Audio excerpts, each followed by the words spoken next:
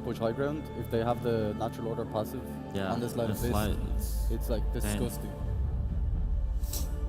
Well, Lich is definitely going to help out their early game a little bit with the laning. I'm not exactly sure which lane that Lich goes into. When FNG or Little plays Lich, the Lich kind of roams around a lot. Like he goes like one lane, sap a couple creeps, and then goes to another lane. How do you feel about that, Mataman? Do you think a Lich should stage just one lane and help that one particular lane, or? Yeah, that's the way the hero works. I don't like Lich. I think he's not that strong because the skill set is so bad. You don't think ice armor against like wolves and visage familiar? Yeah, it's okay, but you gotta be like head on with that all the time. You just gotta remember that it's not that hard. It's not that easy. Weaver coming out from EG, and this opens the option of an offensive trialing if they wanted to do so. There's a ton of minus armor already. There's also a Drow. I don't know if they do some crazy stuff with a Drow. It could work if like in jungles. Zai on screen.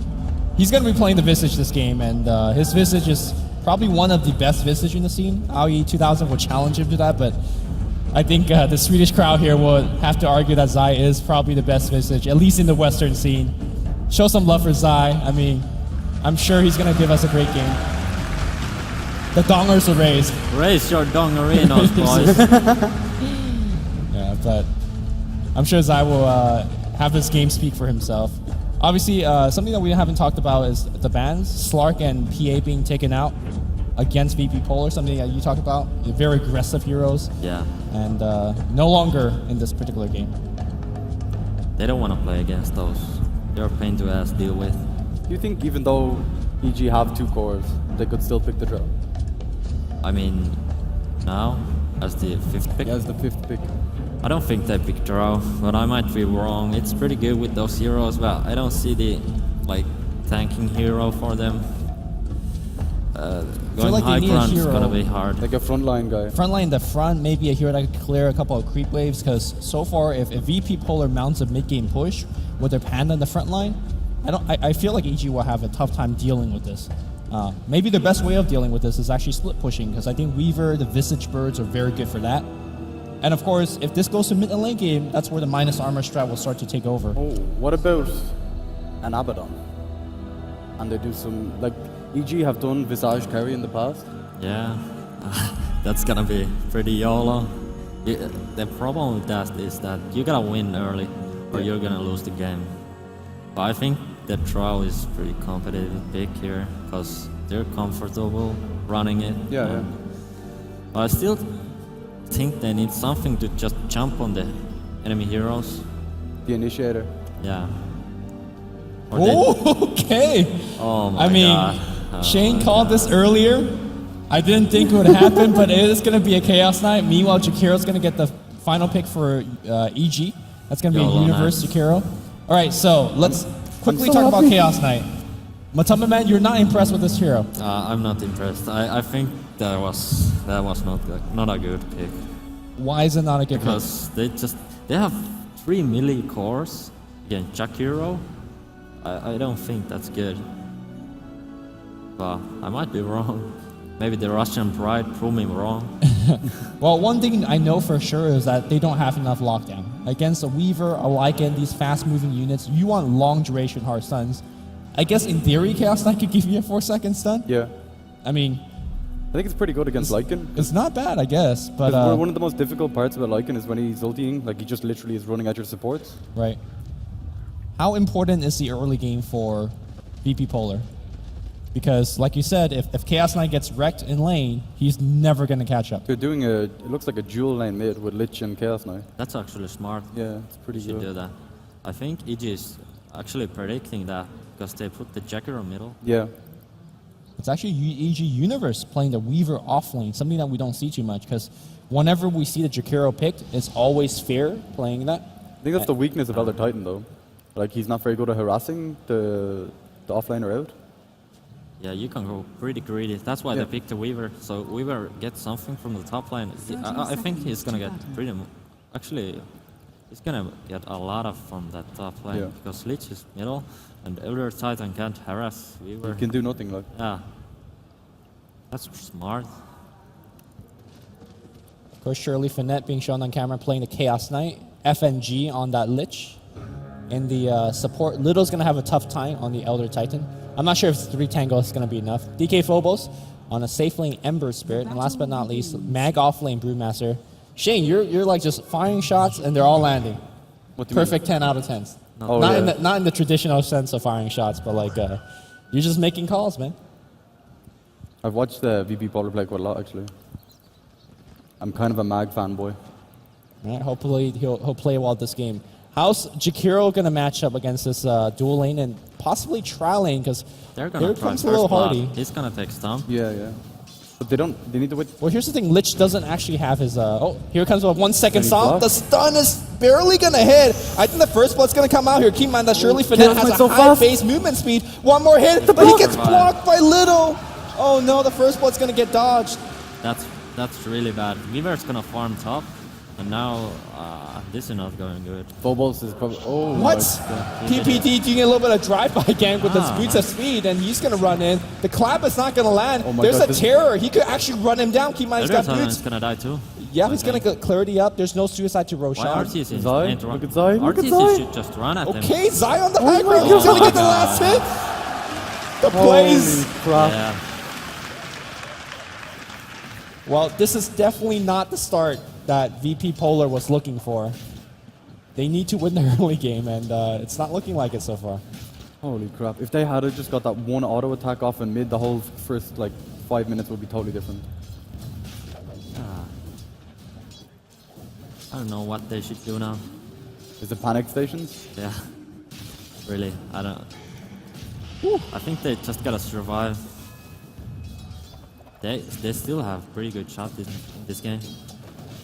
So what you're suggesting is, even though the laning stage has gone terribly so far for VP.Polar, just kind of stay defensive, just farm up, and Yeah. hopefully you don't lose any more heroes. That's the plan. Yep, back in the mid lane here. Venge racing in with that boots. This dual lane mid is supposed to actually just out-harass the Jakiro, but Liquid Fire is kind of a fearsome thing. It's really strange to see Universe not playing Jakiro, actually. Yeah. Like his signature hero.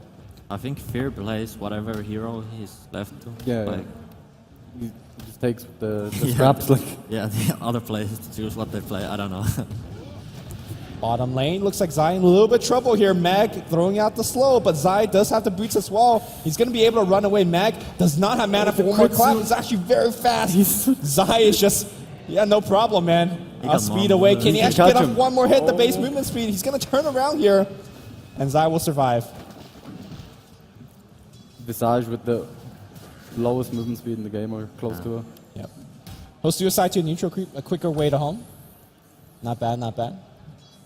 Back in the mid lane, PPT, trying to maybe Sniping run a out courier courier. snipe. Oh my god, he might. That's a good timing. Yeah, he actually might get it. Yeah. Well, the courier could be upgraded now if any of the supports have gold or see PPT coming in with a couple of shots. Lich has gold. PPD John, no! Please! PPT more worried about Fear in the mid lane, who's taking a ton of damage. I don't think Fear will die here. He's going to go in the corner. He's going to get the last hit. Surely Finette will die for sure, but back in the mid lane, FNG taking a ton of damage from the right clicks. Not bad. Venge, support hero that dishes out the deeps, man. I think it's way worse for Chaos Knight to die than Yeah. Jakiro. Wench didn't get the EXP from Chaos Knight. Because of the way he ran. Yeah, well, it was okay. It's really horrible if you kill the mid laner and then the other mid laner dies first. So you get the EXP, but he won't. So you just, 300 reliable go won't do early game anything really. It's all about the levels. Yeah. Are you surprised at all by Chaos Knight going for a magic stick first? Or magic wand completed? I think it's good. Actually, I think that's Oh, A Zai waste. in a little bit of trouble It's a waste, on the bottom lane here. Zai trying to do a ring around the Rosie, but a crit from Mag. These wolves are so cool. I mean, I'm always surprised how Mag is able to find something out of nothing. Because this lane is not supposed to be going this well for him against a Visage. He doesn't care at all. He just runs out and slaps. Top lane looks like a little bit of diving coming out from Universe. He sees DK Phobos dropping pretty low, but as Matumba Man suggested, this is going to be his lane. He's farming well, he's harassing well. He got bottle already. He Do can you- just spam. Do you go bottle on Ember Spear, even on safe Yeah, lane? Yeah, you- you need it. I You think. need mana regen. You have horrible base pool. Like, it's a core item, I think. I think this is like the most difficult way to play Ember Spear. Like in a safe lane like this, against a hero that's wrecking you. Like Yeah, even if But- you're mid and you lose, you still get so much experience and stuff. yeah. But you can come back. You just gotta kill a core alone. Yeah. Easy. But we'll see if he's going to be able to find the Lycan, Jakiro, or the Weaver. Back in the mid lanes, Chaos Knight going straight for treads. I was for sure that he's going to get bottle just to roam a little bit better because he needs mana regen quite heavily as well. But he's looking to accelerate into the mid game and try to pick up a couple kills because you don't pick Chaos Knight to go late. He can be a fearsome Honestly, late game though. I think he's really good late game with Elder. He is. Like the crits are insane. The illusions could just take down Raxus, but It's I think kinda a big similar to part of PA. the hero is to able to get a ton of kills in the mid lane. Mag having a little bit of trouble on the bot, but you should be able to run away. I think PBD should be bottom. Instead, he's just stacking. roaming around. Yeah. I think he has stacked something. Yeah, actually, he stacked for Jakiro. That's good. But I think he should have been more bottom. So Max get a hard lane. I think Max is like level 5 or something. It's almost 6. That's not how you should play the whole. And safe Zai is lane. getting very little as well. Yeah. They see RTZ coming by. Is there a mana for Clap? There is none for Mag. And it looks like the rotation will go the other way. Universe and RTZ leading the CS scores quite convincingly.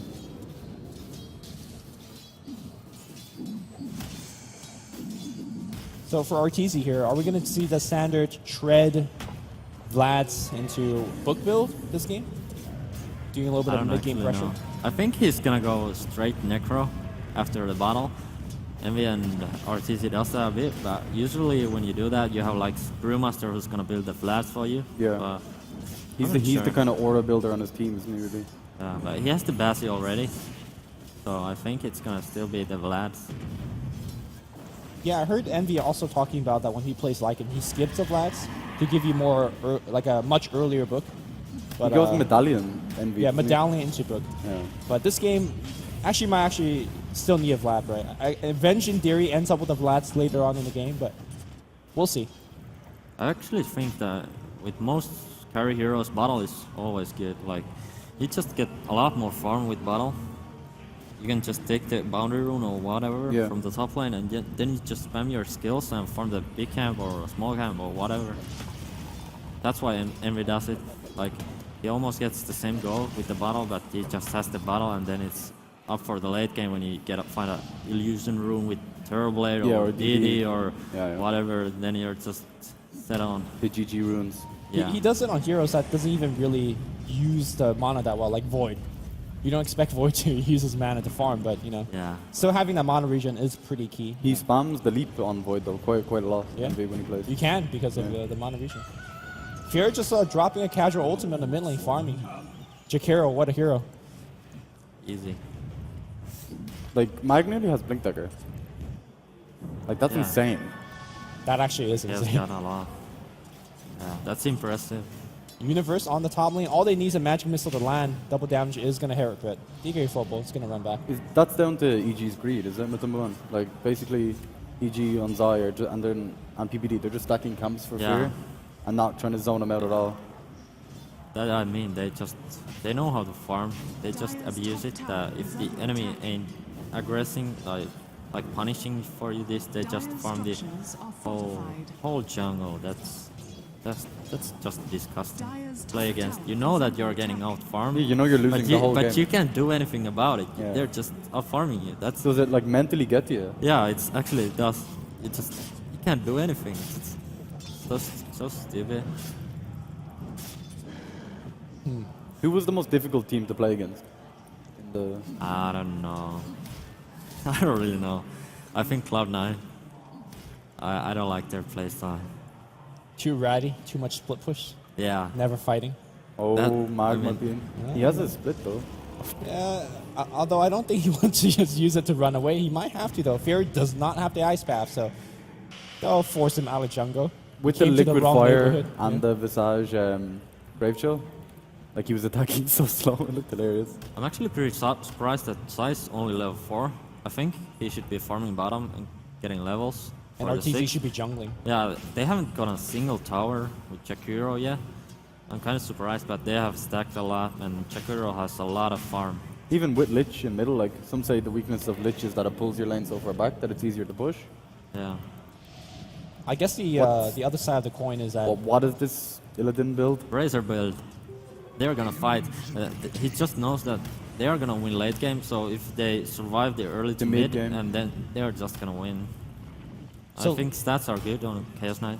do you not take a point into crit at level 8, especially now that you have your ultimate? If you check out the crit, I think it does like 150. Yeah, at or- level 1 for 10%. 10%. That's not That's good. nothing. That's Isn't just horrible. You need to max out, so it does something actually. Okay. It's like a 5% DPS. Yeah, Tiny look. that's not that impressive. Almost Would get the you- same with stats. I don't know. Do you think he goes armlet next? Arm- Like 100%? Armlet? Yeah. I don't know. I haven't seen the Chaos Knight. That's the problem. No one plays Chaos Knight anymore. But I think he's gonna go. Drums in Tower's the going to get BKB. taken. Where's the Chaos Bolt? Actually, seconds. RTZ paused a little bit there. They'll back off, though. Here comes Zai. If they land another good Ice Path, surely Finette in a lot of trouble. He's going to get hit by the Dual Breath. Nice dodge on the Soul Assumption. Illidan thinking about turning around, but runs away. Still gets clipped by the Ice Path. Another Soul Assumption. No mana to be used. Really, really good usage of that Phantasm, or else he would have died. If he had died there, it would have been so bad. Yeah. It's still kind of bad. Like he was farming middle, now he rotates and gets yeah. nothing. And now it allows PPD to go in the mid lane to get a little bit of farm. Gets his level 6. What do you guys think about Lycan's Midas build coming out? Go out. I like it. You just gotta farm with Lycan. You can't just pressure that much. When the enemy has like Elder Titan, Brewmaster, Yeah. you can't go for the YOLO towers like we used to see in some games when at TI. Like You you stealth. can't push anymore like that. If you're in a position like this and you're mag and you've 1 point, like 100 gold to go, do you sell your stealth shield? I don't think so. Did I you- wouldn't sell. TP scroll? You just TP into the lane, farm the blink, use the courier, Oh, then you man. rotate. It's like, so scary though. I don't think so. Like I mean, the only major stun they have is like a magic missile, so That's true. No. I guess you get away with the Venge. Like, for example, that bottom lane right now is fairly free. He'll take yeah, that. you don't want to go on Brew because even if they ults, you won't get anything out of that. Yeah. So it's just stupid, really. All right, he'll get that blink, and he has to do a lot with this blink. Maybe get a couple of core kills, maybe get a tower or two. Because right now his team is needing a lot of trouble. DK Phobos does have fairly decent farm, but nowhere close to Arteezy, who is by far the net worth leader, the farming leader. And he will maintain that lead because he's got the Midas, he's farming the jungle now. I feel like VP.Polar in a lot of trouble. Yeah, but they can come back though. They have the high ground defense as well, or like the tower defense.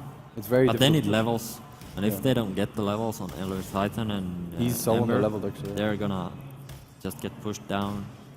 First, EG takes the mid tower, then they probably take T2 bottom, and then they go for Roche, or they just sneak in because Lycan eats the Roshan with the And wench they have the minus armor. medallion on Visage as Yeah. well, and a smoke, so... Mid lane self Hint, heals hint. coming out on Jakiro. Not sure if he meant to click it, but here comes a 4-second stun. A clap goes on the Fear. They'll get a quick kill on him. There's a TP in coming in from the Weaver. They don't have lockdown for him, so Weaver kind of right now is unkillable. They have a stun in 1 Well, second. If he could land it, but looks like Universe is not going to chase uphill. So a good kill, quickly picked up. Yeah. And surely Finette has a Helm of Iron Will. This is going to be an armlet, I believe. Yeah, The omelet of Modigian.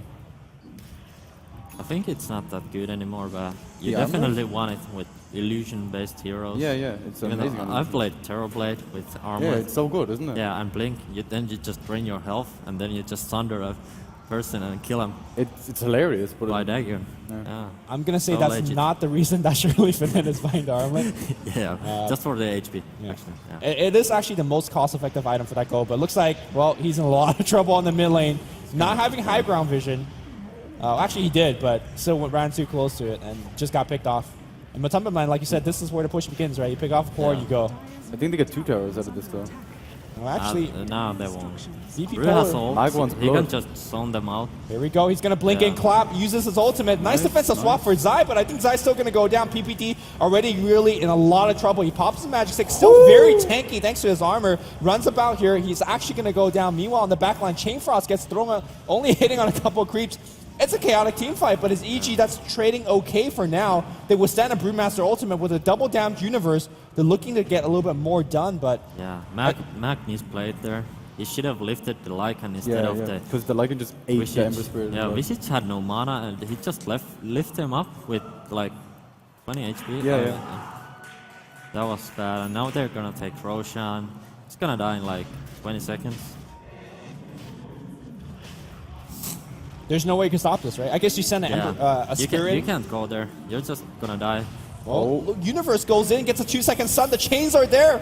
They're gonna get the kill. Maybe with this momentum, they could go into the pit, but the Roshan is dying very that was quickly, bad for down to EG. about quarter health. Here comes Shirley Finette. Phantasm's already used. didn't It's get only the a very MG. lonely Phantasm. He runs it in. He sees the Lycan, takes the Aegis. Actually, the reality pulls think into no. the Ice Path. He's taking so much damage. Where's the backup? Yeah. Does he have the support? He's like, team, where are you? Shirley Finette runs on the high ground. The wolves are beating him, but looks like he's gonna run away. He's at, oh no, the burning of the fire. Elastic. But in the Roshan pit, they pick off Zai. Looks like they might pick off a little bit more. Fair drops his combo here, takes a ton of damage, but he is gonna get chained up, and looks like EG loses. Nice. Oh, actually, FNG runs back in the fire and dies. They're gonna get Elder Titan. The birds? The birds and the wolf? And the wolves. Oh my goodness, they The actually two pick up a attack. kill. Oh my god. So I guess EG came out ahead with that fight. It was really Yeah, they get confusing the ending. Roshan and EXP and go. Yeah. But it was I think it was still, It's still good good for for VP VP, yeah, because yeah. they stole the game. And they also got like experience on Ember Spirit that was much needed. Yeah, I think EG is gonna farm a bit and then they go for the T2s. Because that's what they usually do. They just farm a bit and then they get the like Necro or something and then they just take your towers. Then you just gotta fight them. It's pretty hard as well though. When Yeah. Universe gets his Lincolns up, he's just going to be running around. And Can if you actually kill him then? the problem is if you use the Chaos Knight Stone on the Weaver, then the Lycan goes ham, and if you use it on Yeah. the Lycan, then the Weaver goes ham. Lycan, he doesn't need to go ham in this game. Like, he just buffs all the minions and the minions do a ton of work. Yeah. Obviously, when he gets PKB, then he's just gonna go and kill the Elder Titan, I think. Now, we are beginning to see EG doing what Matumba Man has said many times. Just get the map control, start to farm on your side of the map. Yeah. The Illusions are already farming your Ancients. Meanwhile, the supports are maintaining a good smoke gank. And speaking of smoke gank, on the bottom lane, Fair leading. And we'll use that Yule Scepter to initiate against Shirley Finette. 1,400 health is a lot, but I'm not sure if you can tank all of this. TP support's going to come in right now. And yeah. immediate TP out, but there's a stun. It looks like they're going to pick himself up a free PPT. Actually, where's that Brewmaster? He blinked forward to trying to chase. And a little bit of juke attempt. Yeah, that was... Actually, what RTC just did, he put his two wolves on enemy Ancient and Illusion, and the Illusion gave the Vlad Aura, Yeah, so he he could killed- farm it. killed the Ancients, That was yeah. pretty next level. I haven't thought of that much, but that's the way to extend your farm. Yeah, because the Illusions get the Basilius buff and, Yeah. the Vlad's buff as well. It's really good. That's sick. But this is giving VP.Polar a little bit more room to farm themselves. But they can't go late, right? Or they want to go late, but can they actually defend their towers? The Universe can just stay top. Like, there's absolutely Uh-oh. nothing they can do. Little in a little bit of trouble, but it'll be fine. I think VP ain't farming at the moment almost at all. They're just getting... Uh-oh. Oh, the body block coming up from RTZ. He is... Oh. He got the Necro already, level 2. Yeah, Little is actually going to get chased down, but here's some Chain Frost. Pretty nicely done by FNG. He's going to put a Frost armor himself, but the big wolf is going to... Oh, okay! The wolf, the little wolf is going to take him down. 3 seconds stun Oh, coming they in. overlap the stuns though. They don't have to chain stuns. And there's no mana for Shirley Finette to actually use this reality because the mana burn is real from the books. The ulti wore off though. All right, the Boulder Bash, but there's just no more. Mag does not have mana anymore either. RD has the Aegis still. Yeah, that one good for EG. Really well for them. I Traded think to VP is support getting for desperate. They're just trying to fight, but they don't really get an advantage out of that. And EG is just fighting and farming at the same time. Yeah. That's not a good sign. You can kind of see they're panicking because they use the brew Yeah. stun like straight away after the Chaos Knight stun. Yeah, I think they're just like running around trying to react what EG does, and then they just forget the farming. Like they can't farm with Chaos Knight, and Ember's like starting to lag. We're approaching the mid game, and he doesn't do that much at the moment. Yeah, his time has passed. Yeah. Now he needs the 2 Battle Furies. Rapier. Yeah. No. So then he starts to do something actually. I mean, how do you kind of push the pressure back against EG? You can't fight them. You need a pick off, and then you. Oh, I The think pickoff his might age is come gonna out wear here. off really soon. PPD taking a ton of damage, but it's actually dealing a lot more. Here comes Shirley Finette. He gets 1 quick kill. Here comes the Emperor Spirit. If they could get a couple kills here, it could look good, but he has to jump out now. He's losing a ton of health. Mag does not have the Panda Split for 30 more seconds. I don't think EG wants to chase up the hill, but that's a 1-for-1 trade. Illidan is going ham. Well, Mag's going to come in. He's actually going to blink into the Ice Path. He a loses veil. so much health. He does not have to split. He loses his life. RTZ will be fine. He just picked up the book 3. Yeah. When the creeps come, they're gonna take the T2. That Probably. veil ulti from Jakiro, holy crap. I think it's looking pretty grim. Yeah. They probably wait for the next Roshan, and then they just take their high ground and finish the game. And then VP just desperately tries to fight, and then they probably gonna lose. I'm not biased, but it's hard to fight against so many minions, and Especially when you have no farm on Ember Spear. yeah, you need the Battle Fury. Then you need another. Yeah, First one Battle one- Fury doesn't do anything nearly. Yeah, but the first one doesn't do that much. But when you get the second, they can't send the minions there. They just die. But it's gonna be 5k more if you wanna do that. Well, I mean, the first one helps you get to the second one much quicker, right? So, Actually, Not really? Not that much. not that much. You can stack Ancients and it's a little bit. Yeah, it's a little bit, but the main farming tool is the shield. Then you just jump around the camps. And Like like- he has 2 remnants, he should just jump the next camp with the remnant. When he just has do it. when he has still the shield on, so he gets the shield on the other camp, and he farms that too with the shield. Now Yeah, the yeah. shield ran out, and he didn't get camp. Well, there was golems, but he didn't see that. If there was like satyrs, he would have farmed the satyrs, and then he would have come to the lane and take even more farm. People don't abuse that much. Just play him a little bit like an anti-mage in the Yeah, jungle. yeah, but it takes much mana, but I think it's worth it. Because he can't pick off anyone at the moment. Lil nearly has max level aura. That'll help a lot. in the That's a team good. fights. That's a good sign. Yeah. I wonder how he got those levels. He's already 10. I think he's just been farming. Yeah. And Lich is nearly, he just turned level 11 as well. They're just standing behind him because they can't do anything. Lich and Elder Titan, just that kind of heroes. They don't gank and. I like getting a gem actually on when you're behind like this on mag, just to try and remove some Yeah, pressure. it's pretty good because you don't die that much with Brew. It's hard to die against those heroes. They don't have silence. They need a silence to kill them. But they won't buy a Orc here. Why would they buy that? They just trust when he splits. They just do so much damage that even the Brewlings can't stand it. Nope. Phantasm I think used he got just the for a extra tower. I mean, that's very desperate, right? If you're EG and you see Phantasm down, oh my gosh, Shirley Finette gonna take a macro pyre with the veil on top. Yeah, Look how tanky the illusions are though. the illusions are really tanky. You can't kill them when you're like 3k HP. Take out get a the tower. tower. Nice. That's All right. good. So just do that 4 more times with a 2-minute cooldown ultimate with Chaos Knight. Yeah. Easy game.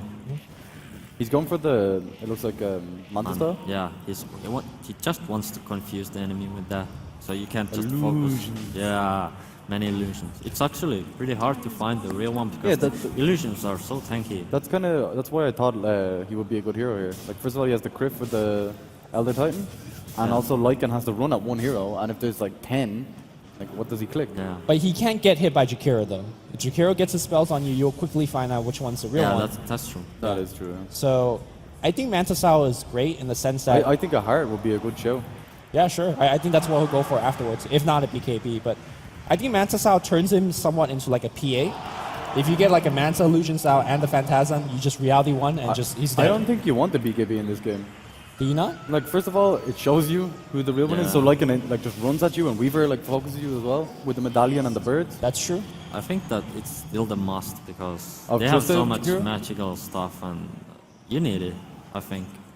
For what? The Jakiro and Yeah, the Jakiro Solos? basically and Winch because Jakiro does a lot in the But late then, game. yeah. Well, he's Because- definitely not getting it for now. Yeah, you just when you have the PKB, you just drag the other illusions, even though they Yeah. get ice path. You just drag them on the hero. They You won't one-shot get- people. Yeah, Okay, so one Battle Fury down, yeah. and he's about He hopes a that quarter they of get. the way? Yeah, he hopes that he gets the other one before EG get the rose and they breach the high ground because EG is gonna go to the high ground the right main after problem they is get the Universe rose. though. Like if, like, what do you do to stop Universe? Like, Yeah. I guess you have the Chaos Knight stun, and you have like a bruise spin maybe. I think in the very ultra late game, DK taking a ton of damage from Universe. He's actually getting chased. He does have a spirit out, so he should Like, be look fine. at this. Like, he oh, drops yeah. on the shield, which actually doesn't do anything. But That's mental. I mean, he just wants to get inside his head that he's not safe. Yeah, and there's nothing you can do anywhere. about me. Yeah. yeah, I think in the ultra late game, if you have like 5-6 illusions out against a Weaver and you get a reality off against him, he's just dead, right? If you get a couple crits. So I think the bigger worry is Jakiro. It just does so much like AoE stuff. And again, we're going to see a Phantasm used just for a tower. Why isn't EG punishing this? Like They Chaos will. Knight without Phantasm is EG is useless. gonna probably Yeah. gonna push middle and top now, and when they just use that Phantasm, that allows them to go Roche. Like Artis is already going to Roche because they don't have Phantoms for that There's no- fight. yeah, there's and they nothing to can't fight they with. can't go there anymore. That's the problem, I think. He should have saved it, I think, but You gotta get what you can get, I guess. Yeah, but He has Manta style now, actually. Wow, he's actually farming insanely well. Getting the tower last hit on the bottom is going to help. Oh, I mean, Matsao is like a mini Phantasm, right? So yeah. yeah. Now they got the Roche and now they just breach the high Oh, ground. the Yule Scepter into Ice Path could start everything, and look at his Yeah. health. He has no health. I think if you slide first, you can slide out of that, can't you? I'm sure. Honestly, even though I played the hero a lot, but I'm not sure. I'm pretty sure you can. You can BKB out of that anyway. There's some weird interactions with Ice Path. 60-second to Shirley Finette has his Phantasm. He gets Yield, Again. Ice Path. It's going to hit. No swap there. Immediate Manta usage.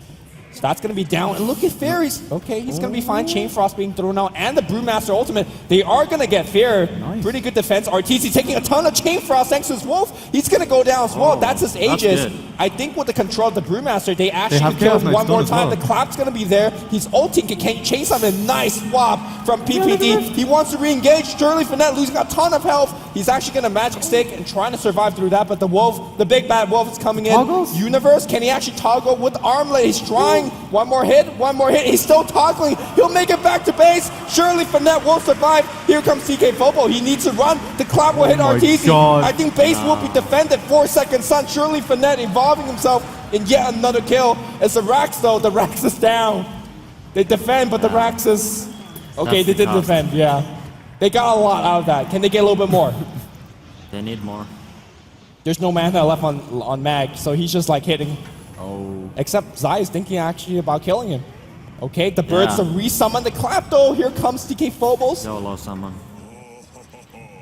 That's was pretty good. huge. So that was terrible in the sense that VP has lost the Rax, but normally in the case like that, you lose the Rax and you lose heroes. They actually got kills. I actually think they're actually happy pretty with that, even though they did lose Rax. Yeah, the racks won't matter. Yeah. It's middle racks, so the lane just pushing all the time. Ember just can clean it up, and yeah, that was good defense. I think EG went a bit too YOLO. The Doge didn't claim kills, That toggle with the ice armor on Illidan, Yeah. that was legit. but I think that's really hard kill to get. Yeah. Even though he had the ice armor, and I think RTC just trusted himself. He ain't that good player. Maybe I you can do can this. use the mana burn on the Necro Creep when the second he toggles. That'll be the best way to do it. He I didn't think have he the used it Necro, but- earlier Yeah, against he it. used it already. So. Now I think EG has to wait for the familiars, and then they just farm a bit and go again high ground. I think Ember should have gone for another second Battle Battle Fury. Fury, Yeah, because you have so many minions. on EG side. That it's just does Maybe a he's lot. kind of hoping for the YOLO, like the crits, Yeah. you know, I mean, the I crits. think I think he just bought it for a fight, so he has some Yeah. more damage for the fight. Like the right now, let's win Yeah. the game item. Well, if Shirley gets this particular tower and the next one, he's going to have himself a ton more gold. May have to save it for the buyback, though. They won't go for the next tower. They need to defend if now. he uses Phantom here, be EG is gonna Universe. take the bottom brack. Dual Scepter to break the Lincolns off Universe. Frost Armor on the tower, and Universe will have to back up. They're just forcing them to go back. Look at the Necro creeps top as well. Yeah. I have to say, though, VP is in a better position than they were like 15 minutes ago when they couldn't do anything. I feel like now they actually have heroes that could fight and win those fights. Yeah, they definitely have the chance, but it's gonna be hard. Do you think that Fair could be playing as aggressively as he was previously? Like, he will walk in, I think Yules. that was a big mistake for Fear being that aggressive. I think RTC should have just been in the like front and Fear being a bit like further, because he had a blink that didn't do anything for him. He should be able to dodge that. So if you're Fear in this position, is your role just to wait for Chaos Knight to go on one of your guys, and then you come That's in? what happened in the last fight, yeah. He went, Chaos Knight went on ITZ, and ITZ just like instantly swapped. Because once Illidan uses Reality Rift, it's like another 6 seconds for him to actually, like, if he runs at you, you can just walk away on like him pretty easily. VP playing very aggressive now. They're running all over these wards. EG knows they're coming, but they're still kind of... They got to TP out. Oh, watch out for the Spirit though with Oh. the Scepter? heals. That was lucky.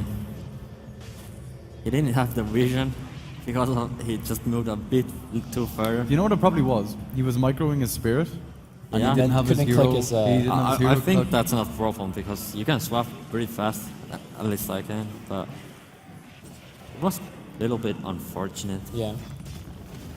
Would have got themselves the Venge kill, but now they got to just worry about defending their towers. I think EG is actually gonna wait for the next Roche. They're just gonna split push before that, make VP react, and then just out-farm VP. I think the next row could be like it literally decides the game. Yeah, probably. Well, by the time the next Roche is going to come up, DK Phobos will have his Daedalus finished, so that's a big ticket item. And Chaos Knight, what do you think this is going to be working on? Like, Probably hard after BKB. Yeah. I think Heart would be good right now. any thoughts on Heaven's Halberd for the Lycan? It's, I think, on Lycan. No, against the- Lycan. for the Against for, Lycan, yeah, yeah. for the Lycan. On CK, it would be actually pretty good because you just insta-pop the Lincoln on Weaver and you go ham on him. Yeah, that's what it could be actually. I mean, I think BKB is ultimately the safer choice. Yeah, But it's safer, but if you're like flashy player, I honestly you think would go there's so for much physical Heaven's damage Halberd. that BKB doesn't really. there's so much minus armor, right? If they Yeah, want to yeah. kill you, they can kill you. They just click you. It doesn't matter if you're gold. We'll see what Illidan thinks. He is smoked up right now. This thing is pretty interesting. We should have 3 birds. Yeah, just Yes, constantly Axe pushing top. against Battle Fury and Ember. Ember just slided once and 1 bird died. They almost know he's actually there. died. They know he's there. Spirit could scout things out. Fear is just flapping his my wings. God. Oh my god. Oh, he blinks away. They still find him. They see him now. Okay, Ice Path's gonna come out. Is there any TP? He doesn't Oh my have God. any. He's doing a ton of damage though, but he will drop down. That's a pretty important kill because he's dead for 60 seconds. Meanwhile, there's not much pressure up top. Does VP want to force a fight here? Yeah. Phobos is like, he farming just, the birds. Yeah, he just killed them all. Yeah. That's why Axe ain't that good Look, against look at Ember. Universe. Yeah. Just going YOLO. He has BKB. He can't die. Well, they might actually get this tier 3. The VP heroes are a little bit slow coming in Ember here. should be sliding there. I don't know why he ain't there. Surely Finette runs forward. He sees Zai. Actually, oh my Oh god. my god, RTZ is eating everyone. Oh, Universe is going to come back in to actually force out Glyph. He's fighting against Mag. Mag might actually have the split here. Universe is like, you know what? I'm fine, man. I'm going to just chase. I'm going to focus on range racks. Here comes Zai getting initiative. Manta Style is going to get used, but he's very tanky thanks to his Gravekeeper Cloak. Not anymore, though. It's gone. Meanwhile, the birds are tanking up all the Look chain at bottom. thrusts. Look at bottom. Bottom is going to be a little bit of engagement onto the Rex. Arteezy just uses his BKB suicidally, just take the Rex. He's going to get this Rex. He's probably going to die for it, but it doesn't matter. Objective gaming, boys. Yeah. EG doing really well. Look at the top again. The Birds and Universe going to get at my least God. one more Rex. That's rats, though. One more Rex to go against VP.Polar, and this time, even though they got a couple kills, these kills are not enough. Yeah, It's a range Rax as well, and they have I- so many like. Yeah, I little think creeps. the game is over because range track won't regenerate, and you can't defend that. No, like the birds are just gonna hide in the bushes and constantly come out and Yeah. slap them. How many more items does Ember Spirit need to defend against Mega Creeps? Little, being initiative on. He's going to pop his skills. Still going to get chased, though. 5. Clap. Aha, one battlefield more, and he can defend, I think. So, I mean, hey, man, one more Battle Fury, Yeah, not but too hard. the problem is that there will be heroes also, and you can't just focus the Ye- creeps. I'm wondering, how did Ember die against Lycan and Wench? That shouldn't happen. I guess he didn't have a Spirit out when the Magic Missile Yeah, when he was- threw it, he was But slow. you should just threw them out like all the time. Like in the base, yeah. Yeah, even though he chases, he can't chase you that fast. But I guess PPD played out of his mind, stun him, and He's going for the BKB. yeah, I don't think it does anything though. yeah, he needs a battle fury, clean up the creeps. Yeah. I don't know. Well, VP.Polar is not giving up just yet. They're pushing out as aggressively as possible. And here comes the EG lineup.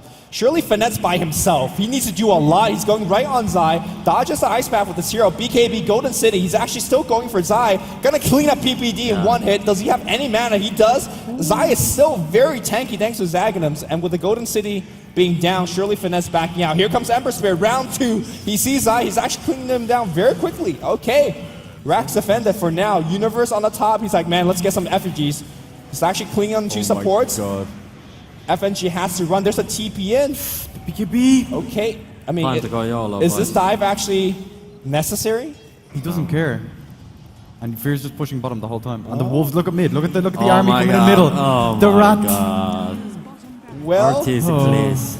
Arteezy. It's all a distraction. Universe. Universe It's the space distracting. creator. That's the Mega Creeps.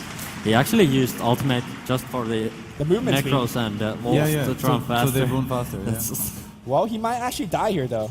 he There- has buyback. There's a Yule Scepter to set things up. Earth Splitter Yules is going to come through, and the damage is going to be there. Even a Brewmaster split, but look at top lane, Universe. He's going for the tier 4 towers already. The rat is so real here, and I don't know who's going to defend against that. The reality's going to break the Lincolns, and surely Finette is actually not too capable of dealing with these creeps. Okay. They got a double kill. Actually, he's very close to the second battle fury. Look, if VP.Polar is not going to call GG, I'm not giving hope on them. Yeah, yeah. I agree. Yeah. You got always have AC? hope with Ember. But Look, Matt could tank these creeps for all day. you don't want to forfeit games. Play till the end. Yeah, yeah. EG's going to let up the pressure a little bit. Core's dead for about This 40 more is seconds. what EG love though. It's like, okay, that's fine. You can sit in your base. We'll just farm all the jungles. Just tap out already, please. For VP.Polar. Yeah. That's what EG are saying. Right? Yeah, EGs are saying that. PvP like, please, tap out. You're wasting our time. No tapping Nah. out just yet. Yeah. I think Russians could take a fight. Can they push afterwards though? No, but they can take the fight. They But have to win like, what, 3, 4 fights in a row? yeah. Like if Arteezy buys back and bots Yeah. anywhere, That- they that- just that- win. That's what they're hoping for. But I think Wait. It's not a second battle fury. It's Divine.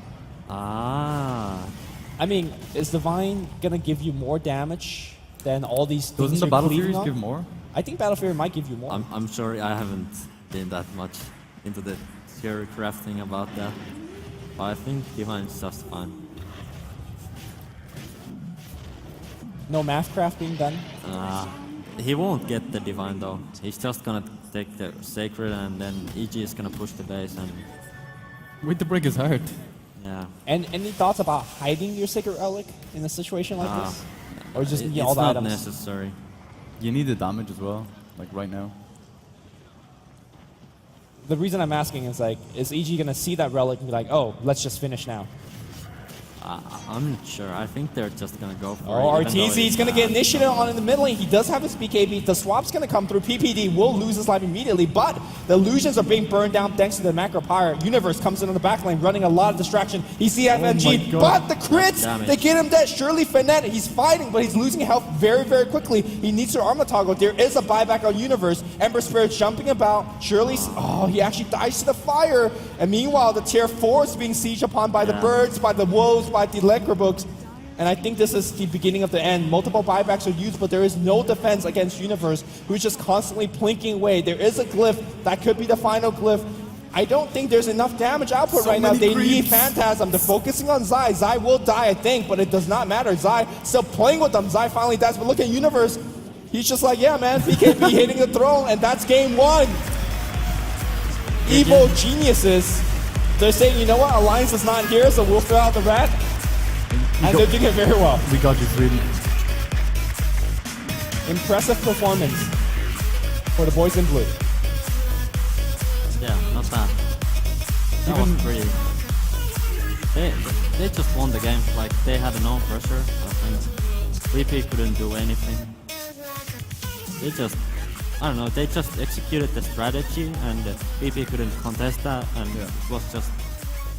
So I know you're not the fan of the Chaos Knight. Do you think draft is where they lost the game? Nah, you always can win with any heroes. I think EG's draft was stronger. I didn't like the Chaos Knight. You need something to actually fight those EG heroes. So a bit earlier. Gyrocopter maybe? Something like that, actually. Oh, okay. Would help the deep push. But actually, you need something to fight against their split push. You saw what they did. They had the mid barracks, and then they just pushed 2 lanes. And they just sent Universe up top, just go ham, and then all of a sudden Necro Creep's like running up with 600 movement speed. And Chaos Knight is one of those like dumb Birderling hero that just so slowly walks from top and bottom and it just gets... Don't you insult Chaos Knight, he runs really quickly. He does run very quickly, but it's still not quickly enough. Shane is not impressed. No. Well, let's get back to the table here. Shiva joining us. Oh. Charming, yes. I'm here as well. I have to say, I mean, I agree with Matuma, man. They needed something that could fight earlier, because by the time they were able to fight, they already were 1 Rex down, which was their mid Rex, which is normally the more difficult They actually won that fight, though. They actually won that fight. But after that, they started fighting, and every time they fought, they lost Rex in return. And that was quite the problem. Yep. So for me, I mean, draft, yes, a problem, but at the same time, I don't know, EG just played really well as well. Like when you get like a tiny bit behind against Lycan and Visage, you're never going to have any space at all to breathe, so it's kind of tough. Even though they won the fight, like even just having 1 Rax down, their pressure just constantly on them with the Visage Birds and the Wolves and the Necro Creeps. I don't think there's anything you can do. So mindset going into game 2. All right, Matamba man, just to shoot some guns at you right now. You're very accustomed to losing game 1, right? Yeah. What's your mindset walking into game 2, especially against EG, really, really strong opponent? I just listened to Anaconda, Okay. Nicki Minaj song, pretty good. Nice. Then I watched the video. Okay. Then I'm like, yeah, I'm gonna do this. So you just forget about it. Yeah, I just forget. You gotta just forget about it, and then you just, I don't know, hope for the best. Hope Listen for a better to draft as well. Nicki Minaj is what I got out of that. Yeah, don't do that. Everybody should go and watch the video Don't do that. It's not right good. now. No, we are actually, what you can listen to are some commercials, maybe some birds, because that's where we're heading into the commercial, because when we're coming back, we have the second game for you, so stay tuned. Hey, birds! I'm Edward, and I'm a tufted titmouse. I'm a pretty standard bird. Decent flyer. Okay at nests. But my forte, a little thing called productivity. Look, I get it. We all tick things off the list. Emails, notes, presentations, expenses. But come on, man. I mean, you have to make time for the finer things in life. You're all stressing out about what you have to do next because you can't do it now. Progress isn't made by early birds, you know? It's made by modern birds like me. Come on. As for the rest of you, you're just making things difficult for yourselves. Always hunting for a recharge.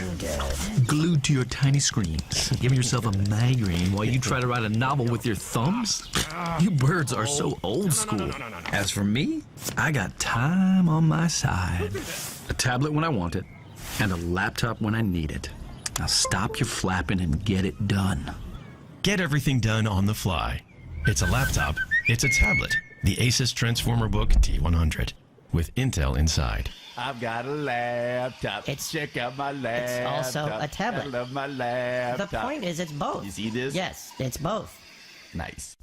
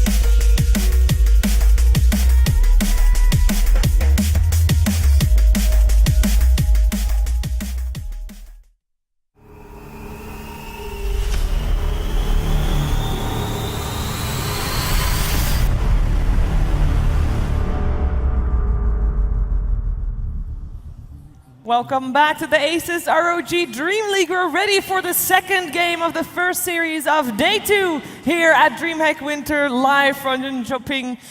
And this time I pronounced it very smooth. I just want to point that out. Of course, we're here once again. And actually, the reason why you're seeing all these players already so focused and so ready is because they are focused and they are ready because they're actually in the draft, which is why this is going to be the end of my sentence because I'm going to give you to these guys who will be commentating the match. Good job, Shiver. See you later. No. Even though she said Jan shopping, I don't think anybody here is qualified enough to correct her. So Yeah, that's true. I don't even know if it was right. No Swedish. You No speak some Swedish, don't you? I know a bit Swedish, but you can't count on me. Okay. I see your buddy. All right, we'll count on you for the analysis on the draft. Evil Geniuses will take up Brewmaster and Jakiro. What we expected to be a Universe Jakiro last game turned out to be a fair one. And it did its job, right? Throw down the big AoE spells, made Chaos Knight's life awful. And I think he'll have a little bit tougher time, though, against a Slark.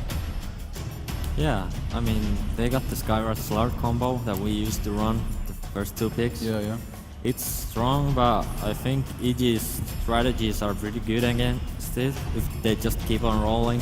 But let's see if the Slark can find the pickoffs, and you see they have the Omni Knight.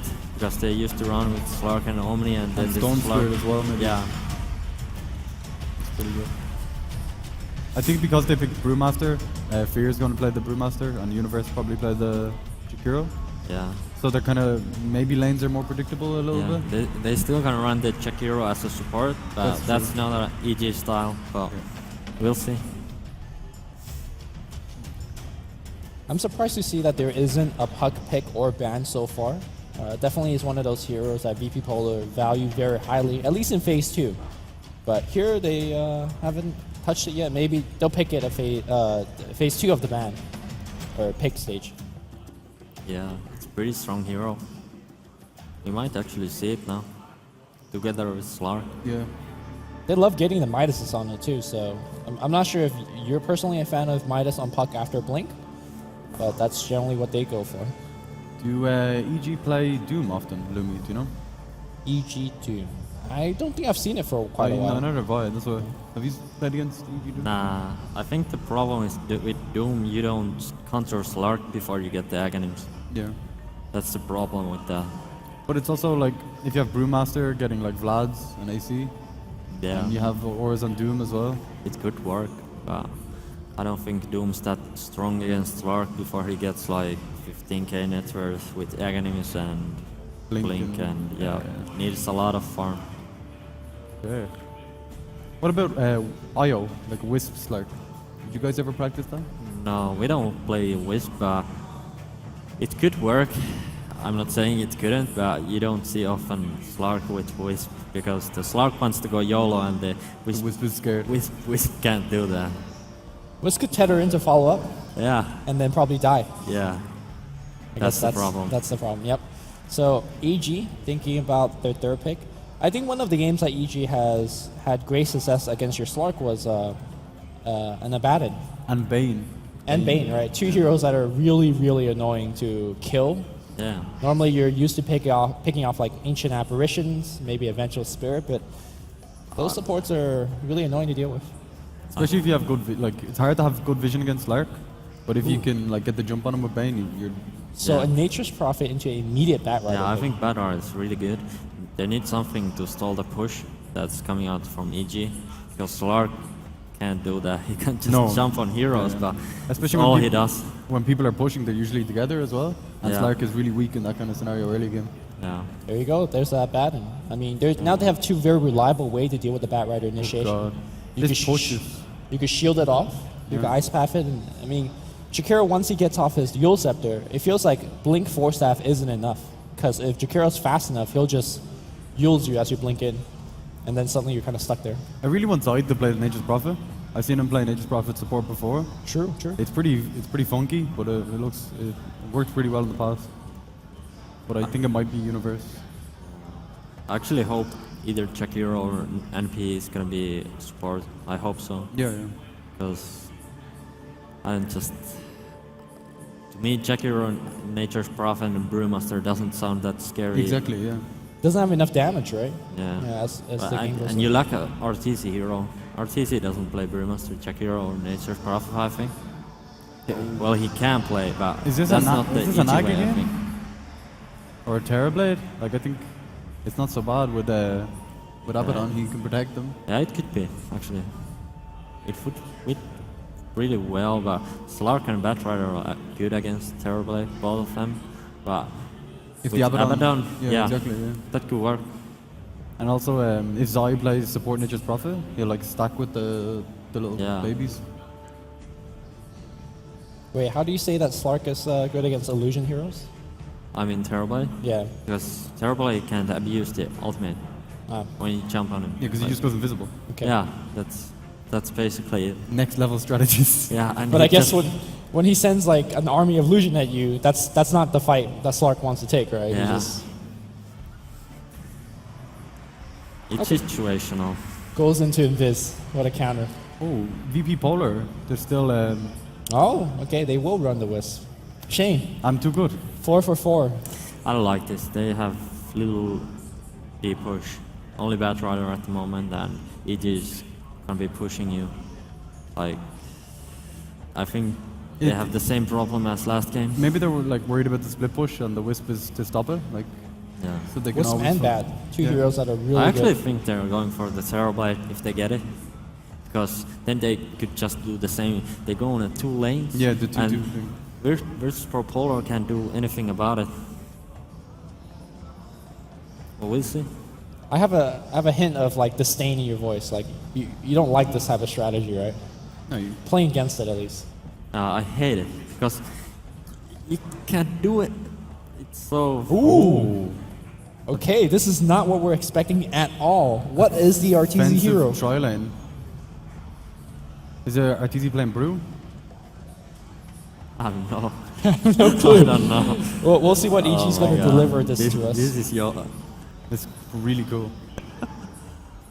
So are they doing the Jakiro, Abaddon, Undying offensive tri lane? Into the slide? Yeah? I don't know. I have no clue, I think right? it's aggressive lane, but I can't tell. But I think Undying and Abaddon just make Skywrath Wisp their life just terrible. Oh, yeah. Yeah, like 0 armor, Tombstone falls down, and you're like, well, See you later, guys. I actually can't even walk close to the fight. Yeah. So they need one more core on VP.Polar. No, I think they need a bit more deep push. Gyrocopter? Nah. What about Bristleback here? A way to kill those zombies Yeah, it's pretty pretty cool. quickly. I don't know. You don't want to pick a hero to counter Undying, I think. You want. He's pretty good against the rest of their heroes. Yeah, Alright, that's the Puck. fuck. Yeah, you can spam the orbs to deep push. All right, so it's going to be a RTZ Nature's Prophet. I don't think I've seen that too often. No. Cool. No Is surprises. it middle or bottom? He could be middle. And then they get the early Terra's top. Yeah. You know, he just TPs up, gets a gank, and pushes Terra. He's got boots. Yeah, he's Fire. going bottom, I think. Yeah, bottom now. So fear mid. Huh. Very interesting strat. Yeah, again, EG has the strat to win the early game.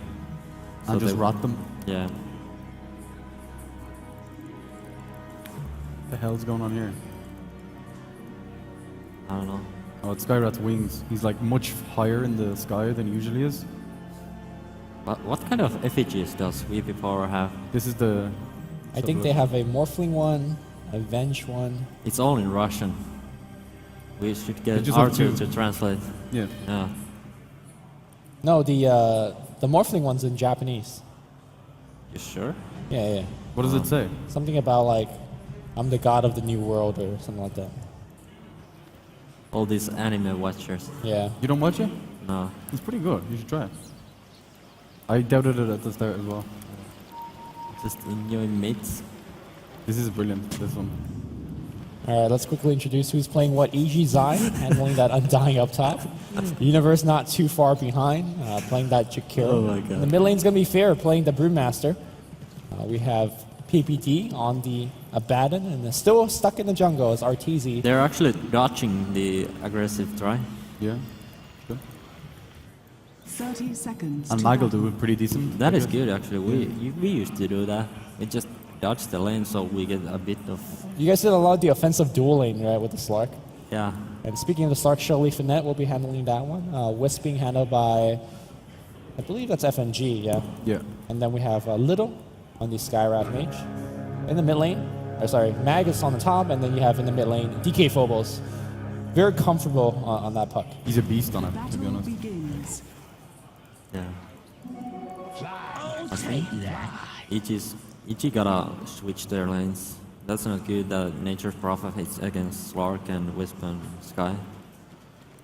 Oh no, they go for dual lanes. I mean, with this lane on the bottom for EG, they shouldn't actually die, right? No, you shouldn't die. Yeah, they won't die, but Slark gets farmed, and they wanna shut down the Slark with Undying, I think. The So it's Treants gonna are pretty good at harassing the Wisp though. Until he gets a higher level of spirit. But Wisp can just stay back. He doesn't need to be, like, he just runs to the tower. Yeah, yeah. And just waits. Slark doesn't really care. He's gonna buy, I thought he would buy Purman Shell, but just normal stuff. Oh god, so Look at that aggressive jump, yeah. canceling the clarity. I don't pretty actually, huge, actually. I actually don't like that. Why? I think you wanna jump when you have the passive. And now you see Even just RTG to just cancel the harasses clarity? him. Like, he just wasted basically 2 tangers and some mana. Just because of that one. That clarity though, Nothing. just popped it. Yeah. Shane is wanting to get that 50 gold value. Yeah, yeah, I think it's pretty decent.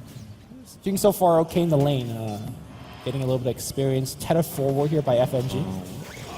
Trying to give a little bit of annoyance to Ortiz. Confusing. Top lane though, I think VP.Polar will have a tough time. Jakiro, Undying dual lane. That's like what you pick in pubs. Yeah, it's your pub win the game. It's like, you know what? You got Terrorblade? Cool story, bro. It's actually pretty funny. You have so few HP. If you play Terrorblade against Undying. Yeah, he gives you 1 decay. There's a liquid fire on top. The harass is pretty painful to deal against. I kind of like VP's decision to not send Lil down bottom as well, because they know like he's not going to add that much extra. No, and he can like stack and pull up here a bit and get a bit of farm for himself, because he doesn't need levels on the Skyrock. RTC poured into the bottom room to get himself a little bit of bounty, but has to walk back in, so I think he lost more gold. I think the lanes are going really good for VP. Yeah. Yeah, At this point, I would say they're going to win this game. just based on the lanes. Yeah, because they are winning them hard, I think. Like, even though like middle lane's winning, but Puck always gets a farm. And when Slark's just free farming like that, he's gonna like snowball. And yeah. Fear's doing what we saw yesterday. I think it was Phobos. That got Zai's being very aggressive. He's actually diving a creep wave. And he could drop the tombstone, and he will do so right now. Mag losing a ton of health. He will have the Firefly aiding him, but that zombie... Alright, zombie gets killed. Never mind. Or to actually go into this tower. Little wants to get the zombie tombstone kill. It'll time out very soon. Zai's kind of stuck after this, though. But there's actually still no way to get a kill on him. Zai's very low. Here comes a TP from Arteezy. Sprout is available if he wants to use it, but the right click plus the blaze of attack, 1 more hit. Looks like Zai's going to get the first blood. Zai wants more. I don't think Zai saw it. But very, very good kill going to EG, and they're working on the T1 tower. Liquid Fire is, again, one of the most broken passive in the game. Quote-unquote passive. Actually an active spell with no mana. Literally not a passive. Yeah. crazy. I think this is still good though for VP. Yeah. Even though they died. Yeah, Wisp that's is not a so problem. far. Bottom lane, PPT's gonna be forced to TP out. Gets No one can go bottom anymore. Yeah. That's a problem. Like, they can just pressure it so much now because they have the levels. And Slark is really strong against their heroes. We'll see what EG comes up. well, Arteezy in the bottom lane for now. I think once he gets to his phase boots, he'll survive much better just being able to dodge the pounce. But The one thing I see though for VP.Polar, they don't actually have much ways to stop TPs. Like sure they have bot rider ulti and puck ulti, but that's it, right? Yeah, that's like literally it. So for Arteezy at the moment, like he has free reign nearly. Once he always carries a TP scroll, he can do whatever he likes. Yeah, but the problem is Wisp Slark is gonna kill you. If they get the jump on Yeah, with Nature's the- Prophet, he's gonna die. Like, even though he just insta-TPs when the opponent hits. I'm seeing a very good job harassing against Shirley Finette right now. We will receive a little bit of bottle healing in the south. Top lane Zai playing around with the mag a bit. Mag very needed to get that Centaur kill. Oh, Looks like he got it. Nicely done. But gonna they're still die, I chasing think. on him. Ice Path, that's going to hit. TP in from Arteezy. He's got the shield, and the shield will break eventually. Mag's dead. And looks like Arteezy will pick up that kill. then they push. I really like the way that EG's been using this Prophet. Every time they TP, before they take TP, they put the shield in. So it's like Abaddon's also here. It must dealing be that- so strange for TZ because usually the way he plays is so like so greedy and just farm orientated. But this is like, okay, we're TPing everywhere, we're fighting. It's kind of cool. It's so far very effective. Yeah. So in a game like this, where your team is having a little bit trouble in the lanes, as a puck, do you just straight rush the blink to help your team, or do you go for a little bit more lane control and upgrade your boots? I think you want to blink straight up without threads. As I said, I think it's just body straight. It's just magical. I give you a bit of suspense by not highlighting the career. Yeah. But let's see. I really like the early point in Drunken Haze. I don't know why we don't I see it think more it's, often. it's good. Yeah. People underrate it. I think Valek was playing against Viper Yeah. against Brewmaster and He was crying in game. he couldn't do anything. Like he couldn't Yeah. actually last the creep. It was pretty sad. He was like, "Yo guys, I can't hit these creeps. It's like impossible." And we were like, "Okay." Bottom lane, Shirley Finette gets a solo kill. Courier, though, it's actually going to get sprouted. No uphill mischance. That's a 900 gold Courier bounty. Well, not bounty, but it had 900 gold worth of item. On the bottom lane, there's a dive coming in right now. Zai drops a tombstone. Got to be careful if you're Wisp. In fact, it's going to get turned around. Shield could be dropped on Zai. There's Still a has heal bottle going on, charge. and the Infant's going to come out. Oh, that's his plan. They should have just backed. That was a pretty good TP in, though, from PPT. Yeah. Even though Undying can't die against him, he's just draining their strength. Yeah. Against Wisp, you always want to have room control. Because like Yeah. pretty much the main strength of Wisp is his bottle. And if he doesn't have any bottle charges, he's kind of useless. Yeah, he used them actually right there. Like he has to go back to base because he has Yeah. no bottle charges. Well, I mean, he'll TP back and basically get everybody at full health. Although Stark right now is at, what, 300 HP after 200 HP? Oh my god. With multiple decays. Zeus ult, please, you know? I think he should give his threads in strength. I don't know why he's doing that. Like, he's taking the harass with the... Yeah, it does so much threads. more damage. Yeah. Like, just keeping... why? Well, I guess he has ult now, and it doesn't Yeah. really matter. He's got Well, it's his... percentage heal. So Yeah. he heals so slowly. Nope, another DK. I mean, this is the reason why that Shirley Finette is dodging the Undying lane to begin with. Yeah. And this is with him having regen at level 6. Top lane, looks like Arteezy fighting over the rune. Got to be careful. There's coil available, and they'll try to coil him out. Arteezy fighting his way, but I think he'll give away a kill here. Yeah, that's good. Look how farm Zai is. Dire's middle tower is under attack. He's playing the core this game.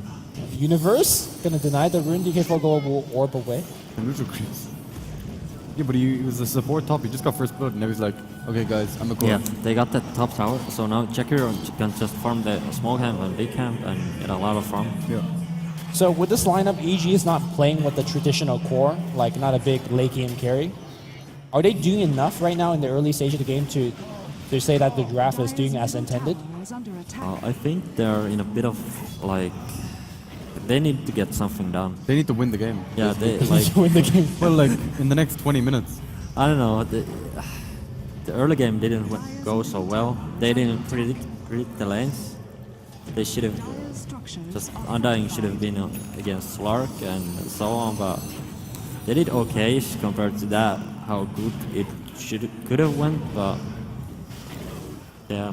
Well, they're working on the mid tower now, and I don't think without Coil, DK Phobos could defend that. So, free tower for Undying, and he is getting extremely farmed now. Mech should be done in about 2-3 minutes.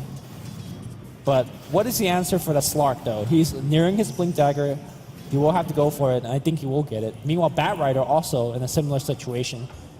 Fear though on the hunt with his blink dagger. Yeah, there's no a real answer. You just gotta push the towers. Fear. All right. Straight up TP. I don't think he'll make it home. Easy kill here for Evo Geniuses. It's a nice pick off on a tower maybe after. Max gonna take a liquefier. Now they're just throwing Jack Hero top. Oh so my they get god. it to T2. That is so sad for the Bat Rider. That's his blink. Oh my god. Universe is so happy. Yeah, that's what I mean. They don't have the late game, but they have the early mid game heroes, and then they just take everything. Undying is probably one of the strongest like early to mid game heroes in the game. Then you just farm your stacks, and you can't do anything with your heroes before you hit the core items. Huh. And a blink dagger isn't going to do much.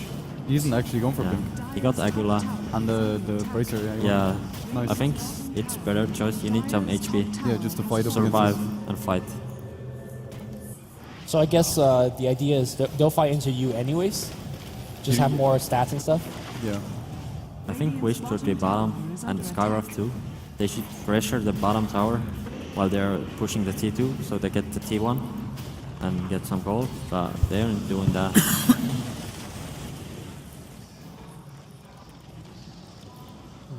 Now the Wisp is rotating. He's nearly level 6 though. He's like... Yeah. Yeah, he's been trying to find that level 6 on the mid lane, but keep getting forced out. Yule's Tombstone finished. is down though, so you can actually in theory to make a play. But Universe, like you said, does have the Yules available. I think they're waiting for a little bit long time. And keep in mind that there's a ward right behind them, so EG has perfect vision of what VP wants to do. I think they're trying to get this kill, but... Oh, they might be a little bit too over the head. Here comes the Ice Path. Relocate is not ready yet. Immediate Dark Pack. Or Shadow Dance, and they'll walk out of there. Now Back in the mid lane, initiation going in. Puck in a lot of trouble. He'll coil and warp out. The right click's going to be there. The jump in, the relocate. They'll get RTZ. No! RTZ TP away. The coil break is not enough. FNG taking a ton of damage. You got to keep in mind that even on the way back, there are people waiting for him. I think he'll just die to the stun. Fair doing a lot. Can he make it home? He'll have an easy blink. Surely Fournette trying to cut him out. Fair though, did they actually see him? I'm not sure. I don't think he's seen. Mag will find him. Oh, Mag will find him, and you give him the big ultimate, and yeah, he'll be dead. On the back line, PPD, a little bit of trouble. Here comes the Tombstone. Zai just standing in the front line, does not care. They have Flaming Lasso, they'll drag him back, but not up to the clip. Yeah, Zombies actually starting to stack up. That Lasso didn't do anything, and Zai has a shield, so it's really hard to go on him. Look how many strength stacks he has. Doesn't care. Yeah. Oh, Zai might be actually... He's just manning up. Okay, is Slark dead? I think Slark's dead. No, he's not. Okay, he's got He could jump to the trees if he wants to. Oh, I mean, FNG though, taking a ton of damage, she'll pounce out. Like, that Slark is really in trouble. The Wisp dies to the fire. And they find him. Can you block his pounce? Surely Fournette will pounce away. Still stuck in the trees. I thought he was pouncing on him there. Now they all just TP constantly to bottom lane and push the T2. Yeah. And when they get to both T2s or only bottom, and they go Roche, and then they just... Snowball. Yeah, that's the strat. That's why I'm pretty surprised VP ain't pressuring other towers. Like just split pushing like this? Yeah, because even though they get towers, they get some towers to some extent. Yeah. But like look what they were doing in the last game with the Chaos Knight ulti. Like just get something. They should be pushing with Wisp Lark, but I think they just don't know what to do because they don't have any wards up. They are too afraid to go anywhere. Well, Slark is beginning to check out some wards as his passive is being disabled. Blink Dagger is up on the puck, as well as the Bat Rider, so this is their fight. But again, these wards are in the lane right now. They're so annoying for VP.Polar. I think the biggest strength of Wisp is using wards to relocate. Like if you don't have any vision, you can't use relocate really. Yeah. And it's nearly pointless having him. It's only for like a defensive mechanism maybe. Like that's what they're using him for right now. Or on the mid lane here, looks like we're going to see a little bit of T2 tower pressure. PPD's going to get pounced on, but doesn't really care. Just a bit of harass. Yeah. So strange. The entire team is here for VP.Polar. They got the initiators. They're ready to fight. They kind of want to get Zai before he casts any spells because he's got the Tombstone, he's got the mech. He's very annoying. If you could lasso him though, I think that's the start of that VP is looking for. But they are transitioning top. They see Fear, but Fear knows what's up.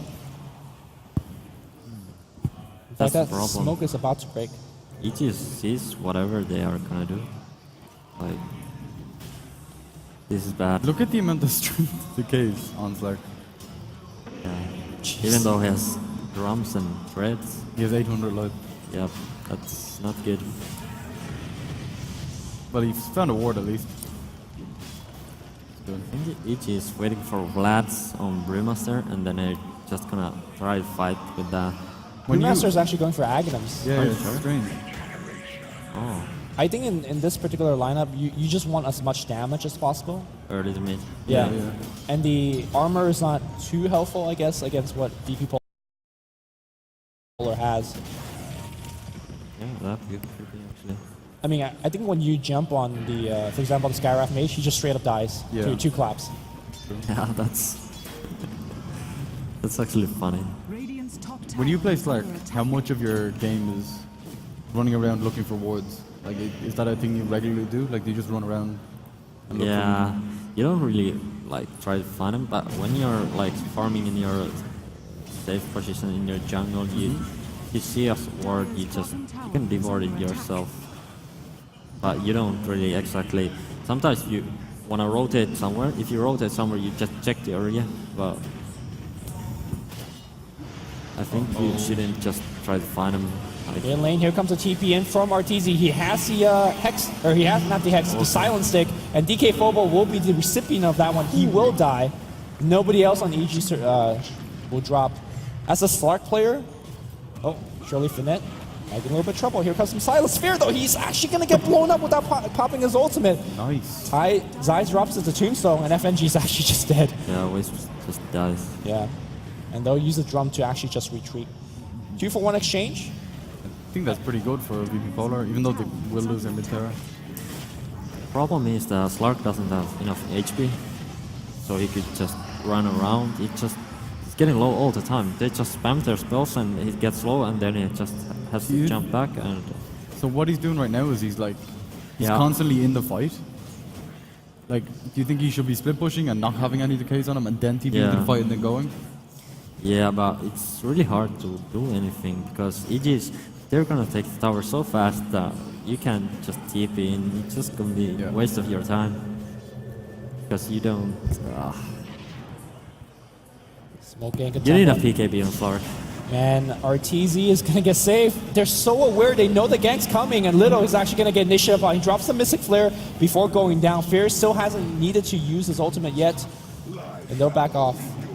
I think you shouldn't gank bottom or middle lane at this point because you know they're gonna push them. Yeah. Like, there will be other heroes. They're not just running around in your jungle. They haven't been there in like 10 minutes. But they are like abusing that. They aren't farming their jungle. They're just trying to defend towers all the time. Like, Pookie is just standing behind there, but he can't really depush. Like, I feel like it's complete of waste because the orb won't do shit.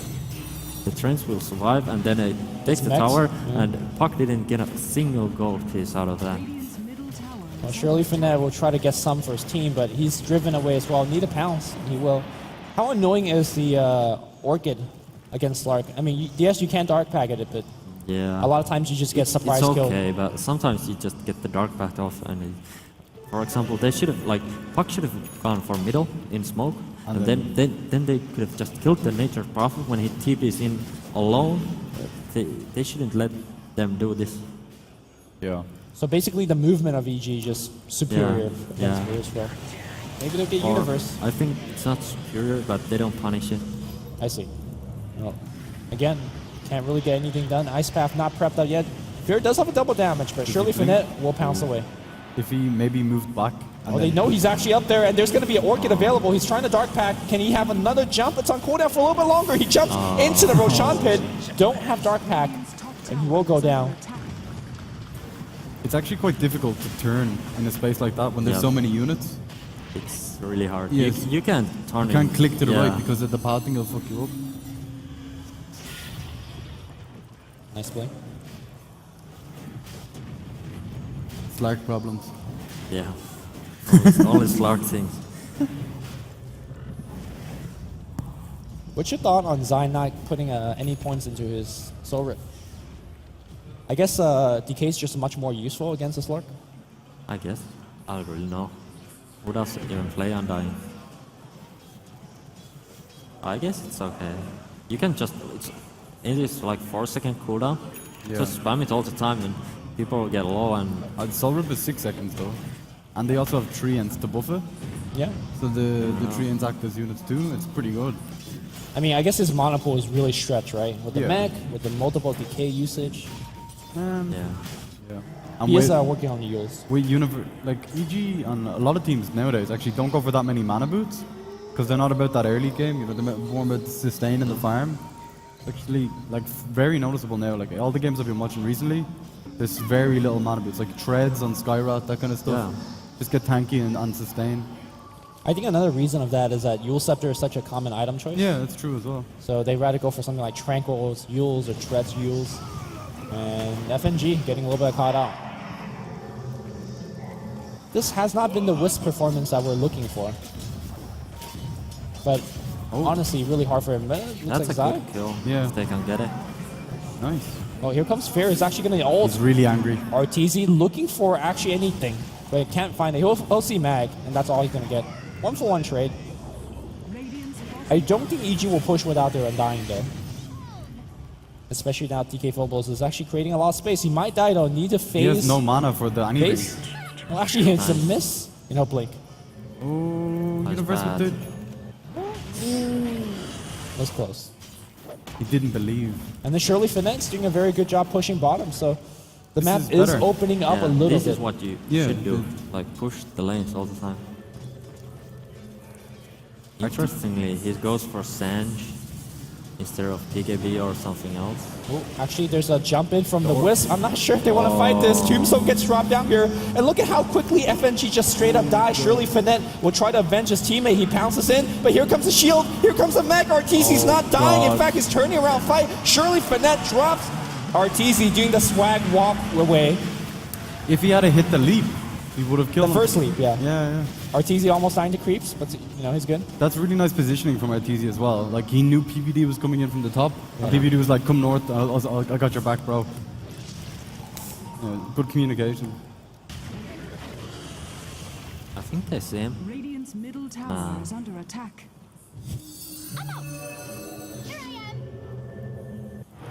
And normally DK Phobos gets extremely rich on his puck too, but it seems like nothing's going for VP.Polar this game. Apart from like the first 5 minutes of the laning stage. I like EG is like disciplined because they ain't going for Roshan because they respect the fact that VP.Polar has a Batrider and they're on dire. Normally they would have just taken it, like. But, EG love Roche, like yeah. it's their favorite place in Dota. Invisibility. Fair finishing that Aghanims, now looking back for Vlads. I think with the Aghanims finished now, they're starting to look for high ground. Yeah, all the EG heroes are creeping up. And this is a very fearsome push to slow things down. Like all Fear has to do is ulti and just run at them, and they'll have racks by the time. Oh, look at the they'll back get though. That's- Shirley Finette is invis. He's dirty. looking for a little bit pick. It's hard to really fight into this lineup. Going in, boys. You can't phase the. DK Phobos is going to orb back out. Shirley Finette. His invis rune's about to run out. He needs to get out of here. Well, they got tier 2 tower mid. Oh, Mag. Mag will force staff away, and he could TP out now if he wants. So I guess you Actually, I think he wants to pick. There is relocate up. They see Universe coming on the side has as a well. pipe. Here comes the lasso. Where's the relocate? Where's the backup? It's going to be from the puck here. The relocate comes in from the south side as well. Shirley Finette gets a quick kill. Here comes Blink in. Zai drops the tombstone. That's going to force everybody to run away. I don't think VP.Polar wants to take this fight anymore. Puck needs to blink back out. The offensive Yules. That will actually cancel the blink. No, actually, never mind. That was a defensive Yule. Oh, the Orchid on DK him. Phobos can TP. He can phase. He's going to orb phase and go on the high ground. And he should be fine now. I think that would have been risky to TP there with the amount of Yeah. damage RTZ does. And the crit coming out from the panda. Yeah. So that was not a bad pick for VP.Polar. No, it was good. Really good. Against these kind of pushing lineup, every time you get a random kill like that, you delay the push by Yeah. a good 30 seconds. That's the problem of the strat. If one hero does, you can push. I think what they're trying to do is our TZ is going to push top and push out the lane, and then they do Roshan when someone TPs to defend. Good. Well, they're actually Now looking they're to- going for the Roche. Yeah, they know Lasso's down for a little bit longer. But not too long, because but unfortunately there's no T2 to TP2 for the Batrider. The Batrider's not even coming. Are they going to concede this Roche? Do they know the Roche is going on? I think they shouldn't, because Batrider has Blink and he can just... I would hope that they would contest this, but it's gonna be, either way, it's gonna be really hard and it's so risky. They have no vision of it. Yeah, they might not know. Nobody's even pressuring the mid tower because of it. And there you go. Nature Prophet will pick up the Aegis. He is so farmed now. That was a nice orchid. The relocate? Yeah, okay. He'd save him. Nice. I'm actually worried relocate. for EG. I'm not sure about the high ground push against Batrider at the moment, because... All they have to do is Fear needs to just get in. Yeah, zone out.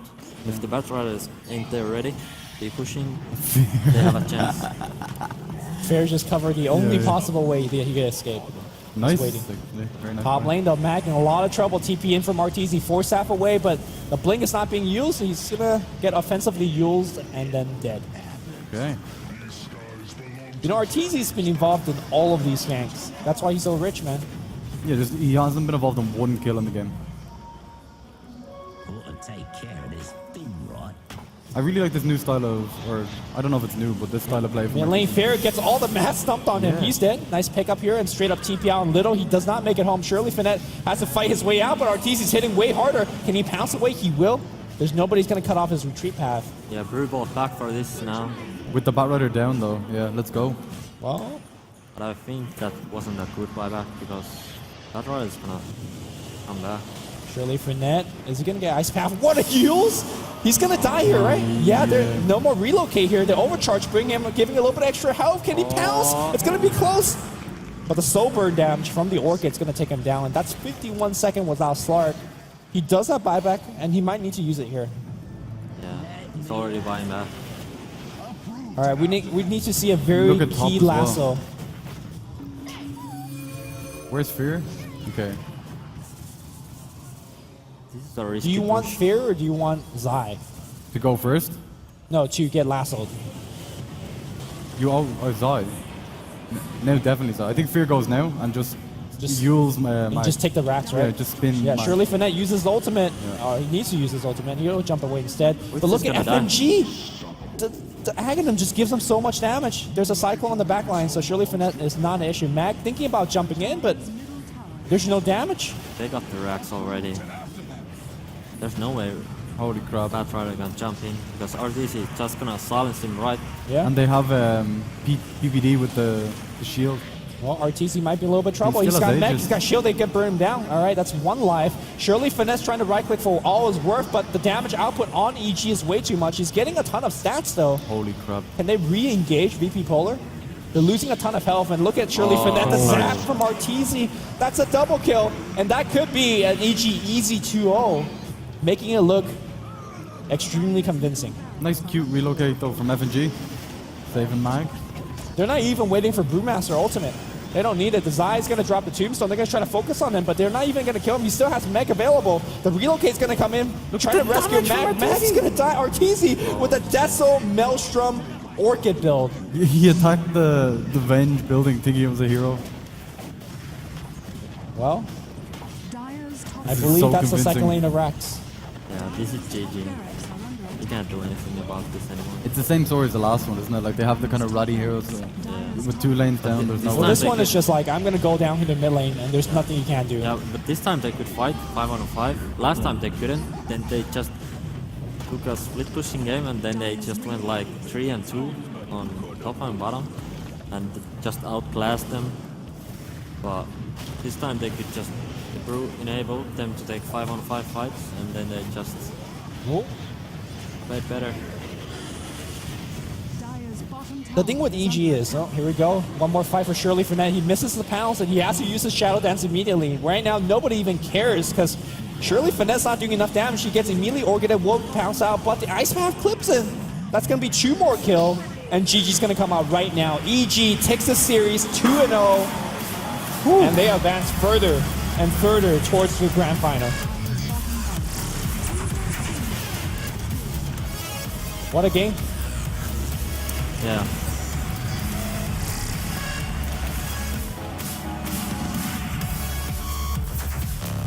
Was any of us surprised by how the games went? My heart lied to me. Your heart did lie to you. I think we're more surprised on how little of a fight that VP managed to put up.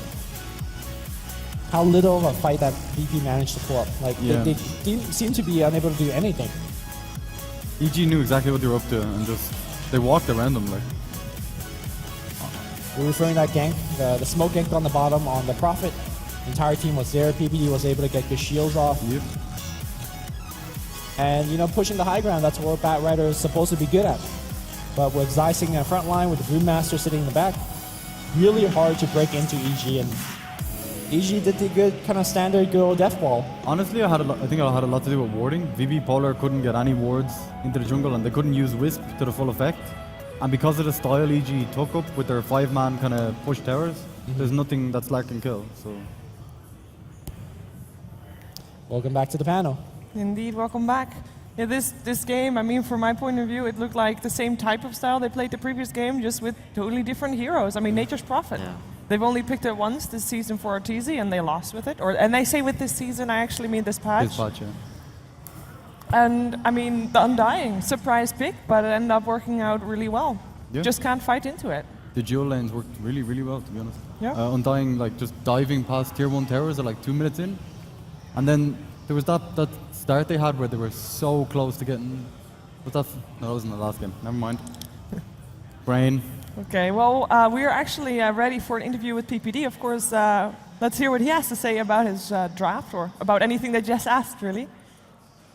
Thank you, Shiver. And in fact, I was actually going to ask about the draft. Now, just before, or actually a couple minutes into this game, I saw Capitalist from Join Dodo tweeting that your draft had just destroyed VP.Polar, and it turned out to be the case. Do you think it was, in fact, the draft that won you the game, or was it simply the play style?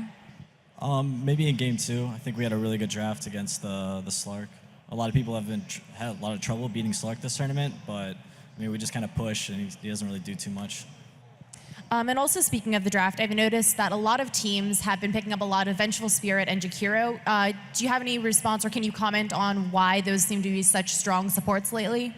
I mean, Jakiro's been good for a while just because of Liquid Fire and being able to push towers, but with the recent change to the Howl of Terror from Venge, the hero's just really, really top tier right now. And then finally, how are you feeling? You are just knocking out the competition. You had a couple-day break, and you came back from that just as strong as ever. Yep, you know, we did well, and we're very happy with our win, but we have harder matches to come, so we're just going to get ready for the next one. Great, well, thank you so much for joining me here on stage, and we're going to go ahead and throw it back to Shiver. Oh, back to us.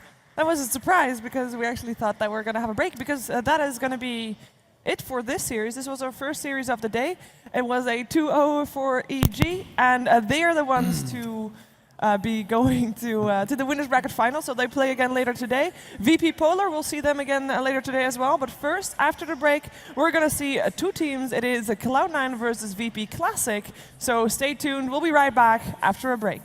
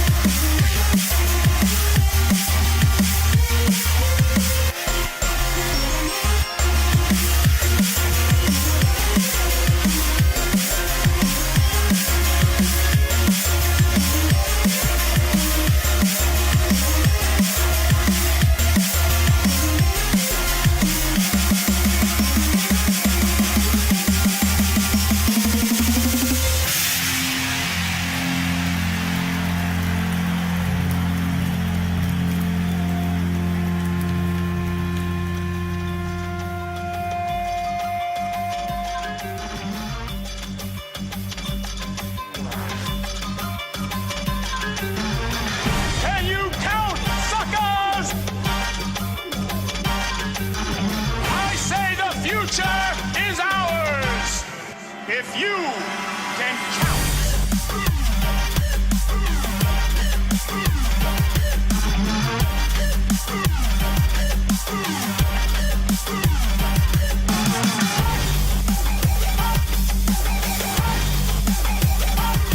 Can you dig it? Can you dig it? Can you dig it?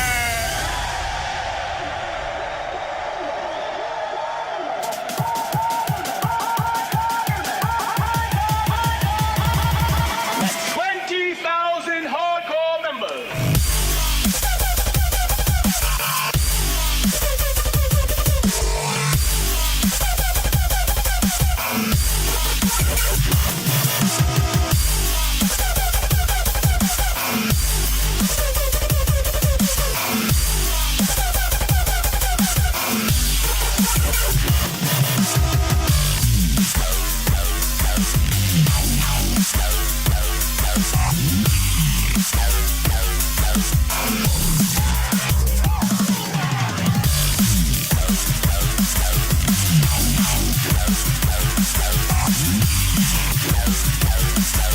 Can you dig it?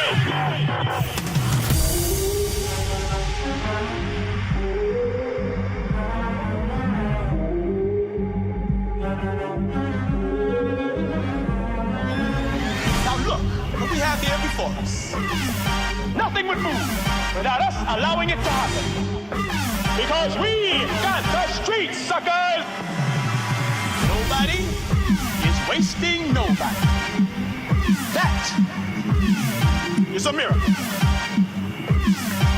And miracles is the way things ought to be.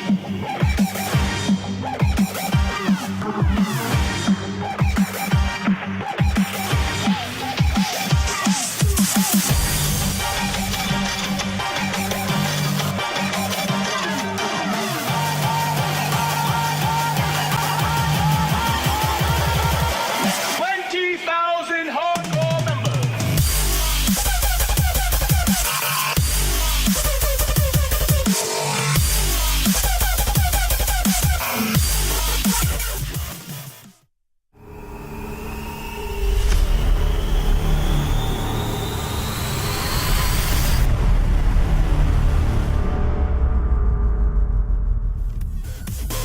Welcome back to the Asus RG Dream League. We're here and ready for the second match of today. We are still in the winner's bracket, and these two teams are first on stage, or rather second on stage, but for the first time for them, we're going to see if they move on to the lower bracket or if they continue in the upper bracket. Of course, I'm talking about Cloud9 and Virtus.pro Classic, as we already had Virtus.Pro.Polar earlier.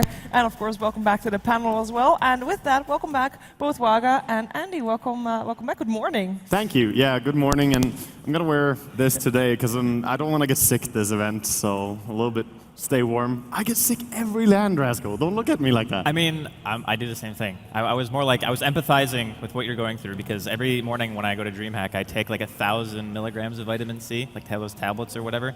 You just take like 6 of them, and then you still get sick. Yep. I don't get sick. Well, it's that Nordic blood. You're like immune to illness. I don't know. It's weird. All right.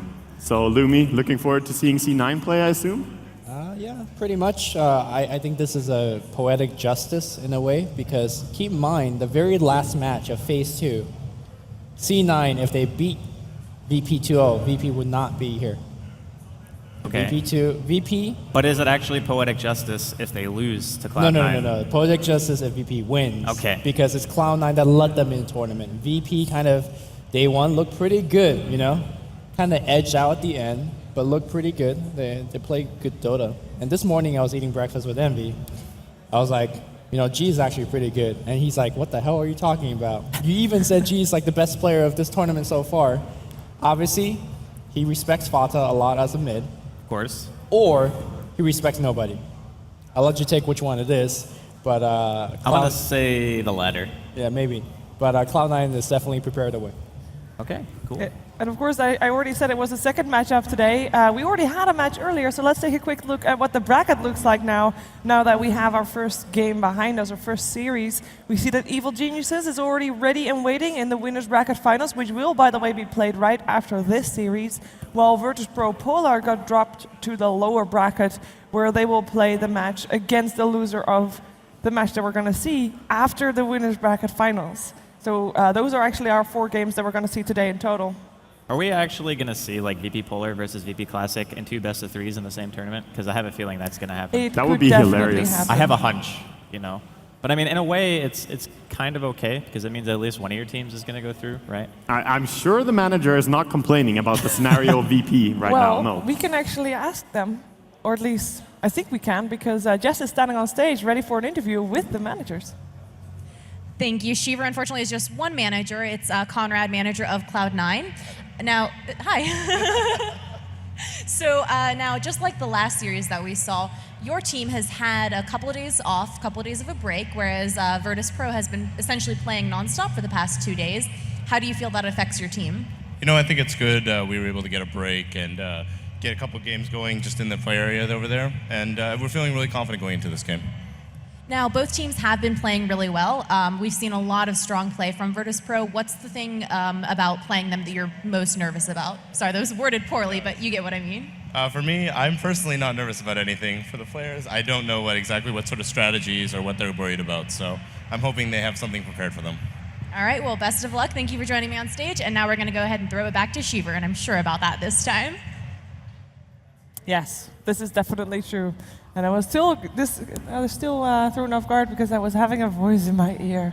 It's secret, I'm hearing voices. But we are here, and we are, of course, going to see Cloud9 taking on Virtus.Pro. And I'm just curious what you think is going to be the result of the best of 3. I still think that C9 are stronger, so I believe they can take 2-0 in this one. And really, when it matters a lot, C9 is a team that can come together. But they're the king of second place. So do they actually come together, or do they just try so hard and get so far, and in the end, exactly, it just they fall short? But no, I really think that Cloud9 are probably favored in this matchup too. I think it's gonna maybe not necessarily be a 2-0 because VP Classic have surprised so far in their performances, in my opinion. Like they brought their A game, so we'll see. Okay, Lumi, you agree? C9 2-0, easy. Easy. Wow. Didn't even change his facial expression, just straight up easy, no problem.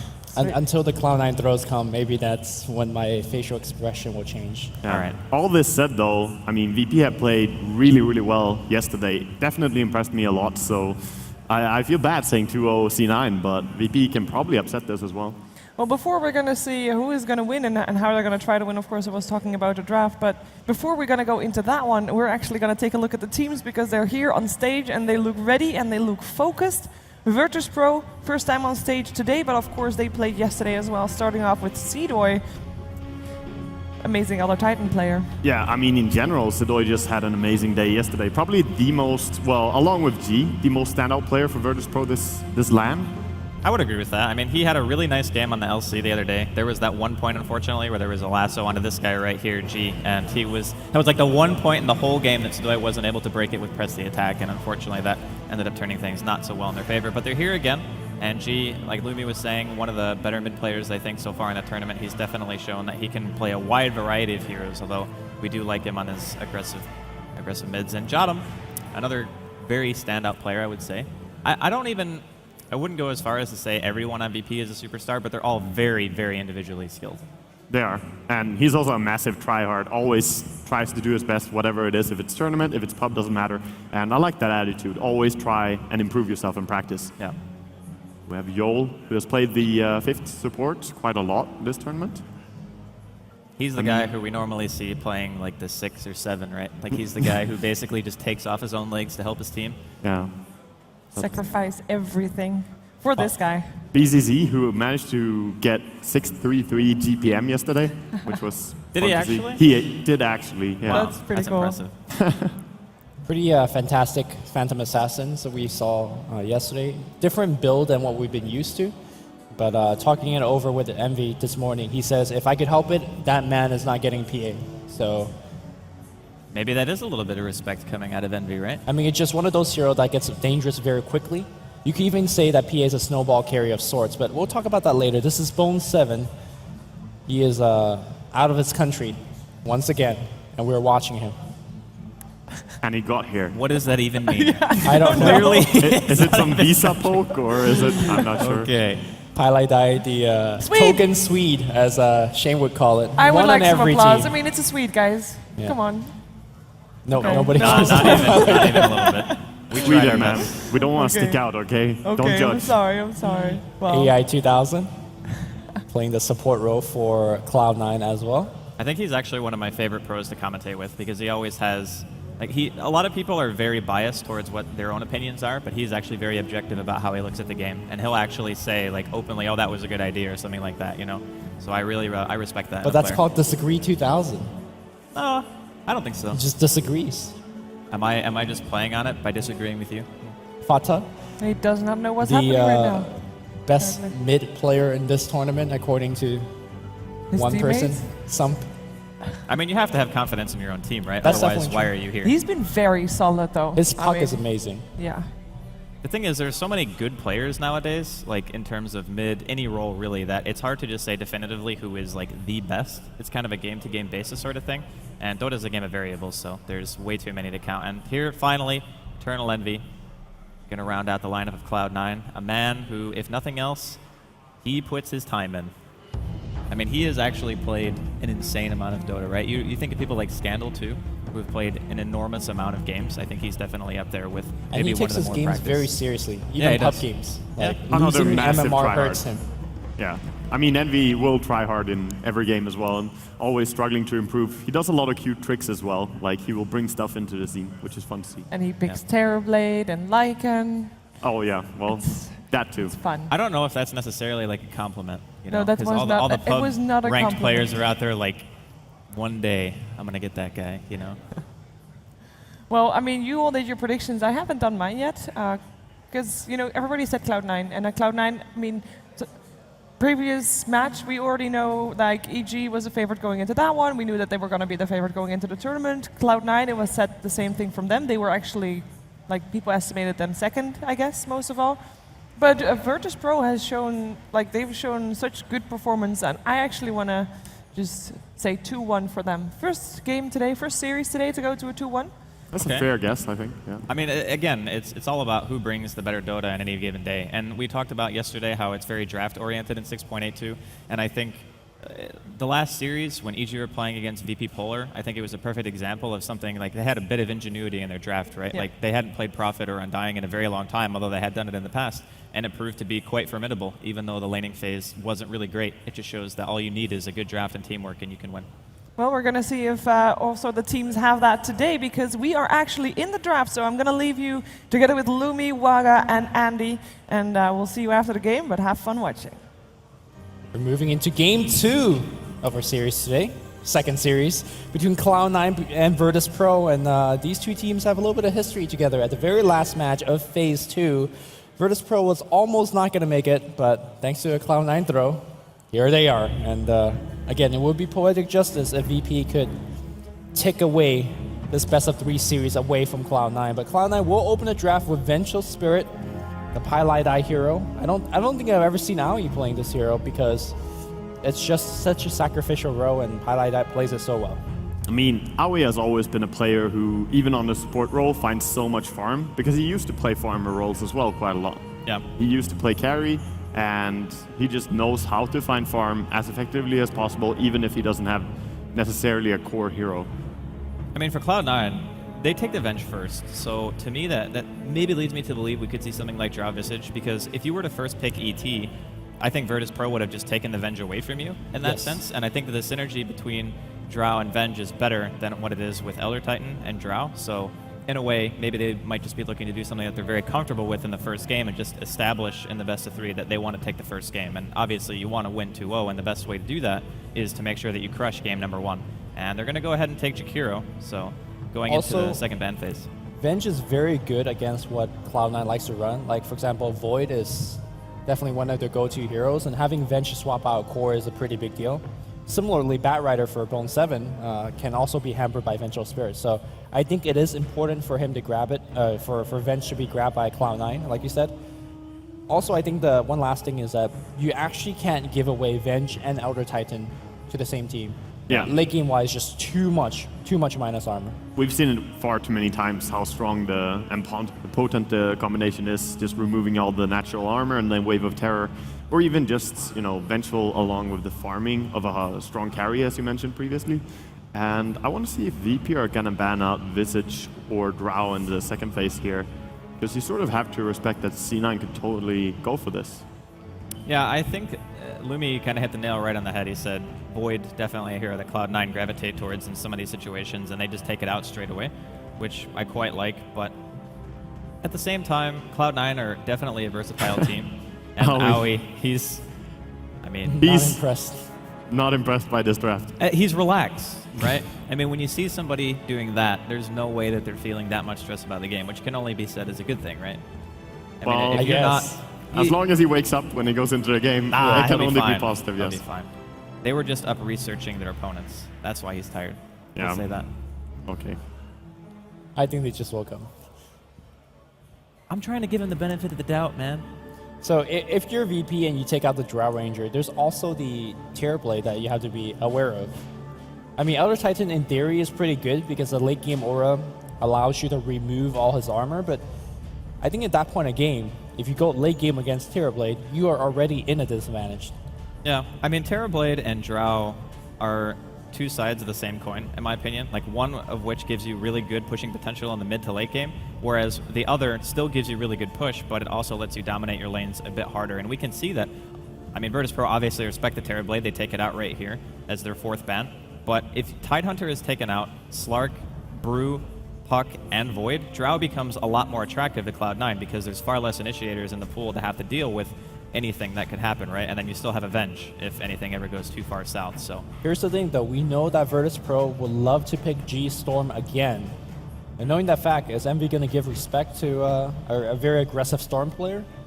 You don't want your Drow Ranger to get jumped on. Sure, there is Avenge protecting him, and to a certain extent, a little bit of that Jakiro protecting him as well, but we kind of want to just stay away and slow siege towers. Yeah, and as you say, Storm is pretty good against Venge and Jakiro. They can protect to an extent, but you can definitely not stun a Storm. You can only swap your teammate, unless the Storm is out of mana, of course. So G has a pretty good scenario to go for it. And also to touch back, that was a lot of respect, as Drask said, towards the Terrorblade, because you're running Elder Titan. You remove all of his armor, and still you think it's too much. The hero is that strong in VP's mind, and I agree with them. I don't think it matters if you reduce his armor. He's still gonna flash farm the entire jungle and pressure lanes.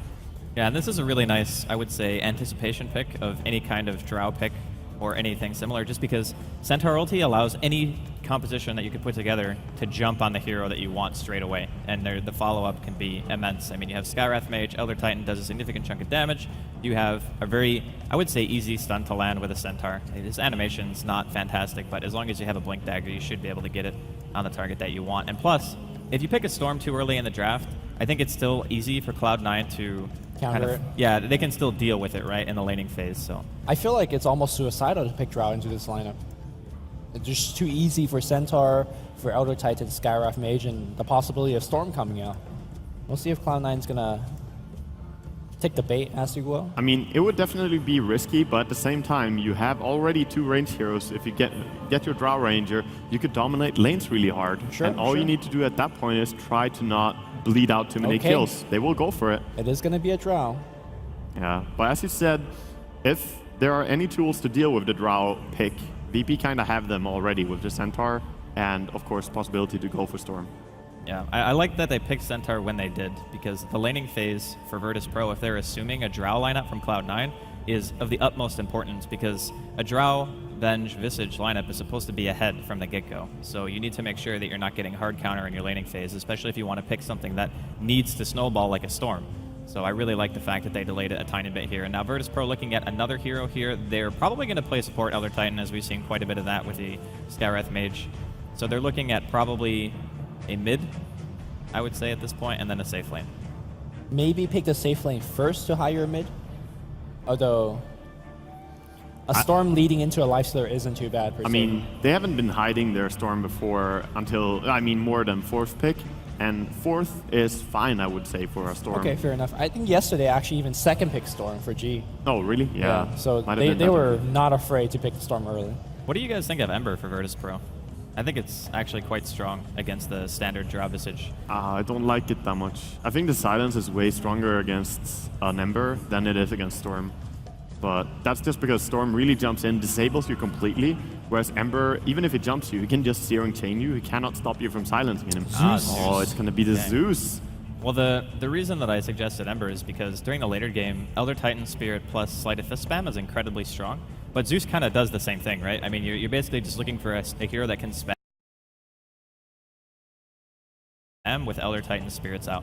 And Skywrath Mage kind of adds to that as well. So and they can kill anyone as well really fast. Elder Titan Ancestral along with Skywrath Silence and then a Zeus Bolt. I mean, you're pretty much doubling the damage from it. Yeah. So pretty amazing combination here from the Zeus. I know we're going a little bit like too crazy with the global here, but VP in the past have ran Zeus Spectre on the same team. Obviously, you forfeit any pushing power you have against Cloud9, but at the same time, a Zeus ultimate, a Spectre ultimate, a Stampede coming in, you can, in theory, just melt all of these Cloud9 heroes with relative ease. You could maybe, but the only danger that I see for VP right now is, can you win your lanes hard enough?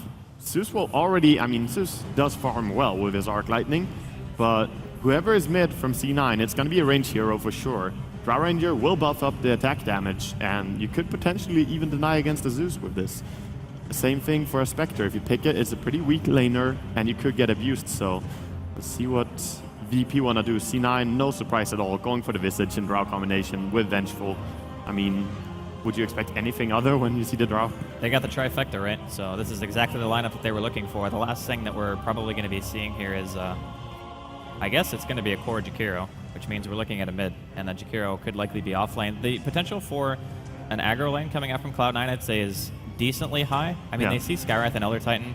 Those heroes, Skywrath is a good zoner, but I don't know if he's necessarily a great tri-lane hero because he kind of needs levels. You want at least level 3 to have your entire skill set, and Elder Titan kind of suffers from the same thing.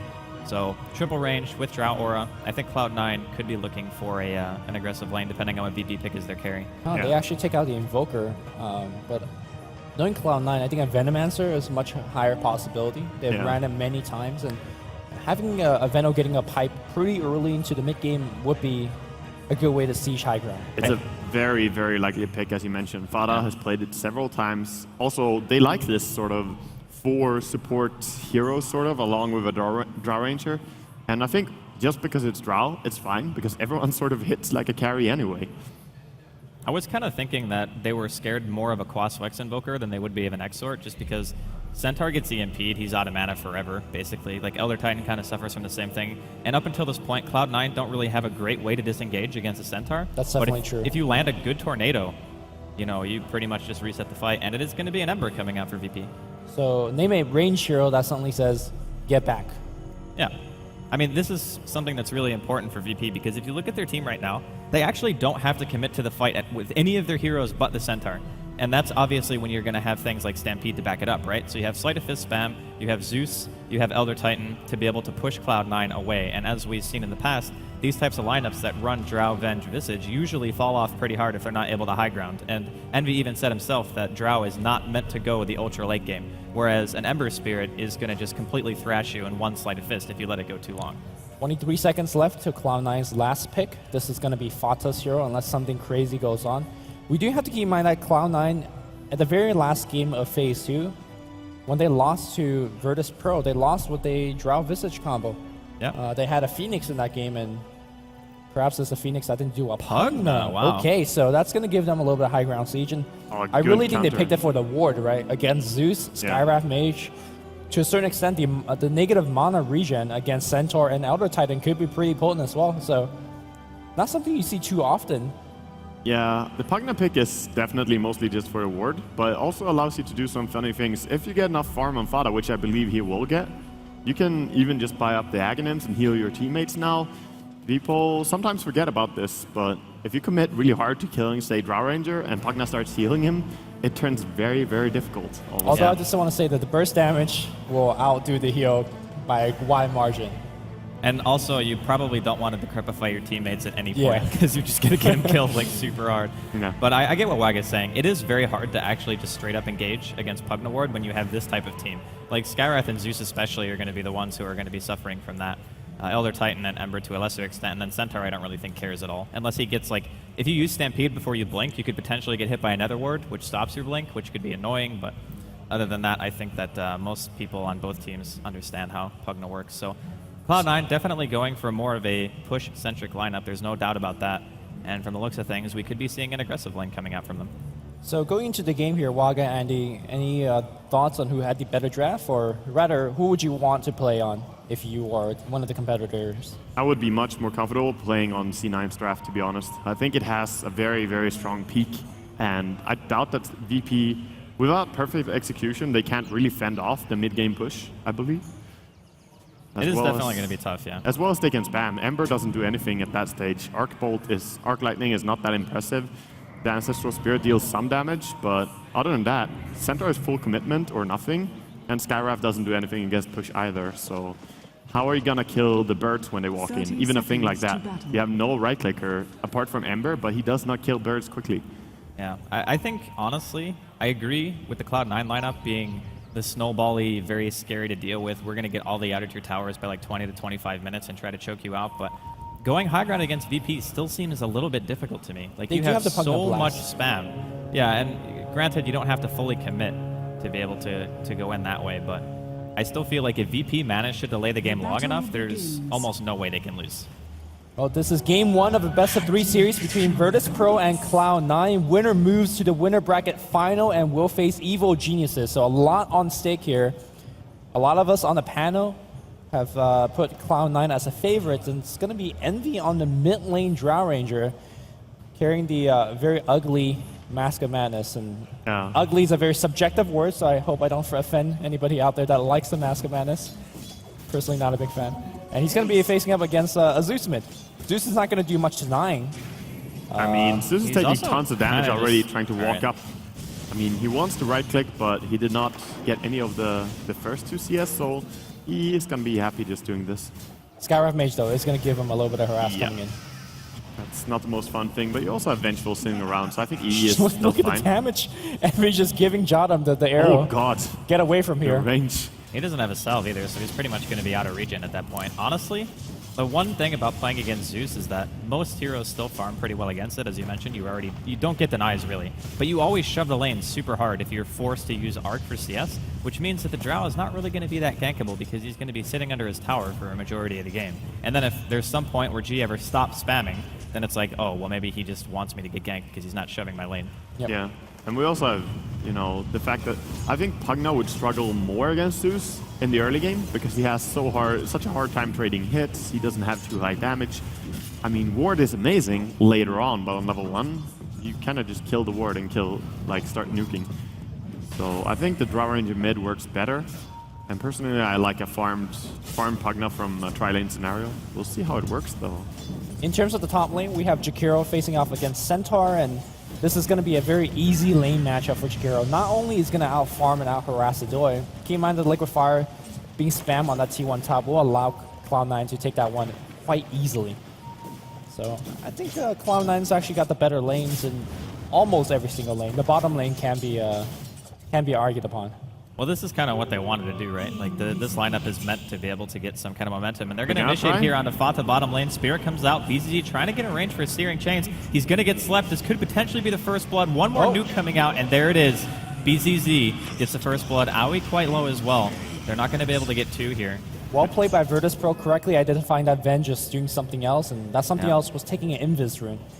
So if they have actually gone for maybe 10 seconds later, that would have been a totally different fight. It's just the hallmark of a good team, right? Yeah. I think that Pilot does not really need to sit. Oh, BZZ might be dead. Magic Missile is going to be prepped up. Soul Assumption will get the easy kill. I say that. All right. It looked pretty close. Yeah. I mean, he might have been able to salve there, but it's not a 100% chance that he would have lived. I think if he got like a high auto attack, he would have died either way. Yeah. I think Pilot Ice rotation or like standing around thinking about going towards mid is a little bit of a mistake. You want to really secure this aggressive tri-lane. Mid is sort of a wash. I mean, Zeus is going to farm, and as long as you put enough pressure as C9 on bottom, you will see whenever VP leave with support. So Envy won't get ganked. It's just a 1-on-1 scenario, and he should be pretty okay in it, even though Zeus deals a bit of damage. Yeah, I think the only time you leave the lane is to secure the runes. You don't want Zeus to refill that bottle, because Envy in the past, I don't think he's actually gone Magic Stick on Drill Ranger. Normally you do want to get it for the regen, but with Drow Ranger, you kind of just want to keep stacking him on those Wraith Bands, so we'll see. Yeah, he's just fearing himself salves and whatnot, and you need to do that against a Zeus that will constantly spam at you. I mean, G doesn't really have boots right now, and Envy's got 3 points into Frost Arrow, so if they try to go for a dive here, could be pretty effective. They're waiting actually for the Courier. Here's the Minus Armor, Magic Missile to come out, a couple of Frost Arrows. Should be quite an easy kill. His bottle's coming to him on the Courier. Oh, not enough time. But he does at least get one kill, yeah. But Drow Ranger getting a high level 5 there is going to be very important. Once he gets level 6, that's when the bonus damage really get out of hand. Aoi is going to run around with the haste ring, so no harm, no foul. Also a big win that Zeus got no experience for that kill, even though he did get some gold afterwards. So that's the most important thing. And Drow wants to get level 6 before Zeus gets it, so he can just deny as much as possible, control the lane, and he does get it now with this bounty rune. Yeah, this is the point where your damage just goes up significantly. Even with level 1 Aura, he goes from 8 to 16 damage on all ranged heroes. So it's going to be quite a bit easier for this Jakiro to continually dominate top lane. It's 11 CS right now for Sadoya and the Centaur versus the 27 of Bone 7. I mean, Bone 7's got more denies, or the same denies as he has CS. So. Yeah. But again, I mean, VP's biggest weakness as a draft is that they don't really have the greatest of laning phases. Zeus is supposed to be like the one stable hero who's going to get far. Envy a lot of trouble. He's so dead. Yeah, the Mask are going to come through. And I got to say, this mid lane ward, something that you don't see too much, especially on your own side of the hill, that saw the Venge rotating in. So G knew the gank was coming, was able to actually counter gank instead. Very well played by Virtus.pro. It's almost even more just to always have the vision as well for Arc Lightning or Lightning Bolts when you're playing Zeus. So you can see your enemy on the high ground, and we're going to see C9 dropping their own little high ground ward as well there. Although this one could be easily countered. If Zeus ever bolts there, he'll know that there is a ward. Yeah. So not the same effect. Not too impressed by lane wards in there. It's that already revealed. Will be seen. Top lane, the two supports really close to each other, and highlight that he's right next to a Centaur.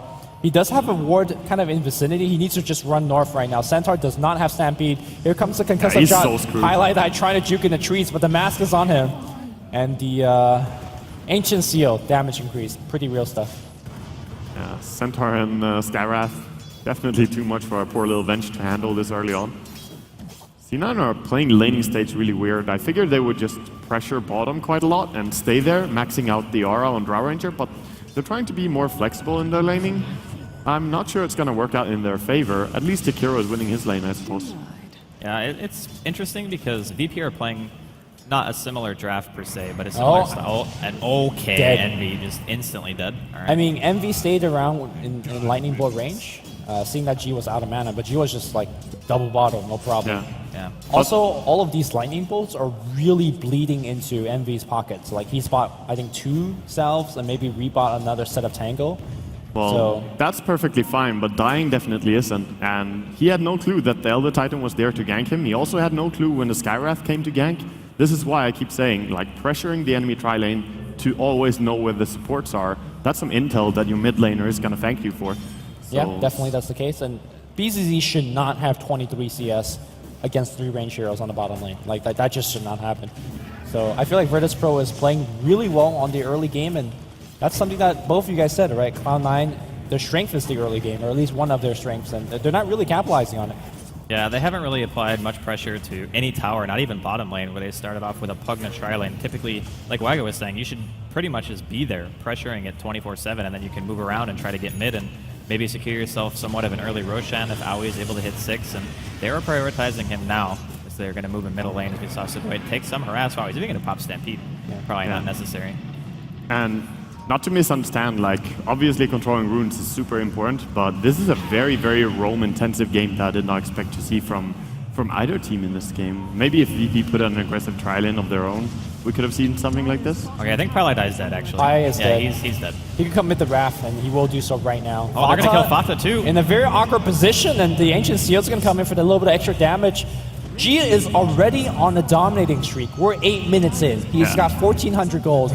once he gets to the Blink Dagger, you're in really big trouble. Speaking of which, Envy's going to get stunned on the top lane. Ice Path, would it be enough? It will not be, because Envy's going to get blown up. All the ganks. Jesus, VP are just finding kills non-stop here. 4 kills in a row, going the way of C9, really picking up pace. You mean VP? Yeah, VP. of course, VP. Yeah. I mean, G is completely balling out of control right now. So what do you do as a Zeus in this situation? Do you just go Blink? Do you go for Force Staff maybe? I know a lot of people like Yules. There's a lot of choices. Which one do you think is the right one? I like the Yules rush, to be honest. I don't think you necessarily need the Blink first. And Yule Scepter gives you the movement speed will solve your positioning problems. And look at his mana. It's always been low. Like the entire game, he goes for 1 kill and then he's down to like 20 mana. Yule Scepter is a very nice item to have. And you can also abuse the mana boots with the Yule Scepter. I'm a bigger fan of the Yules as well, but seeing the fact that G hasn't built any components of it, I think we are going to see a Blink. And Blink will allow him to really combine well with his Centaur, the Skywrath, the Ember Spirit. Just the fact that you blink straight into Drow's face just gives her so much trouble. So we'll see if that's what G goes for. Yeah, VP are going to smoke here. Speaking of Sidoi, we talked about the Blink Centaur. He's actually only 700 gold away. I mean, we talked about how he wasn't really doing great top, and sure, the Jakiro has more than double his CS, but Sidoi's been getting some kills. And now they're looking for more. They're going to find Envy. Stampede's popped here. Easy kill. Well, they are aware of the stack as well now, so future ganks into that position isn't too terrible. Finally, Aoi's going to get level 6, at level 7 actually, and have the birds up. That was a good read against any lineup with Vengeful as well, because anytime your team has Vengeful, you will be stacking Ancients, trying to get that farm for your carry. So VP knowing completely what's up. Bottom lane, BZZ aggressively diving in. That's going to force a TP from Fata. And I don't think they'll get anything done here. In fact, here comes Yo. If he gets a clap off, this could be a kill. Here comes the Ice Path. The chains got flown off, though, and that's going to be a 2-man stun. Bone 7's going to go down. The Rainbow TP comes in, but there's just no really follow-up from Cloud9. Cloud9 is bleeding way too many kills. And they don't even have boots on Envy right now, so bleeding kills is a mild way to put it. They're really falling behind here. Sidoi finds the Invis rune. If he walks up, he's going to break the smoke, and he will do so right now. Oh, Invis. Sentry, I mean, he's going to just be able to walk away. There's no swap available, and these birds are actually hurting himself as they're chasing a return. Not even going on to 50% HP, Sidoi is just like, okay, I'll back off. You have a sentry, fine.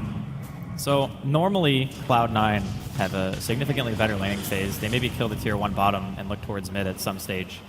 Since they haven't done that, I really feel as though the Ember is just going to become unkillable, because if your physical damage output isn't high enough at this stage to be able to deal with them, it's only going to get worse, right? Like the Ember's going to start, he's going to finish his mid drums. lane, easy initiation. Okay, it's the mask comes down, the Mystic Flare as well. And that's Blink for Sidoi, by the way. That was the same Invis that he just kept and walked in mid, so a little bit sloppy by C9 not thinking about the fact that he still has one and they knew about it.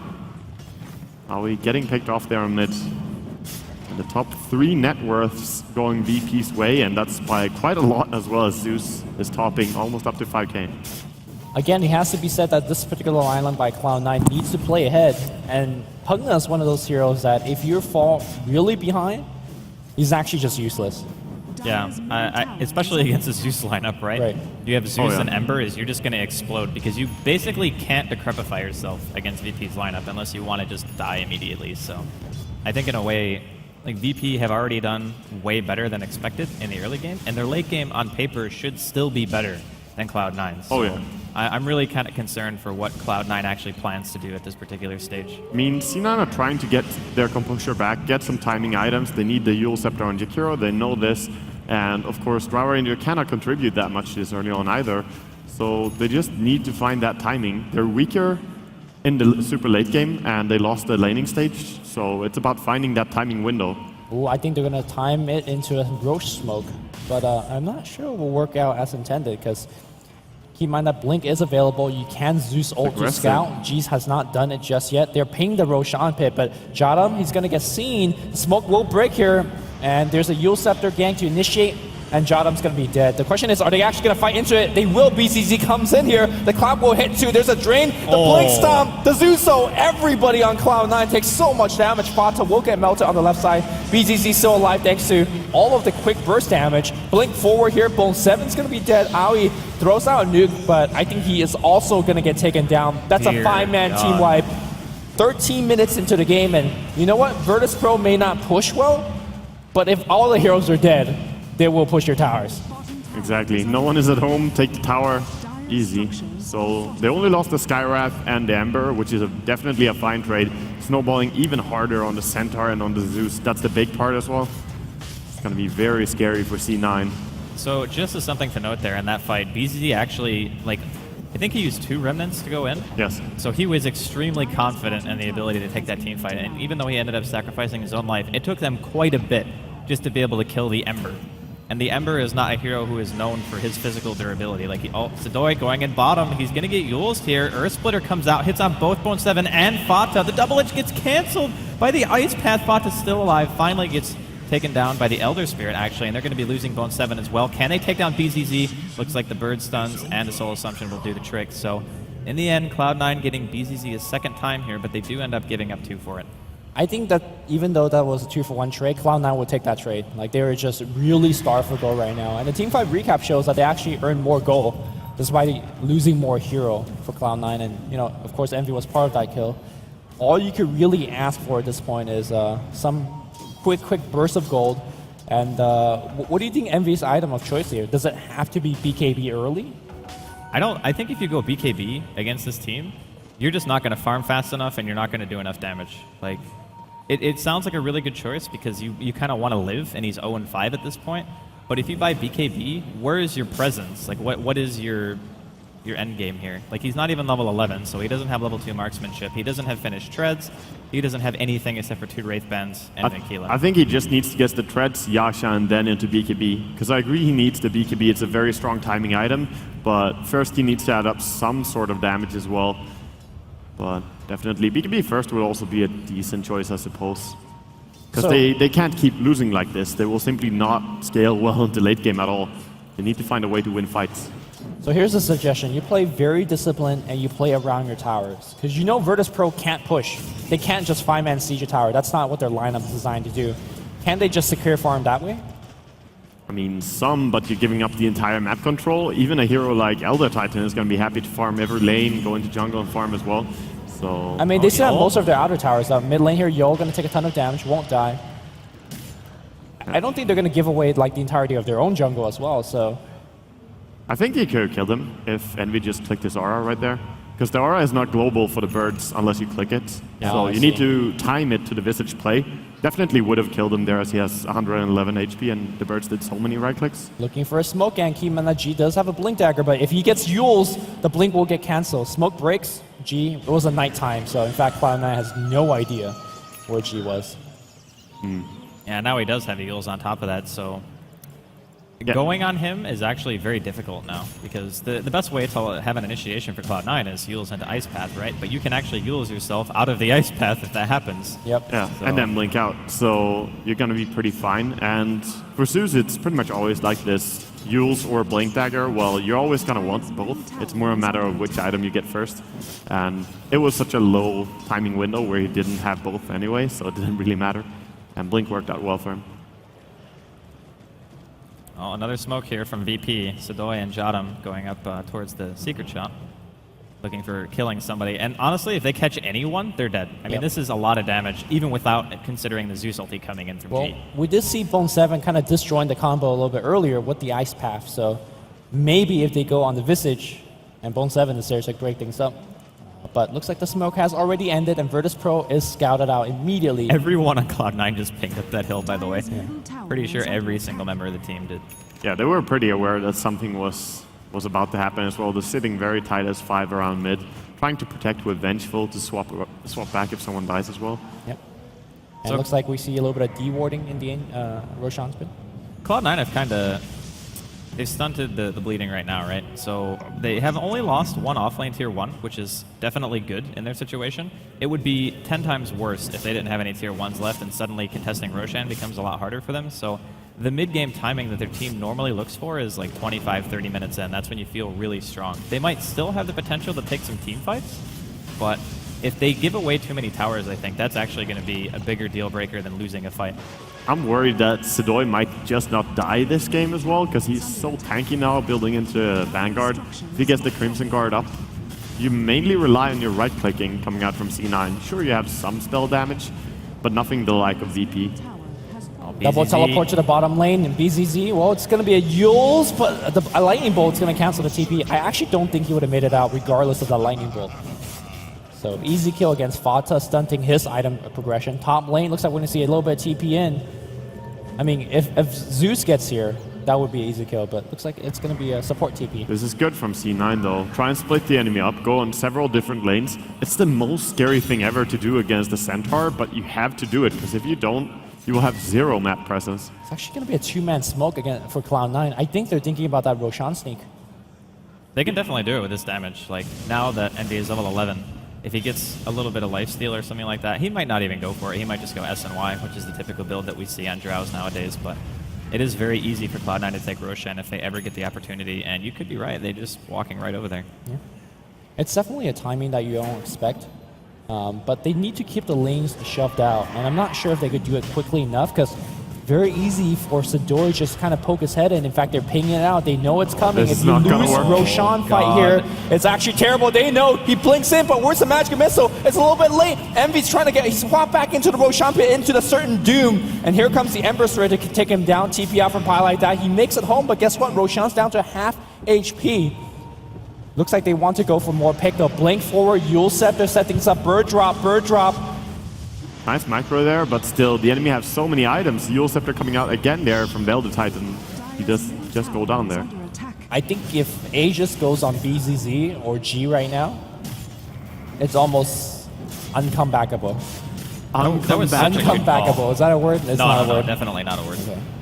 You just say they can't come back. They can't. Thank you, Andy. You're welcome. So, really nice call by VP, honestly. Like, just knowing that Pylai Dai and Envy were both off the map. You know, it's like one of those things where you look at it from an observer perspective and you're like, oh yeah, it's kind of obvious. But when you're in the game, like, being able to make that call at that point is very impressive. Yeah, it was a good read. It was a good read for sure. But also a little bit, you know, want to see more active use on the Drow Aura when you're going in for a sneak on Roach, try and pressure out the outer lanes just by buffing up your range creeps. It does actually work quite well, and forces the enemy to react with a lot of heroes. Of course, C9 in probably the biggest struggle ever here, though. Yeah, I mean, normally, Visage Birds are like the go-to to split push with this type of lineup, and they become extremely annoying, like you were mentioning. But even the Ember, if he continues to get more items, eventually he'll just one-shot the birds. And then your life becomes pretty crap as a Visage, especially if you have like multiple Battle Furies and Daedalus or something like that. But yeah, and he has to kind of start to do that as well. I mean, he's going to have a Daedalus pretty quickly after this timing, because Battle Fury and Drums at 21 is not a bad speed for Safely Ember. Well, they see Sidoi coming up top thanks to Observe Ward being placed behind him. Don't think they could do anything about it. G is hasted, and G is coming in, but G is going to get swapped. The Yules is actually going to miss out. Ice Path will hit. They got to get a quick kill, though. Here comes Sidoi. Sidoi gets a two-man stun. Envy's going to get blown up. The Dragon dies. So will the Drow Ranger. Sidoi trying to run away. He's going to have Blink in 5 seconds. Yeah, and he'll make it home. Getting that beyond godlike streak, though. A lot of gold going the way of Fata. BZZ still wanting to go aggressive here, but Aoi is going to run away a little bit. Sends new birds. Can he stun him? Actually, look, with the Medallion Courage, they'll bring him down. Meanwhile, Centaur reinitiates on Fata. Fata does have 15 Magic Wand, and he will pop it right here and there.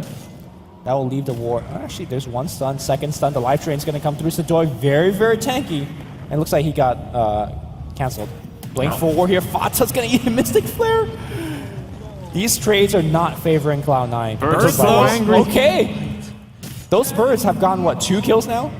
Yeah, they definitely hurt. You know, Envy still didn't use his aura. Interesting.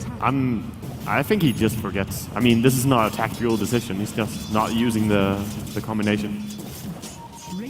Well, I mean, everything considered, I think that VP still come out ahead there, just in terms of sheer kills. And even though it was a godlike being given to Fata, he does end up dying, although I will say that he has BKB now, which I think is a core item on Pugna for this game. Like, you cannot stand in a team fight without magic immunity. Envy's about to get solo kill. Jump forward by BZZ, chain, easy. There's a gust back, but there's no way Envy makes it out of this one, especially with G coming into Lightning Bolt. Yeah, and Stampede just being used to make people run even faster at Envy there. This is the power of Centaur as well coming into play. So I actually like to see G use his ultimate more as a scouting tool. When you're winning this game so hard with Zeus, The only way that Cloud9 is going to come back is through smoke ganks. I think it's fine not to do it, because you're ahead so much that you have good intel already on what the enemy is doing. Like, they pressure every lane all the time, and if people don't react, they know someone is smoking, then he would probably click it. Nope. There's a Yule Scepter here to refresh a little bit of cooldown on G. The clap's going to hit. Lightning God's Wrath just to secure the kill. Yeah. I mean, G is a beast on this hero, but they also have such a genius draft for Asus to play in. When you have Skywrath and Elder Titan, all your lightning bolts are so strong. We saw both of those different heroes ganking mid, and Envy got to get a taste of that lightning bolt. Dire's bottom tower is under attack. I mean, I guess we've kind of beaten it to death, but Cloud9's game was essentially the early mid game. And it's 23 minutes in. Seems like the game's actually been going on for quite a bit longer than that, because Cloud9 have just been getting brutalized basically for the entire game. So if you have this game plan that you're so comfortable with, and VP just so soundly like dismantle what you're trying to do you feel confident going into the next game to try to pick it? I know I might be saying prematurely that Cloud9 won't be able to come back, but given their lineup, it's... Assuming that VP takes this game in the fashion that they are right now and C9 can't make a comeback, you still have to realize it's just an individual game. You messed up something was off. It doesn't matter if it was the rotations or the draft or whatever, just focus, refocus. And I think that's an important strength of any pro player. Is it though? I mean, again, the game that they've lost in Phase 2 is also a Drow Visage game. So that's 2 games in a row against Virtus.pro that this strategy has not worked out. Well, from my perspective, I just think they could have executed this strat a lot differently. So not necessarily the draft being weak, I would say, but maybe it doesn't fit them and their style in general. It seems C9 are not very comfortable with it. I think, like you were mentioning in the early game, their movement just maybe not warranted. Like, they were trying to pressure multiple lanes with the Vengeful Spirit and the Visage, and they ended up falling behind, giving away a lot of kills because VP were just on top of the fact that they saw the rotations and such. But yeah, but the main strength I want to see people use when they draft the Drow Ranger is just the static laning phase, because you have so much more damage on all your heroes that a 3 versus 3 lane is fine for you. 1 versus 1 mid is fine as long as no one is ganking the Drow Ranger. He's not going to die to a solo Zeus. But in the end, didn't really play out that well. And aggressive movement from EE, gotta get bursted down so quickly.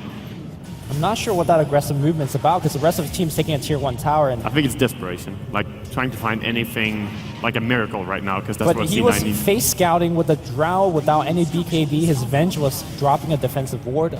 Like, even if they saw enemy. Hey man, I don't know. Maybe he was looking for a courier and a TP out. Like, you need a miracle at this point, right? Even just getting 1 gank off is not gonna win you the game. So maybe if you killed Crystallis or whatever on the courier, delay something, that could give you some magic timing. I actually think this game is a perfect example of why people have been banning Zeus against VP Classic. Because of course G plays a phenomenal Zeus. I'm not taking anything away from him, but just the utility that it gives your team when you're ahead, the enemy has no vision, ever. They can never split push freely, and I think that's the inherent counter to what Cloud9 are trying to do. Because if you go to a lane as Drow, and you're against the Blink Centaur and an Ember Spirit, and you can't see anything. Dear God, the it's just, farm on Envy. I just looked over to your net worth board, and oh my God. It's not good. Like, he's actually almost worth less than the Skywrath on VP, who is their 5 position. So yeah, needless to say, game is not going well. But again, I think honestly, if you're Cloud9 and you want to run something like this against VP, you have to ban Zeus.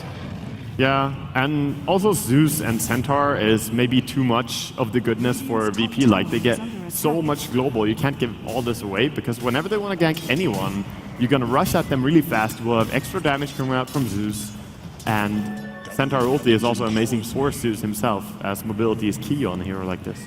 Yeah. I mean, going back to the draft, as soon as we saw Zeus Centaur, or I think Centaur was the 3rd pick for Virtus.pro, I said, it's almost suicidal to pick Drow into this. And they picked into it. I wasn't feeling the best. I don't think the Centaur was the key to shutting down the game of Drow. It's not, but the Zeus follow-up, that was so blatantly obvious. I think they could have, well, maybe, but I think this could have still just executed way differently and locking down the enemy supports. But it's easy to say that in hindsight. They obviously wanted to control Envy's runes. dead. Oh, no, he doesn't go for it. The lightning bolt actually ground targeted and missed. Yeah, they obviously wanted to control runes against Zeus, which is extremely important, but you know, not having Venge on the lane down there bottom was That's hurting true. him. 1-7 doing a little bit of split pushing top. Immediately blinks away and TP back home. They are still doing a very good job in shoving the lane out. G thinking about going for a solo kill. Blinks in close. There's a Yule Scepter, but Fata close by. He's going to give him a decrep. He's so fast, though. Yeah. Like, he's got Yules and bots. He's got 1800 health. I don't even think Envy could right-click for 1800 in, like, you know.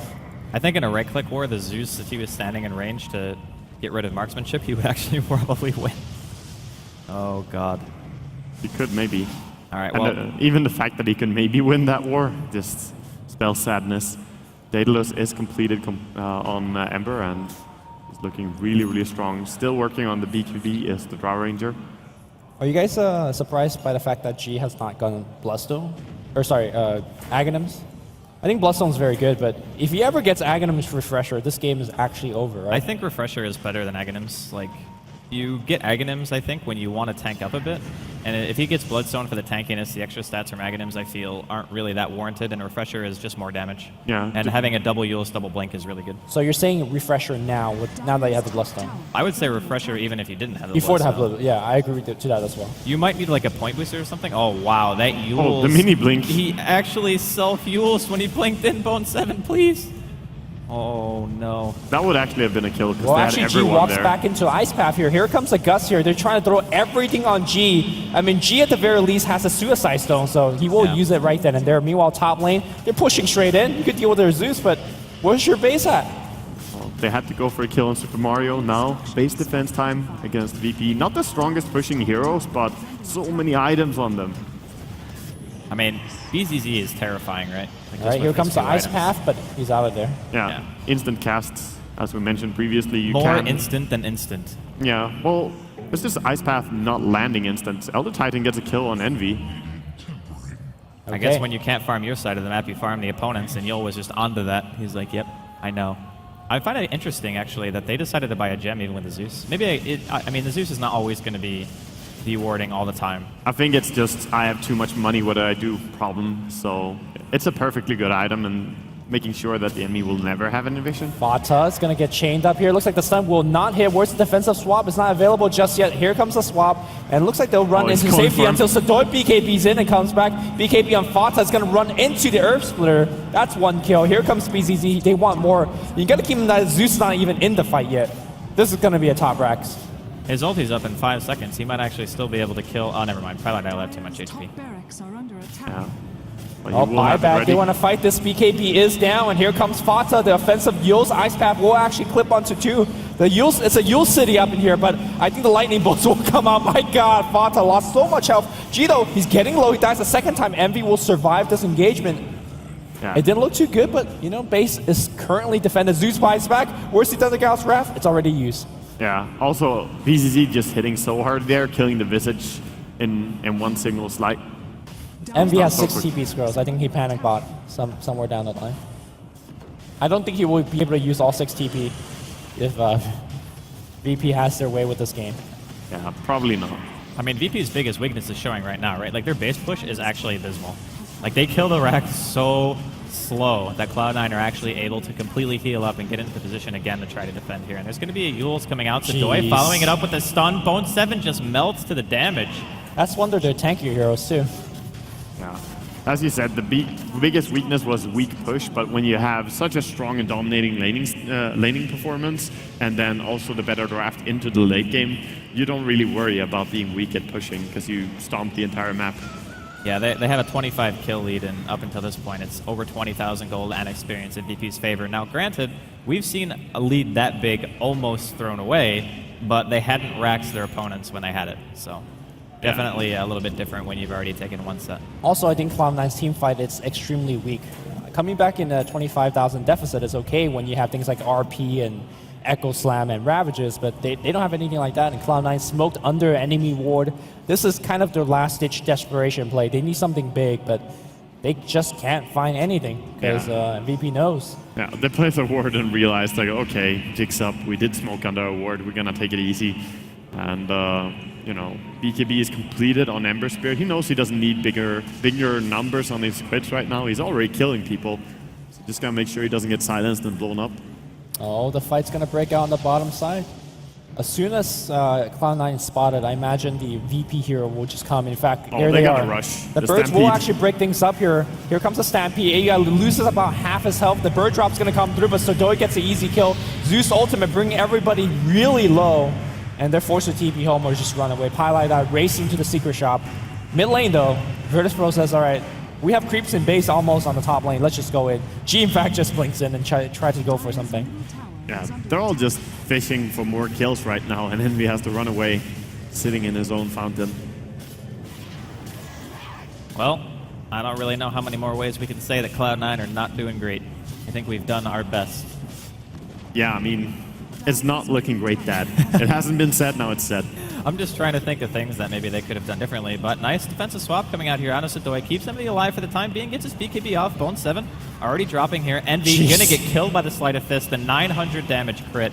The scaling of VP seemingly too strong. Nice Eul's dodge there on the Magic Missile. Sodoi comes in with a stomp. Jotum actually picking up that kill. Sodoi now decrepified, getting life drained, but will be able to live. Netherward doing a tiny bit of damage. They use Stampede to retreat, and that'll be the end of the engagement for now. Ice Path comes out though. Bone 7, he wants to get the dive back. Well, I'm sure he actually didn't want it, but that's what he's going to get. He does manage to take out Sodoi in the process, and Aui's going to be dropping here to G. BKB TP, GG's going to get called at the bookcase, trying to get the last hit. Not going to get it. Cloud9 will drop game 1. And we've been talking about how Virtus.Pro, you know, they're the weaker team here, but Cloud9 did not execute what they needed to execute. And Virtus.Pro takes a rather surprising win to a lot of us on the panel. I mean, it's, again, I really like the draft of VP. I felt like Cloud9, they definitely had the potential to get really far ahead because that's what the lineup is meant to do. You take the laning phase, you crush it, and you use that momentum to just go high ground for like 25, 30 minutes, and then the game is over by that point. And heroes like Ember and Elder Titan are still kind of hard to push into, but I feel like they could have actually accomplished their goal. It's just that they moved around a lot, they didn't really do anything with their movements, and Envy he could never find farm. Yeah, there was really no way. Obviously they wanted to find kills, and this might be the respect going out to G as well. As we mentioned, are C9 respecting him as a mid player or not? They wanted to have the 2 versus 1 scenario where Vengeful could gank for the Drow Ranger, which is probably also why he put several points into his Frost Arrows. Yeah. But that also left them with weaker laning stage overall and opened up the gank options for VP. So yeah. CIS team strong on LAN. Yeah, welcome back to the panel as well. And yeah, I mean, as already has been said, I'm actually curious, during the draft, I mean, Cloud9 is one of those teams where you're going to be expecting a Drow Visage, kind of. So if you don't ban out one of the 2, you kind of have to deal with the fact that it might be picked. So I'm wondering, VP, were they expecting that Drow Visage there, and did they already tailor their entire draft to counter that? Oh, I think they definitely expected it after the first 2 picks from both teams. And getting the Centaur is, as Andy and Lumi mentioned, it's a good tool to deal with it. But yeah, they just showed that they could handle it, I guess. I really think the Zeus is the key for that matchup. Like, if you don't give them Zeus, you suddenly have a hero that doesn't do nearly as much mid-game damage, because up until that point, they were pretty reliant on the Centaur getting a blink before they could really kill anybody really quickly, right?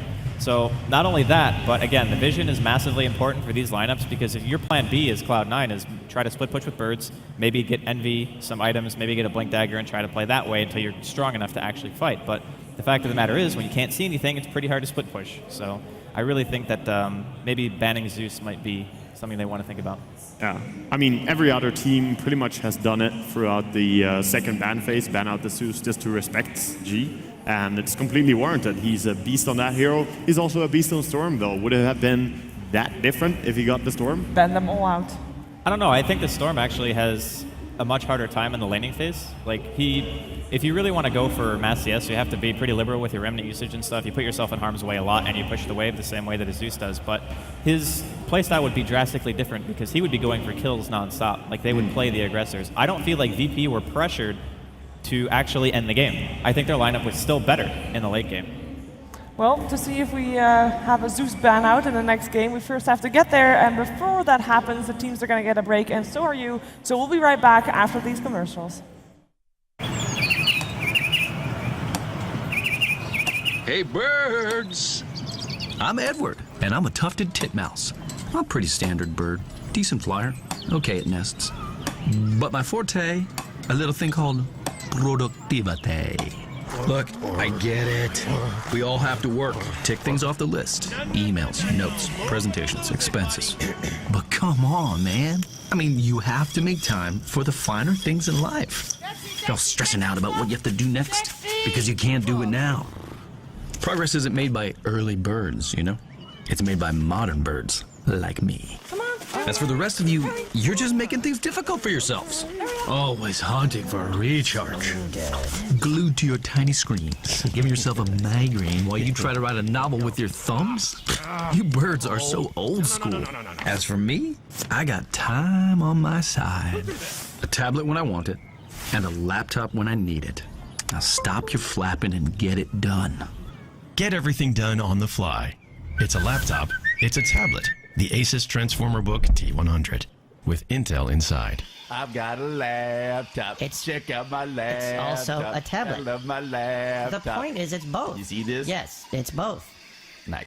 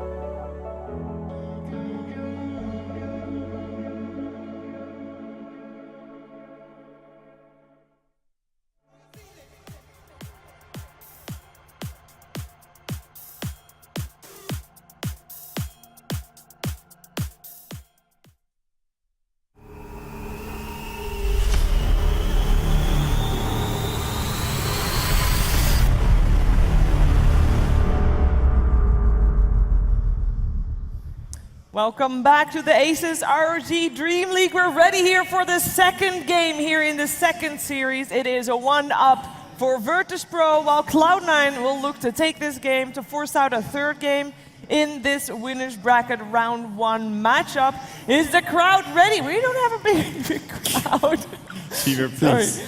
I just looked at the sides like there were more people when I last looked. And of course also welcome back to the panel as well. And as we're going into the second game real soon, I'm just curious, after seeing VP take that game very convincingly actually, you all voted for Cloud9 to take the series. Any of you want to like back off and change your predictions? Nah, I still think that C9 can take it.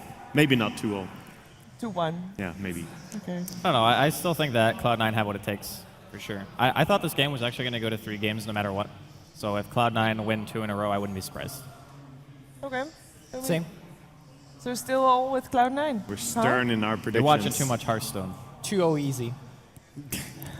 From this point on. I mean, like, look, you came into a best-of-3 series, you need to win 2 games.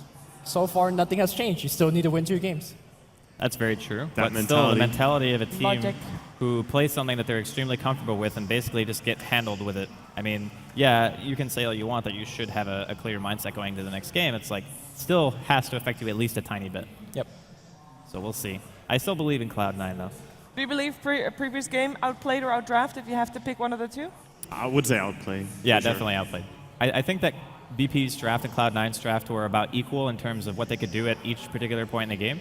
Obviously, Cloud9 had a stronger early mid game, whereas VP's late game was really terrifying. But VP just played extremely well throughout the whole game. And Lumi agrees? Same with outplay, yeah. Okay. I mean, Didn't like the draft, though. It didn't Zeus. really seem like they had a set plan with what I wanted to do with the draft that they had. Sometimes it's very important not just to get heroes that work well together, but also knowing exactly what is key to success with these heroes. And if you take a strat like Drow Visit strat, which has been run by so many different teams as well, maybe you're just not comfortable with it. And you picked it because, you know, other teams have made it work really well. You didn't think about what are the key focus points. Well, let's see what they're going to pick in this next game, as the second game has just started. So we're going into the draft of Game 2 with Cloud9 and Virtus.pro. All right, so the biggest question is, do Cloud9 want to go with the same style? Do they want to go second phase ban Zeus? What do you think? I think definitely Zeus has to be banned second phase against VP. I mean, I haven't seen G play Zeus and not impress people ever. Yeah, that's very true. I would like to actually see his like KDA and stuff on Zeus, because I'm pretty sure it's very impressive. I mean, a hero with extremely high damage output, you're always going to have an impressive KDA, I guess, especially considering you can always contribute with your ulti. But nonetheless, I think he's been one of the more stellar Zeus players we've had a chance to see. And VP going to start off with a little bit of the same, just going with the Elder Titan. So clearly not fearing the Venge pick that Cloud9 are going to be taking. And I don't really think that's much of a surprise. No, not really, and I'm totally with VP in this draft. Elder Titan simply is a stronger hero. I rate him as probably the strongest hero out of the heroes that normally go through the first 2 bans. And going with ET also keeps your options open, whereas Vengeful doesn't buff your Zeus, doesn't buff your Storm that much. Elder Titan is more all-round. A lot of the picks are still the same here, but the only difference is Slark being banned out.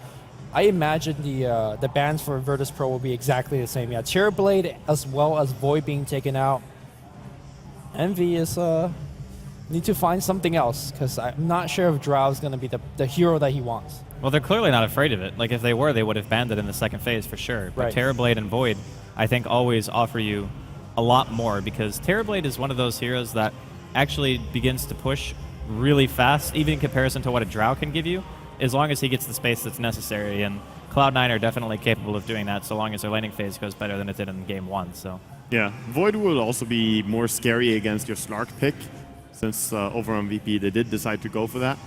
So banning out Void is a reasonable choice. They do, in the end, get rid of both of them, and it's going to be Omni Knight as well as Ogre being banned out by C9, and they steal the Zeus away. I wouldn't say steal, because Cloud9 do run the Zeus as well, and they run it as primarily a support.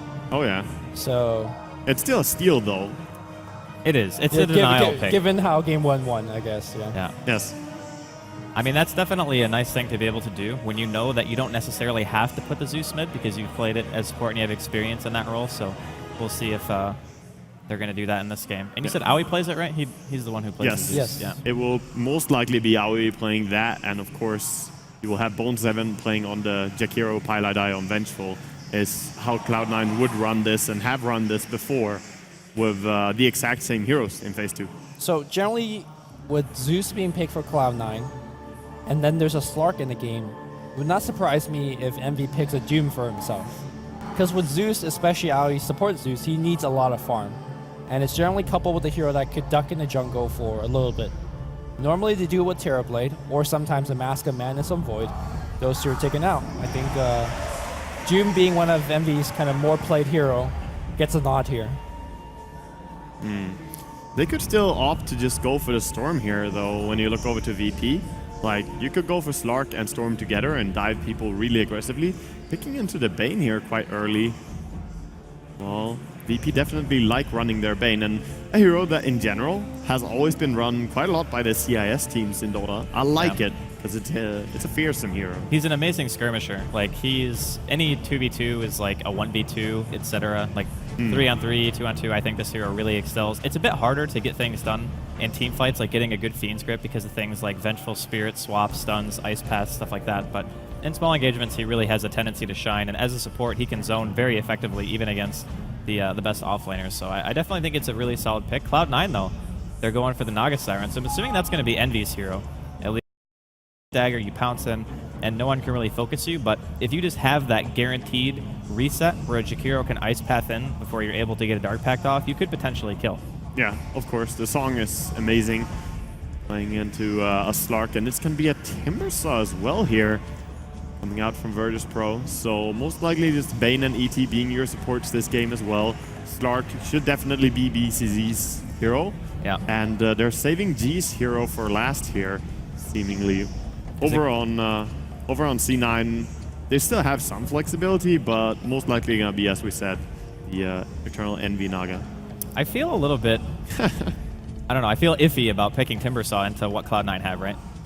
All right, Storm. Just because you die really fast to burst magic damage, and Zeus and Venge already are enough to take Timbersaw's HP down quite heavily. Like, Timbersaw's stat gain isn't great, and you really rely on having at least one blood, like a core item like Bloodstone up to be able to tank up even a tiny bit. But we'll see if it ends up working out for them. As right now, I kind of think that Cloud9 are maybe a slight bit ahead in the draft. I like theirs a tiny bit more. I also feel like with the Naga being picked up, it really pressures that VP needs to pick some decent push. Because last game, if you kill 4 heroes, you could push. This game, Naga could split push being a mile away. And there's nothing you can do about it. I'm going to throw a curveball at you, Lumi, for Virtus.pro. They send the Timbersaw mid. Okay. Right? And then they send, like, Slark Bane off lane. Okay. And then they last pick AM. I like the laning.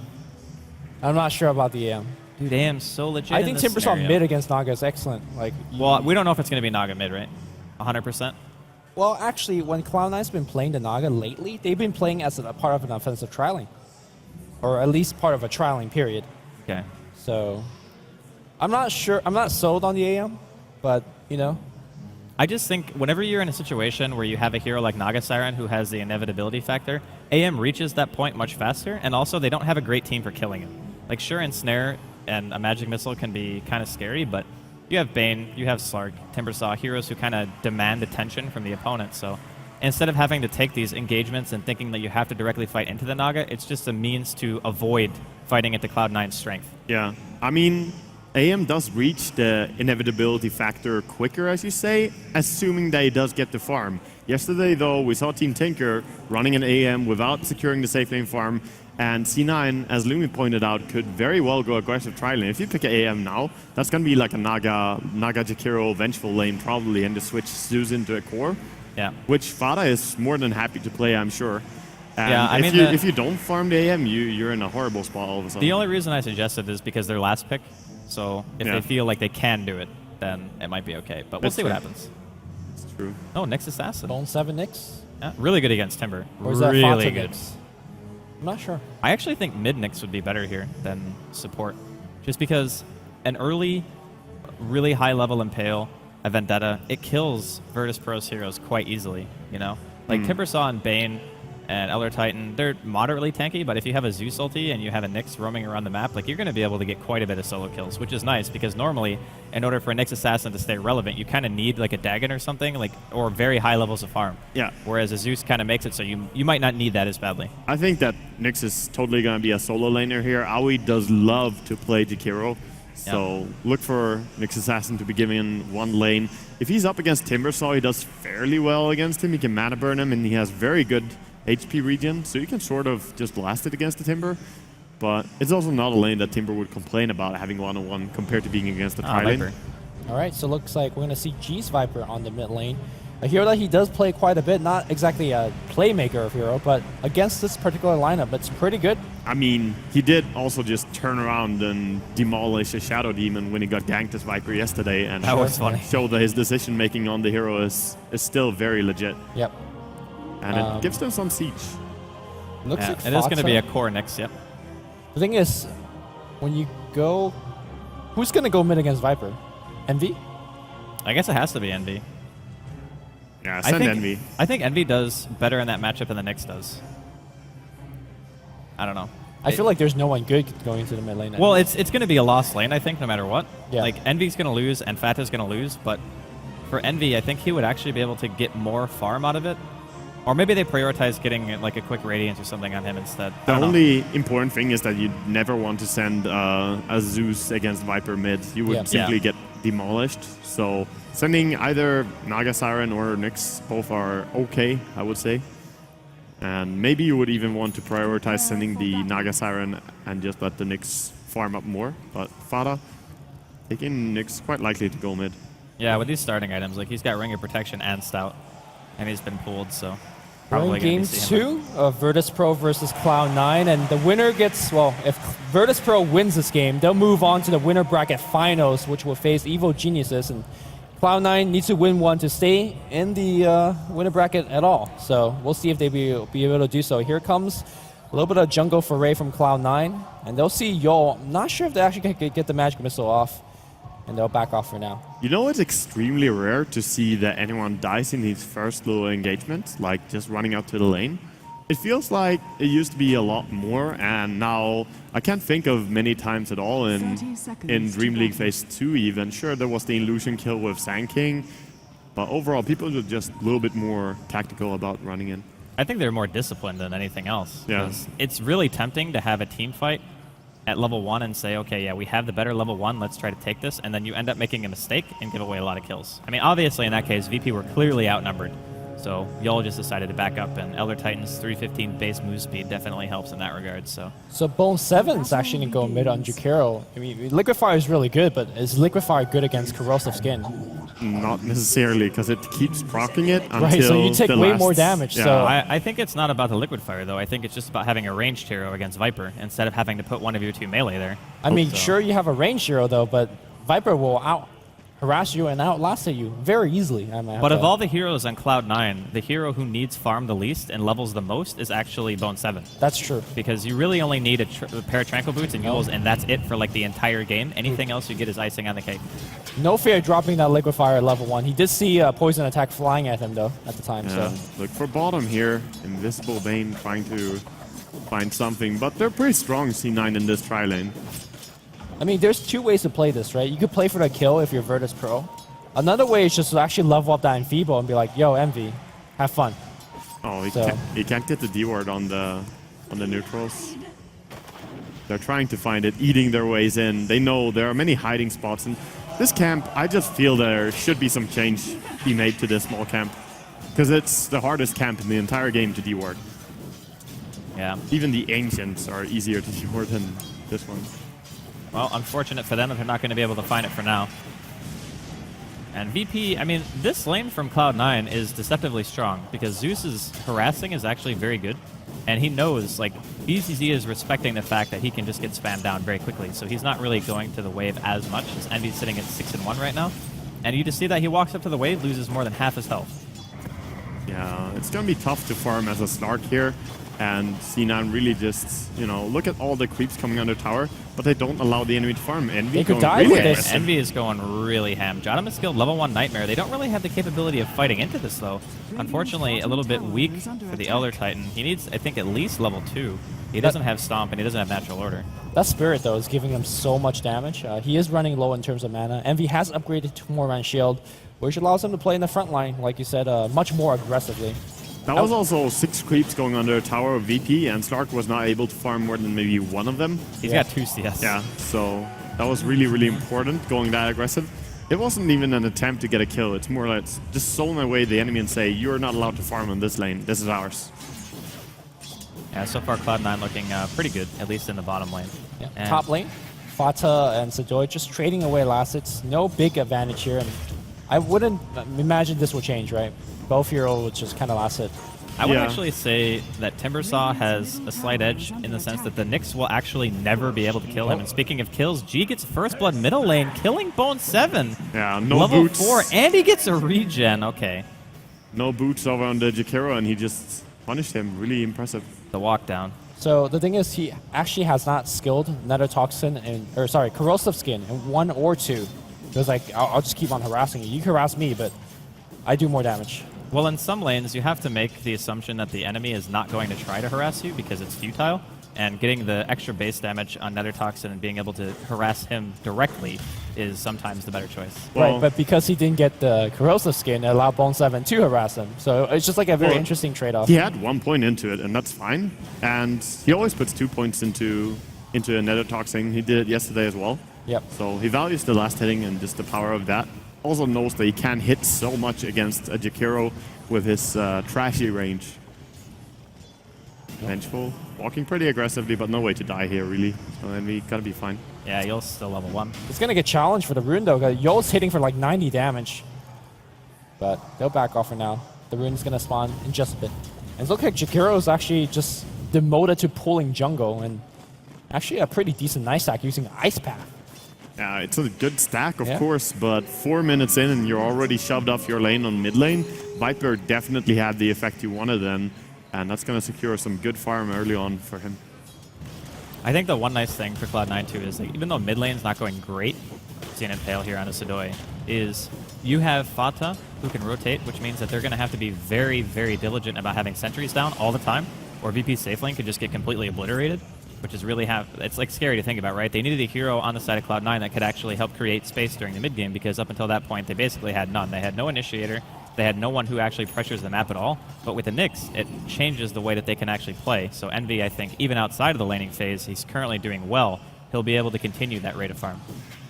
Yeah, probably. And Fata is doing really well against the Timbersaw, 20/7 against 18 and 5. So it's a wash lane, really. Very hard to come out ahead on this lane. Yeah, the biggest lane so far has definitely been bottom. And VP not really getting what they want out of this, although Jottam is level 3 now, so he has got level 2 Brain Sap, which 160 pure damage nuke, definitely something you're going to have to watch out for. It's a really good spell in fights and skirmishes, but that's not really what Cloud9 is going for. Cloud9 is just kind of like, you come in the lane, you're eating a Riptide, you're eating an Arc Lightning, and BCZ is constantly fearing himself like salves and tangles and whatnot, so he's just farming very, very poorly. Yeah. Mid lane here, looks like Viper Strike's going to go off against Bone 7. He's trying to reach a high ground. Ice Path's going to come through. There's one teleport coming in, but I'm not sure if that's going to be enough. The poison attack, the corrosive skin, it's all doing so much. Pylai Dai TP's in, and he's kind of hanging out. Was like, well, I'm too late. I can't do anything. Yeah, and also on top lane, a little bit of a power peak for the Timbersaw. When he gets his mana boots, you can spam a little bit even against the Nyx. Just use the mana boots, immediately burn your mana, and you know, don't let him use his mana burn on you. Throw out some damage. I think we're going to see a little bit of lane switch, because as it progresses, Viper will just bully too hard. Yeah. He's already level 8. This is a good and well-timed switch, though, from C9. Obviously, mid is not doing too well, but also top would start going out of control, I think. Oh, looks like G is actually going to get impaled. Can they chase on him? They got a ton of minus armor, but here comes the Spirit. Does he have Clap available? Looks like he does, but G runs away from the Clap. One more impale would seal the deal, but pull down. Okay, so that was actually a misplay by Yul. He put that Spirit way too far. And still, G lives, right? So he's got his headdress, Aquila, Treads, 1,000 HP. That's 7 minutes into the game. Bottom lane, though, they managed to pick off Aue 2000. Middle lane, Fata comes in with the Vendetta. Even with a sentry down, G still ends up going down. That was a very important kill just for the level purposes. Fata gained a ton of experience for that, and now he's level 8. Very dangerous hero for Virtus Pro. And Nyx is also a type of hero that your first gang kind of has to work, right? You need to get something paying out immediately so that you keep getting items. I think, honestly, the fact that Cloud9 have had to abandon bottom lane is really bad for them. The fact is, like, Envy, he's gotten some pretty good farm in the early game, but it's 7 minutes in, and he's 28 CS. DZZ is 1 creep behind him. They haven't held him down hard enough.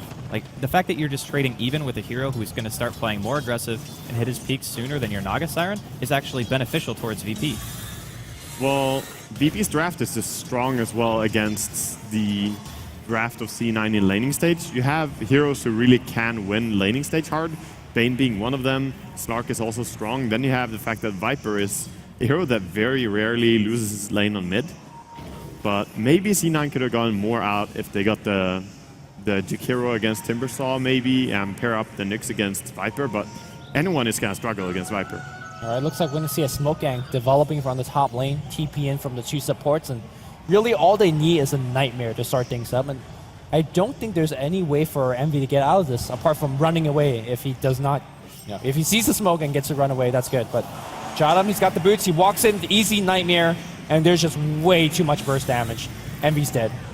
Yeah, he is super dead. And the thing is, we talked about the farm difference between the 2 heroes being pretty negligible, like BZZ and Envy respectively, but BZZ was actually 2 levels higher than Envy, and he had the same farm.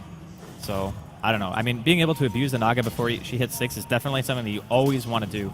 But I really feel like VP, even though they got aggressively trialing against, and it seemed like it was going well for Cloud9, there's a lot of pressure on Fata now. We talked about his capability of making space for the team. It is like all on him. And here we go, right here. He's going to find Yell inside of the woods. The Howl was there. Should be quite an easy support kill. They want Envy to get the last hit. They're even going to save it for him, so nicely done. That's exactly what he needs to do. I'm a big fan if Fata gotten the kill, because he could, get his items well. But he'll TP bottom, defend the tower, and get a ton of farm as well. Gotta be careful though. Here comes BZZ with the pounce. Dark Pack was not prepped up, so. I think he maybe he wouldn't have though, because he doesn't have Orb Venom. Yeah, I think it would have been too There's hard. a haste rune on As Nyx, for giving farm over to Envy, I think it's either way is fine. I think almost having the farm on Bone 7 would be better in this. I think so. Or on Fata would be better in this regard. I think if he gets an early Dagon and just gets to kill the supports repeatedly, that'll be excellent. Yeah, Because having the snowballing Nyx is huge. Yeah, one of you is the guy that you have to look to somehow take over the game and carry, whereas the other one has to hold up the game until that point, whereas Naga won't really help much at all. And giving that little bit of burst gold, well, it's a nice thing anyway. I thought of. So do you think at this point Envy just rushes the straight relic? No more Aquila, no more drums. I still think Aquila is a very high value item, but considering he has Magic Wand and, Bottle, Pour My Shield, Magic, and... Oh, Envy in a lot of trouble. Needs to use a song, Magic Sticks, and should be fine. Yeah, Spirit's going to be chasing him, but he's got the bottle, so... With his specific build, I would say Radiance is probably going to be straight from now on, whereas normally having Aquila is very high value. Bottom lane, initiation, the ganks are pretty good, but okay, no mana. Now you'll fight him. In fact, Fata might lose this fight. Shadow Dance is available. Yeah, he definitely will lose the fight. He's going to get some help. BCC going ham. Oh, too much. All right, he doesn't have enough mana to stun. He's fine. That was definitely close. So everything considered, I mean, VP are pulling ahead in a couple of their heroes. Do we actually think that Naga Siren has enough of a late game factor to actually just be what ends VP's game? Because I actually think Viper, Slark, and Elder Titan together in a late game doesn't necessarily guarantee Cloud9's victory if it goes past, say, like 35, 40 minutes. It all comes down to how much you can do, because if the Viper is anywhere close to the Naga's net worth, you're never going to be carrying against them, because Slark is going to be up there as well. And to pull ahead as a Naga, you really need to outfarm your opponent. It's similar to the way you run an Anti-Mage, right? Yeah. So you need to get the value out of your Radiance, But G is amazing at just staying ahead in farm. Same as Valix, two players who really shines on the Viper as well, even though it normally is a passive hero. I don't think it comes down to net worth as big as what normally would, but hold that thought. Aoi 2000 in a ton of trouble here. He's juking left, he's juking right, but Creep's going to give sight. Here comes the Nightmare. Poison attack's going to come through, and actually, G makes a mistake, but he'll Aoi's get like, the kill. hey, let me wake you up before I die, just to make sure you get the gold.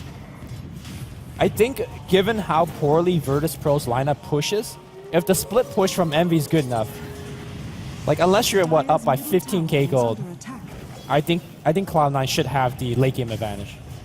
Yeah, I mean, if your 3 creep wave spawns in front of your Raxus and Envy kills it, what do you actually do as Viper Slark? Theoretically, if you get to that point though, yeah, but if you're shot in base already and the enemy is pressuring you, you might have a hard time even getting your illusions across the river. So it's going to be definitely tough, and I think that net worth is an amazingly big factor on Viper. Many players who fall off on Viper is because they don't have the items. Late game Viper with a few items turns into a pretty scary hitter. I think she definitely has that Mirana effect, right? Mirana, if you play her as a core, you better have, 2, 3 tier 4 items. Pilot Die, gonna TP out away from this gang. Yeah, and C9 are losing this laning stage very hard. They're in a struggle already. The 3 top farmers once again decide of VP. Well, I mean, we say that, but Envy is actually starting to recover quite nicely. He's only like 10 CS or so behind BZZ. He's got 2,100 gold right now. He's working his way towards a relic, and it's 13 minutes in, right? So worst case scenario, he gets like a 20-minute radiance. Yep. I don't really think that's an unwinnable position for Cloud9. Nope. G is going to come out, throw out the poison attack, and because he's actually used the illusion, the nice body blocks. box. And here comes Fata. A little bit of Bloodlust in the eye of G can actually burst him down. A ton of AoE damage. The mech's going to come out here. G, last poison attack. God. He gets the kill. Envy wanted to kill here. Jadam's going to get clipped. A offensive swap coming against Jadam. No Nightmare. Here comes a brain sap, and it looks like Jadam's going to go down. Great recovery from Cloud9. Getting a bit of experience and gold. Yeah, plenty of gold going their way. Luckily for VP though, they have pressure on 2 other lanes, so maybe can get 2 towers out of this as well, in which case it's a fine trade for them. Yeah, and they do get both the tier 1 top and bottom. Well, there is a TP coming into top lane. There is Song available. Is Envy going to go for this? It's going to be on the mark here. Sadoy in a little bit of trouble. No ensnare coming out from Envy. He does have it skilled. Only 1 point. Sadoy turns around. There is still a Song if they want to try to disengage this. And I think he's dead. I think he's just biding his time. Oh, BZZ comes in. He's got Blink. Song He's now. going on Bone 7. There we go. It's retreat factor now for Cloud9. They're actually not even going to be able to kill Sadoy. They just got to get out of here. G walking up here into the high ground by Pilot Die and Fata. I don't think he's getting away from this. Yeah, they're going to leaving Pilot Die there.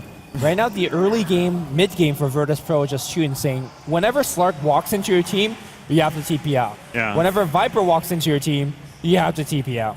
Fada giving him the stun and ditch. Like, Paladai, I'm sorry. I would love to save you, but you're actually too weak.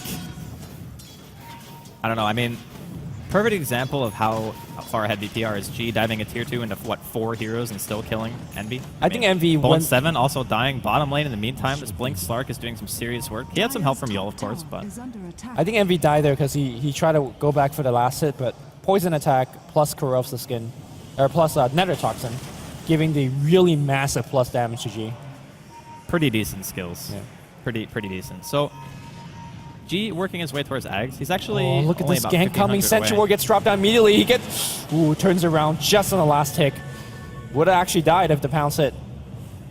I don't know. I think it would have been close, actually.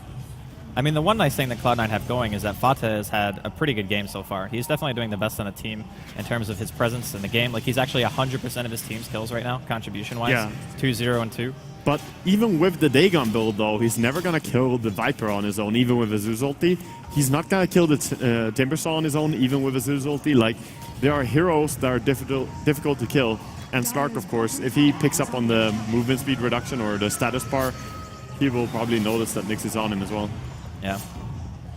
Well, definitely looking to be another VP favored game thus far, but I wouldn't call the game that far out of reach for Cloud9. Like, the biggest issue they're going to have is if they get high ground push and they end up losing a set of racks. That's actually the thing that really hurts lineups with Naga Siren, because essentially you want to be able to push out lanes all the time. And the strength of a Naga Siren is that if you get Radiance, you can actually push out 3 lanes simultaneously. As Fata is going to be caught here inside of the river. Viper Strike is there. Oh. He's going to pop his Invis. Does Stratum have any detection? Oh my god, they actually almost take him out there, but he will be able to scuttle his way to safety. Yeah, I mean, obviously C9 are in a much better spot than in the last game, but it's still a struggle. You have the Radiance working on for Naga, so you need to try and get this up and just farm and push. Fata's still trying to find a kill here. Thinking about this kill, there's just no way, right? There's too much raw health. Yeah, even the damage. I mean, this is risky if he. I mean, if he just walks into like a bad chakram. Yeah, even just one whirling death and he's almost dead, but he's gonna try and do some damage here. That's like the off. spite, you know, my ult is about to run out. That's value, man. They can't even defend their tier 2. Look at this. They have a Bane just running behind the tower, and yeah, that's enough to drive people away. On the bottom lane, BZT ports in to defend the tower a little bit here. And Envy's already starting to do creep sweeping. He needs his relic very badly. What a player. Okay, but he might actually die for this straight up TP out. A Liquefier into a TP. They get the tower. Oh my god. Okay, so this is as rad as it gets. That was beautiful by Bone7. Really well played. I mean, he knew that there was no way that BZZ could stop a TP on his own, right? So there's no real risk in him dying. It's all about, does he actually stop you from killing the tower? Because essentially, if you go in right away and the Jakiro TPs away, you can deny the tower, or he just doesn't kill it at all. So I'm kind of surprised that BZZ just let him sit there and do that like 3 or 4 times. Yeah. Oh, BZZ standing around the ward. That's a good target if he can go on Slark here. Yeah, Slark's actually death packing. He's Good losing timing. a little bit of health here. Impale, it's going to be a kill. Nicely done here for Fata on a killing spree. Yeah. And the question is he going to go Blink? Is he going to upgrade a Dagon? Or something else altogether? Oh, I think you kind of have to upgrade get the Blink in this game. Well, mid lane here, Ice Path's going to get prep things up. Sadoi very tanky. The Chain Sun's going to be there. Magic Missile should seal the deal. Cloud9 fighting some freebies right in front of the towers. And if you look over to Envy now, like Andy said, he's been slowly picking up his farm. Got the Relic Gold, and Radiance is soon to follow. Yeah, he's got the Relic money right now, so all he has to do is pick it up, keep the unreliable gold basically is the most important part. But once he gets that, I mean, VP, the only 2 heroes that probably don't care too much about the Radiance burn are going to be Sadoi and G, because they have just a massive amount of HP. But even BZZ, like, he's got 1100 health. That's not too much to burst down. Obviously, we saw how easily Cloud9 can kill a hero if they get everything just used together, so Cloud9 showing some signs of life here. Oh, definitely, yeah. And C9 now closing up on this Radiance is finally the moment where they can start pressuring out Silence, but still a little bit more time has to be bought by Fata here.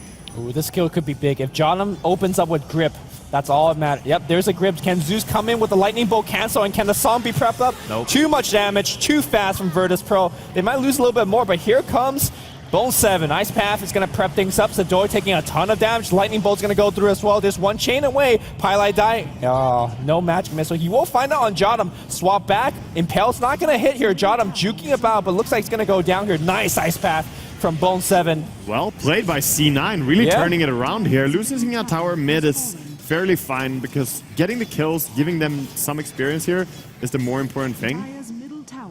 I actually think that this is part of the reason why I don't typically enjoy Timbersaw picks into Zeus, is no matter how farmed you are, until you have a BKB, your HP pool means nothing to Zeus, right? You just get bursted down, and plus, they have a Nyx on top of that, so in a way, I actually think Sadoi, he did really well in the laning phase, but you need to actually continue to farm on this hero if you want to stay relevant. Without a BKB, I think he just becomes food almost. Yeah, and his Bloodstone is now down to 4 charges. He was up at 10, but it has dropped quite a lot now, so... You know what you said about Timbersaw? I think that also applies to the Viper. Just like Waga said, you need to keep your GPM up on that hero. So even G, despite he dominated the lane, played really well, he's knocking down towers, still need to maintain his farm. And with all these lanes somewhat push in, at least for the moment, I'm not sure where he's going to find that creep wave. All right, he finds the top. Meanwhile, Fata looking for his skill on the bottom, and he'll find it on Sadoi again. Yeah, they could kill him here. Actually, though, he's actually zoned away. This Sun has to hit. The Juke's going to come out. Nice connect here by Fata. Another Ice Path should do it, but Sadoi runs away. And here comes a little bit of return, gang. Bone7 straight up TP out, but too much damage from BZZ. Gets him on the very last tick of the TP. Well, that was surprising that he could just walk away from that, but Ice Path being a little bit off target, because else the Nyx will just stand on top of you. You cannot Timber Chain away, you cannot use any spell without getting stunned. But living this time is the Timbersaw. And it looks like they want to transition that into a 2-2 push. I don't think that Cloud9 could defend it without Bone 7. Well, it is definitely going to be hard, and yeah, they're giving it up. Yeah. I mean, losing the last tier 2 is really troublesome because now this is a really good tower to have the TP2 for Roshan, which means that the next thing that VP could potentially be thinking about is, okay, well, what's the easiest way for us to secure that? Because if they get an Aegis up on maybe even Sadoy or BZZ, and then they try to take a team fight to go high ground, that's an ideal situation. Yeah. Mid lane here, easy. Can he land the Impel? He will. The Dagon should be it. The chain's going to come back in. Fata, though, it's going to get double TP upon. That's going to be a Yol coming in. No Yul Scepter just yet. Slark looking for the Blink Pounce. Fata needs to really use his Nike. His TP's going to get cancelled by Jotum. And that's going to be it. But 1-for-1 trade and getting a couple of TP back. Not too bad. Meanwhile, on the top lane here, Envy with the Radiance already online. Starting to do that split push. Yeah, I mean, he's actually a hero now. As soon as you have the Radiance, Naga can come into play and make something happen as well. So buying some time, but the pick on Fado there was very big for VP. And they should have Skadi completed now whenever they want on Slark. I wish they would D-ward a little bit more with the Slark, but they are doing it now as they ran through the they have a enemy gem, jungle. So. Yeah. With Bone 7 in the enemy jungle, pops the smoke, pops the Yules, needs to TP home again. Cloud9's actually spending a ton of Ghost Gold on TP, but... I mean, I think that's less relevant, right? Because you have Fata, who's been creating a lot of space for the rest of the team. I think he's pretty much the only reason Envy has been able to get any farm at all, is because he's always been forcing like these 2 or 3 hero reactions coming out of VP. And that kind of thing is something that you can't really put a price on as a Naga Siren, because even though like Radiance is around like 5,300, it's like once you get it, your hero starts to farm at such a rapid rate that no one really can keep up. Yeah, and one thing that he has at least is that all the farm is being delivered to his base as the lanes are being shoved by VP. So I guess he doesn't have to run that far at least. Yeah. Positive things. He should probably go into a straight boost of travel now, I believe, even in this scenario. Oh, Pi. Allows him to farm faster. Quick TP out.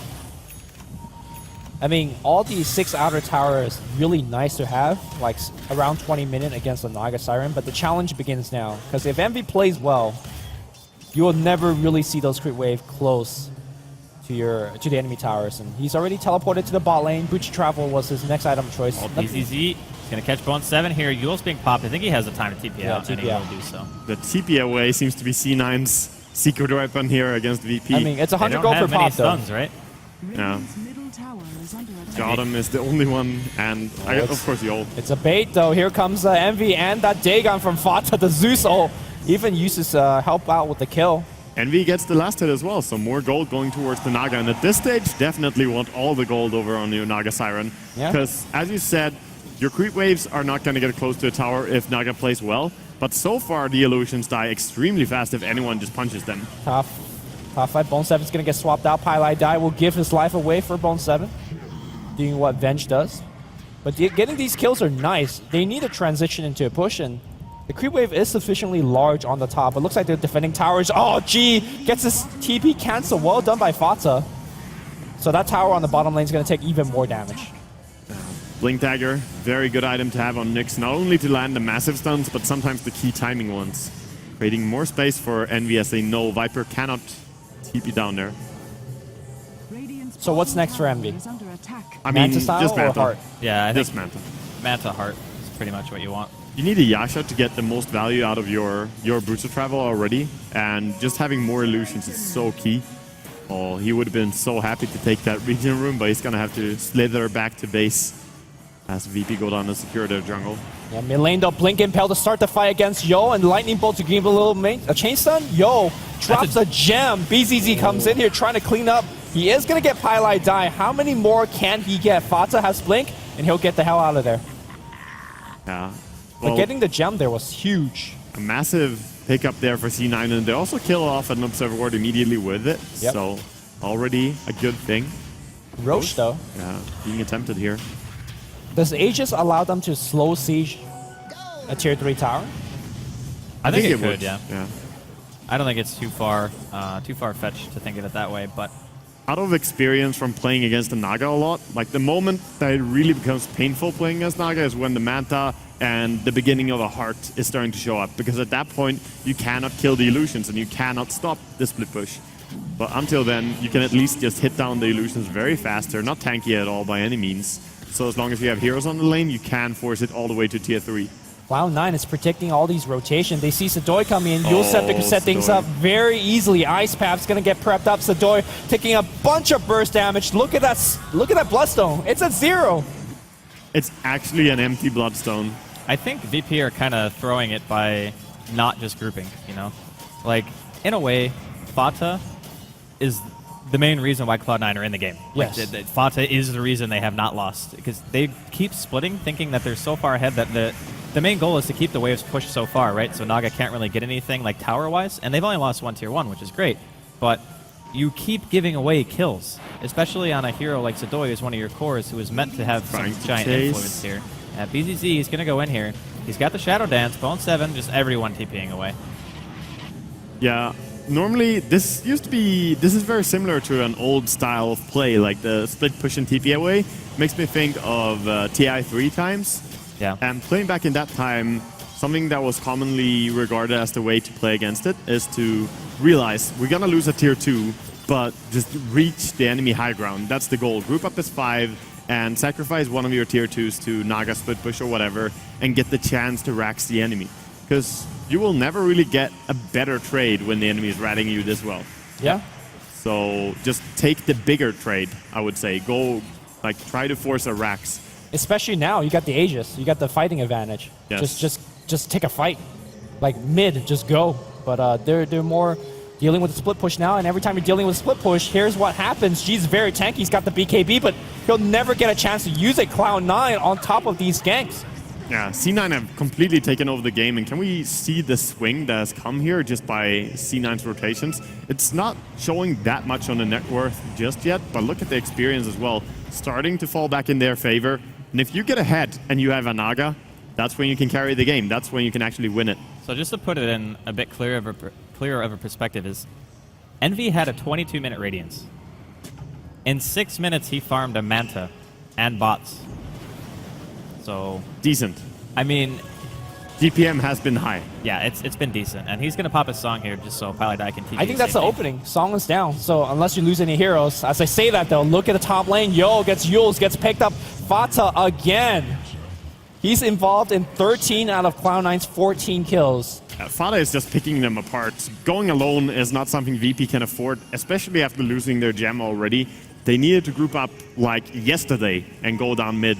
There's really no other way to deal with this Nyx Assassin and Naga Siren, especially with Zeus. Zeus is always relevant in these ganks as well. Any thoughts on Nyx getting a Bucci travel? The map is so split open, you get to pick off stragglers here and there. I don't think it's necessary, actually. Like, because Fata's movement has been so good, usually bots are the one item that you buy in case you ever like are in a position that you shouldn't be in and you want to try to go find a kill elsewhere, but Fata's just been on point. Like, he knows exactly where he needs to be all the time, and even though bots are an efficient item to have and it lowers your TP cooldown, as long as he knows where he's going, I think there's other stuff that he could buy that would be more useful. So what would you like here? I mean, I think Force Staff is good. Just having the extra mobility. Oh, the bash the first hit bash! BZZ, what a player!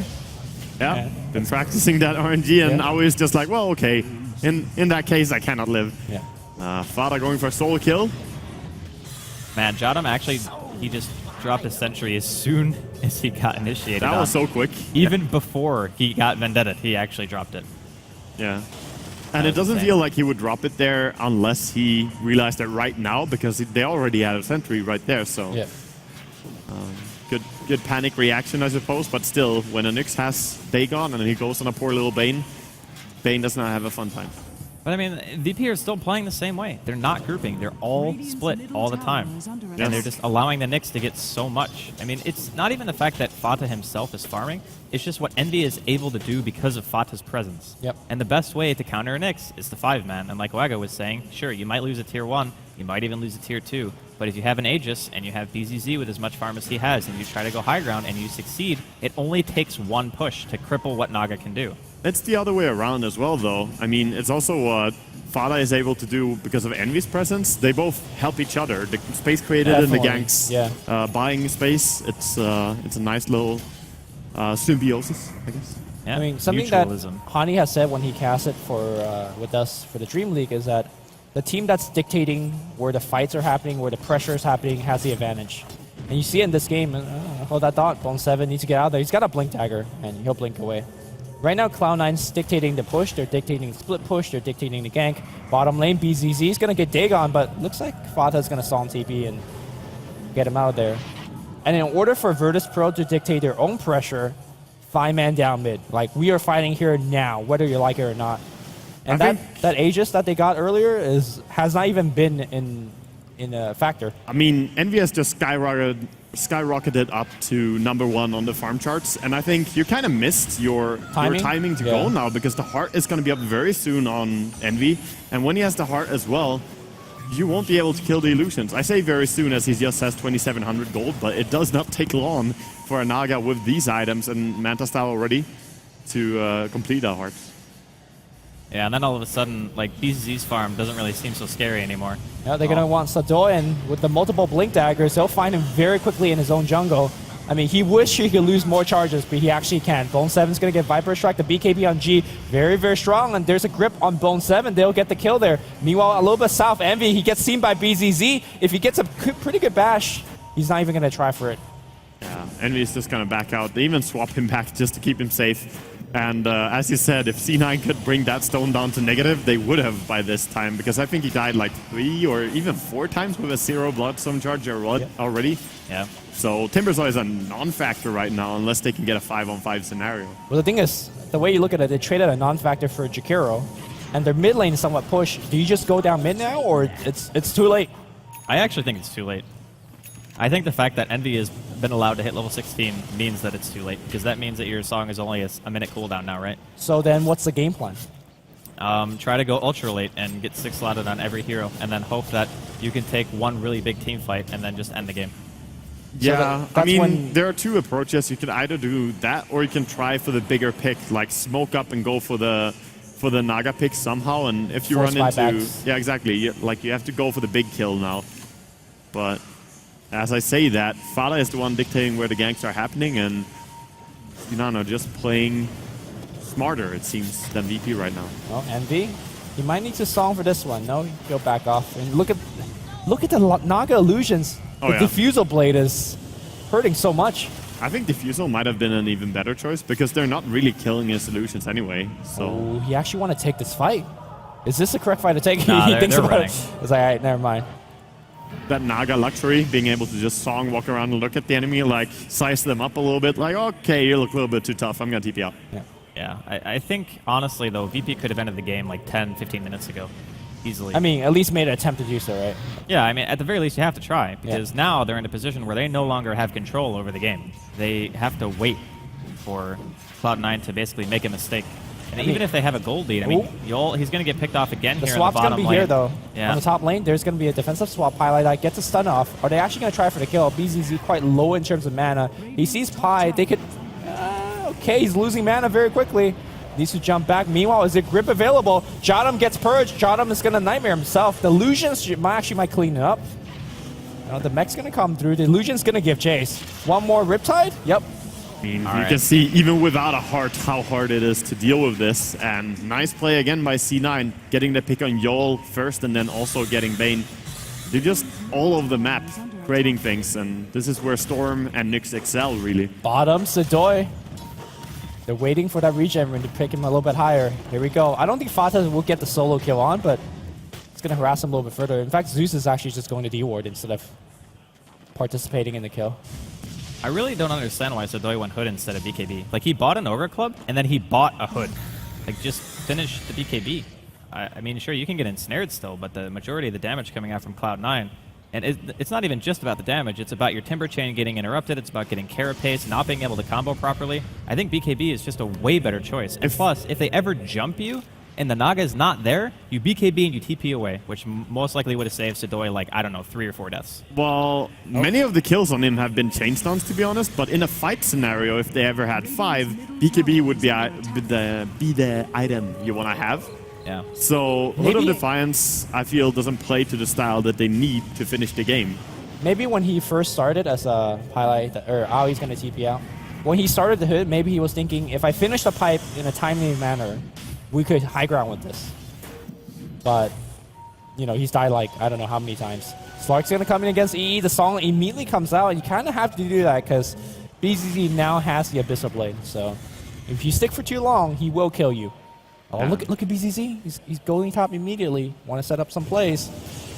But there is a gem available. In fact, he's going to get stunned. Oh, Is he going to get chain stunned? He's losing so much health. The double Dagon build. One on Bone 7, one on Fata. The core is dead. He burned to death in the Shadow Dance there to Jakiro, so just Jeez. barely being brought down. Huge pickup there, killing off the Slark. Slark losing a lot of gold. Viper is very close to finishing up whatever item he wants to get now, but I think it doesn't matter. Like, you get stronger, sure, but how are you gonna push now? You've been waiting so long, and at this stage, the Illusions are just reigning supreme. Naga, in my book, is one of the best late gamers in the entire game. Oh, are they gonna go for this? Going for G this time. He's dead. Yep. Yep. Okay. I mean, this is... If we talked about Game 1 being an outplay, this is an outplay by Cloud9. Like, hands down. I mean, you could argue that VP has made a mistake of not push, but yeah, right now Cloud9 is just running Virtus.pro over.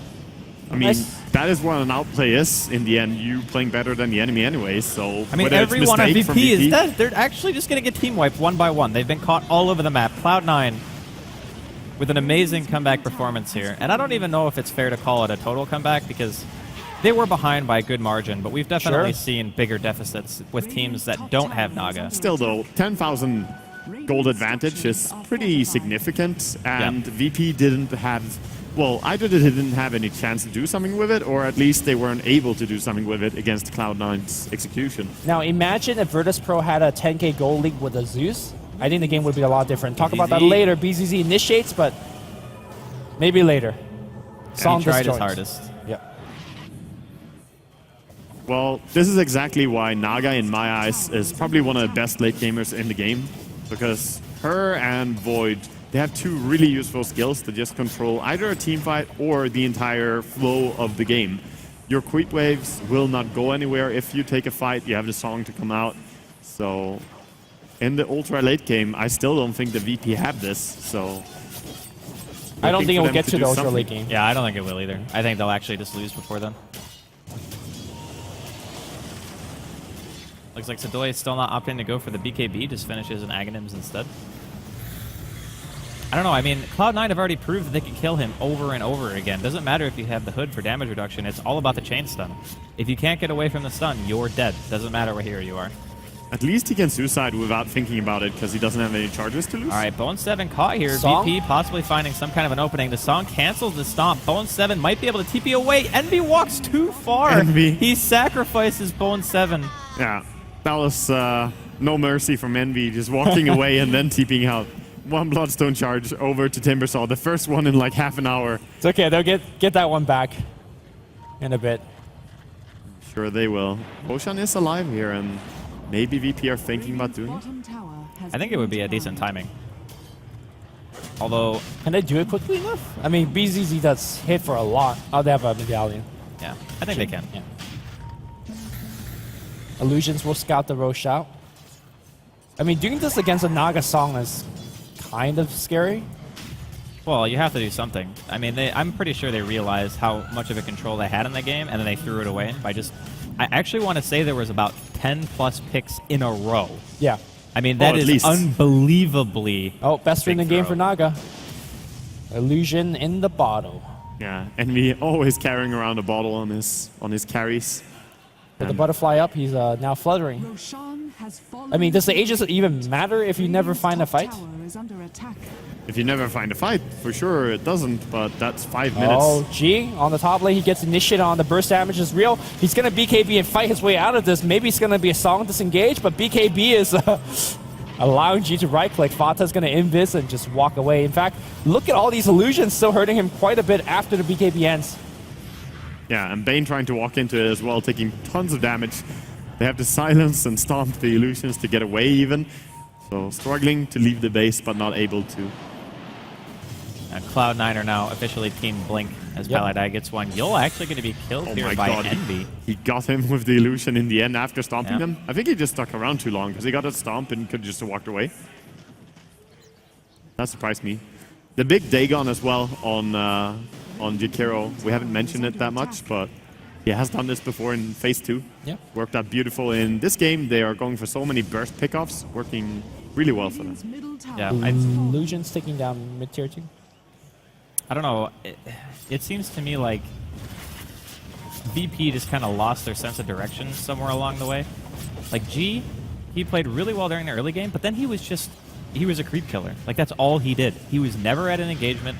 All Cloud9 did was continually go for Sadoy, picked him off over and over again. Yul was another target that we frequently saw die.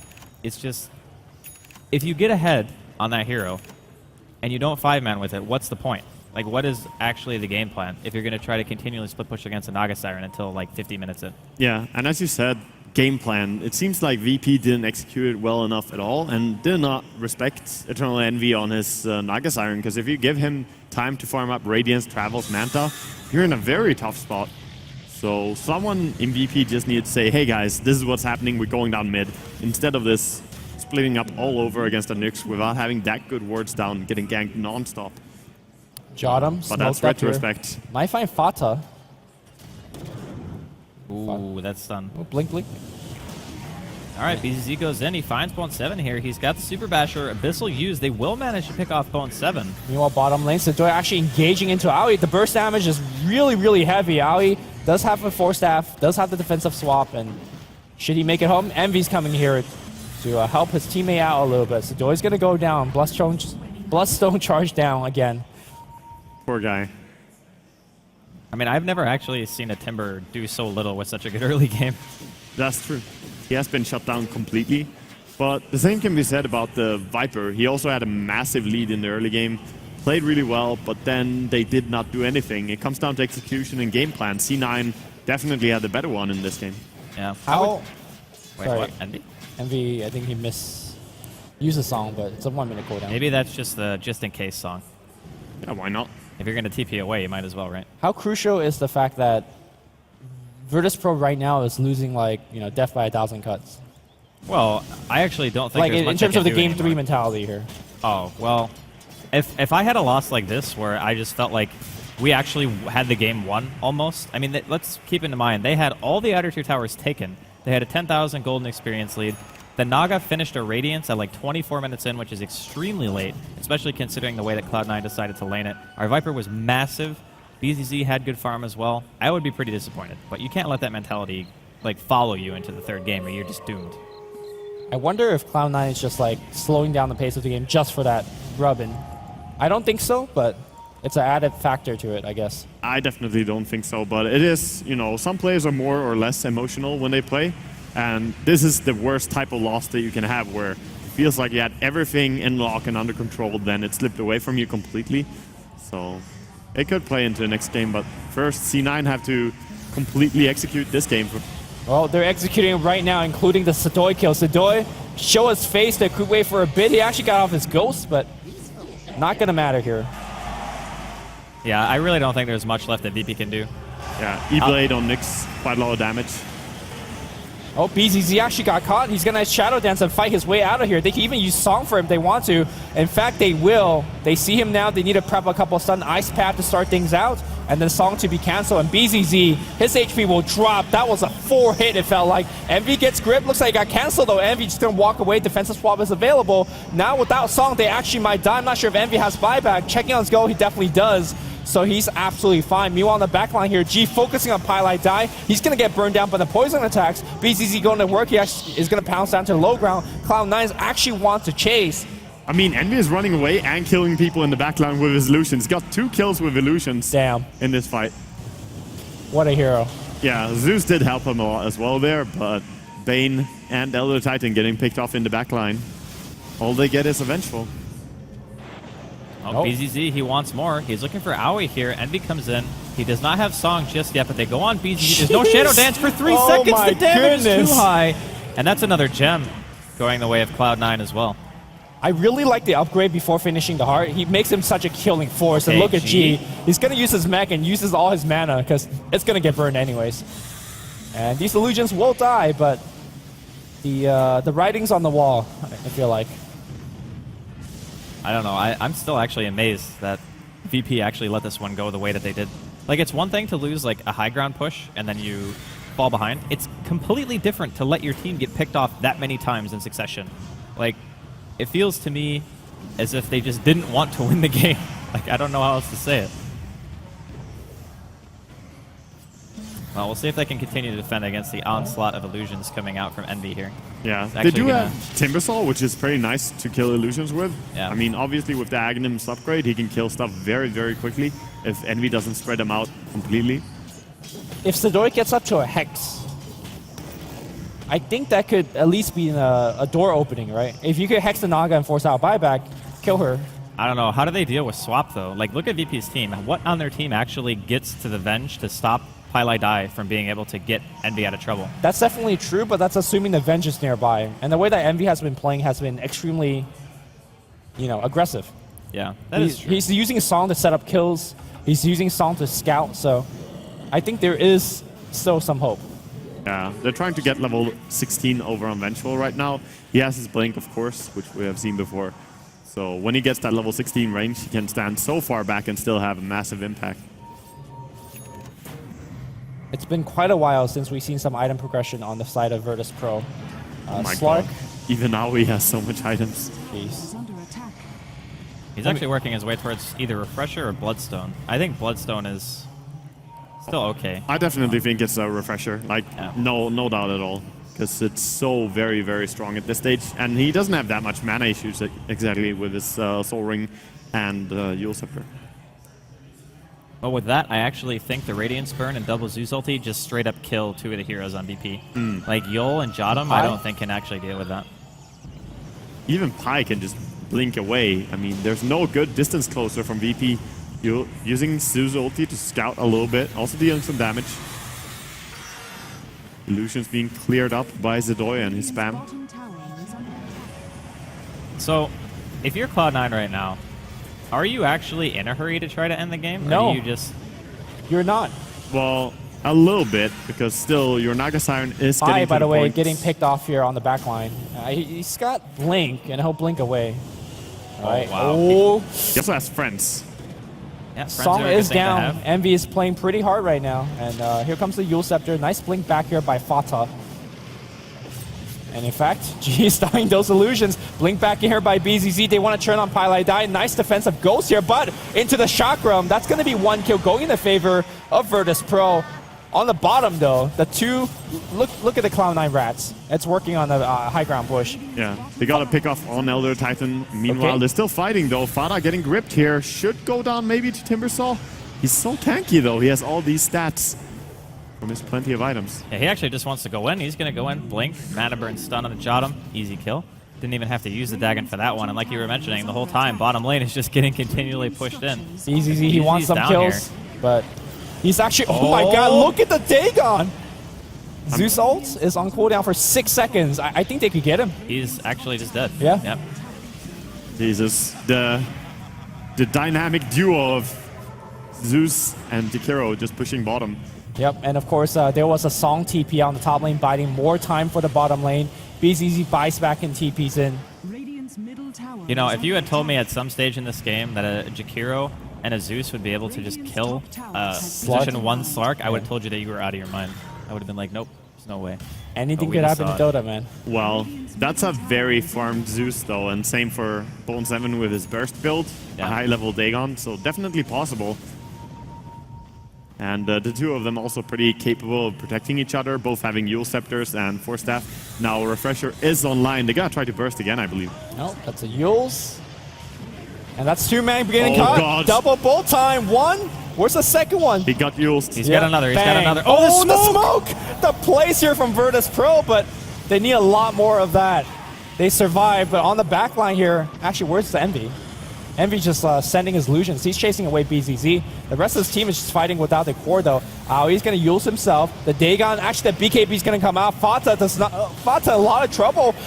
VP is fighting really well for this duration of the fight. Everybody's quite low. Here's Envy joining the party. He's going to Song Ice Path's gonna get set up here against G. G will lose a ton of health here. BZZ, can he actually fight? He's quite low on the backline here. Sedoy chasing forward, throwing chakram left and right. Aoi's gonna die. That's gonna be 1 kill going in the favor of Virtus Pro. They want to chase it a little bit more. They see Envy. Envy does not have Song. He does have Manta.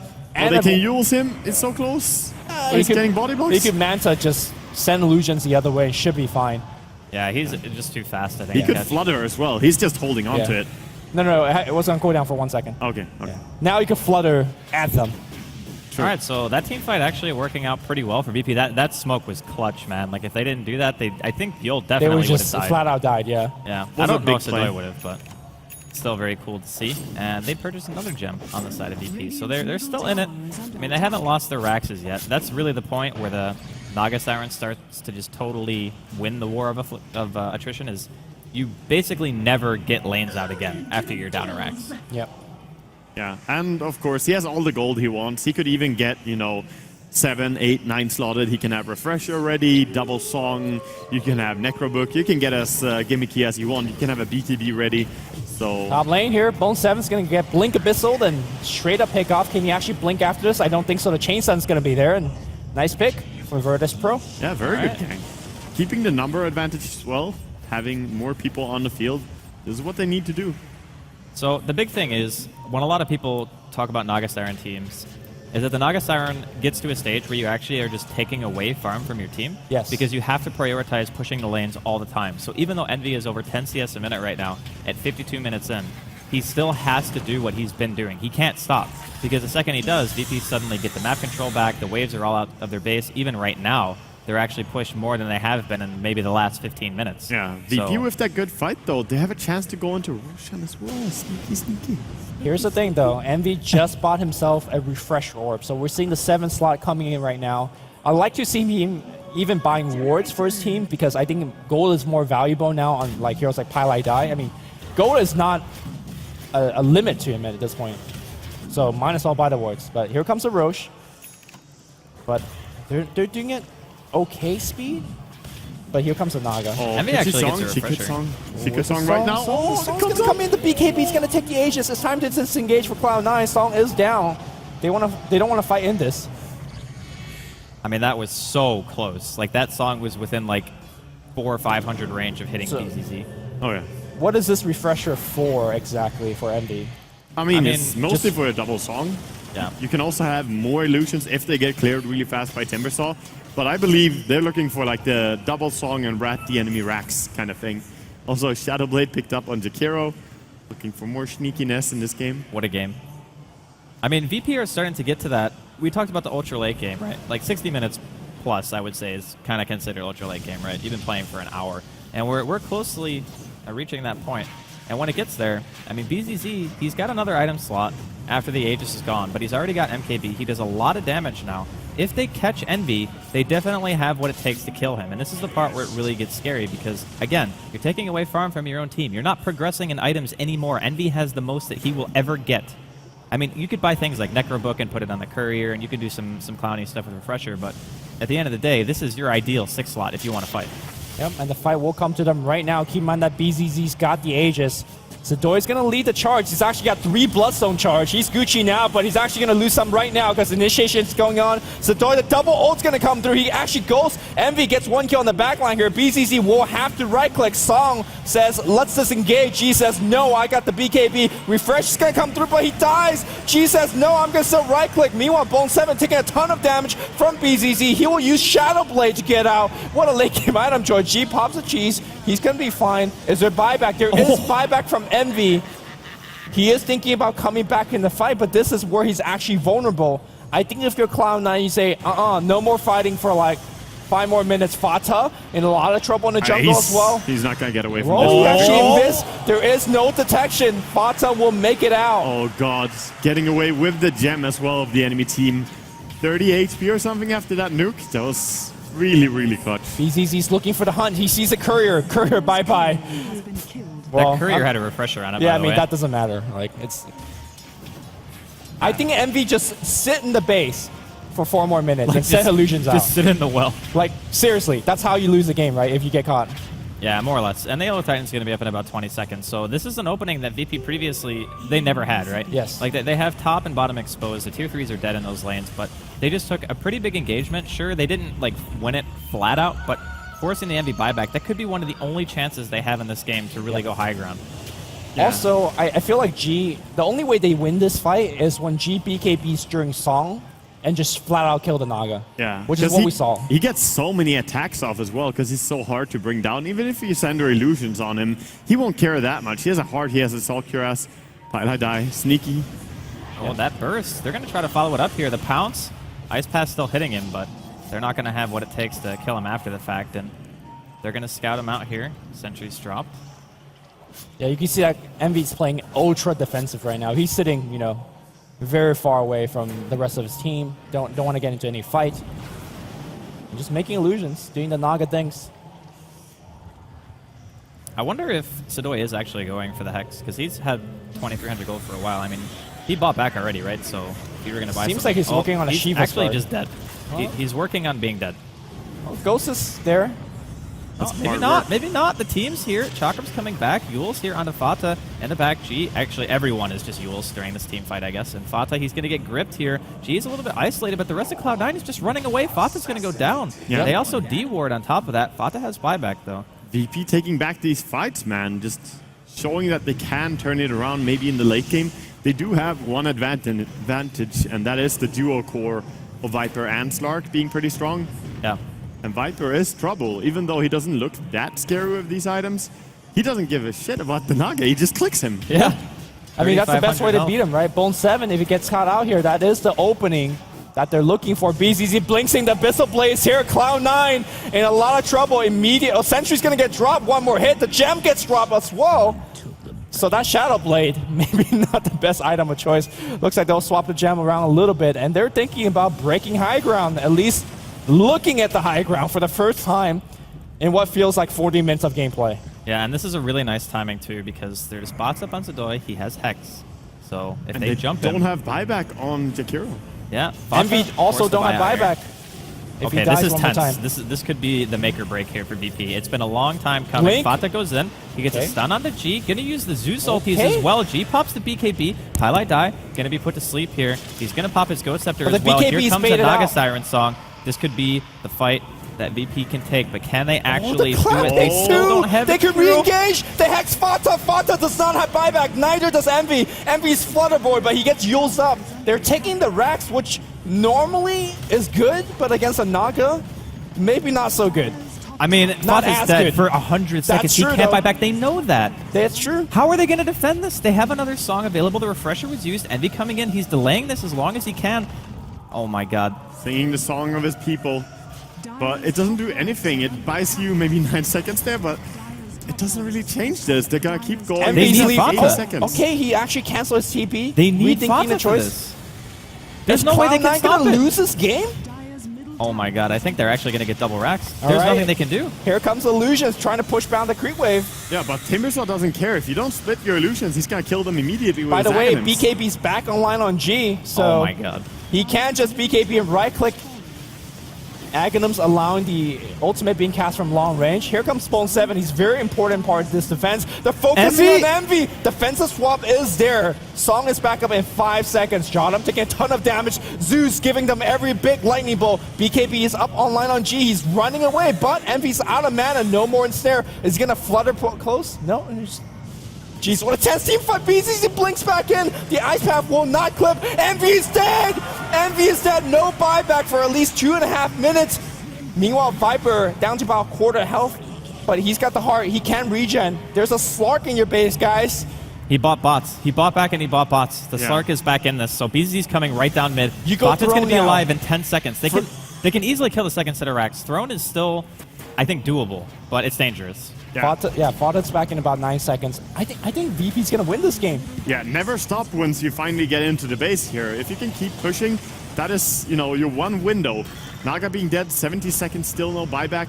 Sure, Fata is dangerous, but this is your moment as VP. Blink forward here. They're chaining everything on BZZ. He is also dead. Now Viper's got to be the next target of choice. He's very tanky. There's a Nightmare on Zeus, so he's not throwing out any lightning bolts. He gets grip. Actually, grip did not get interrupted. He's still on the back line. G is going to right-click away on Aoi. Force that back, buying a ton of time here for the Naga Siren. Objective Gaming? Yeah, VP, they're going to focus please. on the Raxus. G is still tanky. He's so damn tanky.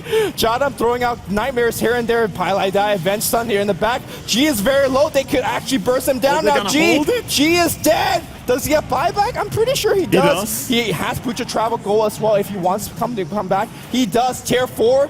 Being siege on the back line as well. Bone 7 very low. Nice Yule stash. Can he actually force tap or blink? Oh no, he C9 gets have chased too far. Okay, Naga's back in 10 seconds. Can they hold this for 10 more seconds? I mean, if you get 1 kill on G now as well, the same thing goes for C9 going straight down the mid that's lane. Mega Creep, so they will get Megas. So close. He doesn't have BKB yet. It's still 5 seconds on cooldown. They're just going all in the Rex right now. Pilot Die ends up dropping here. Sadoy, he picks up the double. Pilot Die buys back. There's 1 Rex left. The BKB by G is going to get the Mega Creeps.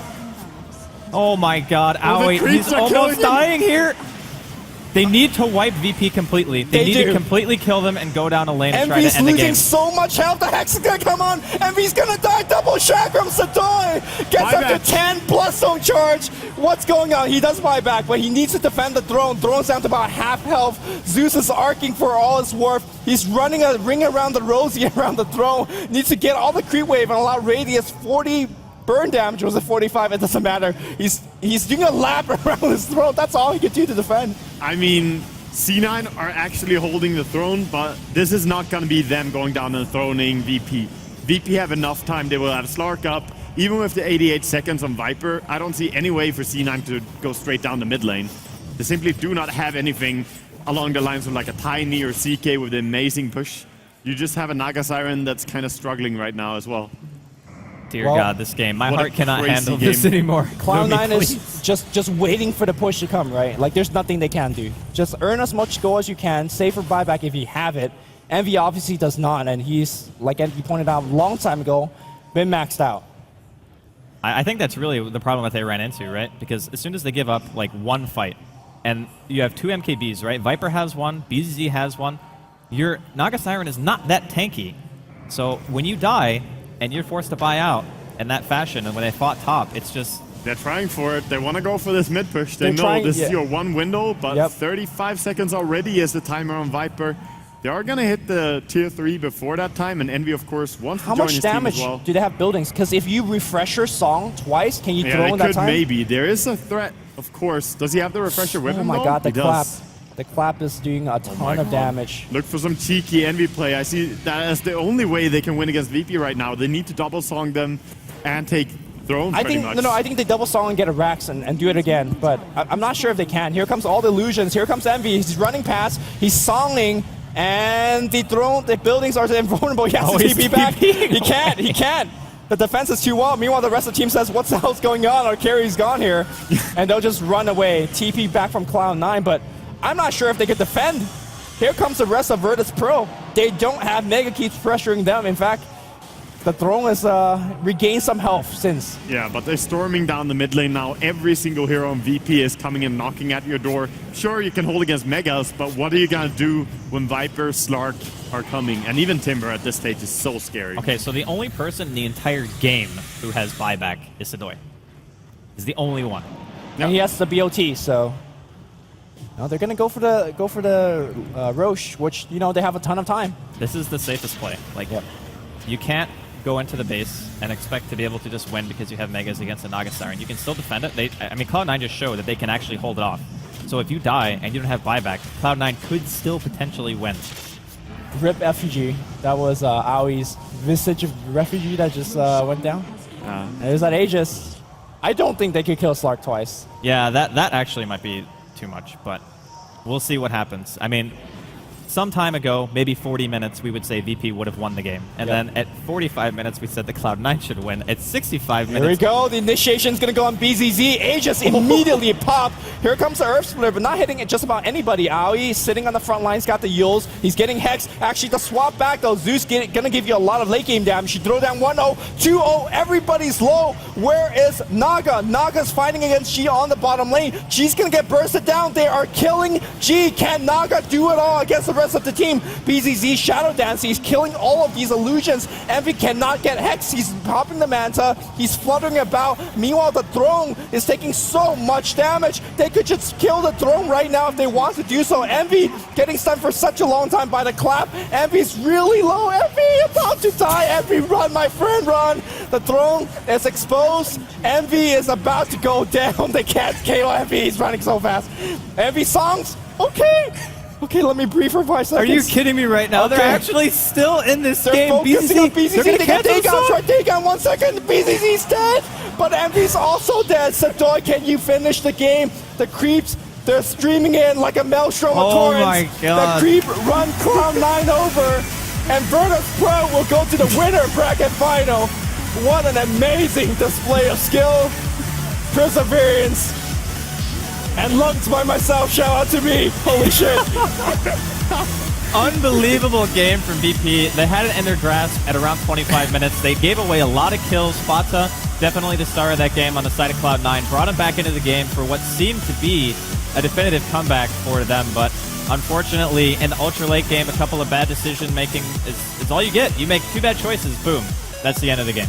Yeah, really. But even after that long time, just getting constant pickups with Nyx and Asus, it's amazing by VP that they had, you know, just the perseverance to keep playing and coming back into this. And Viper showing that late game, he does hit pretty hard. And I think Elder Titan, we didn't mention it that much, but the minus armor that he put over on the Naga Siren was the big reason to why Naga could die to the start from Viper there.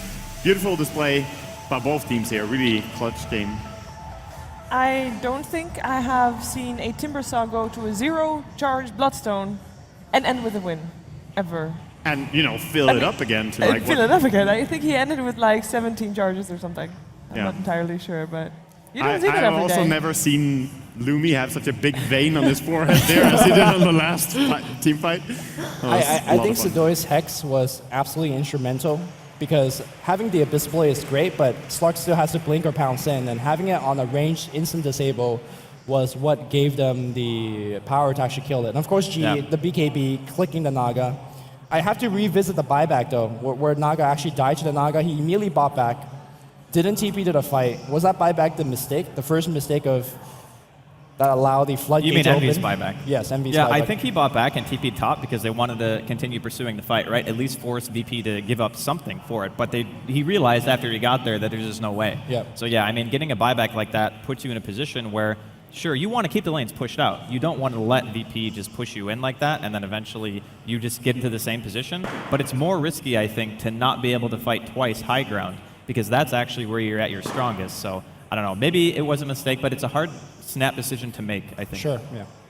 Well, we just watched a great game, but there's also some people that just played a great game, and one of those is G, and G is standing on stage together with Jess. Thank you, Shiver. So looking at game 1, first of all, congratulations on a spectacular win. Looking at game 1, some of the casters were surprised that your team was able to win. How do you feel about your performance? A bit better than yesterday. You know, my feelings. It's just we played some Dota. We picked some good heroes. Maybe a bit broken one, like combination. Zeus, Skywraith, and Elder together make so much damage, and we played well, so we just won. Do you want to ask about second game, or? That was going to be my next question, because it sounds like you want to talk about it. A lot went on in the second game, and around minute 34, it looked like VP had lost control, looked like C9 might be making a comeback. Why did you guys let the game go on so long? Was there a reason you weren't able to end it sooner? C9 is probably one of the best team that plays with Naga, like the way they playing.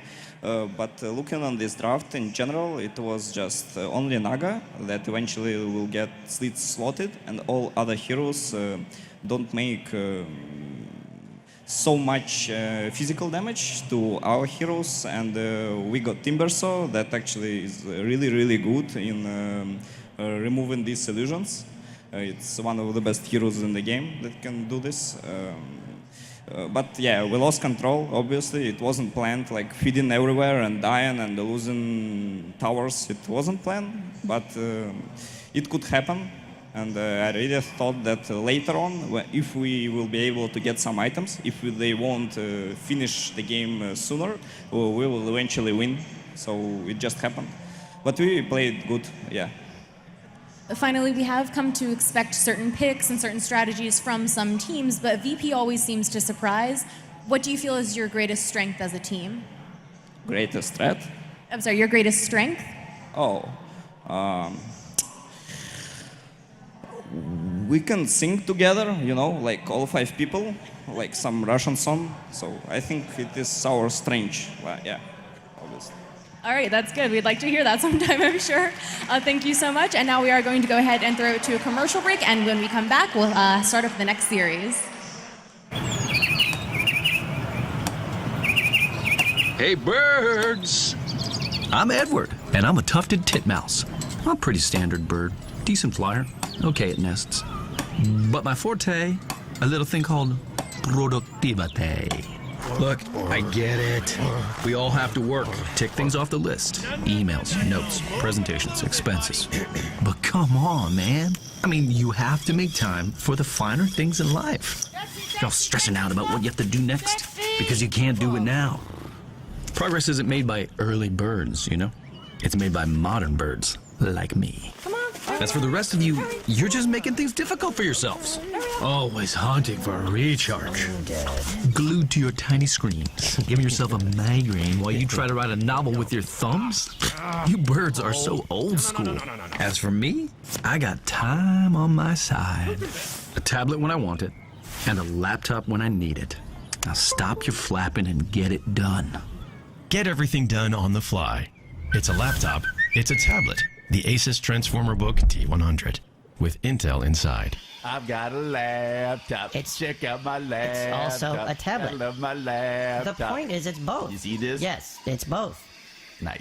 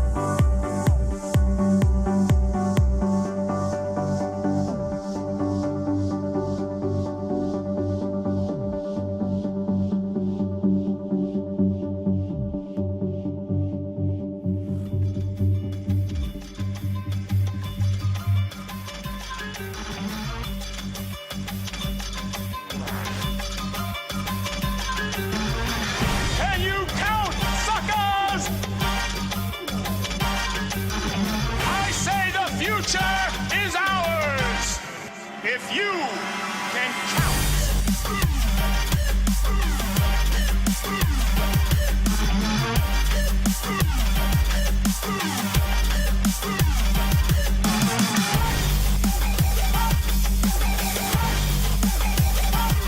Can you dig it? Can you dig it? Can you dig it?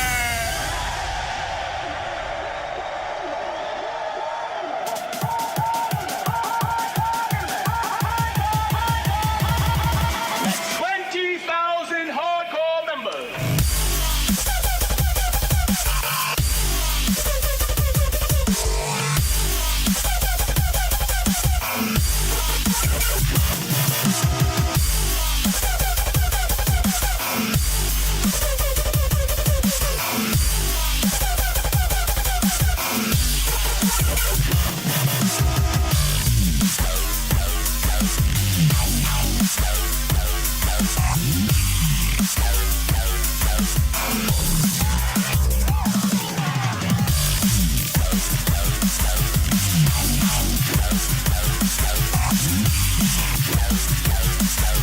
Can you dig it?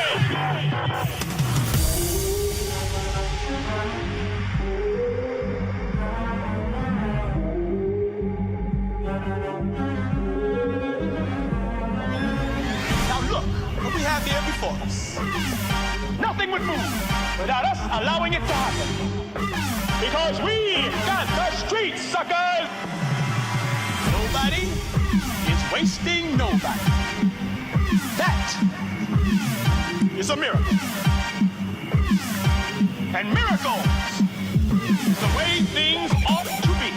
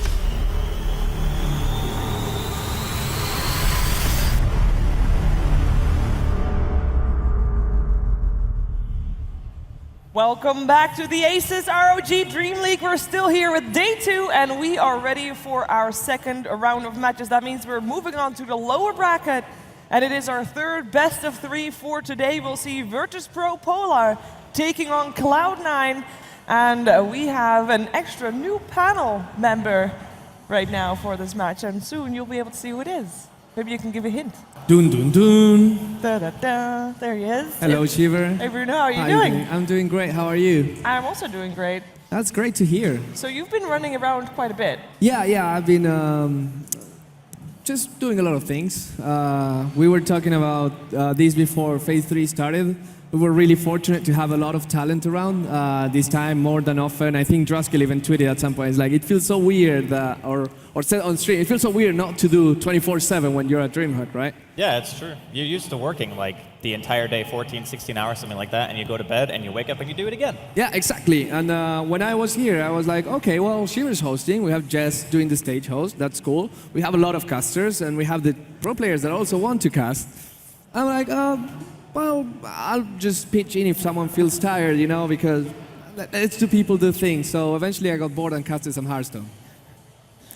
I want to say that it's about development, but it's actually fun games. They're right next here, so I've seen the stage, and that's actually really nice. So. It is really cool. It is really cool. I had a lot of fun, and I went, just don't get scared. I'm not going to start switching to Hearthstone. I'm not Artosis.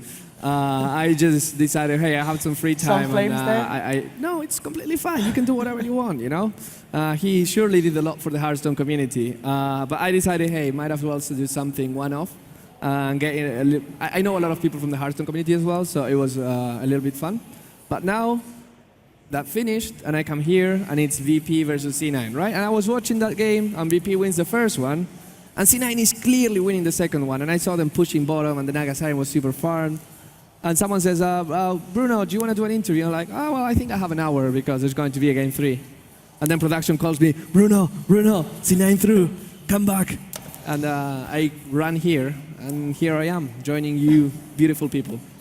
Yeah, and actually talking about beautiful people, there's also some on stage. So we're actually going to go to the player introduction because they are sitting ready there to play their match. Of course, it's both of their second matches of the day. They're here because they lost. Right. And that means that they don't have momentum. We both had 2-0s for both series. And perhaps it has a bit of an impact on their momentum, on their state of mind. DK sitting on the far left, of course. Do you think that will have an impact? Sorry, DK was what? Do you think that it will have an impact that they have lost 2 games in a row, both of them? Yeah, but at the same time, you have to think that C9 also just came from just losing a game, and that is a bit of a disadvantage as well. So we'll see what happens with that. They might have had the disadvantage of just losing 2 games, but they also had a night and then the beginning of this day to brush that off. And losing to EG, while you never want to do so, there's nothing to be ashamed of, and you can always come back. So facing C9, you are the stats person right now, and how did C9 do versus VP.Polar What are you on phase doing? 2? I was just looking Yes, at it. put her on the spot, Bruno. I thought she had it there. It is the first game on day 6 that was, and it was Cloud9 that won both matches, actually. Oh, wow. So they 2-0'd them. I mean, it was a 2-0 series, so or at least a 2-game series. And it was actually where C9 ran Zeus, and VP.Polar banned Zeus in the second game. And like I'm kind of curious about Zeus because we just saw two Zeus games, two very different ones. One where Zeus was mid, one where Zeus was a support. Of course, Cloud9 had Zeus as a support, and it didn't work out in the previous game. But perhaps, I mean, against VP.Polar. I see. How scary do you think Zeus is late game these days? Zeus late game is very strong, and I think he had a good impact even from the support role. It just, you know, it was not really up to him whether or not they could end that game, I think. I'm more scared of a mid Zeus, though, than a support Zeus. But support Zeus can dedicate more time to removing all your vision, and Aoi has played it amazingly many times. Yeah. I also think there's something to be said for what you actually partner with the Zeus. I think G mentioned it on stage during the winners interview that he said that Elder Titan Zeus together is what's actually broken. It's not just Zeus by himself, because you have the minus magic armor and they have a Skywrath on top of that, and it's Zeus. The combo of those three is what makes it so good. They have played those 3 heroes together 3 times and have never lost in the current patch. So, as he said, it feels kind of broken, and I think it is really, really, really strong. So, giving away, you know, Skywrath and ET might be okay, but you have to ban out the Zeus in the second phase if you do so against VP. And did you see the God interview? No, I didn't. You have to go back and watch that. He's an amazing person and a lot of fun. Yeah, he is. I still remember his TI2 interview that I'm a tiger. He also told the biggest strength of VP. He shared it to everyone. Really? Yeah. Wow. I have to see that. Yeah. Maybe I'll find the VOD. But yeah, I mean, you're talking about Elder Titan, and I personally think that actually you're smiling, and maybe it's that you have to go into game. Yeah, that kind of I is the know, case. yeah. I don't want to interrupt I've been in your people. spot, so I know how that goes. So we can go into the game, You're and when rusty. Elder Titan pops My up. cues are not as like. I've trained these guys well, but you know, you're a bit No, rusty. I know. I just like, you just have to smile, and I know what it means, Shiver. Okay, well, I smiled, so that is indeed the cue. We are going to go into the game. It is game 1 of our second, or rather third best of 3. VP.Polar taking on Cloud9. Cool. And yeah, the Elder Titan is there. And so is the Skywrath. So when you guys were talking about, oh, it's fine if you give the Elder Titan, but you have to ban the Zeus, you were actually cheating. No. We actually didn't see the Zeus ban, and the team that actually gets the Elder Titan and Skywrath typically doesn't ban the Zeus. The other team does. Okay. Yeah. So, I mean, it actually doesn't... Sure, Zeus is still a really strong hero, but banning it here in this case, it seems like they were the ones who would want to take it, but they know that Cloud9 plays it too. They just came off of a series where they got 2-0'd by a team who played a Zeus against them and won, and then Cloud9 played Zeus and lost. So they're probably just... I don't know, they're probably happy that they banned. Fair enough. Looking at this, and now I want to talk about the Elder Titan. Elder Titan by himself, not only he synergizes so well with a lot of heroes, but he also just removes a lot of heroes out of the equation. Like suddenly you have an anti-mage and you're facing an Elder Titan, and your anti-mage is paper late game. Same with the Morphling, same with a lot of the agility. Same with Naga in the previous game. Same with Naga, right? Yes. So, I don't know, I think teams... I'm actually happy that they're picking it now. It concerns me a little bit that the hero might be a little bit too strong. But I'm surprised that up to this point, teams were not realizing how strong this hero is. I think he had a lot of play around like TI3-ish and maybe a little bit later on. Even Secret was playing it a lot as well. Like we saw No-Tail playing the support, but it was a hero that saw play, not a hero that is first pick, first ban, which I think is gonna slowly become that kind of thing. Oh, it has quite quickly turned into that. Same thing with Vengeful, though. I mean, it comes down to the style that you play and what can you get out of these heroes. Both of them are amazing at stacking camps, right? Yeah. And there's a lot of emphasis on stacking right now. Killing off Ancients also very easy with Vengeful. Both of them are amazing around Roche Pit, and they both scale really well into late game as support heroes. So if you ever get your hands on the two of them as a combination, you can confidently go into late game against something where your carry is supposed to lose. Yeah, absolutely. And as again, you know how we talk about Rubik? When you pick Rubik, suddenly the enemy has a much shorter hero pool because you don't want to pick this.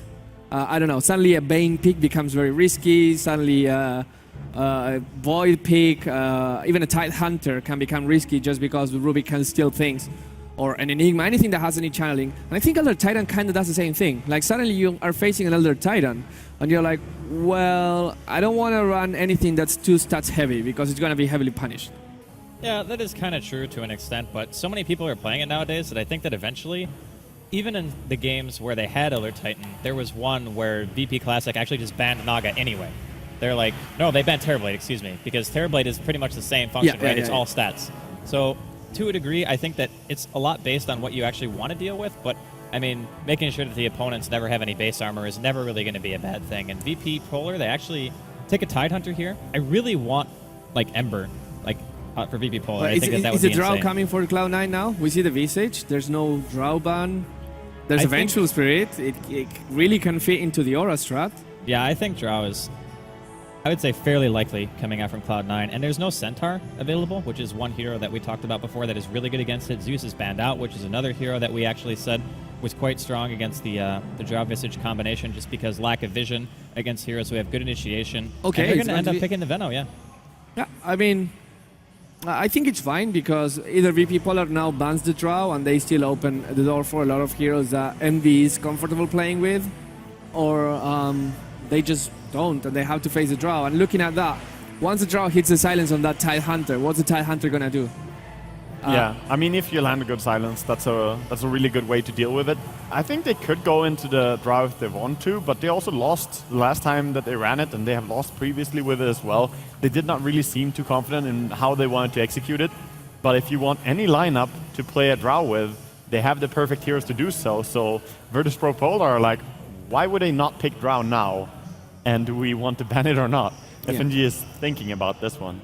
Well, they do have two possible Blink Initiators on the side of VP.Polar, one of which goes through BKB, so that's always a bonus. I really do think they're going to want to go the way of Ember Spirit, and instead of going for the Drow ban, they ban out the Naga, which I think is a much better ban. Like, even if you have this Visage Venge, you can still very easily pick Naga Siren, have an insanely strong tri-lane that could potentially even go aggressive, and Cloud9 going to be banning out the PA, which is another really nice synergy with heroes like Magnus, who get the Empower, Elder Titan. We've seen actually VP Classic were the team who ran that to pretty good success, I would say. Yeah, BZZ playing on the PA, and of Didn't course, he one-shot the opponent's carry or mid? He killed the enemy Void in a few swings, yes. He also one-shot a Slark when it was VP versus Yes, VP Classic. that's what I VP.Polar versus VP Classic. He hit for 2,200 damage and instantly killed. the Medusa. Surely Finette gonna play up on the Medusa. They have nice heroes around the Medusa to protect her. But they don't have something like Vengeful, so you can't go hyper-aggressive. But Ravage and RP, even Stomp from Elder Titan, very good spells to throw in to protect her. I think if you remove the Medusa, VP.Polar's lineup has the potential to win any kind of team fight up to mid-late game. And I mean, that's kind of the perfect situation where the Medusa is going to be. She doesn't need to rush anything. The team doesn't need her. I mean, ignore the 5th hero from Cloud9. You look at those 4 heroes versus those 4 heroes, and unless you get horribly initiated upon, VP.Polar will have a good advantage on the team fights. I would say so, but if Cloud9 do end up last picking the Drow, we've talked at length about how this lineup functions, and more or less it's just the laning phase is your game. Like, that's where you want to win, that's where you want to get your advantage, and sometimes you can win the laning phase so hard just by having that combination of heroes that even a team that's very team fight centric is still going to be hard pressed to find the good engagements that they want. So we'll see if Cloud9 end up going that route or if they decide to pick something different. They did not max out the aura last time they played it, though, so they didn't really bank on the laning phase that hard, maxing out the Frost Arrows instead. And when you have so many range heroes to benefit from it, I think that was maybe a mistake from them. But in this game, they have the options. Of course, Drow, she would be decent here. They're gonna pick her in the end. So a nice way to get the Venomancer, because I think if they pick Drow, Veno, we mentioned it last time, it would be a very, very good pick into the Drow strat. Yeah. Now they pick Veno first and still get their combo. Well, I think it's just teams knowing that Cloud9 do it. I mean, when you have Venge and Visage and the Drow is still on the table, you kind of have to assume in the back of your mind, it's like, okay, this is probably going to happen, right? So it's just teams not being scared of it anymore because VP just showed that they can beat it handedly, right? Yeah. And VP.Polar now playing up against it. Are we thinking maybe they're just as prepared as VP Classic? Well, The thing is that even in the game that C9 lost against VP, I would not say it was, you know, an outdraft or anything like that. The laning stage just crumbled and they didn't function so well around that. Maybe they have talked to each other now, prepared a little bit, made up their mind about what's really important, and gone into this game. Where again, the laning stage looks to be theirs, and Drow peaks really hard around the like 25 to 45 minute in the game. Not necessarily super late game, but you can definitely take some racks early if you get an advantage. Okay, so here we have VP.Polar and C9. C9 Bone 7 is leveling Firefly level 1 and quickly going there to place that ward. We have Pilot is going to be playing the Vengeful Spirit. Fada is going to be on that Venomancer Aoi 2000 on his trademark Visage. And finally, Eternal Envy playing the Drow Ranger. Yeah, and then on the side of VP.Polar, we got FNG going to be playing on the Elder Titan. Bottom, we're going to have Tidehunter being played by DK Phobos. Middle lane, it's going to be Mag playing on Mag. Who would have thought? Yeah, somewhere towards the woods here, we got Skywrath Mage being played by Lil. And then finally, we're going to have Illidan playing on the Medusa. Do you think if your name is similar to a hero, you'd try hard on that hero? Well, like I mean, as for his real name, his last name is Magnusson. Yeah, Magnusson. Right? So I think there's some synergy there. Gustav Magnusson. Can be said. Yeah, his Mag is pretty impressive. I'm gonna talk to Icefrog and tell him to make a hero called like Draskul or something very close to Draskil. Is it going to be a Pharaoh? Because I think that's pretty much what it has to be, right? I know, right? Yeah. We'll see. Well, I mean, you already have Oracle, which is essentially to your likeness. I still don't see it. Like, some things I can honestly see, like the whole Heisenberg thing, fine, I get that. But it's a blue time wizard. Yes, that's what you are. You're all about the time wizard still. I mean... I guess so. Let's be real. Buy with the block on the ancient camp, and DK Phobos, he will have to invest something if he wants to stack this camp, and otherwise he's going to be facing a lane that's going to be really, really hard for him. Yeah, let's see if the enemy pick up on the fact that he's letting the range creep go first here. What you can do is run up and stop the range creep by putting one of your supports. They're going to do just that with Aoi. This may seem like such a small play in like a viewer's eye maybe, but this changes everything, really. Well, now it's still attacking the range grip. No, it's still fine. Okay. Like, that little move right there actually won the lane, like, the first 1 or 2 waves. Meanwhile, top, some bully on Bone 7. And yeah, I mean, both lanes will secure farm for the carry. The problem is that Drow range is going to kick in before the Medusa comes, so if both get equally good open farm, then suddenly C9 is going to create much more of an impact than VP.Polar will be able to. They have a timing window, and of course, team fight, VP.Polar are really strong, but looking over to... Yeah, Punch. Grades. But looking over to what C9 are drafting, they have Batrider, they have Vengeful, they have the heroes that can pick off here and there. Not necessarily looking for big team fights, just skirmishes, right? Yeah. And in the mid lane, this is going to be okay for both. I mean, Mag will be able to bottle Crow, but he will miss waves because Fada is going to push a lot. But we don't expect to see any deaths here. Probably not. I mean, the only way I can see somebody dying outside of a rotation is if Mag gets like a good skewer into tower range or something, which would require a rune. So I don't know if we're going to see any deaths here. And I mean, Cloud9, they're going to be happy with the laning phase, I think, but this lineup is very based around being able to get the map control very quickly, and then having Batrider to back it up just means that you're going to have good pick potential. When you get a pick, you basically kill a tower, I think. Good job by Bone 7 as well, running into jungle. He stacked both camps at once with Batrider right there. As he cleared the trees, it becomes a little bit easier to do so. He got some golems, though. He might be happy about that. Yeah, they were already there, so it was more like, give me anything else, not the golems. Yeah, I mean, a year ago that changed. You remember when you could like stack golem and get more golems and more golems? Dear God. It was a nightmare. But hey, at least Chen can control them now. That's a little bit of something. Poor Chen. That's like the most redundant buff ever. It's like, okay, you can get, you know, this creep now. This creep now. It's kind of good at pushing because you can't... I feel bad for Chen. Honestly, have we seen a single Chen game since Phase 2 even started? I don't think I've seen a Chen game in much longer than that. Yeah, I don't think I've seen Chen in 682 in general, but hey. Yeah, I talked to Ake about it, and Ake was like, well, I want to play Chen, but he's just so bad. It is. Just a bad hero right now. It really is. So we see the levels. It's pretty even right now. Drow getting level 4 is kind of huge. But Ryder being level 1 is a little bit of a concern, especially now that DK Phobos is probably going to try and de-ward.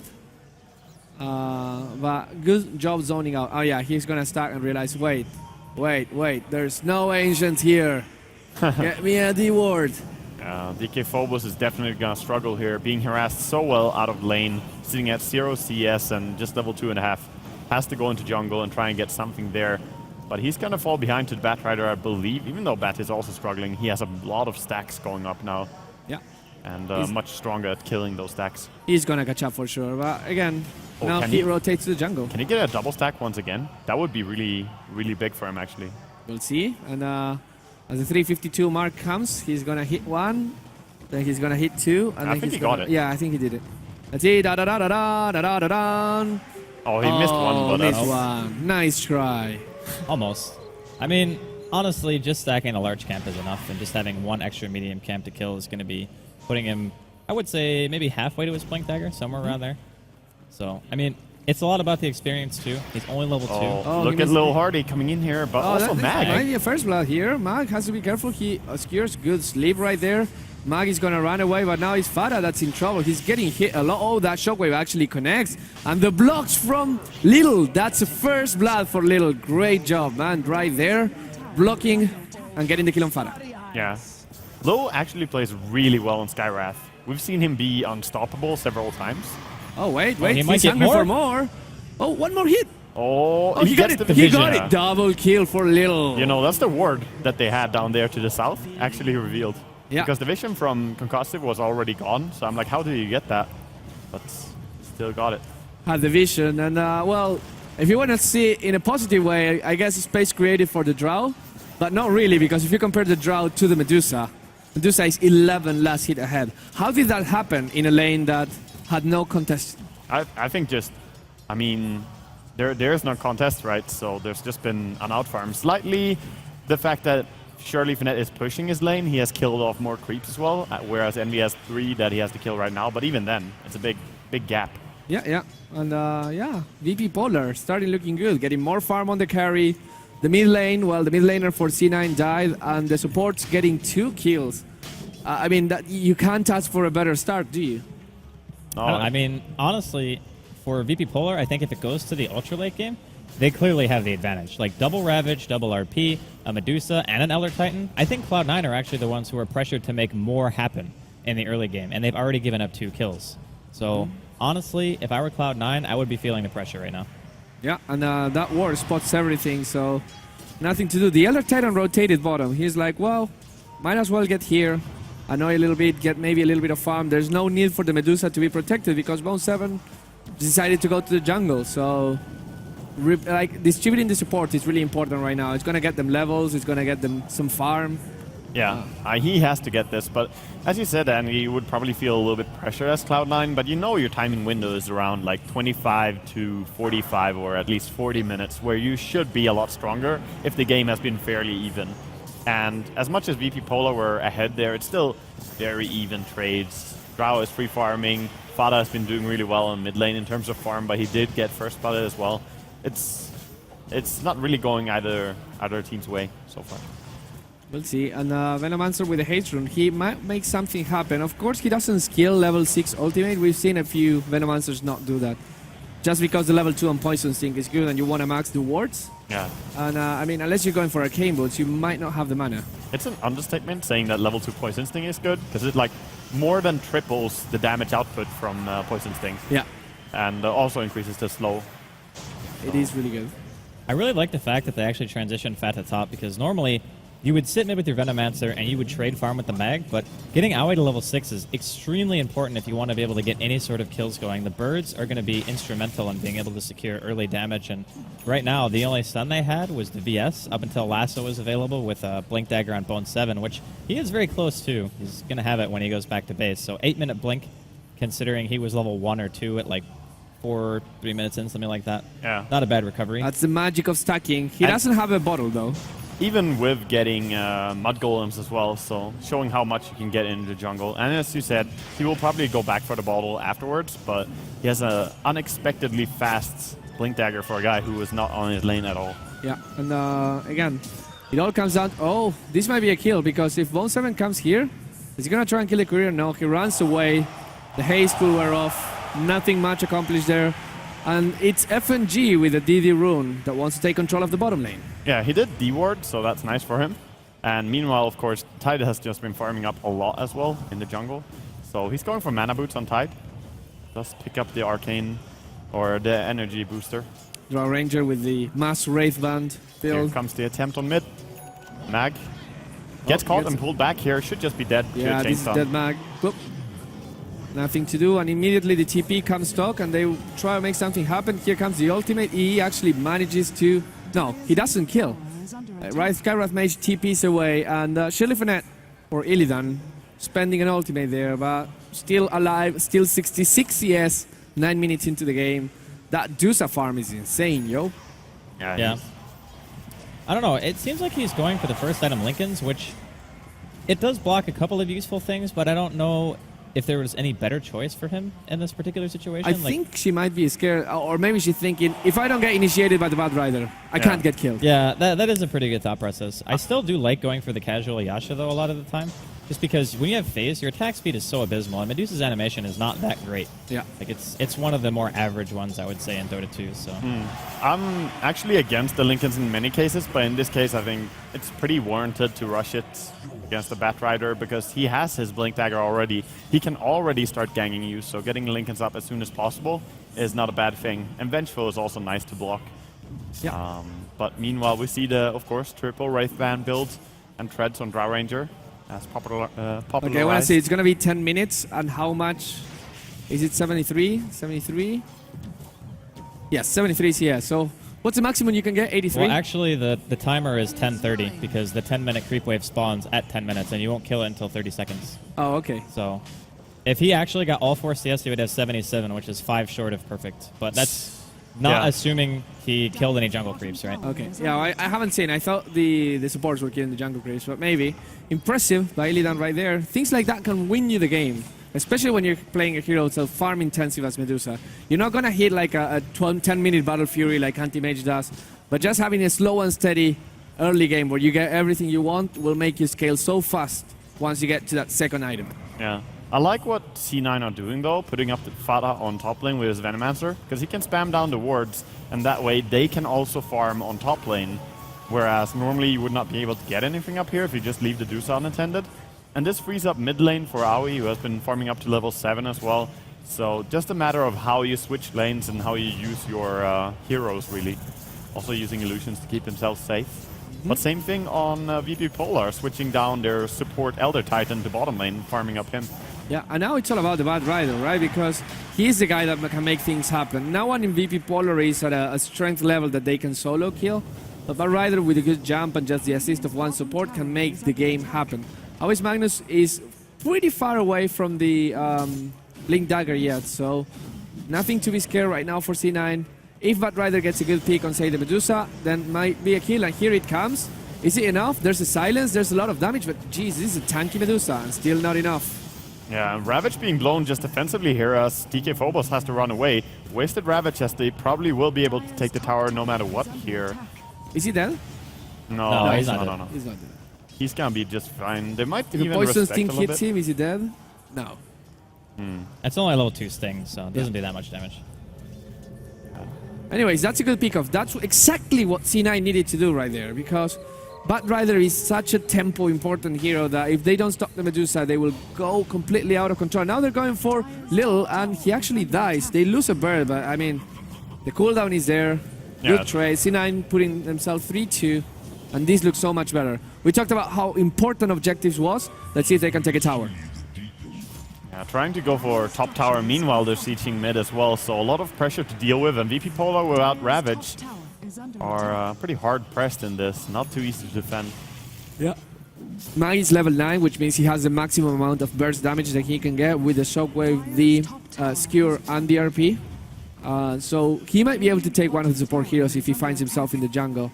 Again, he doesn't really want to fight right now. He wants to get that Blink Dagger. And once that happens, VP.Polar might have an answer. For now, it's Bad Rider's game. I really think that behind RP and Ravage, it's going to be exceptionally difficult for Bone 7 to find these initiations if VP start 5-manning, which I don't really think is too much out of the question. When you have Elder Titan and you have these mass teamfight AoE abilities and Medusa to back it up, like, you actually want to 5-man at some stage. It's just a matter of, can Cloud9 accomplish what they need to with their draft while VP.Polar is still trying to farm? Oh, they see Batrider here with the ward. They saw him first. Can they go on him? Are they going to jump on DK Phobos? No. Oh, the Spirit actually disables the Blink Dagger. There's going to be a concussive shot. There's going to be a Medusa Wiggly Worm. And Mag has to run away. No RP yet. As the heroes start running away and nothing happened. I was expecting something to happen, but no, everyone just backed away and decided not to fight. Yeah. Now round 2 comes. Disengage is real here. Anchor Smash doing tons of damage towards the birds. Aoi has to be careful with his micro there. Not gonna have birds now for 80 seconds. Yeah, but in the meantime, E just playing his game, pushing that mid tower. Yeah. There was a little bit of pressure. They force everyone from Virtus.Pro-Polar going to that top lane. And Eternal Envy in the meantime sneakily taking that tower. Yeah, 5-man Dola is fine for VP.Polar, but C9 are also happily just accepting that. If you split up your opponent when you have this type of draft, that's your purpose. That's why you pick Batrider. So enemy has to go 5. Yeah.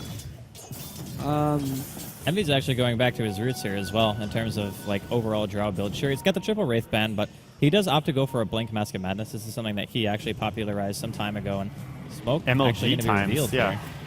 Back during MLG LAN, he played it a little bit. And even with Chen back then, sending him back, and they played Clinks and did the same thing with both Drow and Clinks, I believe. Yeah, that is correct. And right now, Aoi is going to go for Rod of Aoi right now instead of rushing the Acceptor, I think. At least he has a Vitality Booster, which is an indication of that. What do you think of this build, as opposed to just rushing the Scepter and putting more pressure? I think it's amazing against Adusa. Yeah. Like just clicking it on her.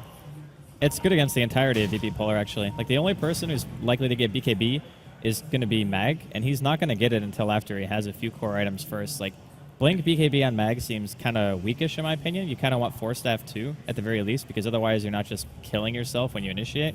So, I don't know. I think, like, it's really good, and if you get momentum with it, which Cloud9 seem to be doing a pretty good job of right now, you can very quickly get an Aghanims after the fact. Like, you're probably going to have most of the map control, I would say, if you're Cloud9, unless you start taking some really botched team fights. Also, the stats you get from it are pretty amazing, to be honest. 25 int and 350 HP is a lot of stuff to work with for a Visage. So, gonna allow him to spam even more in a team fight. Oh, okay, they're waiting for something here. Bone 7 and Eternal Envy up to some antics. They see Mag, they get the initiation of Mag, he's dead. He's straight up dead. Whenever they get a solo pool like that and they have Drow nearby, that's an easy pick. Yeah, nothing to do right there. And things starting to get a little bit dire. If you look at the farm, Envy's farm is getting out of control. Yes, Illidan had a great farming game, early game, but they're not taking any towers. And I was going to say slowly, but this is not even slowly. This is just so fast. Okay, he got 200 gold from the birds, which Aoi is nice. is having a hard time keeping his birds alive against the Tide and the Medusa bottom. Drow Ranger getting an aggressive pick on FNG with the Blink Dagger. Did not expect that play. Well, I guess that's what happens when you have this type of farm this early game and you're going in against a Elder Titan who's only level 7 and has basically no method of stopping you. Yeah. It's very easy to dodge Stomp when you have Mask of Madness. And there's not that much counter initiation as well coming out from VP.Polar. They have Skywrath, who could maybe TP there and punish, but still, the TP out from Envy was very quick. Yeah, and Mag now waiting. He hasn't used any RP yet. No, he has tried though. He tried to get it earlier on. He's gonna check for Roshan, but of course Envy did back to base. Almost full Aghanim Scepter now on Fada. He has rushed this item every single time, I believe, that he played Venomancer. And it's a really, really potent item to have. It is really scary. Once you get, I mean, against that team, against any team, when you pop the Ag Scepter at level 11 or at level 16, everyone's HP just disappears. You know what? I'm looking forward. If it was not that Warlock was such a weak hero overall, I really, really miss the Fatal Bonds Poison Nova combo. Because it comes lethal all of a sudden? Yes, of course. and it does pretty much double the damage. Yeah, well, also the fact that it can deal killing damage, so the only one who can't die to it is the last guy to tick down. Right. So if you get it on 5 guys, 4 of them will die and the tankiest will survive. It's very beautiful. Yeah, it is. Maybe in the future. For now, VP.Polar just... You know, you see them right now and they're not farming, they're not doing anything, they're just trying to protect themselves from pickoffs and finding some pickoffs of your own. Now that they have Ravage and RP together, this might be the best choice. Yeah, they gotta try and go on Fada, get a nice RP and skewer him back.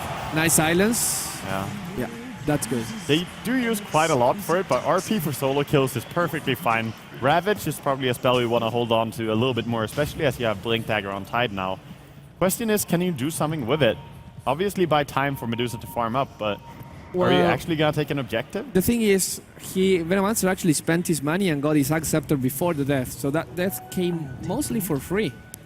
So aside from getting the Venomancer outside for half a minute, VP.Polar just didn't accomplish too much right now. C9 is still farming, they're not scared, they're like, oh well, one less ultimate to worry about, we can be a little bit more aggressive even. And for the first time in 18 minutes, this camp is actually dewarded. Yeah. And they made a great job on making sure that no one can catch up, not the TIE Hunter, not the Medusa on those agents. And props to C9, because that was an amazing play. Yeah, Pylai Dai has been on top of his warding. Right now, though, a lot of wards down for VP.Polar, so information is there for them. They see that Pylai Dai is running into their jungle. They're going to go and try to counter it as well. Tide doesn't spot him yet. Yeah, he's gone. Yeah, he's gone. That damage, though. Yeah. Cow. I mean, almost killed him. That's a very slow TP because he tried to TP bottom, and he was the third one to TP there. So okay, yeah. For a moment, I was like, well, he's gone. No, he's not. He's gone. No. Oh, okay, he's gone. All right, well, C9 looking to push here. They got everyone here. Bone 7's got his bots, his Force Staff, and his Blink Daggers, so whoever he catches, more or less, is going to be dead. And even with the Tide Hunter actually having his Ravage up, he's going for it. He's checking. He's going to find someone. Being sneaky at the same time. I mean, this is not just a push. This is a push and a Roshan at the same time. Diderun over on Envy. He is going to disengage from it. He's so close to killing it, and no one is there, but he got scared of the Elder Titan. I believe he scouted it. Yeah. Okay, yeah, the Elder Titan just definitely saw him there. This is a very awkward scenario when you bring down Roshan to like 2,500 HP and both teams know about it. Yeah, I mean, and now RP is back online. Everything is up online. Yeah, but with C9's lineup, I think they're still favorites to take a Roshan fight just because of Blink, Boots to Travel, and Force Staff on a Batrider. He could potentially make it 4v5 and then secure Rosh. Yeah, but I mean, who'd you take off? That's the thing, right? I mean, if you remove the Magnus, there's still the TIE Hunter. Vice versa also applies. I mean, you can't really jump the TIE Hunter and expect to get away with it because he will pop the Ravage anyways. It might be a factor of how much VP.Polar can burst, and I think C9 doesn't want to risk it. Yeah, C9 get a good ward there on the Roshan pit, getting some crucial vision around it. Of course, they still have the birds to work with as well, but VP.Polar, this is as expected, a pretty slow, steady approach around the Roche pit when it gets this low. Bone 7 has split push top. He has travels, so he can join whenever. Yeah. So their plan is to shove this creep wave into a tier 2 tower, but maybe VP.Polar could catch them first. Oh, this is such an obvious way, though. You see the Medusa there and no one else, and like, something's going on here. Oh, he sees, he blinks, you know, cancels the RP. He's silenced, actually. He's silenced out of the RP. Mag is gonna die. Nice sleep from the Elder Titan. Now there comes everything. Oh, the Ravage and the RP and everything together. Is there gonna die? Ah, my God. Aoi is the last one to go. He's gonna go, but now he is the cleanup crew, and he will come with Bone 7. Shirley Finette running away. Everyone else from VP.Polar is there. Shirley Finette is gonna TP away. There's no flame break. He is a flame break. AoE stuff being used. They do go down.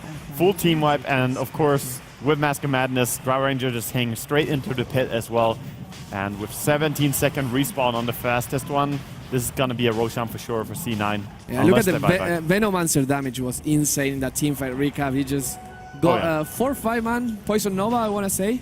And with that, he just destroyed everyone. Once you are in there, you have to finish the teamfight soon, or you cannot win. And because Eternal Envy was not there at the beginning of the teamfight, it was like, well, easy pickings for me. And honestly, that was even with a 3-man RP and a 4-man Ravage. So very impressive strength by C9. I think it was a lot of the fact that Mag actually blinked into no vision, right? Yeah. Like he blinked, he saw Envy there, but he didn't want to go for a solo RP, so he canceled, and then he got No, he didn't cancel. He actually, he was casting it and he got silenced by Envy. Are you sure? Because I thought I saw the animation 2 times. Maybe I was mistaken. Oh, maybe. I saw him, the animation, and then I saw him silent, so maybe I was like... Either way, it would have been a solo man RP right there, and it might not have been enough. Oh, little you're dead. Oh, he might not have the vision that he needs. Oh, he does? Oh, yeah, that range, though. Skewer into the tower here. Envy going to be losing the Aegis. Bone 7 comes in. He didn't actually last, so they're going to kill Mag regardless. Here comes the ulti from Illidan. Pylai frozen under the tower. They're going to have to turn around here. Aoi is actually frozen as well. Can VP.Polar get something going for themselves right now? Linken's is now broken. Bone 7 goes in. He gets the lasso off. Pylai, he's got one more stun. There's no mana shield active on Illidan. He gets dropped. He had full mana when he died there. They're going to end up losing Envy for this. Again, clean up crew. Taking some birds right now. He has 1600 HP. He just can't die. Nope. And now DK Forwards is the last one, and Fada is there. DK Forwards is their second team wipe in a row for Cloud9. Cloud9, 15-8, completely taking control of this game. That Medusa is suddenly not scary if they die twice in a row. Yeah, very impressive how long they can just play around them. And there's no key target on C9. Yeah, you go on Drow and you kill her, but there's still so much damage coming out from this Venomancer. And of course, Visage is just throwing bombs all the fights long. And he's getting really, really rich right now as well. Closing up on an Aghanims, which I fear is going to feed more birds, though, because he has died with a lot of them this game. Does it matter, though, with that much of an advantage if VP.Polar wants to try and focus on the birds or even just like split shots on the birds? It's not even focused. Like, they died to one Anchor Smash with Elder Titan nearby. No, well, here's the thing. I mean, okay, you used your Anchor Smash on the birds, which, if they hand the goal for the Earthshaker, but it's a small ability that will not damage everyone else. And even if it's on the Medusa, that just doesn't even need to right-click, every shot that goes on the bird is a shot that is not going to the other heroes. So, as damage soakers, it's less than ideal. Efficient, definitely not. But hey, you're so much ahead that you can take it. Also, Earthshaker confirmed Tidehunter. What? You said Earthshaker. Did I say Earthshaker? You did. Yeah. Wow. I was like, what? It's okay. It's fine. But Aoi, he's working his way towards eggs. Like, he ran by a ward, though. They know he's down here. Yeah. I don't know if they can actually dive him, though. I mean, how do they kill... Yeah, the backup is coming. Look at C9 just rushing down. Oh, the RP on the... boy. Oh, my God. My days. Mag, he's kind of stuck here. Actually, he's arrived. Be able to kill Aoi. Here comes the Ravage. Wow. BKB, go ahead. No, they're dead. There's no way they can fight this. The damage coming out from Envy, the Poison Nova from Cloud9, it's just too much. Envy's even going to be able to TP top like straight away after the fact. Looks like he's maybe going to try for something else here. He doesn't have his mask for a couple of seconds, though. I mean, he could solo kill the Medusa with his Mask of Manus and Butterfly. If he blinks in and silences him. He actually has his mana shield on this time. Bone 7's going to spot him out, not facing towards him. Very nicely done so far. He's just a little bit too slow. He's not going to get frozen. Ulti is now down, and yeah, he's a goner. Oh, wait, ow. Envy started farming in the middle of that, by the way, to start hitting creeps. Yeah. Fine. Poor Medusa, not going to be creating any effigies in this time. And Fada with a DD room, pressuring bottom as well. Look at how hard he hits. Over 300 damage. Jesus. And that is so scary right now because we were talking about how VP.Polar had the heroes for the mid-team fights, but Rider was the crucial hero that needed to get those lassos going. And because he got such an early Blink Dagger and got a single kill out of every one of them, it just was too much for VP.Polar to control. And now you have a Medusa, that's detrimental for you because without farm, she's not doing anything. And the rest of the team, once they blow up their cooldowns, there's not much to say. Yeah, I mean, laning stage looked pretty good for VP.Polar, slightly ahead during it, but slightly ahead is not enough. Oh, top. DK4 was really aggressive. They're gonna see Envy sitting around in the jungle. He does not have a BKB, so he's gonna be pretty happy to just back off instead and keep farming. Yeah, Magnus now has a 4-staff. Maybe that can help him initiate if he gets Poison Sting. Remember that one of those things that are really, really annoying is that if Venomancer has a ward, suddenly, bam, you cannot blink for quite a few seconds. So getting the 4-staff is that secondary way to actually get there in a fight as well. Is it going to be enough?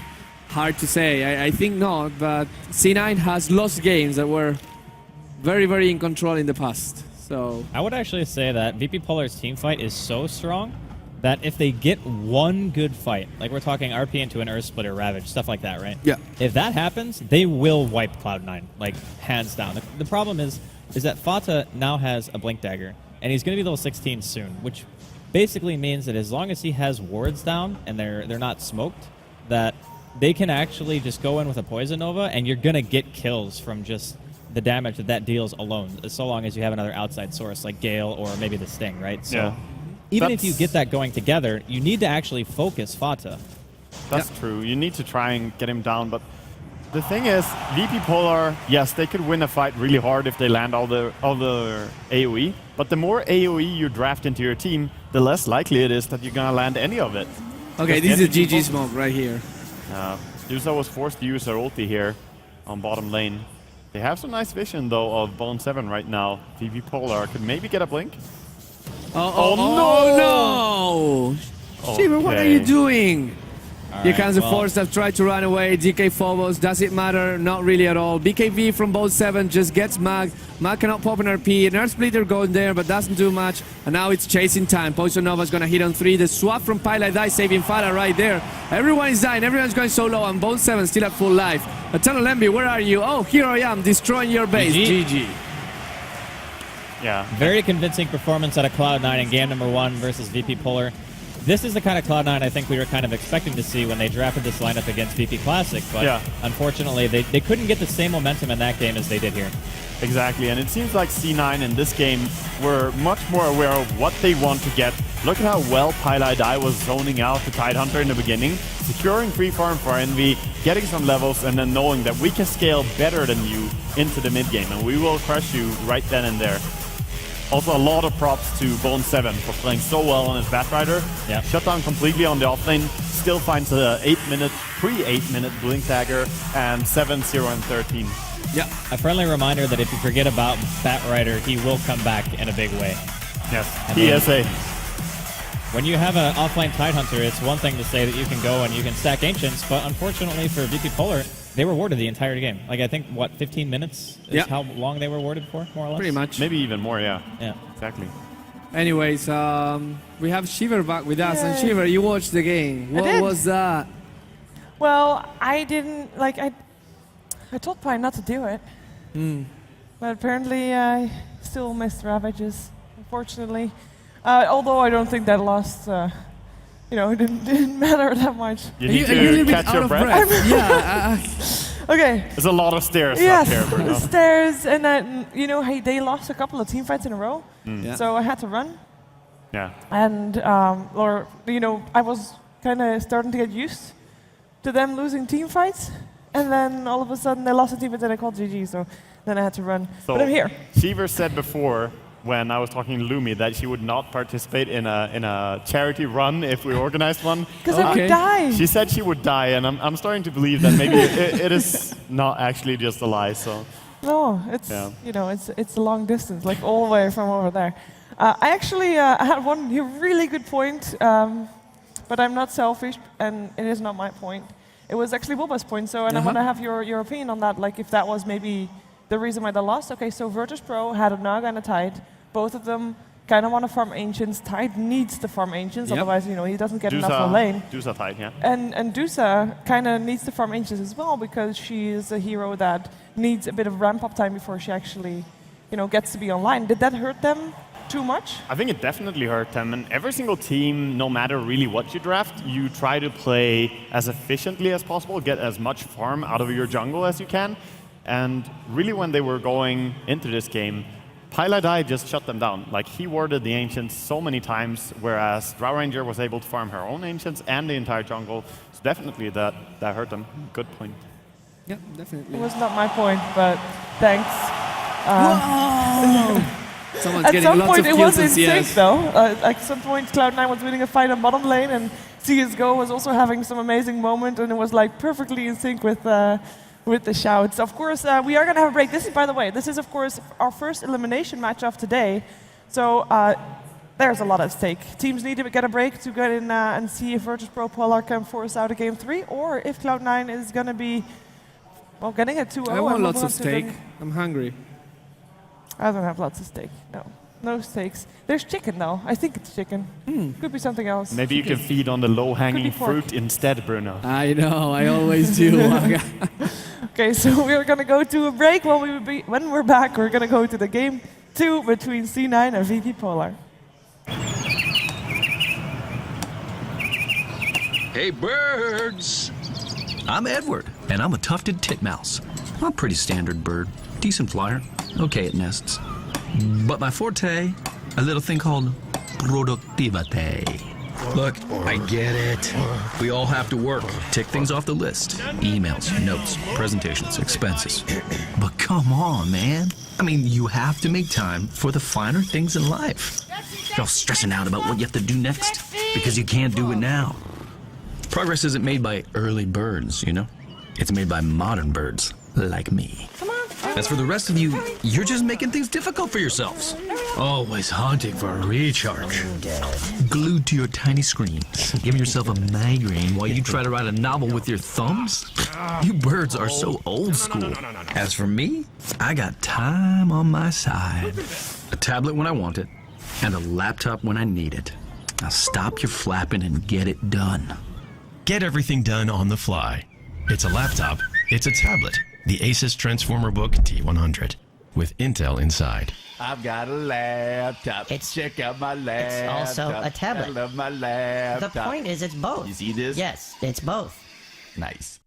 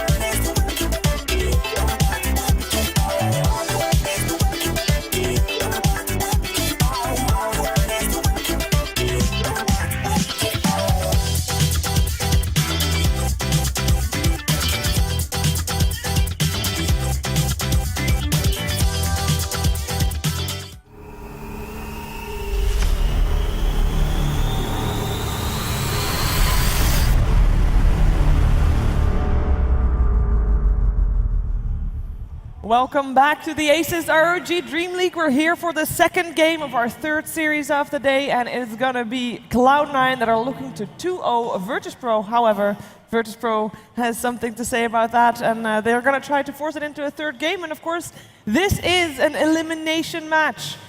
If VP lose this, they are a spectator for the rest of the event, and they're going to be really sad. VP.Polar, of course, is the VP we're talking about here. Yeah. I want to call them VP, new VP and VP Classic, kind of like new Coke and Coke Classic. I like VP.Polar more. Yeah. Just, I mean, or just Polar. do you need to call them VP New if you're already calling VP Classic VP Classic? What about, tell that to Coca-Cola. I They mean, made new Coke and Coke Classic. wouldn't it make more sense to just call them Virtus.Pro and Virtus.Pro Polar? I mean, what about Virtus.Pro Polar and Virtus.Pro Equatorial, which is the opposite of Polar? I see. Nice move. What about rebranding them and giving them a new and own name? Right. No? I mean, I don't know. Maybe Alex Garfield wants to get them. We I might don't have know. to sponsor them for that. Yeah. Oh, nice. Nice, yeah. I thought the camera wasn't on me. You thirsty there? I am.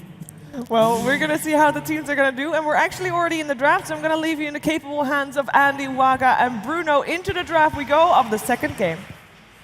Yeah, and this time we see a little bit of a mix-up in the picks here.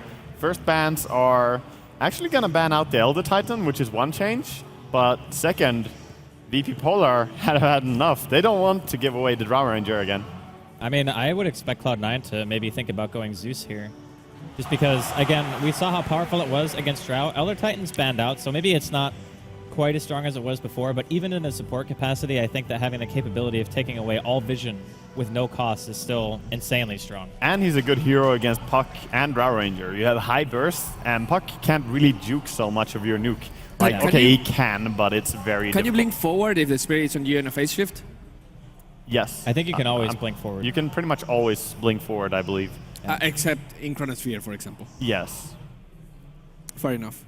And the center is going to come for Cloud9, breaking the blue pattern that we were seeing here. Hey, it's not EG we're casting, man. It's another immediate answer to a Drow combo, right? Like, yeah. Sure, Puck during the mid-late game, if he gets Aghanims, Centaur ulti actually becomes a lot less useful. But most of the time, you're going to be popping it after you've already initiated, you know, which means that the Puck coil might be still somewhat useful, but for the most part, I think Cloud9 realize how to play against Drow maybe better than any other team. Food. Dude, Bone 7. I want that food. Bone 7, you need water if you're going to get some food. You don't want to get any more kidney stones. That's true. Yeah. Remember, stay hydrated, kids. Stay hydrated. It's my recommendation. This guy keeps his hair hydrated very well. That's something he does. I don't know what, but he's very concentrated right now. And that's an owl. See, that looks like an owl, not the motherboard. It really does. I think it's supposed to be, they both look like owls, right? Is it Woo! Hey, birds. Too soon.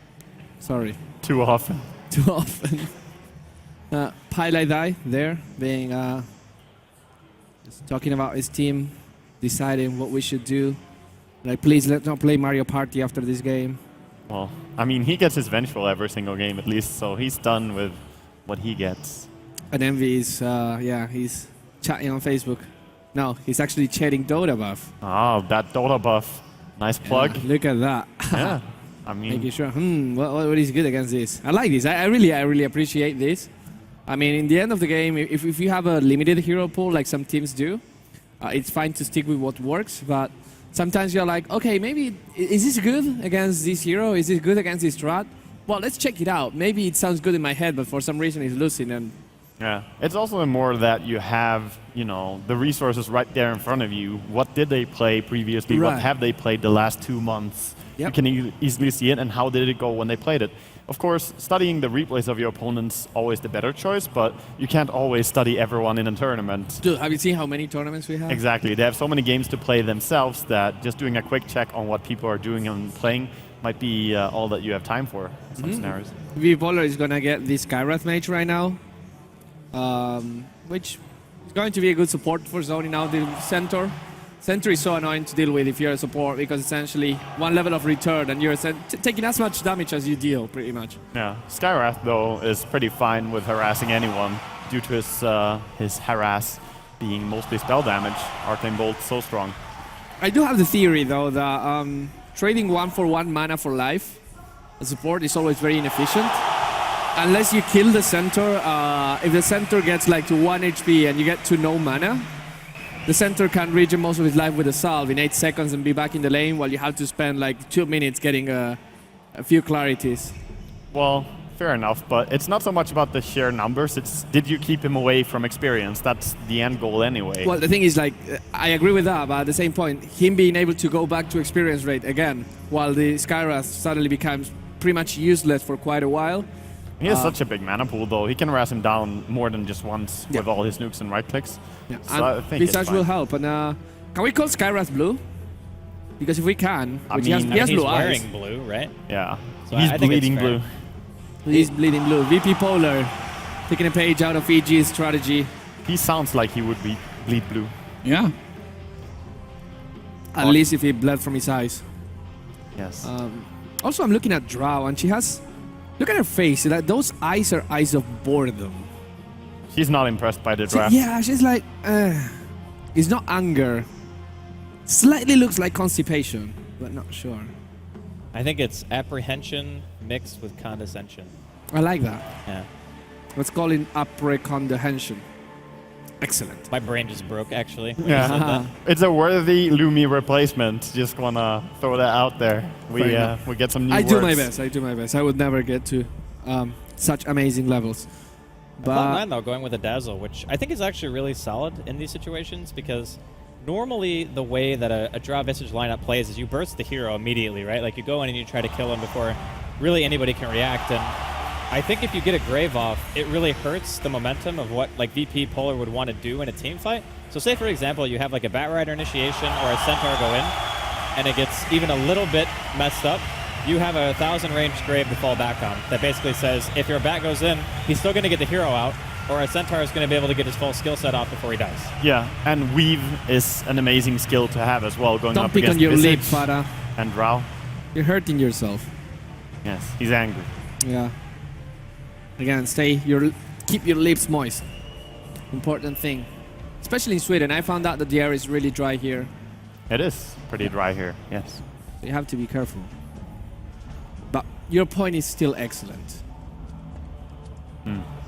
Dazzle is amazing. He is amazing. I wish we saw him more, actually. Yeah. It's a hero that I think is actually a bit underutilized. As Virtus.Pro.Polar, they end up their draft with a Viper pick.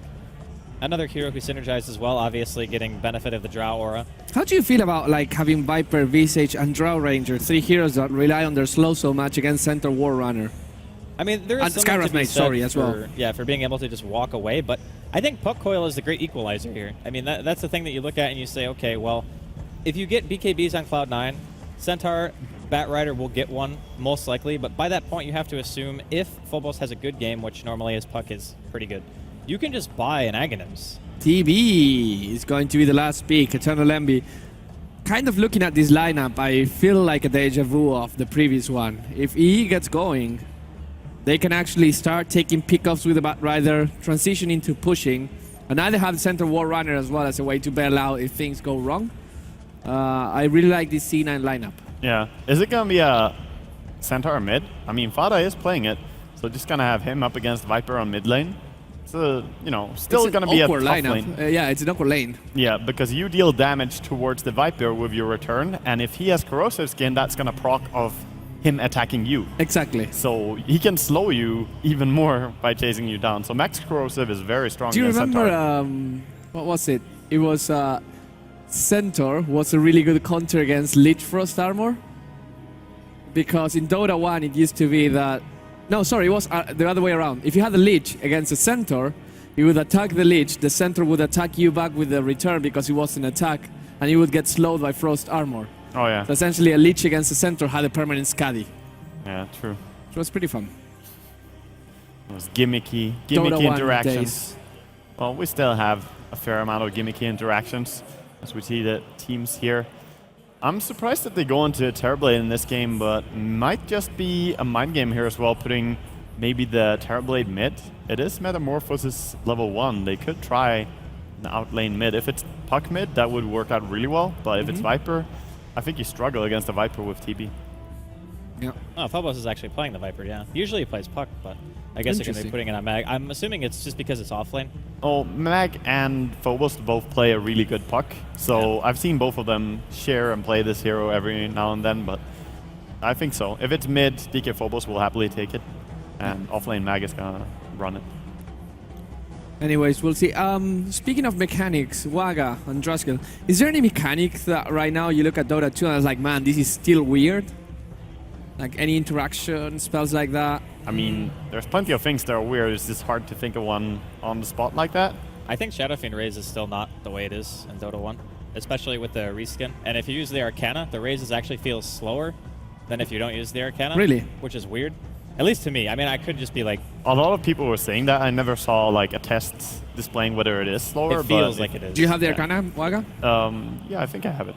I think it feels a little bit sluggish, but not necessarily slower. It's just a matter of how the animation goes. Fair enough. But while we have a little bit of time, I just want to point out that there's few things that piss me off more than Dazzles who never skill their ulti until like level 14 or whatever. Because this is one of the most key part about playing Dazzle. Everyone is just putting emphasis on the Grave, your heal is good, and slow needs to be level 4 before it really becomes impressive. But Weave is so strong. It makes a tremendous difference for all your spells. Makes you take literally no damage. Yes, an enemy is paper. Yeah. So, you know, PSA to every pub Dazzle, please pick ulti. Level 6? Pick ulti. Yeah, I would pick it level 6. It's amazing. It's just the thing with Dazzle is all of the skills are so amazing at level 4. With the exception maybe of the first one, Poison, which it's pretty good at level 3 already. But you kind of want everything maxed out. I mean, you can't really level 4 something faster by skipping ulti, because at level 7, that's the fastest time you can have level 4 anyway. But you can have 2 level 4s at... Yeah, two levels slow, though, is not more impressive to me than level 1 slow. And same thing with heal. I just don't really feel where something is better than lowering the enemy's armor that much and healing yourself. Oh, giving yourself armor. It's that is true. 24 second. Would you go Aghanims if you're a support and you get you encounter yourself a lot of money in Dazzle? If you have luxury farm, yeah. I mean, not that quickly though. 4-staff, Eul's Scepter maybe. Eul's is very, very strong right now. Yeah, it is. When are they nerfing that item, by the way? Yeah, I'm guessing next patch. I think next patch. I mean, something has to be addressed. Either that or Ice Path is just too strong. Well, actually, Ice Path isn't even the part I think that makes it broken, because you can actually BKB out of it. So yeah, that's true. Oh, it's a drow mid? I think C9 got the lanes that they sort of wanted, or at least not too disappointed with the lanes. Of course, Arcane Bolt is a thing, though. Ouch! You know, when you see the numbers on a spell or something, it's because it deals more than 20% of your, or 15% of your life. So whenever you see a number coming and it's not a crit, you have to be worried because something is dealing a lot of damage to your hero. Bam, 79. I mean, everything pretty much deals 15% of Terrorblade's HP or more, right? Because 15% of 430 is what, like 60-something? Yeah. Zeus spamming Q, confirmed. Awkward lanes, really, though. The Visage puck off lane, just both teams really mind gaming a lot with the laning phase here. But C9 not happy with the bottom lane, of course. Batrider against Viper is a terrible matchup for them.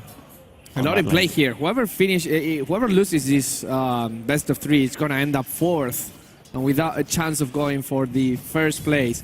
And C9 very well might get the revenge against VP if they win this game, but let's not get ahead of ourselves. We still have a good game to watch here, and VP.Polar is the ones taking the farm. Look at MV, 1 and 2.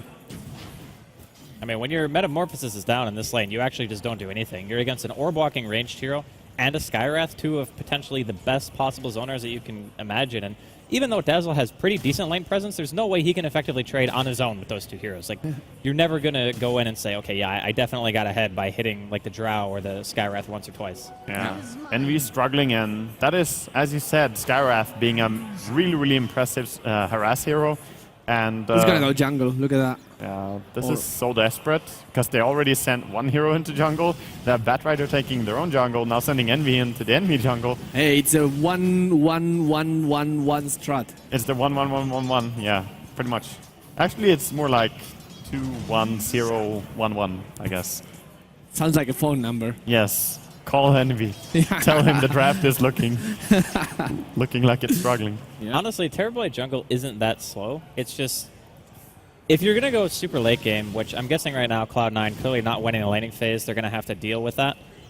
You can actually kind of get away with it, I think. In top lane, Lil, he's going to be double stunned here. Double Edge is coming out from Fata. First blood going the way of Cloud9 as Pilot Die gets the kill.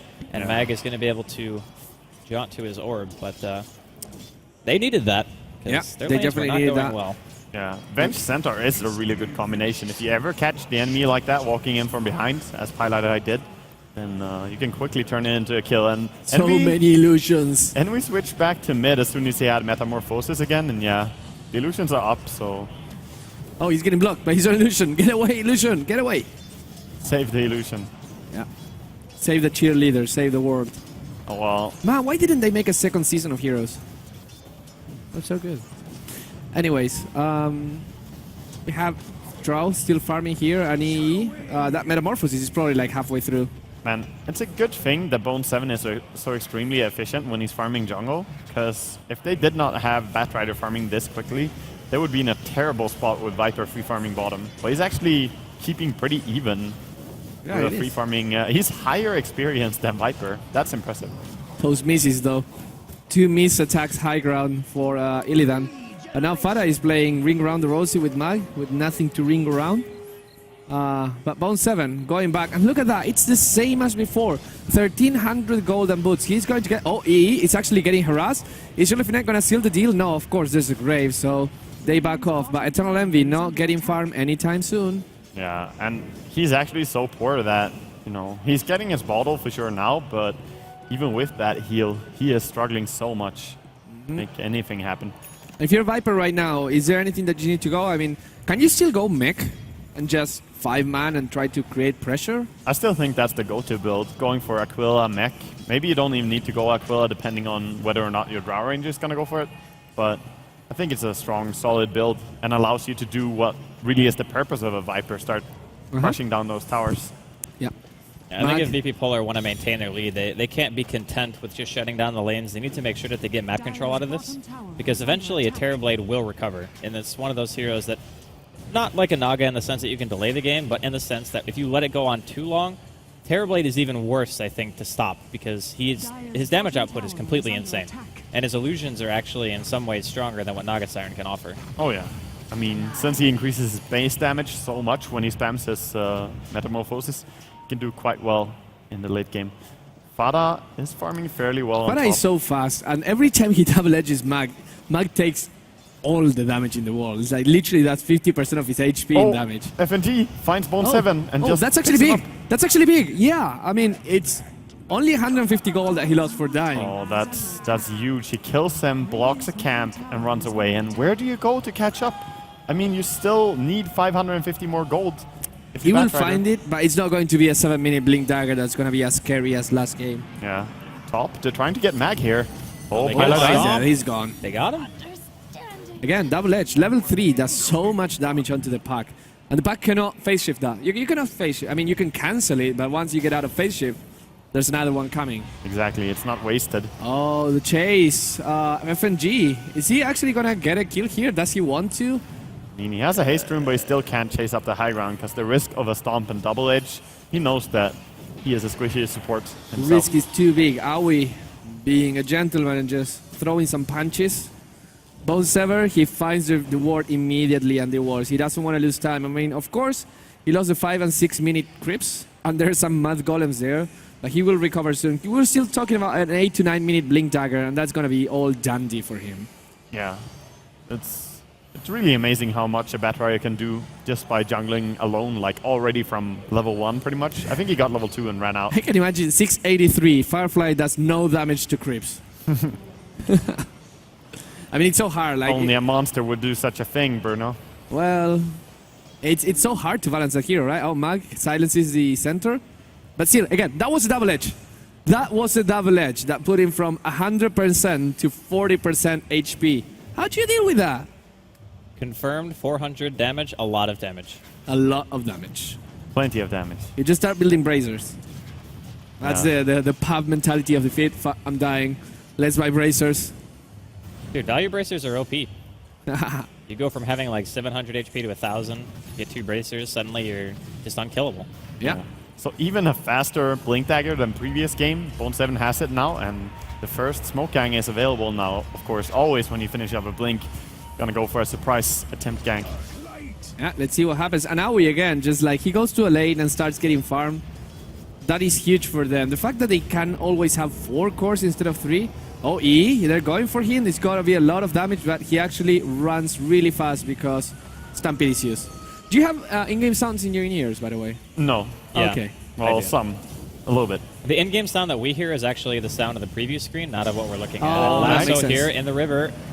Mag, most likely going to be dropping here. He gets a silence off, no coil, no orb, just nice. Very nice chain stun there, and Piladai just barely had mana for that. I think he had like 1 or 2 mana remaining after throwing it. So, really beautiful. He just hidden there with the smoke, waiting for someone to come. That's a really nice place to get for smoke, because you smoke there, they don't see you, and you can see them coming when your smoke fades out, so... Yeah. What do you think that Terrorblade should do now, Draskel, like, in this scenario? Because obviously he's struggling to get some farm. Mid lane has been really difficult for him. Going into a jungle is also, you know, it's tempting, but at the same time, Batrider is kind of forced to jungle as well. I mean, you're kind of reliant on Fata in this game, very similar to what we saw them with the Naga game when he was playing Nyx, and he was the one who was essentially creating all the space that you would possibly need by just going in and looking for solo kills a lot, which up until this point, VP.Polar haven't shown that they want a 5-man just yet. So I think that honestly, Fata is going to be the one that you're looking at to say, hey, can you please Bone 7 and all those something, mad you know? golems. Yeah, I mean, it's a sad time when you get the entire Mud Golem family like this, but He's Terrorblade like- doesn't care. Terrorblade will happily farm that. Wave of Terror, gonna put them at -5 armor. And this is something that a lot of teams have been using. The TB and Wave of Terror combo. You can kill Ancients really quickly with it. And they have a few stacks over there as well. So maybe they will just transition straight into Ancients after clearing mid with this. It's kind of what I was saying earlier is, sure, a little while ago, Envy had like 5 CS.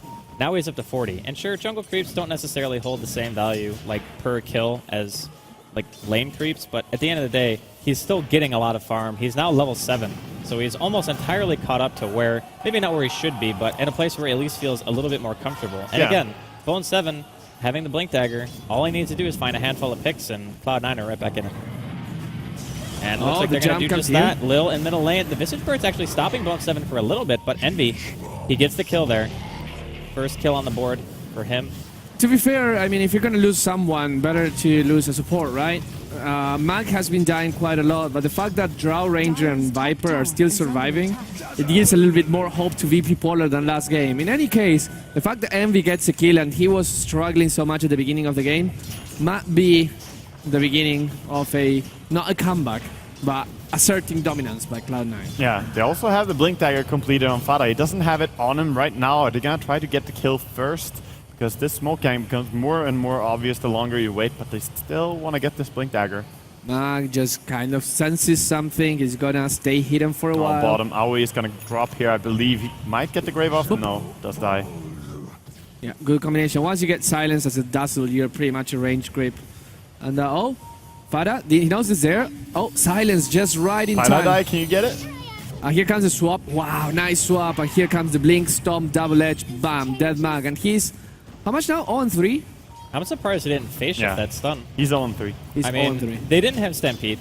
At the very least, if you phase shifted, sure, you might have got caught by the stomp anyway, but it still increases your chances of survival. He might have just given up, though, like when he saw that he got swapped back in. I believe he was dead at that point. He could maybe have delayed it a little bit more, but it was a struggle. Bone 7 just casually sitting in the enemy jungle here. I'm a ward, mama. No, he wants to put someone up on this cliff. This is Mount Everest, and he will get someone up there. Yeah.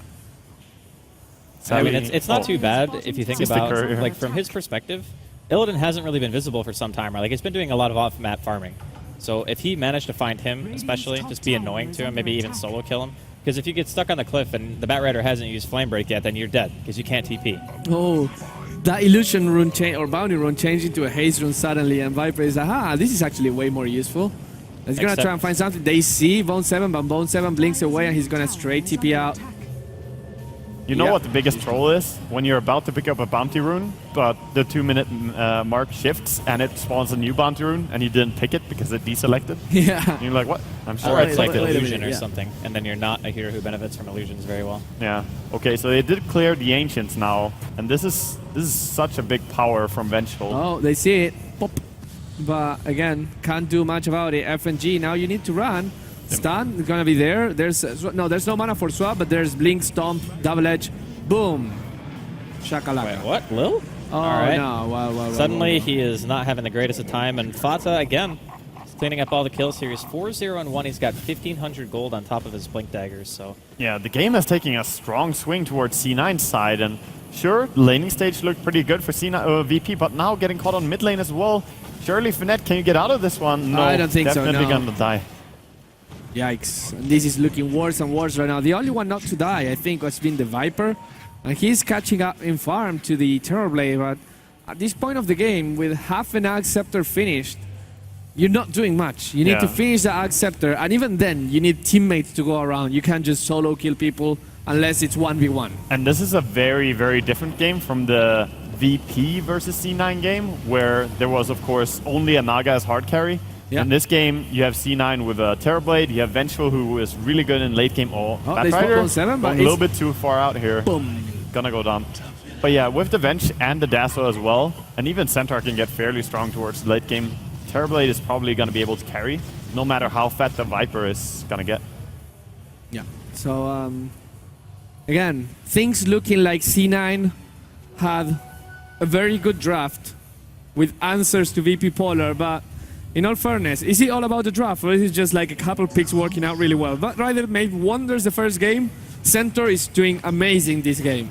Yeah, well, Piladai has been on top of things this game as well. I think he played amazing in the entire series. His Vengeful has had big impact. And also good, you know, panic control, because the lanes were not great for them. But they just say, hey, it's okay, we can just run into jungle, farm up a little bit. Oh, mid, attempted kill on Viper here.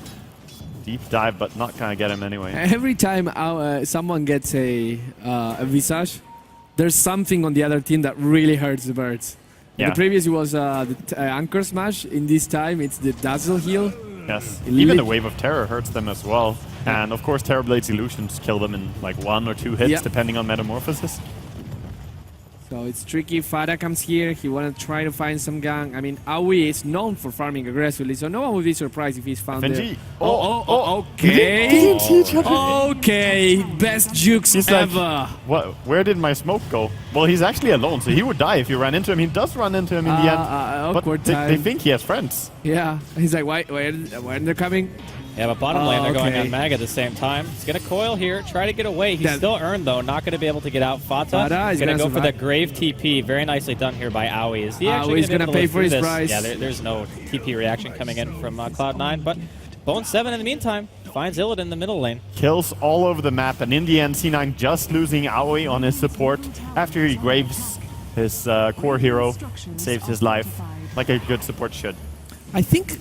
Don't you think that maybe the Viper is farming a little bit too much and not being involved in these skirmishes? The fact that he's the most farmed hero, I mean, I understand the idea of, oh, don't worry guys, I'm getting some farm, I can actually do it. As little is going to maybe die, no? The mech builds could probably have been stronger. Fada getting chased down here and getting a taste of that corrosive skin. Again, just 1v1, you can't fight against a Centaur right now. Centaur will always pop Stampede and all those slows will not do anything.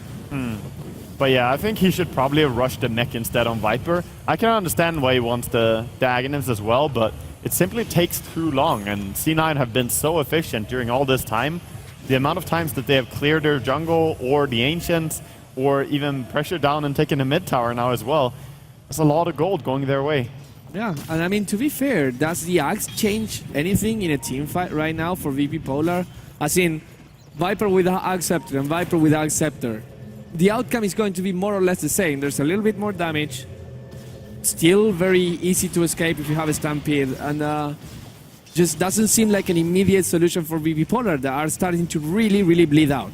Yeah, I think Cloud9's draft might just be slightly better. Like, obviously VP.Polar have their strengths in terms of being able to take the early game. They have puck coil, they have some good initiation with that, but if they don't stay ahead, Cloud9's lineup is very difficult to deal with because Blink Batrider is more on-demand initiation than what a puck brings you, and you kind of want to bring puck to big engagements. You don't want to have to drop coils so often just for solo kills and stuff like that. Yeah. So A lot of cred over to Eternal Envy as well for having, you know, a 16 or 17 minute Manta style completed as well. in a game like this. He had So, like boots and poor man's shield at 10 minutes into the game. I don't know how he farmed so much. he was very poor for a while, but then Vengeful said, hey, Everyone I rotating. got some stacks with minus armor for you. Do you want them? Yeah. And you DK killed them so Phobos quickly. Trying to make something happen here, but everyone's rotating top. Here comes the center wall run initiation on DK Phobos. They don't want to start on him, but yeah, they're going to find Little. Little is getting actually caught in the lasso. He's going to die. One person's died. Another swaps. Double kill for Eternal Envy. Eternal Envy is on fire. I mean, he has DD on Terrorblade. He Yeah. hits 500 damage right now. That really hurts. And again, this feels like a deja vu from the other game. Everyone is melting, and also the minus armor is hurting so much. Yeah. They're gonna stop there. They're gonna recoup their gains and just gonna take a tower. I definitely think that something is broken about Metamorphosis giving base damage, because you can just see how extremely hard he hits. That was 17 minutes into a game, and he hit for 450 damage per swing with that attack speed. That's really a joke. Oh than all no, the they minus found armor. Charlie Finette as well. Is he gonna die? I mean, can you escape from this? I guess you can silence. He pops the Shadow Blade and he's gonna be fine. There's no detection right now. But that doesn't stop E from keeping pushing right now. Metamorphosis is over, DD is over, time to run. But those illusions will be annoying for quite a while. Yeah, they will deal some damage here, but you can see how useful it is to have a bottle and have your DD rune ready, because he did not use it immediately. He waited until he summoned his Manta Style and one illusion, then popped the DD, which applies to your illusions, and then you hit like a truck. Viper just disappeared, like instantly. He got swapped and died in one attack swing from all the illusions and Terrorblade. Oh, here comes the smoke. Is he gonna try and find someone? They might see someone, but no. I mean, the big target here is Roshan right now. Yeah.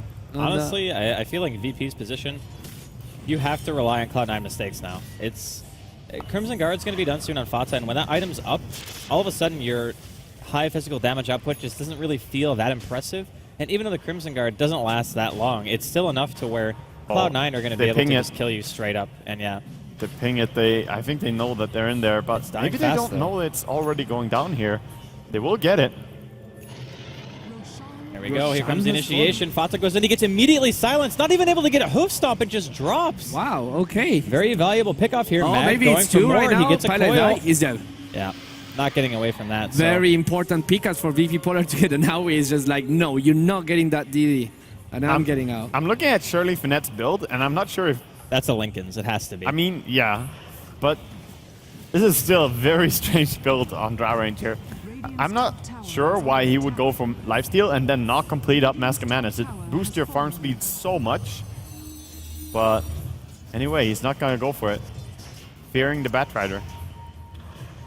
I mean, I get the Lincoln's choice for sure, because outside of swap, there's no real super dangerous abilities that are single target, or even abilities that are single target that are going to eat your Lincolns, right? I mean, Double Edge, maybe if you get Hoof Stomp, but if that happens, you're dead anyway. Bone 7 might actually end up dying for this. What? All right, he was trapped by his own teammates. Okay. Yeah, well... Envy confirmed. Can Envy kill him killer. with the illusions, though? I think Can he that kill one him? illusion... Maybe okay. not. Oh, wow. Yeah, they still take tons of damage, though, at this stage. And he's not very tanky, so... Until there's a Skadi on the Terrorblade, you still have some time. But I think VP.Polar, you're on the clock right now. The game is not going to get easier. No. And you haven't been getting any towers. And when you have a Drow Ranger... Okay, they found... Shadowblade, confirmed OP. Can he kill E now, though? He could. He does have Visage with him as well. He's going to go for it. Stop. getting Oh, range nice. stun. Just in time. Nice kill. The kill still from Visage, though. Kill secure. Yep. I mean, that's the... You couldn't have killed him without me, so the kill is mine. Fair Kill enough. steal. Yeah. That's my contribution. Man, I still remember when Asus didn't give gold. Those were tough times. Yeah. Nobody wanted to play support. Yeah, and How no, times have changed. Yeah. Now no one wants to play support anyway. Yep. Spoiled support players. I don't know. I've actually played a lot of games where people are like, I want to support. I'm like, Really? okay. Yeah, it's weird. What servers do you queue on? Getting people educated. Normally US East or Europe West. That's your trick, I think. Maybe. Although, truthfully, US East is not great. Like, server-wise, they just explode all the time. And VP.Polar getting the tier 1 here in middle lane. So they get Roshan, they get a handful of picks. We talked about Cloud9. Got to make mistakes. And it seems like they've made a few. Mag coming forward here. Nice phase shift. He actually gets a silence off as well. They want to try to go on Aoi, who also gets silenced, takes some Mystic Flare damage, and gets bursted down by FNG. Yeah, that's a nice pick, but it's still VP.Polar being pretty stuck in their base. They're gonna try with the Shadow Blade on top, but look at them walking into the ward. Oh no! See? That's why invisibility is not invincibility. Unless you're Oracle. That is true, which is invincibility. You can still get axe cold through that, can't you? Yeah, you can. If you get stuck at the HP, right? Yeah. And the Necropho's ult will still do the damage at the end of the ult, but it will not kill you with like the plus a million second timer. Okay. So Fada right now fighting against a bird illusion. Die, bird. I think he shares Andy's thoughts that birds are dicks after all. They really are. I mean, they are. I'm completely with you on this. Damn birds. Yeah. I mean, you wake up in the morning and there's just birds outside your window, and they're just noisy. Birds. And they got a laptop. They got a laptop. I mean, my birds don't, but maybe some birds do. Get on with the ages. Oh, Lasso here coming out. Bone 7 putting FNG up on the high ground. He's trying he not has to a make him lot of pass it. out. Yeah. All right, yeah, he's gonna die. He does nuke really hard, but he can't get out of that spot. Force Staff would probably not have saved him as well because, you know, this is a bad try with Blink, Force Staff, and Travels. You're not running away from that. You can't run from Bot Rider. Wait, that's not how it goes. Can't run from anything, man. Yeah. Palai here, getting the wards in the stash. It's gonna make sure that the team have a little bit more vision, and this is a time where you feel really comfortable. Terrorblade almost has his Scuddy. It is gonna be a Scuddy, I suppose. Yeah, And, I mean, I can remember a time that EG just called out that as soon as RTC had his Scotty, he called out, yeah, we won this. Like, we got this game, I have Scotty. And I think C9 are in a similar spot. When they complete a few more items, they will feel confident to take it. I mean, think about this. When he gets a Scuddy, he's essentially a Drow Ranger that can make illusions. That's scary. Actually, he's better than a Drow Ranger that can make illusions. At least, like, he doesn't give the aura, obviously, and he doesn't have marksmanship to make his whole team do a lot of damage, but the sheer damage that he does far outweighs a Drow. Like, they found not DK the best Phobos. target. Yeah, he doesn't have Stampede. For Oh. 30 seconds, he pops a Crimson Guard. He's tanking up quite a bit, but his team is already abandoned, and they don't want to try to His save team him. is like, well, you blinked into that, boy. It's your death. You don't really want to go on Viper. That's your least favorite target, so Yeah. nice Reap little what you catch sow. for VP.Polar. It is still a death they can afford. It's almost a 1,500 gold swing, but C9 are comfortably ahead. And if the center dies right now, it's not that much. Bone 7 is getting a lot of farm, and Eternal Envy, most essentially, is getting a lot of farm as well. Oh. So even losing this tower is not going to be a big thing. Little, do they see E? I don't think they do right now. They actually do have a ward, so they do see him, but Eternal Envy very smartly just runs away and puts pressure with those two illusions, which are going to be annoying. I mean, this is VP.Polar, like, this is their time, right? Because they see the opportunity to get 2 towers, they get a pick on a core hero. I mean, you say it doesn't matter that much, but you can't really do it that many times, because when you give up 1 kill, sure, you give up some money because of the net worth difference, but you give up 2 towers after that as well, and you're not able to contend anything, you don't even get any pressure going in any lane. I'd still say that Cloud9 can't really do that too many more times, regardless of whether or not your TB has good heading progression or not. Oh yeah, definitely. That's a lot of damage dealt. Also now Roshan is a lot harder for C9 to contest. You have the mid-tier 2 tower, but that's pretty far away. So dire Roshan advantage is being a little bit nullified here by taking the towers. Paladai walking far out. Aoi is close by. He could grave him, but he gets silenced as well. Oh, nice. Silence Actually, on that's everyone. very big. They're at least going to get Pilot Die. Can they get Aoi? Not enough. He's going to run away. He shadow waves himself. And here comes Bone 7. He wants to get a pick off. He will not. He just fireflies away and Pilot Die. Nothing of importance is lost. Yeah. Thankfully for Cloud9, this whole time, Emmy's been able to farm. But, I mean, going into the jungle to farm is basically just saying you're scared, right? Like, you don't off-map farm as TB unless you absolutely have to, or if you want to prioritize other heroes getting lane farm. He's So, respecting the Shadow Blade from Drow, man. He's scared of it. He knows. I mean, he would actually just turn around and destroy Illidan if he tried to kill him, I think. I mean, if you're not in unless he has a Metamorphosis, if you're not on Metamorphosis, if she silences you, then You just manta and you Yeah, kill her. yeah, he has a manta. Yeah, I think Envy has the solution to deal with one gank, of course, but just making a stab at it. And with the Visage, of course, he could find a kill on on a Terrorblade split pushing a lane. Do you know if Drow passive gets disabled if there's an Invis hero around you? It does. Yeah, Yeah, it it does. does. It does. It's like playing Stark. You need to keep one eye on your status bar all the time. Or I don't look that much on status bar. I just look at the stats changing, like my damage being removed. Same if I play Stark. Just the movement speed going down is the more easier thing to note. Yeah, with Slack it's very visible.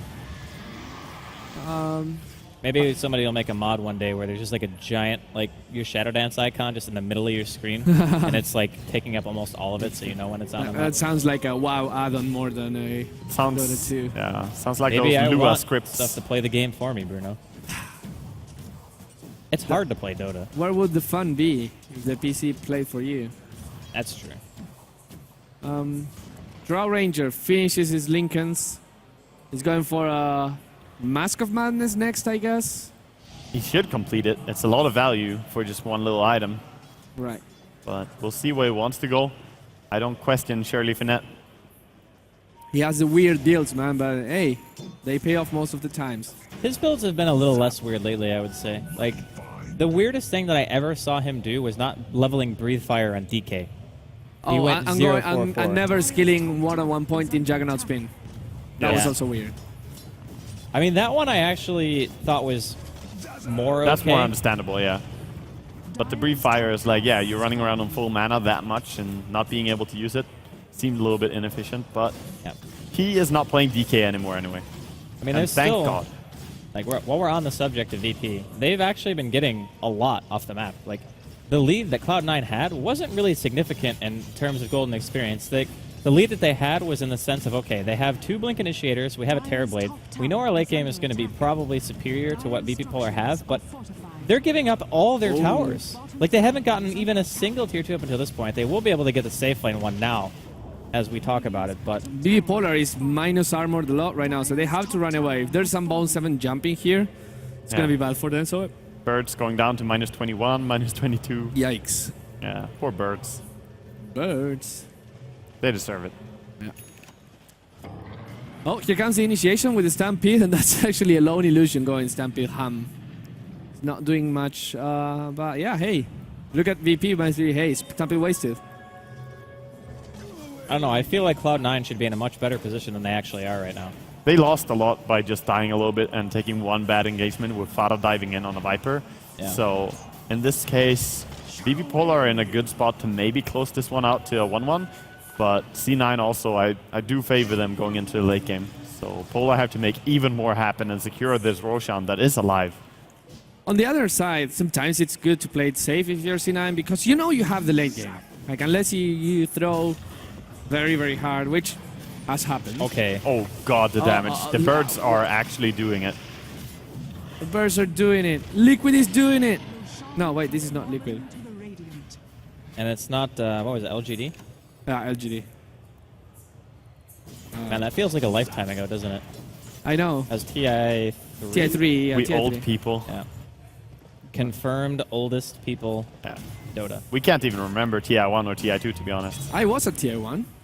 Yeah, but you can't remember it. I remember very boring games.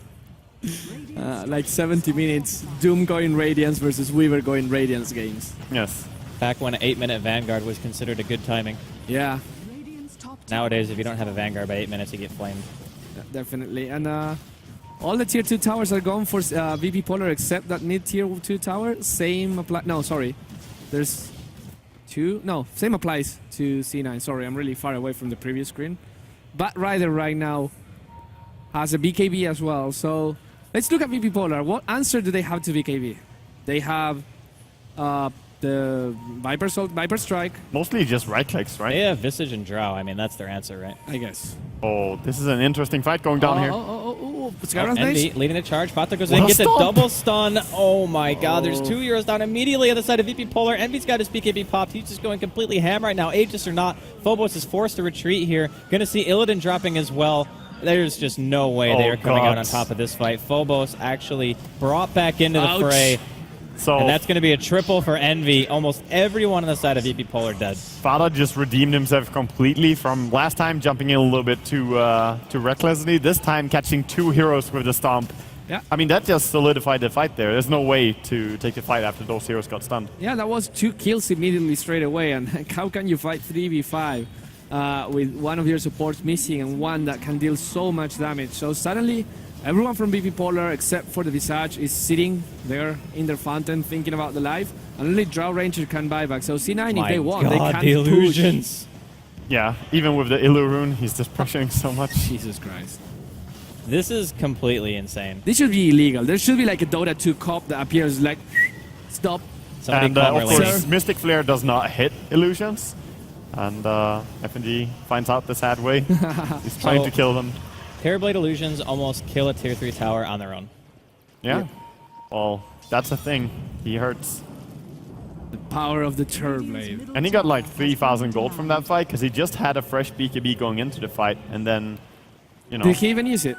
The BKB? Yeah, he used it. Okay. He was standing in the middle of the fight and just hitting people. Well, and you have to wait out the 10-second BKB. At this point, an illusion of Terrorblade, a melee illusion, can take out a full ancient camp if it wants. Well, I want to talk a little bit about Fada and his item decisions as well, because I think he has itemized very well for this game. Shivas into Crimson Guard is very, very strong, or the other way around, I should say. Yeah.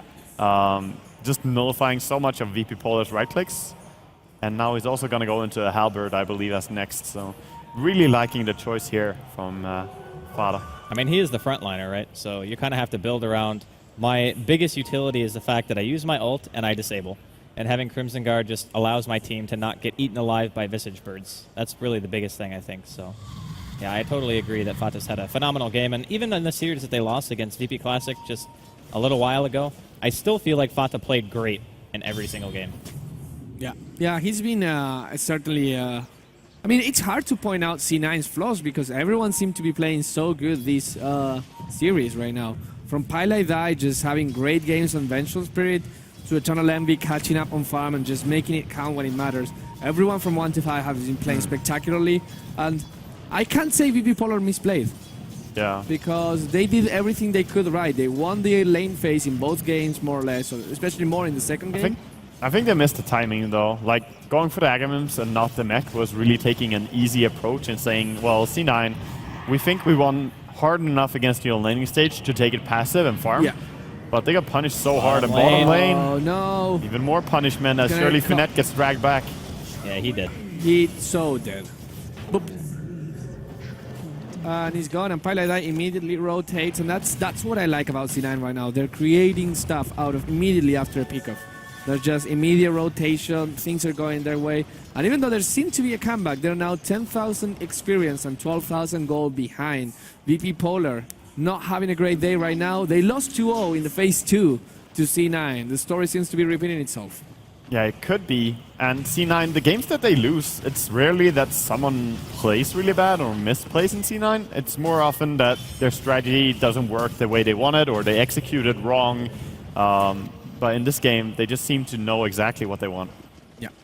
I think sometimes Cloud9 have a habit of making that overly hard on themselves. You know what I mean? And that kind of goes hand in hand with what Wago was saying with the draft. But sometimes it just doesn't feel like their lineups actually do stuff. You know what I mean? It feels like that's a Cloud9 thing. Is you pick a lineup that has to execute extremely well. And speaking of Bone 7, he gets a catch on OK. He is just unbelievably dead. So you're the tankiest from your people. Very nice. We will kill you first and then push into your base. Yeah, and now these towers are going to no mount. No buyback either. Yeah, Eternal Envy just here, destroying buildings. What can they do right now? As I said, they still have so many things going for them, and EE hasn't even had to use Sunder at all game, pretty much. Yeah, he will probably use it now, though. Yeah, there we go. And with that, he's going to take Shirley Finette, and he's also going to take Lil. He's trying to run away. The Burst trying to do some damage, but it's not working right now. FNG trying to run away, go Scepter, useless, and Crimson Guard Fada actually missing on Pack, but Mag by himself, what can he do? He has a Dream Coil, but GG. That's all it is. Yeah, the high ground siege of GG. One push onto the high ground is going to be enough for C9 to take this 2-0 against VP.Polar. Well played, C9. Yeah, and with that, C9 is going to advance. VP.Polar consolidating. That was a hard work. Consolidating in a 4th place. Very respectable run on a tournament that started with 16 teams Remember, VP.Polar on phase 1 went second. On phase 2, they were, I want to say, fourth. And right now, they lost against a team that looks very, very solid. And despite a slip against VP Classic, they're looking strong. And now they will face VP Classic again in a rematch from last game. It's like the revenge of the revenge match, basically. Because VP are only here because of Cloud9. And then VP beat Cloud9 to send them into the lower bracket. Then they beat the other VP. And now we're going to play VP again. Wow. Yes. VP. Pretty much. That's how it goes. Shiver, welcome back. Thank you. I have, like, if you're going to plan to pick a Drow and a Visage, you're picking it into the team that basically started it. So normally they're then the team that also knows how to deal with it best. And it just seemed like the whole strategy of VP.Polar just didn't work. I mean, the laning stage was not too bad. They forced the Terrorblade into the jungle and they forced him off the lane for a short period of time, and he came back. Yeah, very few teams actually lose when they pick Terrorblade in this series or in this tournament overall. He's just a very strong hero. You have to respect that C9 and EG, when they get their hands on it, I haven't seen them lose. Yeah, it's true. I mean, you've actually seen, like, Terrorblade's been banned most of the time anyway, right? So second phase bans usually consist of Terrorblade plus one hero, especially like you were mentioning against Cloud9 and EG. I think it has a lot to do with the fact that he punishes harder than even heroes like Lycan, for example, when you get to a certain stage. He is up there with that amount of damage output. So whenever you lose something, you end up losing towers, you lose Arax really quickly. Roshan becomes a lot easier to be able to sneak in, even though obviously Cloud9 were able to capitalize on that in this particular series. It's always a potential, right? Yeah, and also the fact that you get the Terrorblade and the Batrider as well, because one of the things you can do against Terrorblade is offensive tri-lane against him. Now the Terrorblade went mid, you can't offensive tri-lane mid. So the best thing that you can do is put a dual lane. Terrorblade also had a dual lane. And if you commit a lot into stopping that Terrorblade like they did, Batrider will find a lot of farm. And once Batrider finds farm, he will return the favor by creating a lot of space for the Terrorblade. So I think that combination has a lot of things going on for them. If you let the Terrorblade be in the game, you have to get rid of the Batrider and any hero that can create so much space for him. And that's even with MNG running out, getting a kill on the Batrider with a lucky timing there, and then warding his big camp as well. So definitely hard to play against. Yeah, and actually, it's actually kind of sad that we're not going to see VP.Polar play against Virtus.Pro again, because yesterday's series, of course, was very enjoyable to watch. But of course, we are going to see more games of Cloud9. But first, let's go to an interview with AUI. I think Jess is on stage with him. Thank you, Shiver. So that last game, you guys had some really strong combos. You had Venge and Terrorblade for some really strong right-click damage. Can you talk a little bit more about the strategy and the combos that you were going for? I think basically our strategy was just, we have high damage on our heroes, and then we have a Dazzle to give us a lot of armor, so if we ever just get to run at them, then they can't stand against us. Do I repeat that? Or? No, that was my All right, that's our strategy. And the common theme we've seen this tournament so far is a lot of games being seemingly won at the draft. Do you think that you guys won this as soon as you picked that lineup, or do you think that it was more the play style that allowed you to secure the win? I think they could have done a bit better in the laning phase, because like dual laning Visage offlane is like, it's really hard to play that hero because you need a lot of levels and stuff early. But I think we did have a draft advantage. Like right now, draft advantage usually aren't auto win, like usually one, but like they're like if the team with the worst draft makes one big mistake, then the game's over. That's the type of draft advantages there are right now. And finally, you were almost eliminated in this match.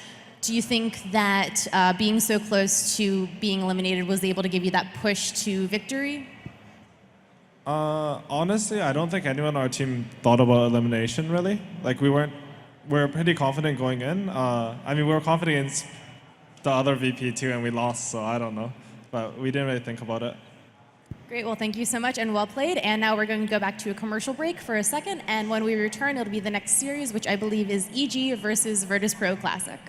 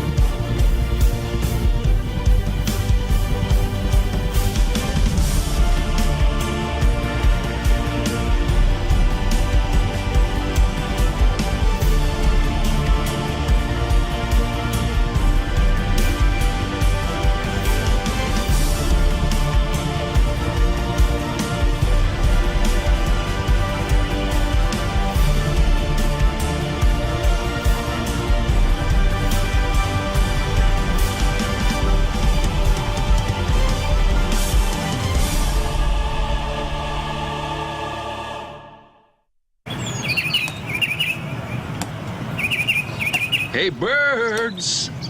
I'm Edward, and I'm a tufted titmouse. I'm a pretty standard bird. Decent flyer. Okay at nests. But my forte, a little thing called productivity. Look, I get it. We all have to work. Tick things off the list. Emails, notes, presentations, expenses. But come on, man. I mean, you have to make time for the finer things in life. You're all stressing out about what you have to do next because you can't do it now. Progress isn't made by early birds, you know? It's made by modern birds like me. As for the rest of you, you're just making things difficult for yourselves. Always hunting for a recharge. Glued to your tiny screens, giving yourself a migraine while you try to write a novel with your thumbs? You birds are so old school. As for me, I got time on my side. A tablet when I want it, and a laptop when I need it. Now stop your flapping and get it done. Get everything done on the fly. It's a laptop, it's a tablet. The Asus Transformer Book T100 with Intel inside. I've got a laptop. Check out my laptop. It's also a tablet. I love my laptop. The point is it's both. You see this? Yes, it's both. Nice.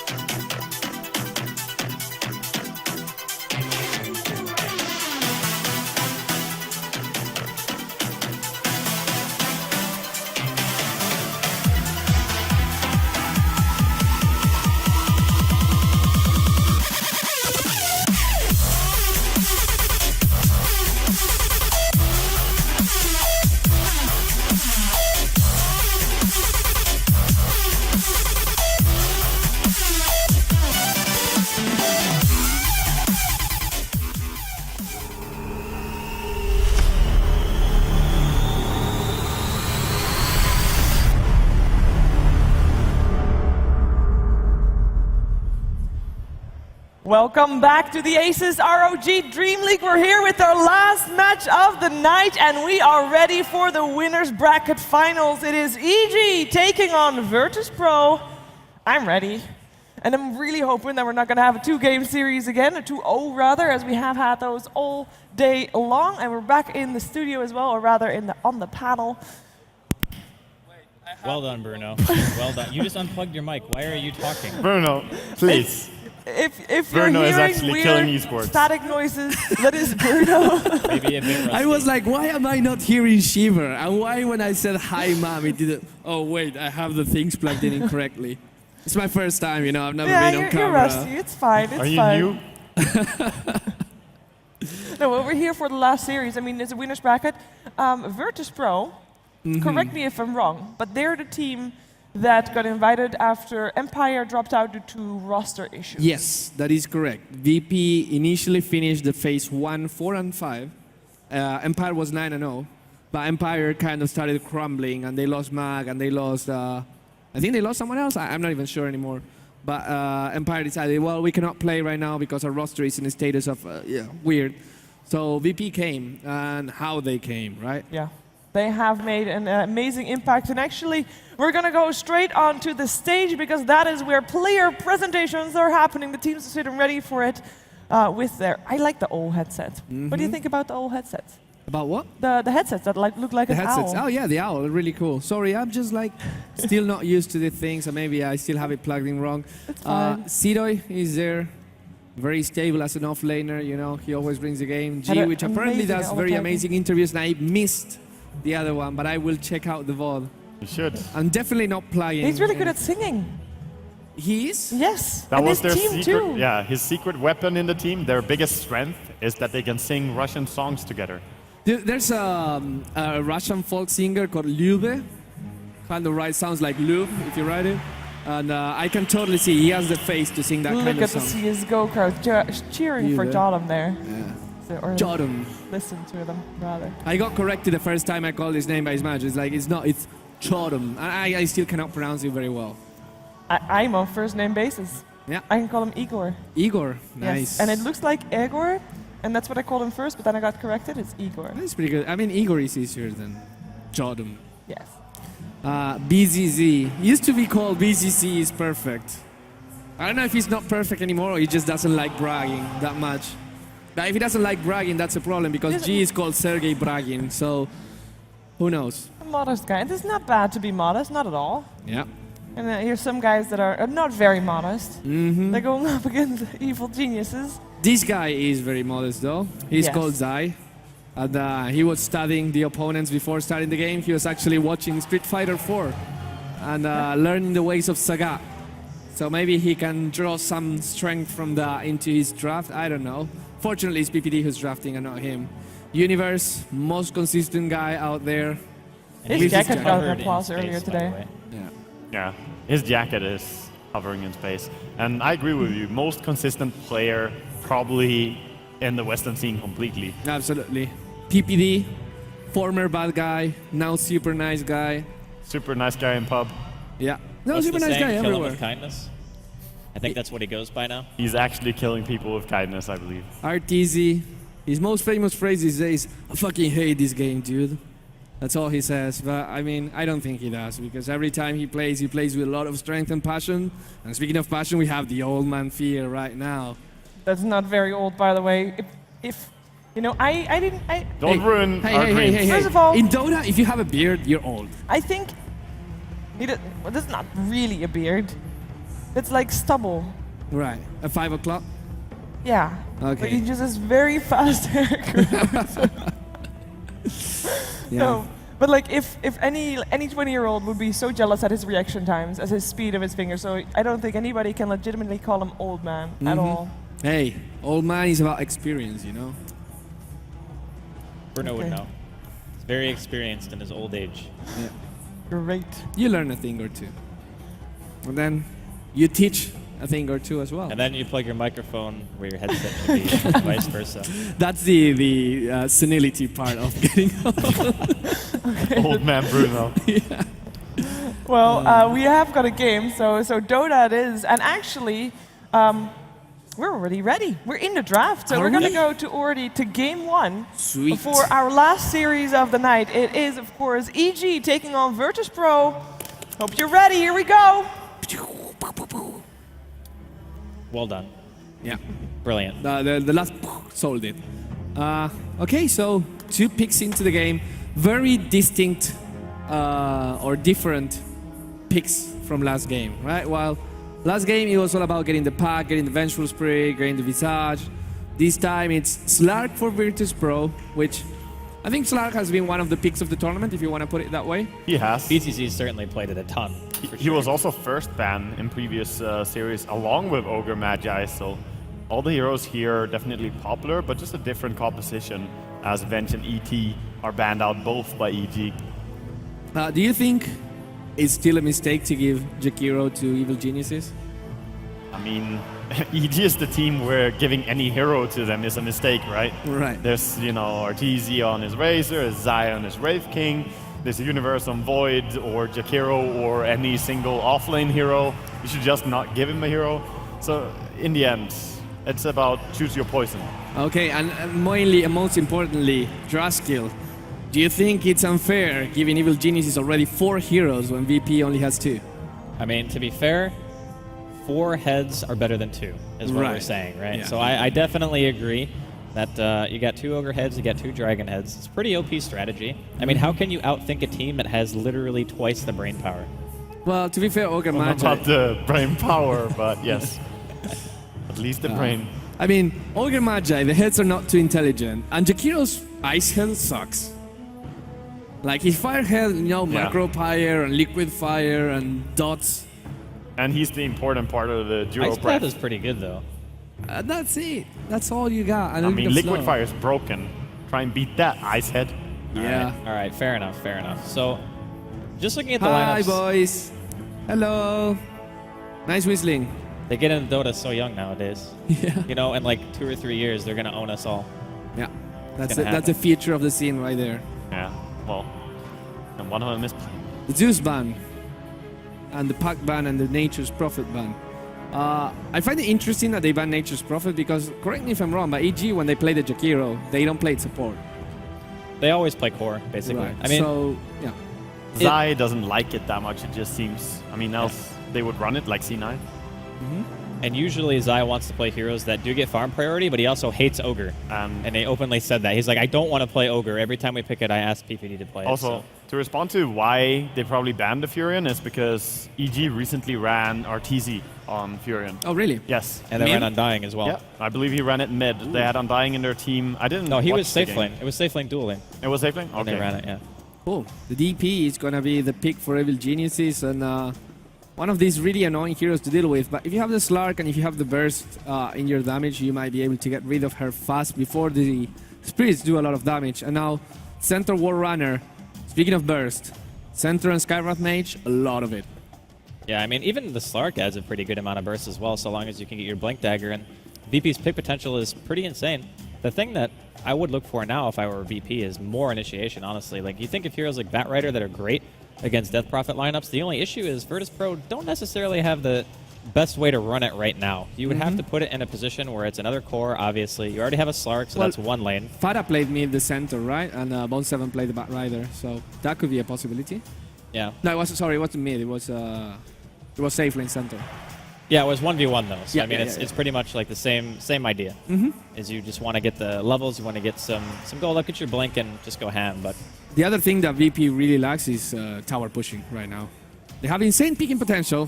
In a team fight, they will probably do pretty well if they get the initiation. They don't have good initiation, though, and they definitely don't have any pushing. While EG, if they get a team fight close to a tower, that tower is gone because of liquid fire and... Wow. Yeah. Okay, Zai That Enigma. is some greed. That is definitely some greed, but as you said, they might not have the best initiation, but DP, Jakiro, heroes that force the enemy to jump into you, that is when Enigma can maybe find an opening. Let's see if VP want to force an aggressive lane here. Normally you can maybe punish against Enigma because he's such a greedy pick, as we said. Okay, can you actually do that when you have an Omni Knight? Oh, wow, that's green. Whoa. Whoa, that was trippy. What's people going on, enjoying. yo? Hi, people. How's it going? Say hi. There you No, go. they didn't do it. They say hi in the Swedish way. Yes. That's fine. Sweden sends their regard. Enthusiasm, 10 out of 10. Lots of signatures there. What's man. up? How's it going? Nice cosplay. Pretty cool. Lots of cosplay people. I saw an anti-mage as well before. I saw some kind of... There, yeah, he was down there, like right after the other series. He was standing by the production area. Oh, I miss him. G, thinking. That's Driver, their Some, manager. Very, very serious looks from the manager there in the background. Yeah. Well, they realize, like, you kind of have to win here, right? Yeah. I mean, you want to, at the very least, if you want to go into tomorrow feeling good. That is how it is. Loser here is going to get a third place. Winner... Sorry, wait, no. This is a winner's match, isn't it? This is a winner's match. Yeah. So... The winner is still a winner. The winner is still a winner and goes to the final. The loser has to play against C9. Is that correct? Yes, that is correct. There's only 3 matches left. Yeah, this one, C9 versus the loser of this, and then the grand finals. Yeah, okay. So, I mean, you still can lose one. It's been a long day. It's been a long day. And Faceless Void is going to be the last pick for EG. And when you have Faceless Void and Enigma, the potential for just locking down a whole team forever is, and I'm sorry, Lumi, I'm going to steal this, real. It's the double bubble. It's a double bubble. Yeah, it's terrifying. Did you ever play Bubble Bubble? Oh, I did. Nice. A lot. It's a good game. What a good game. Yeah. Also, the fact that you have an Omni Knight kind of doesn't matter that much. When there's a DP, there's Faceless Void, there's Enigma, these heroes have so much lockdown. Obviously, they would love to have some form of purge, though. Maybe you can even go into the Manta-style Diffuser build on your Void in this game. It does hurt a whole lot, as long as you finish up the Manta-style when you have the Diffuser as well. We'll see. I mean, he surely is going to get a lot of farm right there because it's going to be a one-position Faceless Void, most likely. And suddenly, well, I mean, you look at Virtus Pro lineup, and... Actually, I think Fear's going to play Death Prophet. And Arteezy is going to be playing the Faceless Void. And Jakiro is going to be playing by Universe, right? I could be. Although Arteezy does play DP more, I guess. still think Arteezy is the DP. I think it's Arteezy DP, yeah. Okay, yeah. You're probably right. But we'll see. Anyways, VP with the last pick, they have to do something. I mean, if you look at it, they have 3 melee heroes. And they decide to go with a Wind Ranger. Okay, this is a support Wind Ranger. No, this is a support Omni Knight and a mid Wind Ranger. This is G Wind Ranger. Looking forward to seeing this. Pretty interesting pick. I think it's actually a lot better than it used to be, honestly. Because like even the shackle range, was it 50? It went from 525 to 575. It doesn't seem like a lot, but there are so many angles now that you can hit that before were just simply not possible. And that's assuming also that shackle has always been a little bit wonky and how it decides to latch. You get some pretty ridiculous angles, right? Like 90-degree shackles and stuff like that. So just the validity of that spell getting increased makes the hero that much more of a threat. And obviously they buffed Aghanims as well. So your physical damage output actually scales pretty well so long as you can farm it up. Oh, you hurt ridiculously much when you play Windrunner. If you can ever get to the point where you have Blink and Maelstrom and Aghanims, then you're pretty much set. You can solo kill anyone just with one shackle. And if you ever get a Hex, you don't even need to be talented to do so. Very nice. Everyone's scouting. Seedoy just plants a ward, making sure there's a block, and he can also see the room with that single ward. It's going to be interesting matchups all around. I have to say, I'm sorry, I don't want to sound like Toby, but I really like the banks on Death Prophet. It looks really cool. It really changes how it kind of looks like a WoW Undead, to be honest. I mean, I like this set better than the one with the the slim fit jiggly ass DP set. I don't know what that's about, but yeah, all right, it's decent. Does she have the custom bats as well? Yeah, she does. the bats make it look really cool, to be honest. Yeah, and PPD is going to secure this rune. Bounty rune, yeah, that value. 50 experience straight away. Jodum is going to get the illusion rune, one of the best runes to get if you're a support level 1, because it essentially works as double damage. Each of the runes has 50% of your base damage. You only have base damage. You're going to hit for half your damage, 2 of them. It is a double damage. Pretty much. Yeah. Well played. Does last pretty long as well. Yeah. The courier wants to come out, but it's not going to be scouted, I believe. Yeah, no, not really. He's been so annoying. Does that work at all? No, I guess the Eidolons die. And Sai just gets some new ones that get stunned, but fortunately, stunned right now doesn't do any more damage as it used to do before, so he's gonna be able to get a very, very fast Blink Dagger. I saw Zai farming. He understands the patterns of the jungle very, very well. He's one of those guys that can get a 6-minute Blink Dagger level 6 if he wants to. Yeah, I don't necessarily think he'll go for Blink. I think it's just going to be standard mech build. Okay. Because with this team, like, you have Death Prophet ulti, you have Eidolons, you have Jakiro Liquid Fire.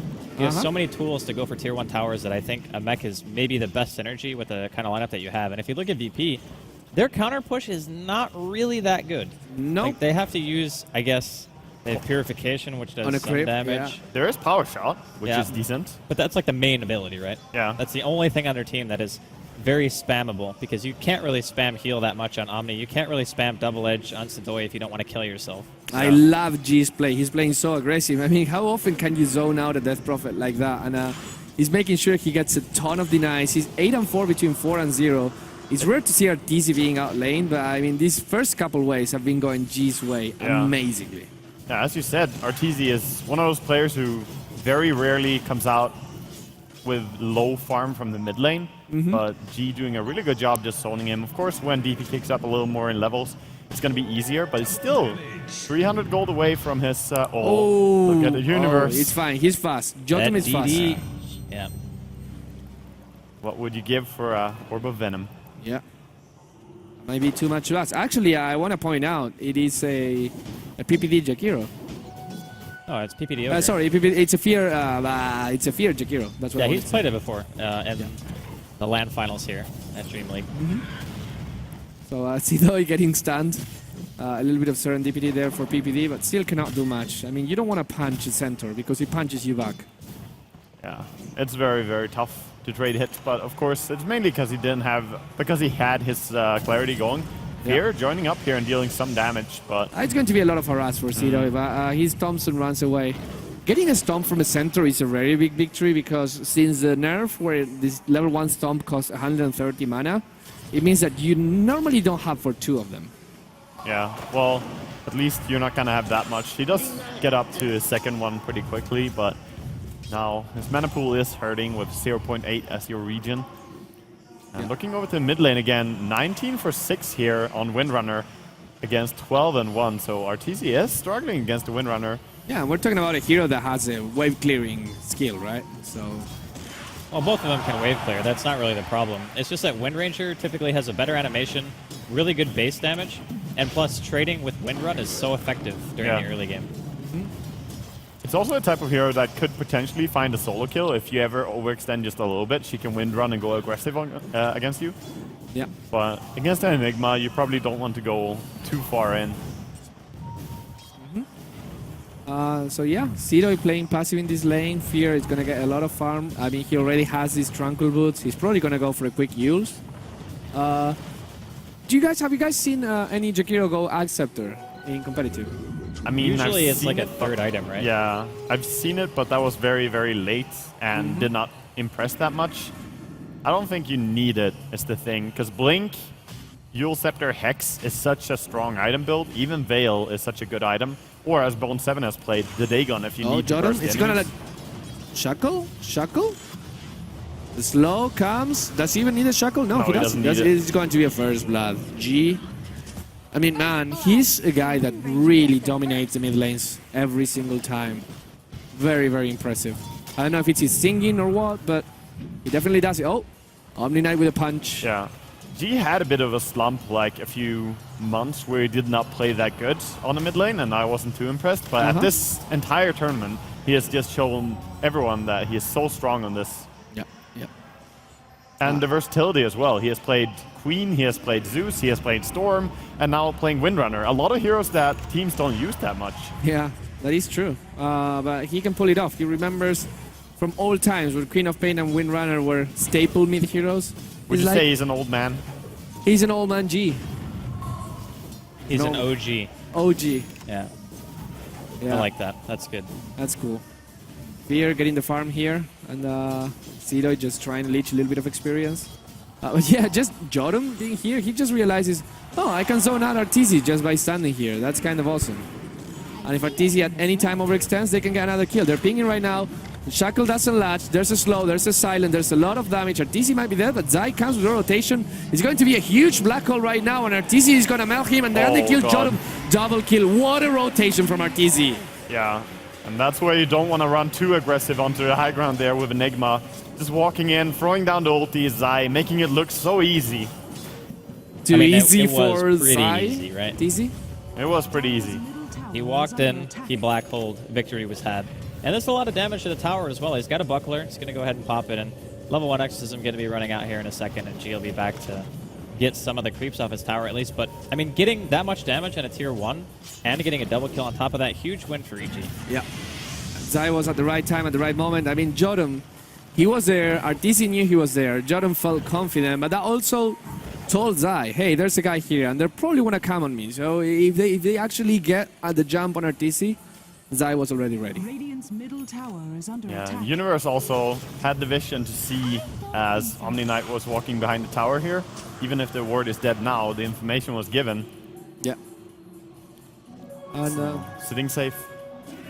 Fear is the top farmer in the game right now. 3.2k gold for him. He's getting a time of his life in that lane. Centaur, it's really hard for him to do something against that, but at the same time, he will be able to find a little bit of farm unless Zai comes like right now. And Zai is, guys, let's push. I mean, this is fine. Even though Fear might miss a handful of CS because of this, it's a matter of getting the tower. Like, it's already at 300 HP, so there's no way this is going to stay alive. And once Fear gets level 7, I mean, heck, they could even look to pressure the tier 2 I if think they really so. feel that confident in it. Yeah, I mean, what's really going to stop you? Of course, they can bring down the Omni Knight. They can maybe bring out the Skywrath as well, but I think they need to commit like Slark or Windranger to stop this push. I mean, Zai still doesn't have Black Hole, right? So they probably know that. And Zido, he's ow. It really hurts. I mean, I understand the combo that Double Edge doesn't do Okay, damage he's to you. actually getting pretty close to dying here. Skywrath coming in. Yeah. Oh, He's it's a slow actually dead, TP. maybe. No, he cancelled. He cancelled or someone cancelled the TP? He was down to 7 HP. He cancelled it himself. Got him. Not gonna go down there, but now with that cancelled TP and forcing Centaur back, EG are like, okay, we'll deal some damage here. Yeah. And G is actually staying in his lane. He doesn't want to rotate. He doesn't feel that he needs to. Understandably, Slark says, okay, you know what? You're not getting much. I do not want to give free farm to the Void. I'm just gonna stay here and farm. But the Void is actually coming. The Chrono. Oh no, He this dead. is so much damage. He so dead. Oh, or not? Roshan maybe? denied, maybe? Roshan? Oh, he denied the G? No. That was really close.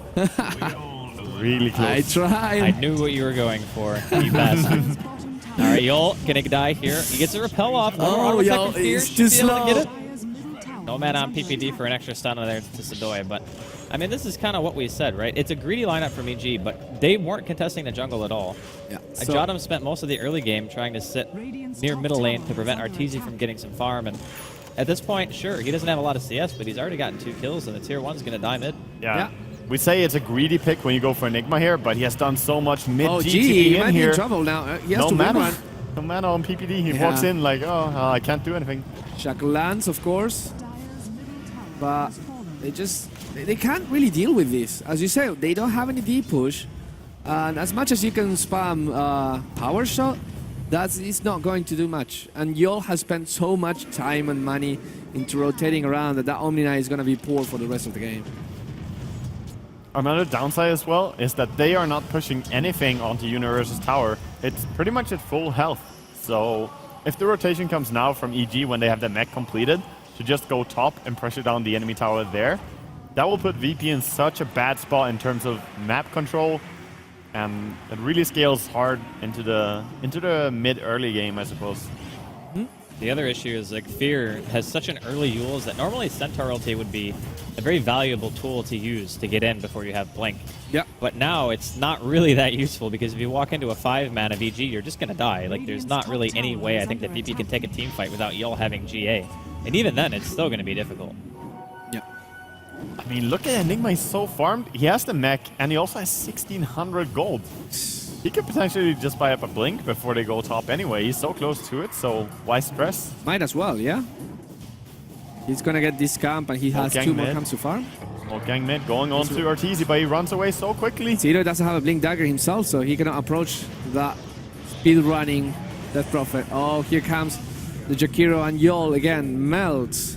And that's nice path used for a kill. PPD is a 5-position support, outrunning an offlaner.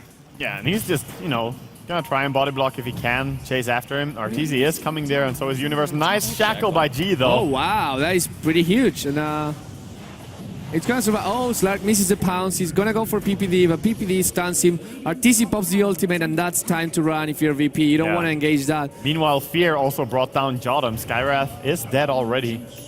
Oh, there is, the Slark is going to try and pounce with nice self-heal there. It's like, dodge, yeah. Fear, the shackle is not going to land. They're chasing. VCC uses his ultimate himself, but he cannot burst down Arteezy. Arteezy is going to run away.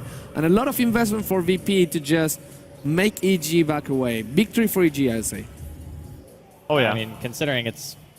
if they don't get kills for VP right now, when they're not fighting around objectives, it's definitely a win for EG, because if they don't have to use really anything except for one Death Prophet ulti, and they still have Black Hole up, they still have Sphere, they can just walk up to a tower with Liquid Fire and Conversion and just kill it. Curious decision by Enigma to go in for Force Staff instead. Maybe he feels that with the mech, it's so much mana that he wants to have a Force Staff instead just for his stats as well. Because between Blink and Force Staff, Blink is a lot easier to pull off with Black Hole. Yeah.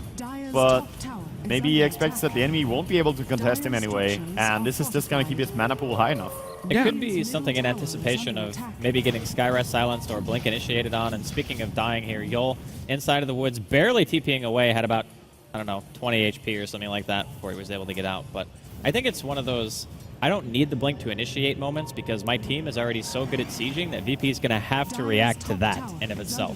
And if worst case scenario happens, Universe already has plenty of initiation range with Chronosphere, and we know that he's really good at hitting them. Yeah. So right now the push continues. The top tower is pressure. A Slark cannot really do much. There is the threat of Black Hole, and if a Black Hole or a Chronosphere pop out, he is totally dead. Now here comes the engagement. Everyone tries to run away. There's going to be a concussive shot on side. There's a Yule Scepter on the Slark. Slark just suddenly doesn't want to chase EG want to fight this though. They brought up Arteezy. He runs in, finds Yol. Can he get anyone here? He just has drums, so no Yule Scepter. Maybe they're just gonna try and push this as 20 seconds for DP ulti. PPD has the skill ability. Multicast. He's gonna get lucky or he's gonna get skilled. We'll see. G in the meantime trying to apply a little bit of pressure. G doesn't have focus fire, which on this Windrunner I think it might be a little bit of a mistake, but maybe he'll prove me wrong. Yeah, I'm trying to do some harassment here. Gonna get caught out by a Chronosphere. Doesn't disable the Wind Run. However, BZC, he's gonna miss his pounce. Can they actually get G? He Force Staffs away. Universe wants to continue pursuing here. The bats from Arteezy. The diving top, meanwhile, going on Yol. Oh, Yol is dead. Yeah, bye-bye, Yol. Well, he gets the heal off. He gets a repel as well, but he doesn't have enough mana for GA after. And I'm not even sure if he would have committed maybe to they that. can get a kill of Fear. Nice self-fuels. The Black Hole on top of it. Not going to see a stomp coming out. Hits on 2. Universe comes in. He's dealing damage to Jottam. It's going to be a triple for Arteezy. Everyone on VP is dead. I mean, Zai is such a magician with Black Hole. He played it in phase 2, played one of the most stable Enigmas in that game as well, and he's just doing everything right here. Look at his farm. He has locked almost 8,000 gold. He has anything he wants. Is he going to go Necro? Yeah. Or actually just Power Treads for now, but maybe he would even consider it. I mean, he literally can carry this game on his own at this stage of the game. He has so much going on for him, and it's probably sitting in a comfortable position right now. And Universe is going for the Diffusal Manta build, by the way.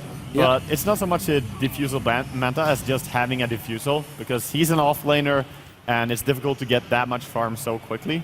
Yeah. But later on, for sure, he will probably add up the Manta as well. I'm just really in shock at how well this game has gone for EG. Like, I don't think VP necessarily had anything to punish the jungle Enigma, which I think EG have shown in the past. Not so much, I would say, in this tournament, but whenever they get Zai, a hero that he can play to the fullest extent of his greed on, they usually win. Yeah. Like, just getting the quick mechanism up on a hero like that who gives you so much map control, the synergy look of at that Yo. in the Void, I don't know. I think that they've given away so much to EG that they're comfortable with. You can say that it feels like they've given away, but at the same time, it never feels rare to see EG have this, 12,000 advantage in gold at 15 minutes in. It kind of feels normal, right? Because EG are just this solid, this strong, always have a draft that seems to work out quite well for them. They have the late game covered, they have the mid game. Obviously, the early game went their way as well, where I think that was the little timing window for VP where they could maybe punish. Radiant structures are fortified. Yeah, there is definitely a lot of things going for EG right now. And even though VP has some heroes that scale pretty well into the late game, just the potential of double Black Hole or double Chronosphere. It's just too scary. Mid-leap Chronosphere. He's looking for a shackle attempt. Universe going for the dodge. BZZ gets 4-staffed out, still silenced up. He does get the Shadow Dance off. They're going to pop the GA and Stampede. They want to get the heck out of here. Arteezy, he's got a Yules. Is he going to be able to catch anyone? Looks like he wants to go for BZZ more than anyone else. Let's get him. Chase him down. The Bats want more. He's going to find a double kill. I mean, I want to say, Fear might die here, and actually, will he die here? Yeah, he will. This is only their second kill after the first blood. They doubled their kills, Bruno. Wow, that's value. But yeah, they got the first blood on Arteezy, and that's all they wrote for 13 more kills. Now they're 13 and 2. I mean, that just means that Arteezy is a feeder, right? Yeah. Okay. Because normally when you have a game that's near perfect and you only have like 1 or 2 deaths, you just have to flame the person who has the death. Yeah. Of course, yeah. You're the only one that gave one death. Come on, get your act together. Arteezy gonna push here with Zai as well. They're getting so much gold. They're getting so much out of these things. And, Stampede is on cooldown, so they're pretty safe in terms that they cannot be run down that easily by VP. Gonna back off, take this safer approach here. But I also think they're just fine farming up so much on every single lane right now. Yeah, the Slark went for a Yasha, which I think he feels like he needs a little bit extra movement speed right here because everyone is so fast. Just the fact that Faceless Void can time walk, the Death Prophet is a Ferrari pretty much. But that delays his caddy, that delays his other useful items for later, and suddenly he's not that scary. Universe getting caught in the woods here. He actually, yeah, he backtracked the double edge. That one value point. Almost kept him alive, but yep. He is very close to his defusal as well. PPD, is he going to try mid? They have vision on Yol being alone here. Yol, he can repel himself. He might get caught mid-animation here. There we go. There's the repel. He'll get away. He also has help coming in. Yeah, Zai, he's going to force staff away when the stun actually hits him, so they're not going to be able to follow this up too much on the side of VP. Looks like EG are the ones who want to play the aggressors. PPD going in, silence on a BZ, Dark packs it off. They're going to Yules him in the air, and another nice black hole coming out. It does eventually get canceled, but they're still going to get 2 in the process. Make that 3 as G drops after the force staff usage. Yeah, even having Yules after they can chase down and kill Jodam here. Diving down, there's no way for Sentra to save his poor buddy. Zai steals a kill. It's a double kill for Zai, triple kill for Arteezy. Or double kill for Arteezy. He's godlike right now. Maybe a feeder, but he's 9-1. Yeah. He's got to compensate for the fact that he has 1 death. Yeah. Right? They also have Pipe coming in right now on Jakiro, so he can just put this on all their creeps and all the heroes as well. And I don't think you're shoving away EG from getting racks here. They have such strong pushes. Is this Ogre? Could be Ogre. I think it was Ogre from the start, honestly. Okay. Ogre from the first pick. Yeah. I think their draft is actually so hard to fight into. Like, if you give him an easy early game, which it looks like they have, they're going to go for Arteezy, though. Midnight Pulse comes out. Universe looking for a sphere. He hits Yol, who only GAs himself. Sadoy, he's going to be stuck over here as well, inside of the Macro Pyre. Ends up going down. The back line, see BZZ is forced to pop a Shadow Dance. He's going to retreat. Buyback from Sadoy. They've already lost their melee racks, so this buyback is a desperation move from the side of VP. They want to try to get something out of this. They have Stampede, but they're not going to be able to catch up. Yeah. I mean, that's really sad when you buy back and the enemy can just walk out and say, okay, we dealt the damage, we got your racks, and we forced the desperation buyback that you got nothing out of. So VP really just drawing dead right here. They need something, but this is pretty much 20,000 gold advantage 19 minutes in. How can you deal with that? How can you deal with that? And every single team fight, there's a new item coming for EG. This time it's going to be the Diffusal Blade on Faceless Void. That's going to make it really, really scary. There's a lot of targets with a lot of mana. Damage potential increases by a lot. And VP with each time less and less answers. Yeah, the biggest thing is no longer will Sadoy, for example, be able to go into the fight with Repel and feel safe. So he's going to go in, he's going to get purged, and then he's going to die.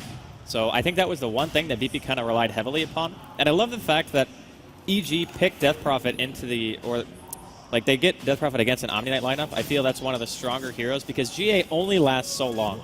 And if you don't get the hero kills that you want, the high priority targets like Death Prophet or Enigma or Void in that time, you can no longer fight. Yeah. Especially killing Arteezy because GA only lasts, what, 5, 6, 7 seconds or something like that without...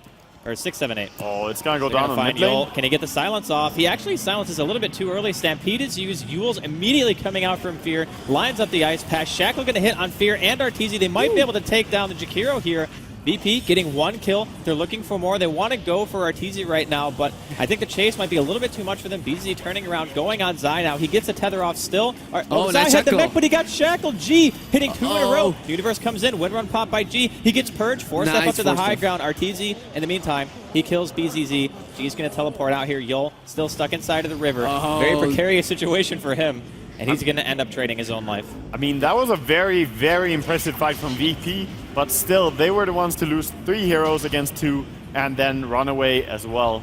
I mean, there was no sphere, right? So Yeah, no sphere, no black hole, and DP ulti was also not used, so I guess that's the one fight you can maybe win, and still, EG come out ahead. What's the recipe coming right here? It's a Bloodstone for Arteezy. Things get more and more complicated right now. That was a good trade, but not enough. With Arteezy having an Aegis, that's going to mean another push. And if they get mid-racks and maybe bottom racks as well, this might be completely done. They want to stop this Roshan. Can Centaur get in? He can. He goes in, but he blinks into the ice path. Arteezy already got the Aegis. Sadoy, he tried his best as BZZ accidentally gets himself stuck here, but I don't think it much matters. And Andy actually sighs in relief because he couldn't stand another denied Aegis. That's true. I actually would have cried, I think, if it happened. Yul, he gets silenced here after the Yules, gets caught out completely. VP are down 2 right now, neither of which have buyback. And they're already down a set of racks. EG looking towards, I mean, top might be the easier lane to push with that many creeps, but I guess BZZ is actually going to kill them. I think it's more just convenient that you're already on the bottom lane, so you're just going. And Zai has an Aghanims right now on his Enigma, so never mind that someone else has to help him. If he catches people in Black Hole right now, they're going to take a lot of damage. He can probably solo kill people right now. If he gets the Midnight Pulse out first as well, yeah. And they do stack, by the way, for people who out there who are wondering. Plenty of damage. So you can have the double Midnight Pulse. Oh, What that is that range. shackle on Arteezy? All right, well, it doesn't really do much, but it was certainly funny to look at. Yeah, BZZ with Repel on. He wants to come, misses a pounce. Dark Pack, not enough anymore. Will they chase? Played a little bit too far away. Universe like, oh, I got this, but... Yeah, no, not enough. And they just keep pushing. And this Rack is like, no, please don't hit me. Ow, ow. I mean, they're killing this Rax without the use of Exorcism, right? And I mean, it's still 40 seconds on cooldown. Plus, the melee Rax is almost already dead. Yeah. So if it dies, and they still have Black Hole, still have Sphere, still have Exorcism, I don't really know what BP can do. Just focus for next game, I guess. I mean, it is a best of 3 after all, so even if they lose their game, they can come back. And who was that did that? Was it VP Classic versus... No, VP.Polar versus VP Classic yesterday. I'm confused. What game are you referring to? The long 3-game series from yesterday. That was, that was VP Classic. Yeah. So maybe we'll see another game like that. Or the series in general. The wraparound. Okay, Universe can also very this easily engagement, they're going to find Zai. Can they burst him down fast enough? The Shackle's actually not going to latch Zai. He's still alive inside of the Chronosphere. G might be able to finish him off before it wears off. The GA was popped by Yul as well, buying them some time. Sadoy has traded his life here. Jottam already dead as well. They want to go back onto Yul. The heal comes off, but the damage from Arteezy is simply too great. He pops Shadow Dance from BZZ. He will be able to kill Universe. Pounces away. He's going to get Yules, though. No Dark Pact to dispel this one. And Fear, with Arteezy's help, should be able to take down BZZ. G on full retreat right now. And that's actually going to be a 4-for-1 trade. And the bats come, and it's going to destroy the buildings. G trying to hold on, but what can he do? Exorcism finishes, but these melee racks is going to fall anyways. Oh god, he's going. Oh, well, nice silence, but he's still actually gets enough of Black Hole to threaten BCC a lot. And BCC is going to fall, and that's the dieback right now. G, can he do anything? He can't get in range. Oh, one more stun. Nice Yule. Arteezy might be dropping here. He's quite low, does still have the Aegis. They're trying to go on Zai right now, who does have Force Staff available. Jotum walking into a nice path. He's going to be dropping down. There's the GG from Virtus.pro. Well played, EG. Getting 1-0 in a series on the draft. It looked interesting, but after all, it was domination from minute 2 into the game, more or less. It's such a hard lineup to actually fight against if the Enigma gets free farm. That's the thing, because your mech timing is so early, like 7 or 8 minutes, and you already have Soul Ring, you're like level 7 or 8, you come out to tier 1 towers with a safe lane Jakiro with max Liquid Fire, and you just kill buildings. What is an Omni lineup supposed to do against that? That's really, I think, the biggest issue that they had is, again, they didn't have much deep push.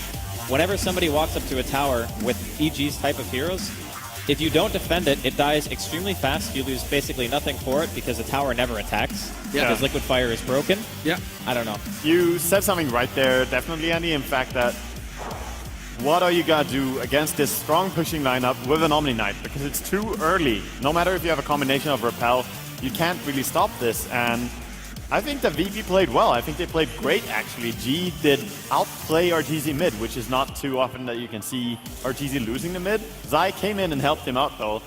But even with that, you could just say that nothing could stop them.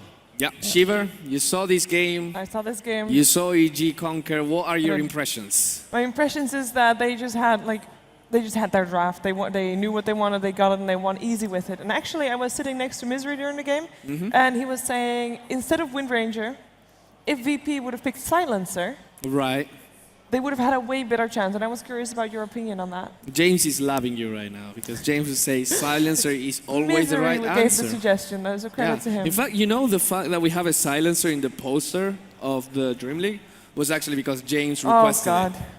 No kidding. It was like, I believe you. You need a silencer there, and he put that. And yeah, I mean, a silencer might have been good. It still doesn't solve the problem of how GUD push, right? Yeah. I mean, there's a canceling for the Enigma Black Hole, but Enigma has so much fun that it would have been really easy for him to just say, okay, I'm going for something different instead. I mean, he could have gotten a refresher and a BKB if he wanted, right? I think it's more about the Silencer giving you a guaranteed form of initiation and the use of Stampede and Global together. Think of like Batrider and Centaur, or Batrider and Silencer, right? It just guarantees that you're going to be able to take one hero out before the fight is even really, like the opponents can't do anything.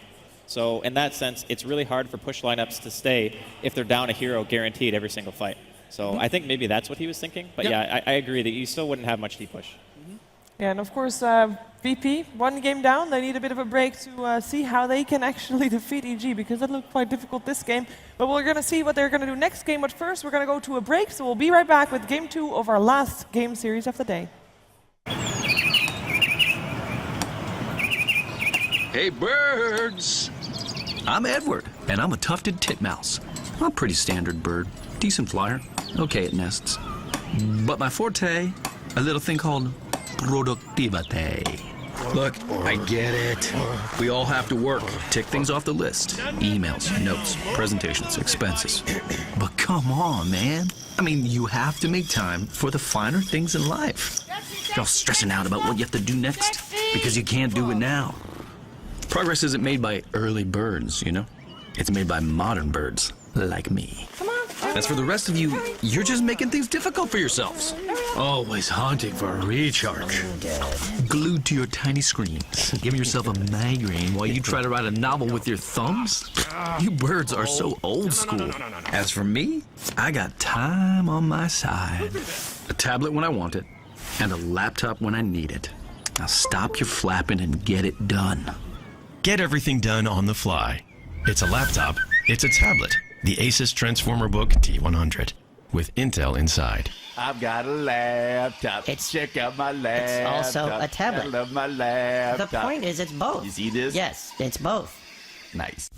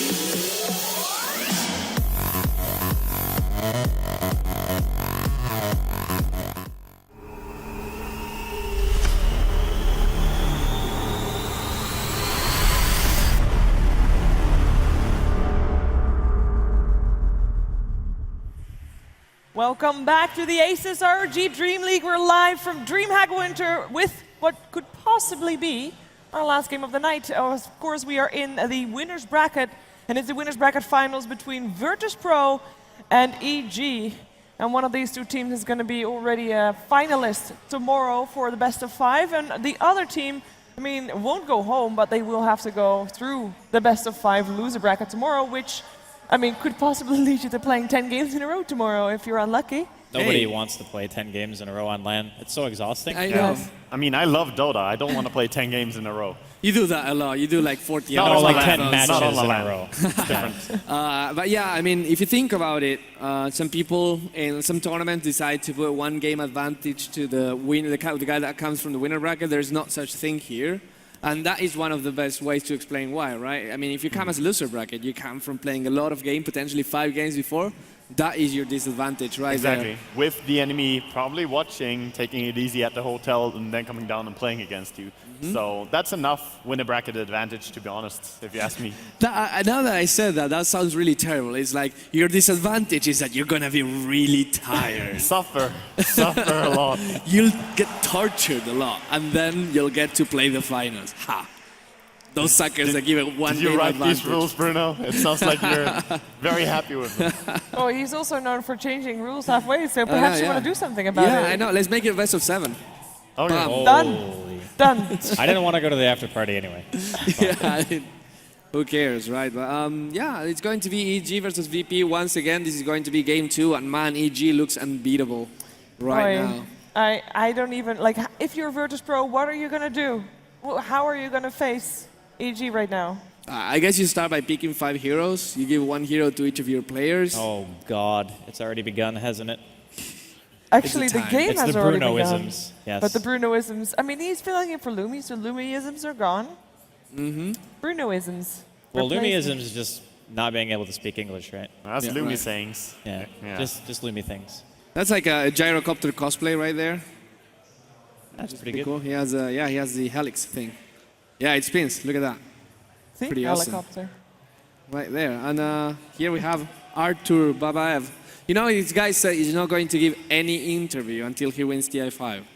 Are you kidding? Yeah. I mean, I'm going to make that a challenge. Knowing Arteezy, he probably will change his mind 2 weeks from now because, you know, he's like that. One day He he's doesn't like, know what he wants. Yeah, at that age, who does, right? It's true. I know what he does want, though. What does he want? He wants to play Dota. And that's why he's sitting there No, right no, now. but that's the thing. He actually says, "Oh, fuck this game, man." It's like he always complains, and then he loves playing the game. He just comes and goes. Everybody who plays Dota is like that. Everyone has a love-hate relationship with Dota. That's why. That's how it goes, I mean, right? It's like some days you wake up and you're like, oh man, I just won like 8 games, and then you wake up the next day and you lose 8 games, and you're like, why do I play? I don't understand. It was actually supposed to be my segue into the draft. No, it's fine. We can just delay. We'll It's see how fine. angry we can get production. Well, actually, you don't have to hear me. Oh, you do actually. You hear. No, they actually only talk to you. Okay. Well, Yes. let's not do that because at some point I cannot hear you then anymore because you know. So I'm just gonna stop talking now and I'm gonna let these guys handle the draft because we are in game 2 of EG versus Virtus.pro. Yeah, I'm actually just stalling because I like having Shiver around. Shout out to It's Unreal fun. Bulldog. Yeah, shout out. He runs He's off putting as you on soon the as list game now, you starts. know that, right? Yeah, I'm already on that list. Don't worry. That's why I'm sitting on the far end of the desk. You notice whenever Shiver's here, I'm sitting Yeah, over here. no. I am already on the list. He put me on the list on phase 2, I think. Okay, So, good. I mean, he can't put me twice. That's not how it works. Evil Genius going to get the Vengeful Spirit and the Lycan VP with the Puck and the Ogre Magi right now. And scary start for EG. Getting that Lycan and Arteezy's hand can be really scary if he also plays it, I think. And this is one of the things that a lot of teams run into when playing against EG is that if you ban out Brew and Jakiro, you give away Lycan. If you ban Lycan, you give away Jakiro. So it's, like you actually mentioned in the first game, pick your poison in terms of what you want to play against when it comes to EG. But the problem is they're so versatile that every lineup they run, they can run just as well as anything else. Right. So I don't really know if they have any glaring weaknesses, and that makes them terrifying.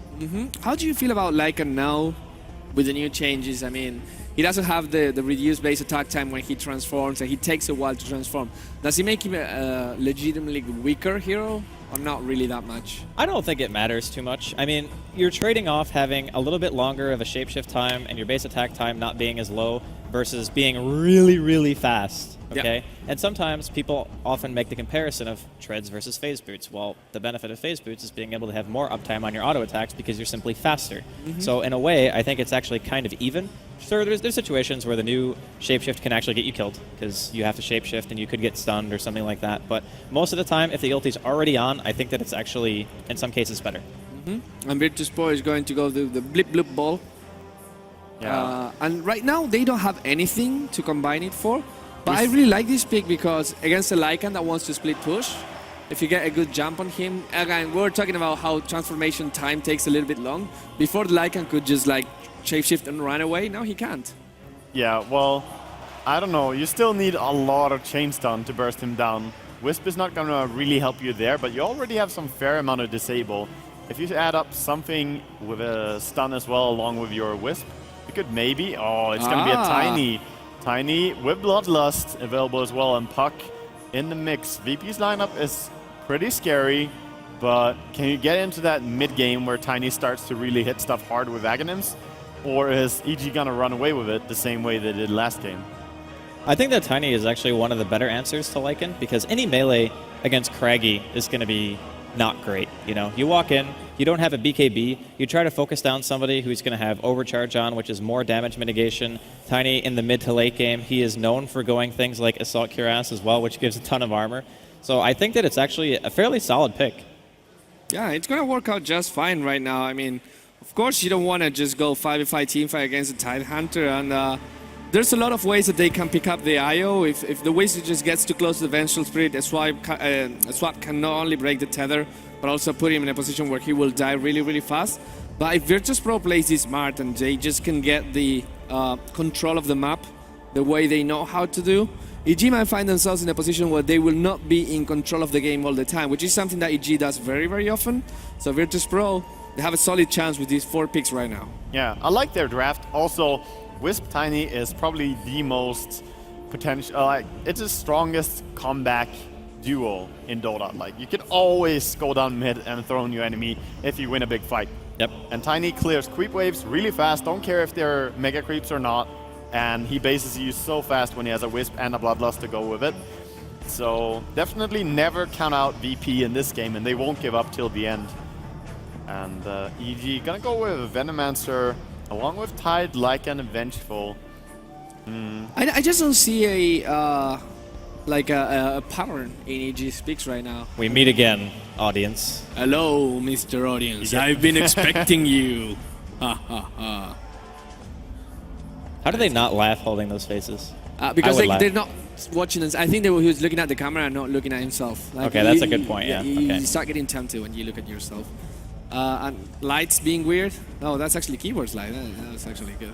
I was thinking, like, during the break, they showed like these off-focus lights all the time. Yeah. And I was thinking maybe that was a kind of thing, like a subliminal message that DreamHack was giving to people. You know how they use lights to just put frames into things and assassinate the Prime Minister of Malaysia or something Zoolander-ish?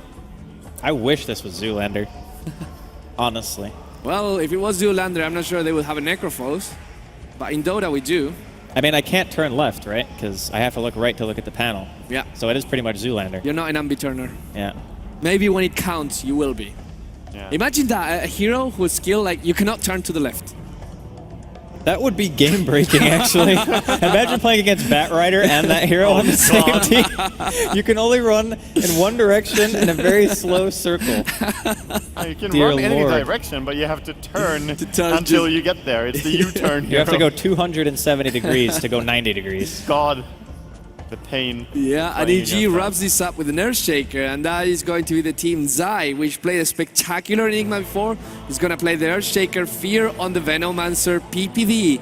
On the 5 support, Vengeful Spirit, RTZ is going to be the Lycan, and finally, because I missed it, it's going to be Universe on the Tidehunter. Yeah, and then on the side of VP, we're going to have Jodam playing on his Wisp, tethered to G, who is the tiny player for this particular game. Going to have Necrophos being played by BZZ. And the bottom lane, we're going to have Ogre Magi played by Yul. And then last but not least, we're going to have Sidoi going on his offlane Puck, who is a hero that we've seen a handful of times. People seem to be very highly prioritizing it in bans. Like, you saw a lot of Puck and Venge in Phase 2, especially towards the end. And now people just don't really seem to want to let it through just because of how much mid-game presence it actually gives you. Yeah, sorry. No, it's okay. I think both of you actually just fell asleep for like 3 seconds there. Trans messaged me and it was like, oh, this is really urgent, so I was replying. He's trying to locate James, which apparently is MIA. If you guys see James in the audience, direct him to Trans, please. So yeah, the creeps are gonna spawn right now. James is missing like 50% of the time. He went missing in his own home at some point. Yeah. So that's true. It's probably fine. VP with the dual mid lane here with Wisp and Tiny. They also cleared off some trees here, so they're showing that they want to use the pulls that you can do towards the mid lane. You can definitely do it easily if you want to use Tiny, run there and toss. Yep. But even Wisp can get some of the pulls there. Yeah, so what we're going to see right now, it's going to be the dual lane there versus the Venomancer Fear. The good thing about this is that if Fear gets a Poison Sting hit on Jotun, he's going to lose a lot of life. Wow, aggressive immediately, and do they get blocked? Oh, this is a disaster. Jotun ran away. Nice blocks by G, by the way. This is actually really good. What a player. Fisher playing against them right now. And now the one that is getting blocked is G, but Zai cannot do much right now. A lot of damage being spread for both teams, but in the end, doesn't really matter.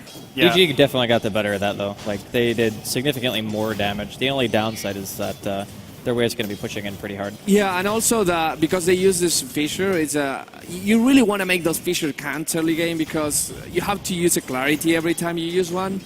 So, like right now, you're not too worried about the Earthshaker because he only has one Fissure, and then after that, he's completely disabled.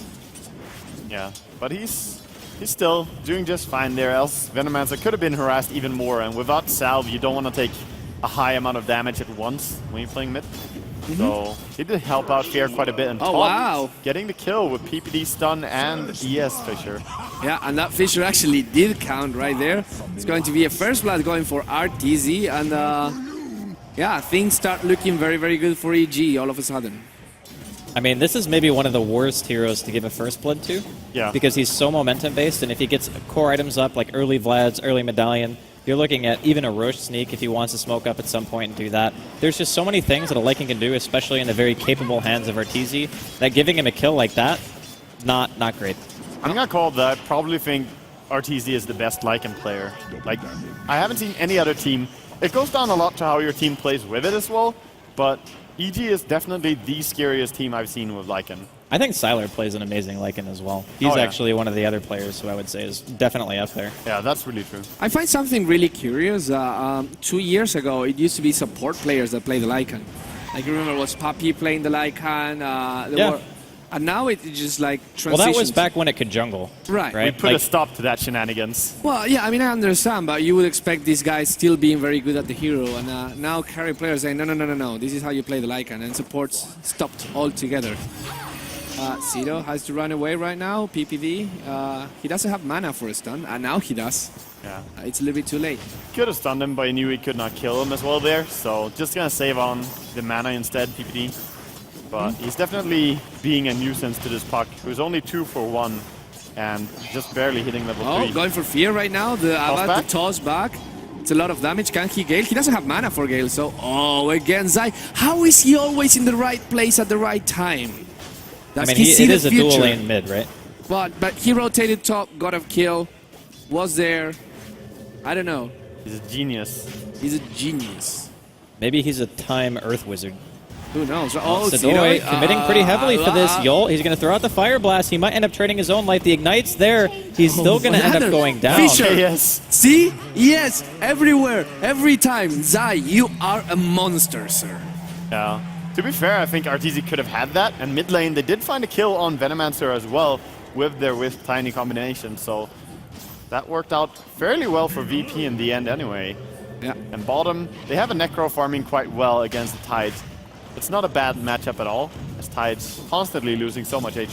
I mean, you're here, like, assume you're Necrophos right now. You are pretty much farming uncontested because there's not much that Universe can do around you.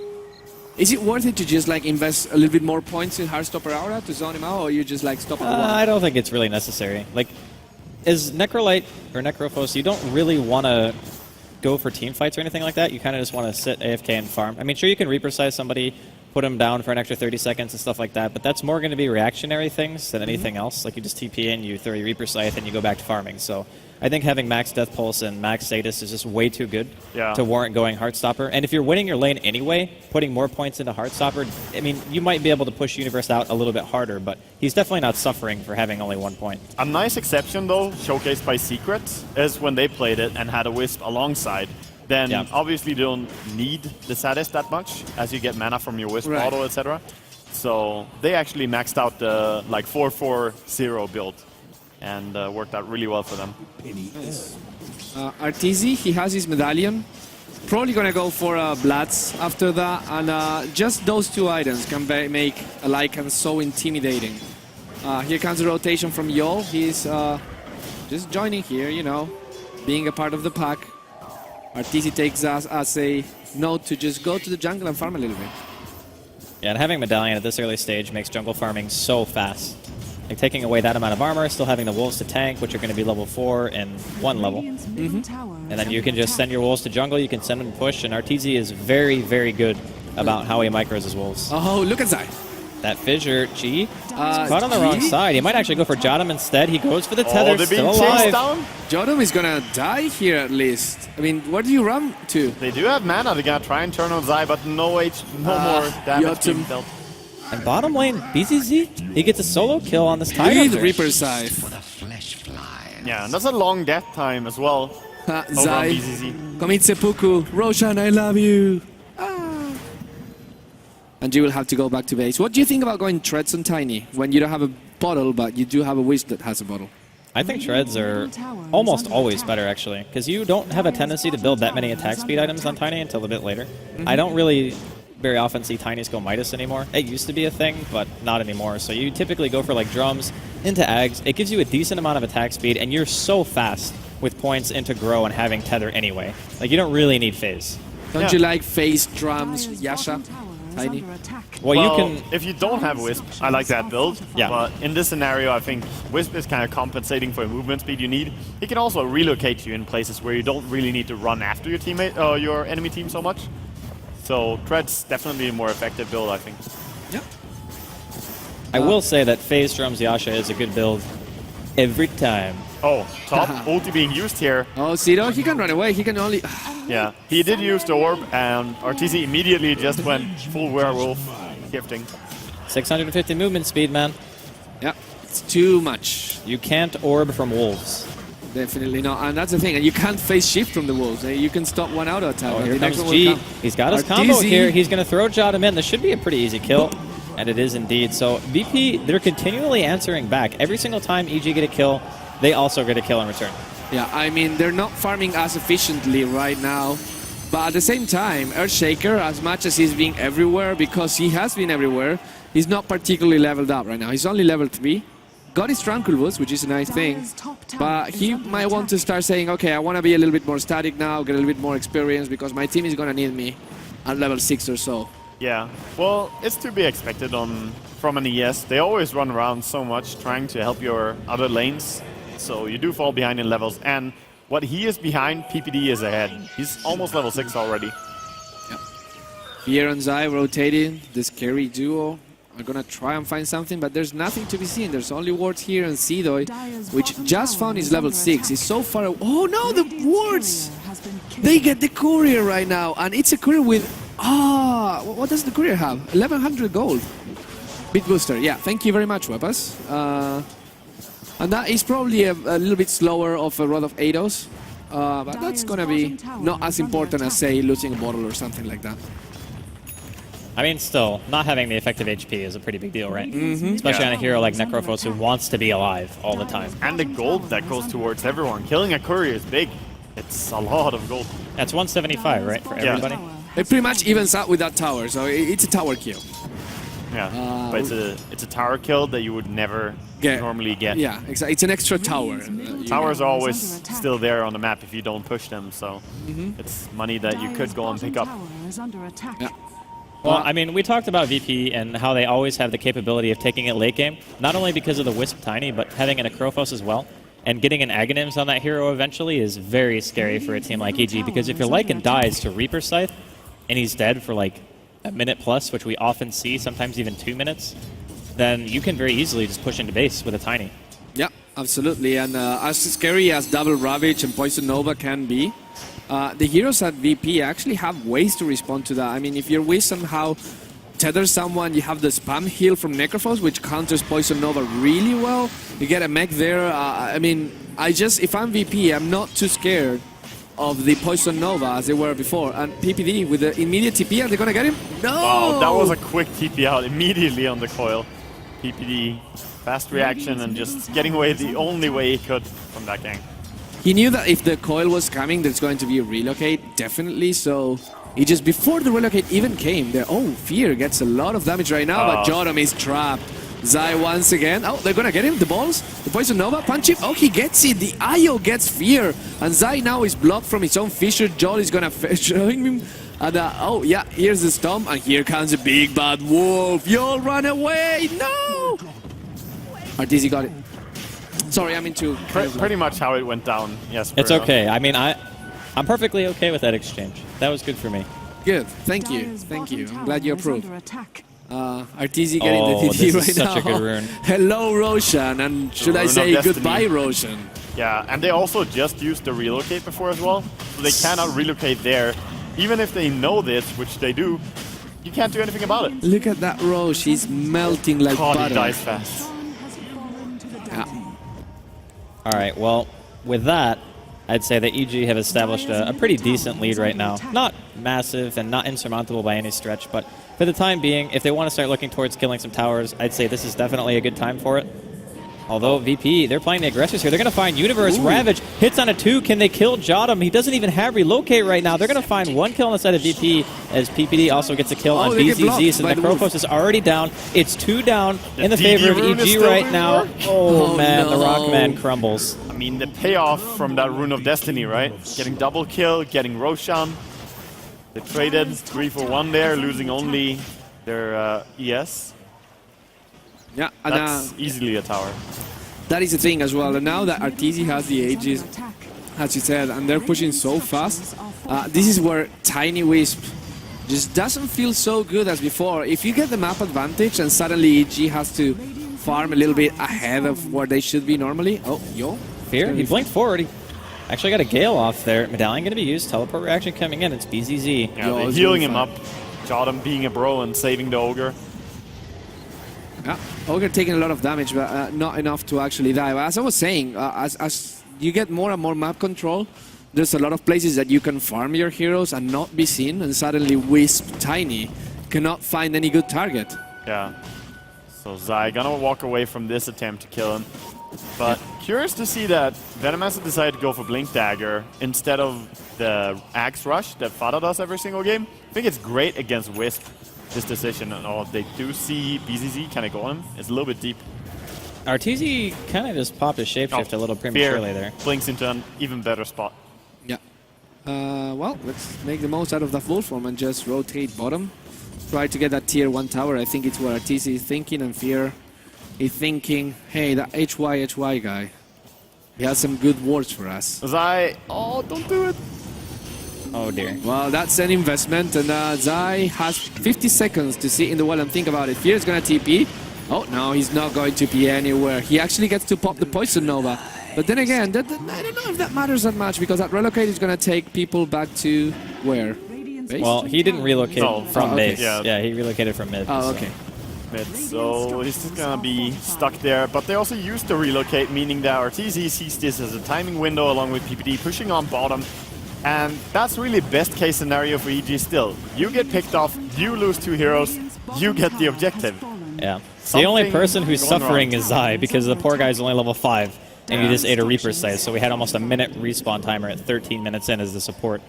Not good. Not good. It is giving some good experience over to VP's side though, so I mean, EG clearly ahead in this game, but if you get Aghanims on Tiny, you're never, ever out of the game. That is the thing, right? It's often said when the game gets past 1 point, it's always a gamble. You somehow don't have the buyback, you can lose a game. You buy back and you die back, and then you lose a game. That happened to C9 recently on a game before this. But we're still very, very far away from that point. I mean, we're talking 50 minutes into the game, and it's not 50 but 15 right now. And with that in mind, EG, still in control of this game, can make sure that it doesn't get to the point. I feel as though EG have a pretty firm grasp on things right now because they've already gotten 2 of the most important tier 1s. And that's really the biggest thing for Lycan lineups, I think, is just making sure that those towers are no longer on the map. Because the more space that you get, like you see a relocate coming or something like that, you'll probably have time to shapeshift and get away. And even heroes like Fear, if you buy Blink Dagger against Wisp, it's an amazing utility item because anytime you see a relocate, you blink away from it and you know you're safe. So with that being said, there's only a few heroes really that VP can even go for unless they want to commit to a full 5-man. And they even have Tide Ravage, they have Earthshaker, 2 heroes with great AoE stuns that can be used preemptively when a relocate's coming in. So I actually think that their team deals quite well with Wisp. This is a very good split push here by VP, dealing tons of damage bottom, also threading mid because they know that the push is coming top. How are EG gonna fight this? RTZ trying to go in on the Wisp and Tiny? Yeah, he's popping a shapeshift here. Jotum is getting annihilated by Necrobook. Arteezy's just going to ignore him and let him drop their Universe. Blinks up to the high ground with the Gush. Helps Arteezy get that kill. And it looks like Tiny is just going to TP away. I think you have to run away right now. PPD's here. He's got his stun. Still, though, is in deny range. I mean, they kept their top tier 1, but now the pressure is coming down mid and these Necrobooks hitting so hard. Yeah, he's gonna melt, but now here comes the Necrophos. He wants to fight, he wants something to do right now. He cannot pop the Reaper Scythe right now. Oh, he kills one of the Necrobooks. It hurts so much. VP, oh no, he's getting so much damage. Fear, can you Reaper Scythe this guy? No, he can't. Oh, the Ravage comes right now. It's a disaster. Fear still alive. Sido is gonna die as well. He cannot do anything. It's 3-for-1 for EG. Can he heal him? Yeah. Can he save him? G, leave. I think he's fine. Yeah. Poison over off. So that was an amazing play by Fear. I mean, he basically acted as a suicide bomber, right? Yeah. Like he goes in, he pops Poison Nova, hits almost everyone, and then Ravage to follow it up. And at that point, the fight is already lost. There's no way you can recover from taking that much damage. They do manage to get at least 1 return kill, but in the end, EG again pulling out pretty far ahead.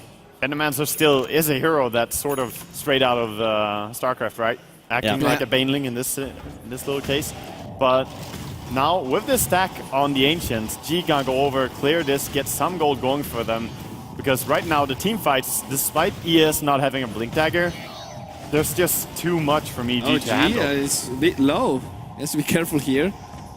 Yodom, he doesn't have any charges on anything. He doesn't have bottle charges, urn charges, magic stick charges. He's holding his hand, though. Yeah, he is. That's what friends are for. I mean, it helps you get to base faster, right? Yeah, that is something. And a smoke coming here, trying to find someone. Who is there in the jungle? It is Lycan. No, it is Yes. Yes, Lycan. Ooh.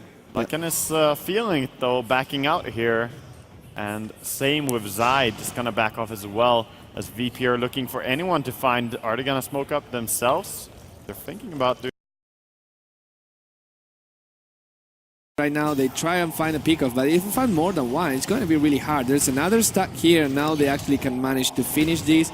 This means Tiny is level 11, almost level 12 after these kills, and he has the Aghanim Scepter, which makes him a little bit scary, but maybe not enough yet. Yeah, he definitely needs more items before he's dangerous in a team fight, and the plate mail first. Normally, you would see Hyperstone first over on Tiny. But he needs the tank, though. Yeah, he needs some armor.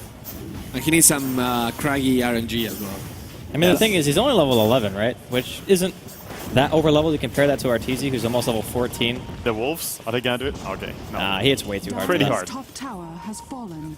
But yeah, I think the AC is the next logical choice. And honestly, just having the effective HP against the Lycan, I think, is more important than being able to hit a little bit faster. Wolf scouts everything, and PPD is just chilling here in this bottom lane. He's like, well, everyone's top, so might as well go. are not in too bad of a spot, to be honest, here. They're still farming very nicely. The advantage is only roughly 3,000 gold for EG. And if this is an even game and you head into late game, VP are going to be more than happy. They have good disables, they have a really strong Tiny, and they also have Necrophos to deal with a farmed up Lycan. So I think EG definitely not as dominating in this game too. Is this where the Lycan goes BKB and just tries to go in front of everyone and punch people? He could. A Soul Curious would also be really nice though, but BKB might be worth in this game. I think because of the Necro, you kind of have to buy BKB.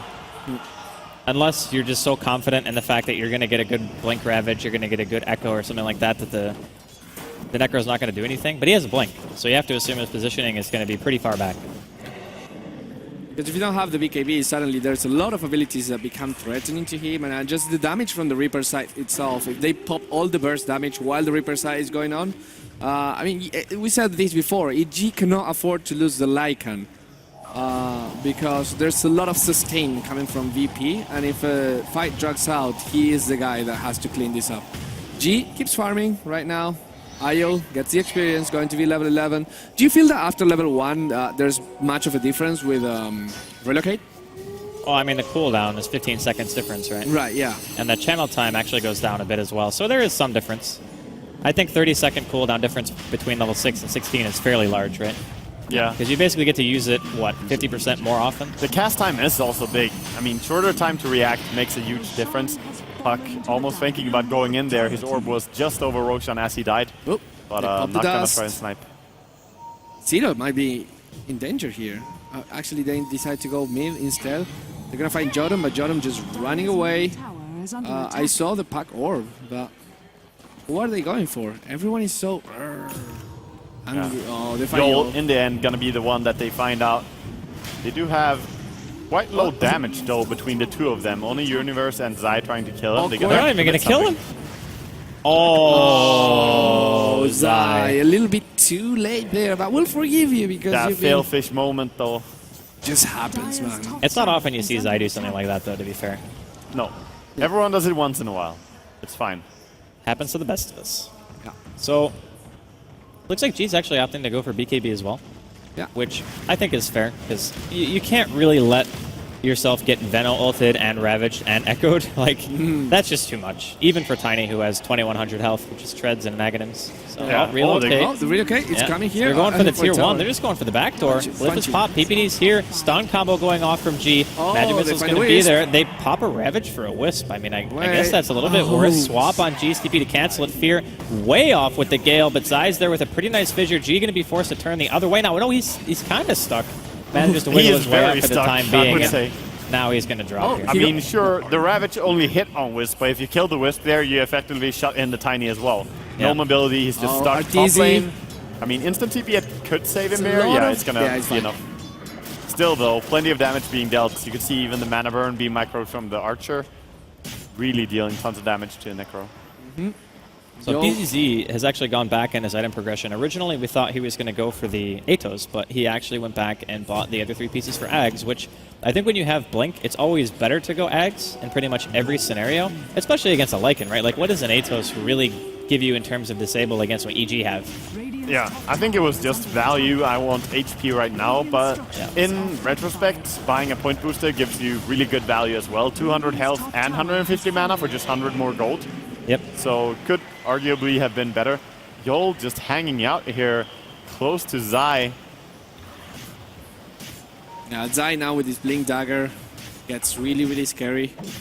A lot of initiation power coming from EG right now, so suddenly Jodam especially has to be really, really careful because G is scary, but if Jodam dies, then suddenly everything from VP crumbles. Yeah, I mean, that's how Wisp lineups typically work. If you can just kill the Wisp, who's a very squishy target, then the other one is pretty much losing half of his damage output. Like, someone made a comparison with, what's his name, TF2, Team Fortress 2, and you have the Heavy with the Medic behind.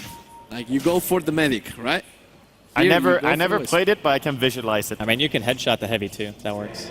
Yeah, easy. Well, Arteezy's gonna try and headshot the Wisp at least, but he's gonna run away, tether to his G. Alright, G's out of here. He's left. He ain't so lucky. No, PPD! He got the swap onto G! He's stuck. He didn't get the TP off. Nice vision coming out from Zai. G is a goner. Yeah, bye-bye. See you on the other side, guys. Monster kill now onto Arteezy, and the push is gonna come on top here. 45 seconds death time, mid lane, Universe just bullying away. Seedoy trying to do something. Oh, is he gonna live? Yeah, he lives. Yeah, they're both gonna live. He just runs away. And, well, EG doing what EG does very well, which is slowly but surely securing the game, taking control, making calculated decisions, and it's time for a tier 2 tower. And they haven't really given many chances to get a kill over on, like with the Wisp relocate mid. Trying to get Yol here as well. Yol is going to TP away. Is there any way to stop him? No. I mean, no solo Ravage this time. There's a way, but he doesn't want to do it. Yeah. I mean, honestly, is it so bad to use Ravage for getting a solo kill when this far ahead? He's kind of just idly walking up the lane, gets fissured from fog, and just drops to the right clicks. PPD getting that kill. I think BCZ was attacked by the wolf. Damage on bottom, though. Tiny going ham. Can he kill the Wisp? I think they're stuck once again. Yeah. I mean, they always get the Wisp and kill him. Go for the Fountain, G. Go for the Fountain. You can do it. Run away. Oh, no, you can't run away anymore. Please don't kill me. Zai, he gets tossed. He almost dies right now, but Zai actually gets the punch. It's PPD with the swap and right click that gets G. Well, top lane as well. BZZ being chased down here. He's going to the side shop. Looks like he wanted to buy a TP, but it's not cooldown. Oh, so no. I think he's a goner. Yeah. EG RTZ is godlike right now. EG just really showing throughout the entire game there were so few chances for Wisp Tiny to gank anything. Back in the days he used to think, oh, Wisp, like, you have to be mindful about the ganks, but EG may look so easy. Very rarely getting caught out of position, and now just kind of dominating the entire map here. I think all their heroes are actually just good against Wisp. Like, the Venge is the only one where I would say you might be kind of susceptible to getting ganked. But, I mean, you can't really Wisp relocate into, I think, 3 or 4 of their heroes unless you want to take significant damage or even risk getting counter-ganked. Everyone has a blink as well. Venomancer has a blink, TIE Hunter has a blink, Earthshaker has a blink. As soon as you see the relocate coming, you just blink away and there's not much you can do.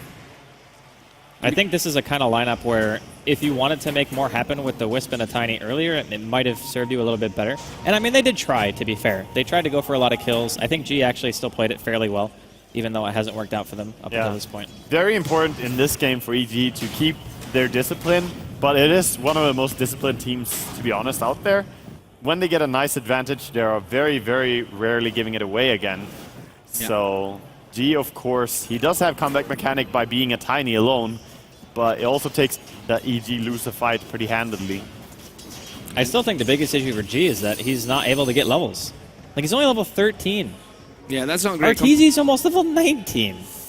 This is too much. And the fact that you're always farming with a Wisp next to you is a bit detrimental as well.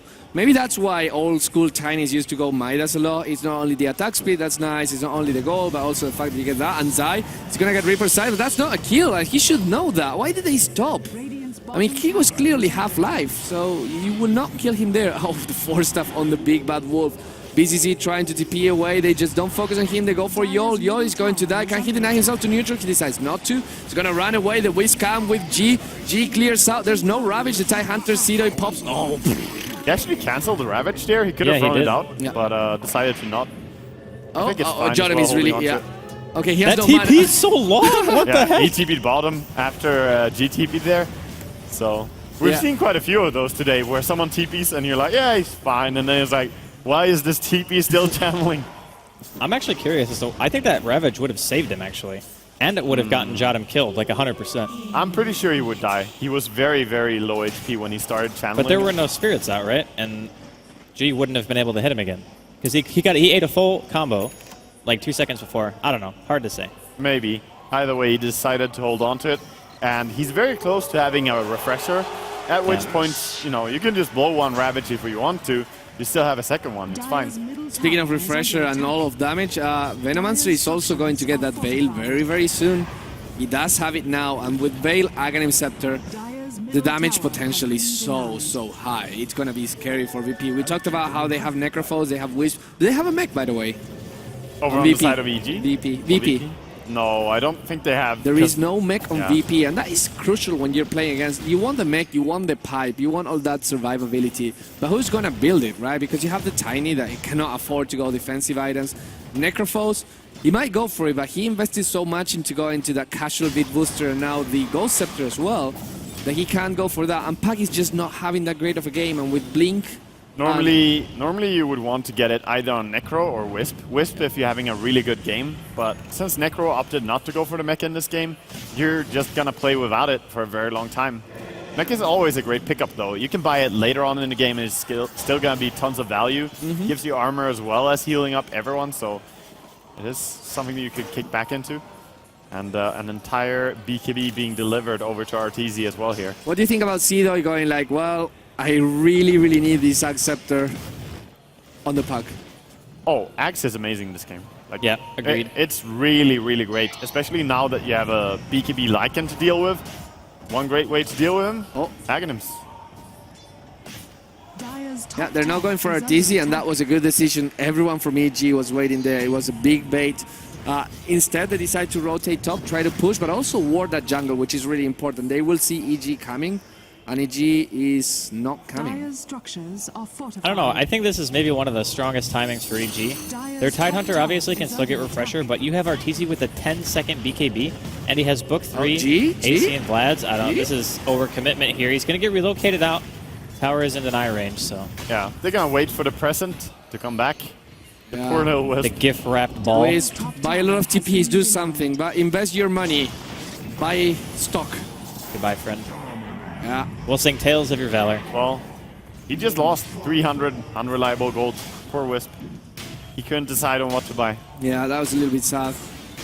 Interestingly enough, a Wisp, even when you're very, very far behind, is still worth almost 1,300 experience, or 1,400. Go figure. RTZ, round 2 with Lycan, and it gets easier and easier every time. It's going to be an E-Blade on the Necrophos. And I like the idea of an E-Blade against a Lycan, and not only against the Lycan itself because he can BKB, but also on an ally as well because he can save him. But it is a huge investment right now. Do you think this is warranted? I'm not sure any other item would make Necro that strong, to be honest. So I think it's fine because he already needed a Ghost Scepter. Yeah. So assuming Ghost Scepter is already on your hero, I think it's an okay purchase, but that's mostly because no other item would give you that much. Well, imagine like you E-Blade somebody, you have Stun Toss, you have Puck Combo, you have Ogre, and then you have Reaper Scythe. So I mean, the amplification of the Ghost or the E-Blade is actually, I think, worth it in this case. If you're looking solely for react fast here. Yeah. Damage. That's so much. RTZ here, actually he puts himself in a position where he tries to stop RTZ, but RTZ doesn't care. He has Aegis and he's a big bad wolf. He's getting the Raxis, and this is gonna fall right now. Melee Raxis fall, and now the range Raxis is actually melting once again. EG, they get Raxis for nothing. Well, they've relocated. They want to try to get something for this bottom lane. They're going to get out. Oh, no. He actually dies after the relocate brings G back. That is awkward. Yeah, he did die in base to the Venomancer. But still, that was at least a tower. You got something. But losing your Rax, obviously not something you're ever happy about. But don't count out the Tiny. He can kill big creeps very, very easily.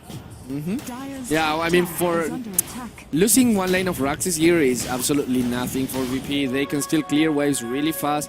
Even losing 2 lanes of Raxis doesn't mean VP is gone. But it's a lot of things compared. Oh, wow, the Radiant Courier also dies right now. It's the Wolves that find him once again. I can't see the cargo. Did he have anything in it? No, I didn't have any items. Okay.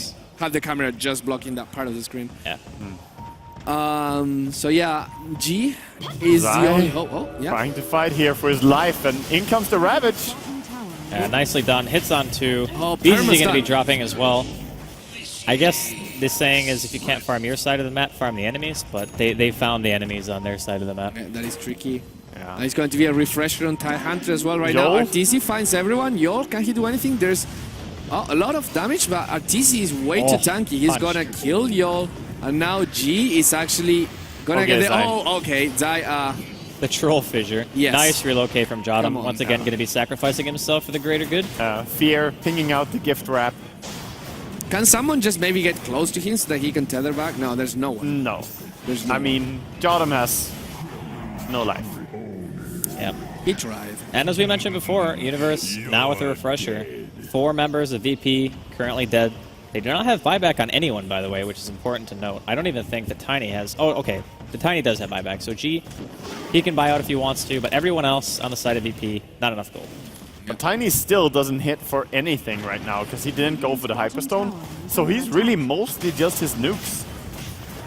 I mean, Hyperstone is very, very needed after the Aghanims to deal any damage at all. I can understand the Blade Mail being his choice, but... VP has no glyph here. They have to defend, and they have to defend right now. The tower is gonna get hit, and RTC starts with his dance of attack. Swap from PPD is gonna get someone there, but he gets stunned, silence, everything. Are they wanna use the Reaper side? They don't wanna use it on him. Great Fisher from Sai, and they're gonna go just back off. They get the tier 3 tower. Tiny wants to do something. Is he gonna burn the Aegis? Not yet. They don't wanna use it. Now the Aegis is gone. And now RTC can pop BKB and ultimate form and start fighting Fear. Can he pop the Poison Nova? He can't. He's gonna die before anything happens. Yeah. Actually, Poison Nova was already popped, my bad. And BCC is gonna melt right now. Jodem trying to get G alive, but G cannot. He has to buy back. Pac buys back as well. Everyone is chasing. EG decides to back off. It's a tier 3 and 2 buybacks for EG. Only for Venomancer. The disengage and Joel even taking a lot of damage here. Gonna go down to the Wave of Terror in the end. Yeah, oh gee, the Echo Slam. Everyone gets Craggy Exterior, and again, the Wisp saving the day right now. He's gonna die. The TP gets cancelled. I don't know whose TP that was. The Raxes are melting now, EG. Oh, he's coming back in here though, but they also have Tiny with it. Okay, that's a little bit awkward, but Tiny is actually melting, and now the Wisp is gonna melt. For GG. there, no buyback. That's a GG. EG advances to the Dream League Season 2 Finals. Very convincing performance, 2 games in a row against Virtus.pro Classic. It didn't seem like there was ever a stage, at least in game 1, where I thought that VP had a good firm grasp on the game. But both games, EG just seemingly always ahead. They never give anything up. Yeah, I completely agree. EG is just a solid team, and as you said, if they get an advantage, they never give it away. They just hold on to it and extend it even more. When they had the refresher done on Tidehunter there, it kind of felt like, okay, this is the time, this is where it ends for VP. The dream for Tiny. So I guess the moral of the story is, how do you actually ban against EG? Like, what do you prioritize? Because it seems like no matter what teams ban against them, they always get something that they use so well that it makes you want to ban it. I mean, that's the tough question, isn't it? I mean, if anybody knew the answer, maybe they would beat him, right? Maybe. I don't think there's a simple answer to what you should ban against EG. Just be a team that is that strong as well. Show that you have so many strengths in order to beat them. You need to be as good as them. Yeah, you know that live tea that says, first be attractive, second don't be unattractive. With EG it's like be good, and if you want to beat them, and second step is don't be not good. Well said. It is, it really is like that. With EG you can't ban out their heroes, you just ban whatever is strong.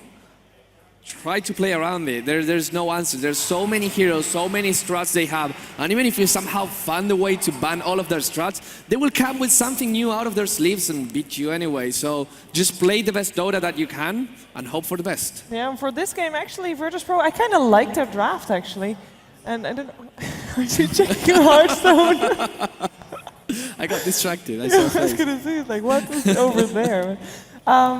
But yeah, for this time, I kind of liked Virtus.pro's draft. But what was discussed in the audience, I was sitting next to Capitalist, he said, well, IO and Tiny, where's the split push coming from? Why is Virtus.pro not split pushing better with IO Tiny? Maybe they're not very used to using those 2 heroes. Because overall, I mean, it went a lot better than game 1, right? Yes. And was it just them not using their draft very well, perhaps? Well, maybe. You could try and split push even more, but there's also a fear that if you try and split push with Wisp and Tiny and then, of course, pull out the Tiny right before he dies and get initiated upon, there's a Vengeful. He can just swap him out of the tether, he can swap him back. You can break the relocate with a stun on Wisp as he channels it. There are many ways to deal with it, and EG just seemed so strong that VP had to be playing pretty scared. Yeah, I mean, even in the laning phase, there were a couple of times that there were some trades, like you had Fear, and I think it was Zai sitting around middle lane, so ES and Venomancer, and it was against the Wisp Tiny. And that lane doesn't really do that well in of itself, and I feel like Tiny is one of those heroes that even you don't necessarily have to snowball, but it certainly doesn't hurt to get a good start.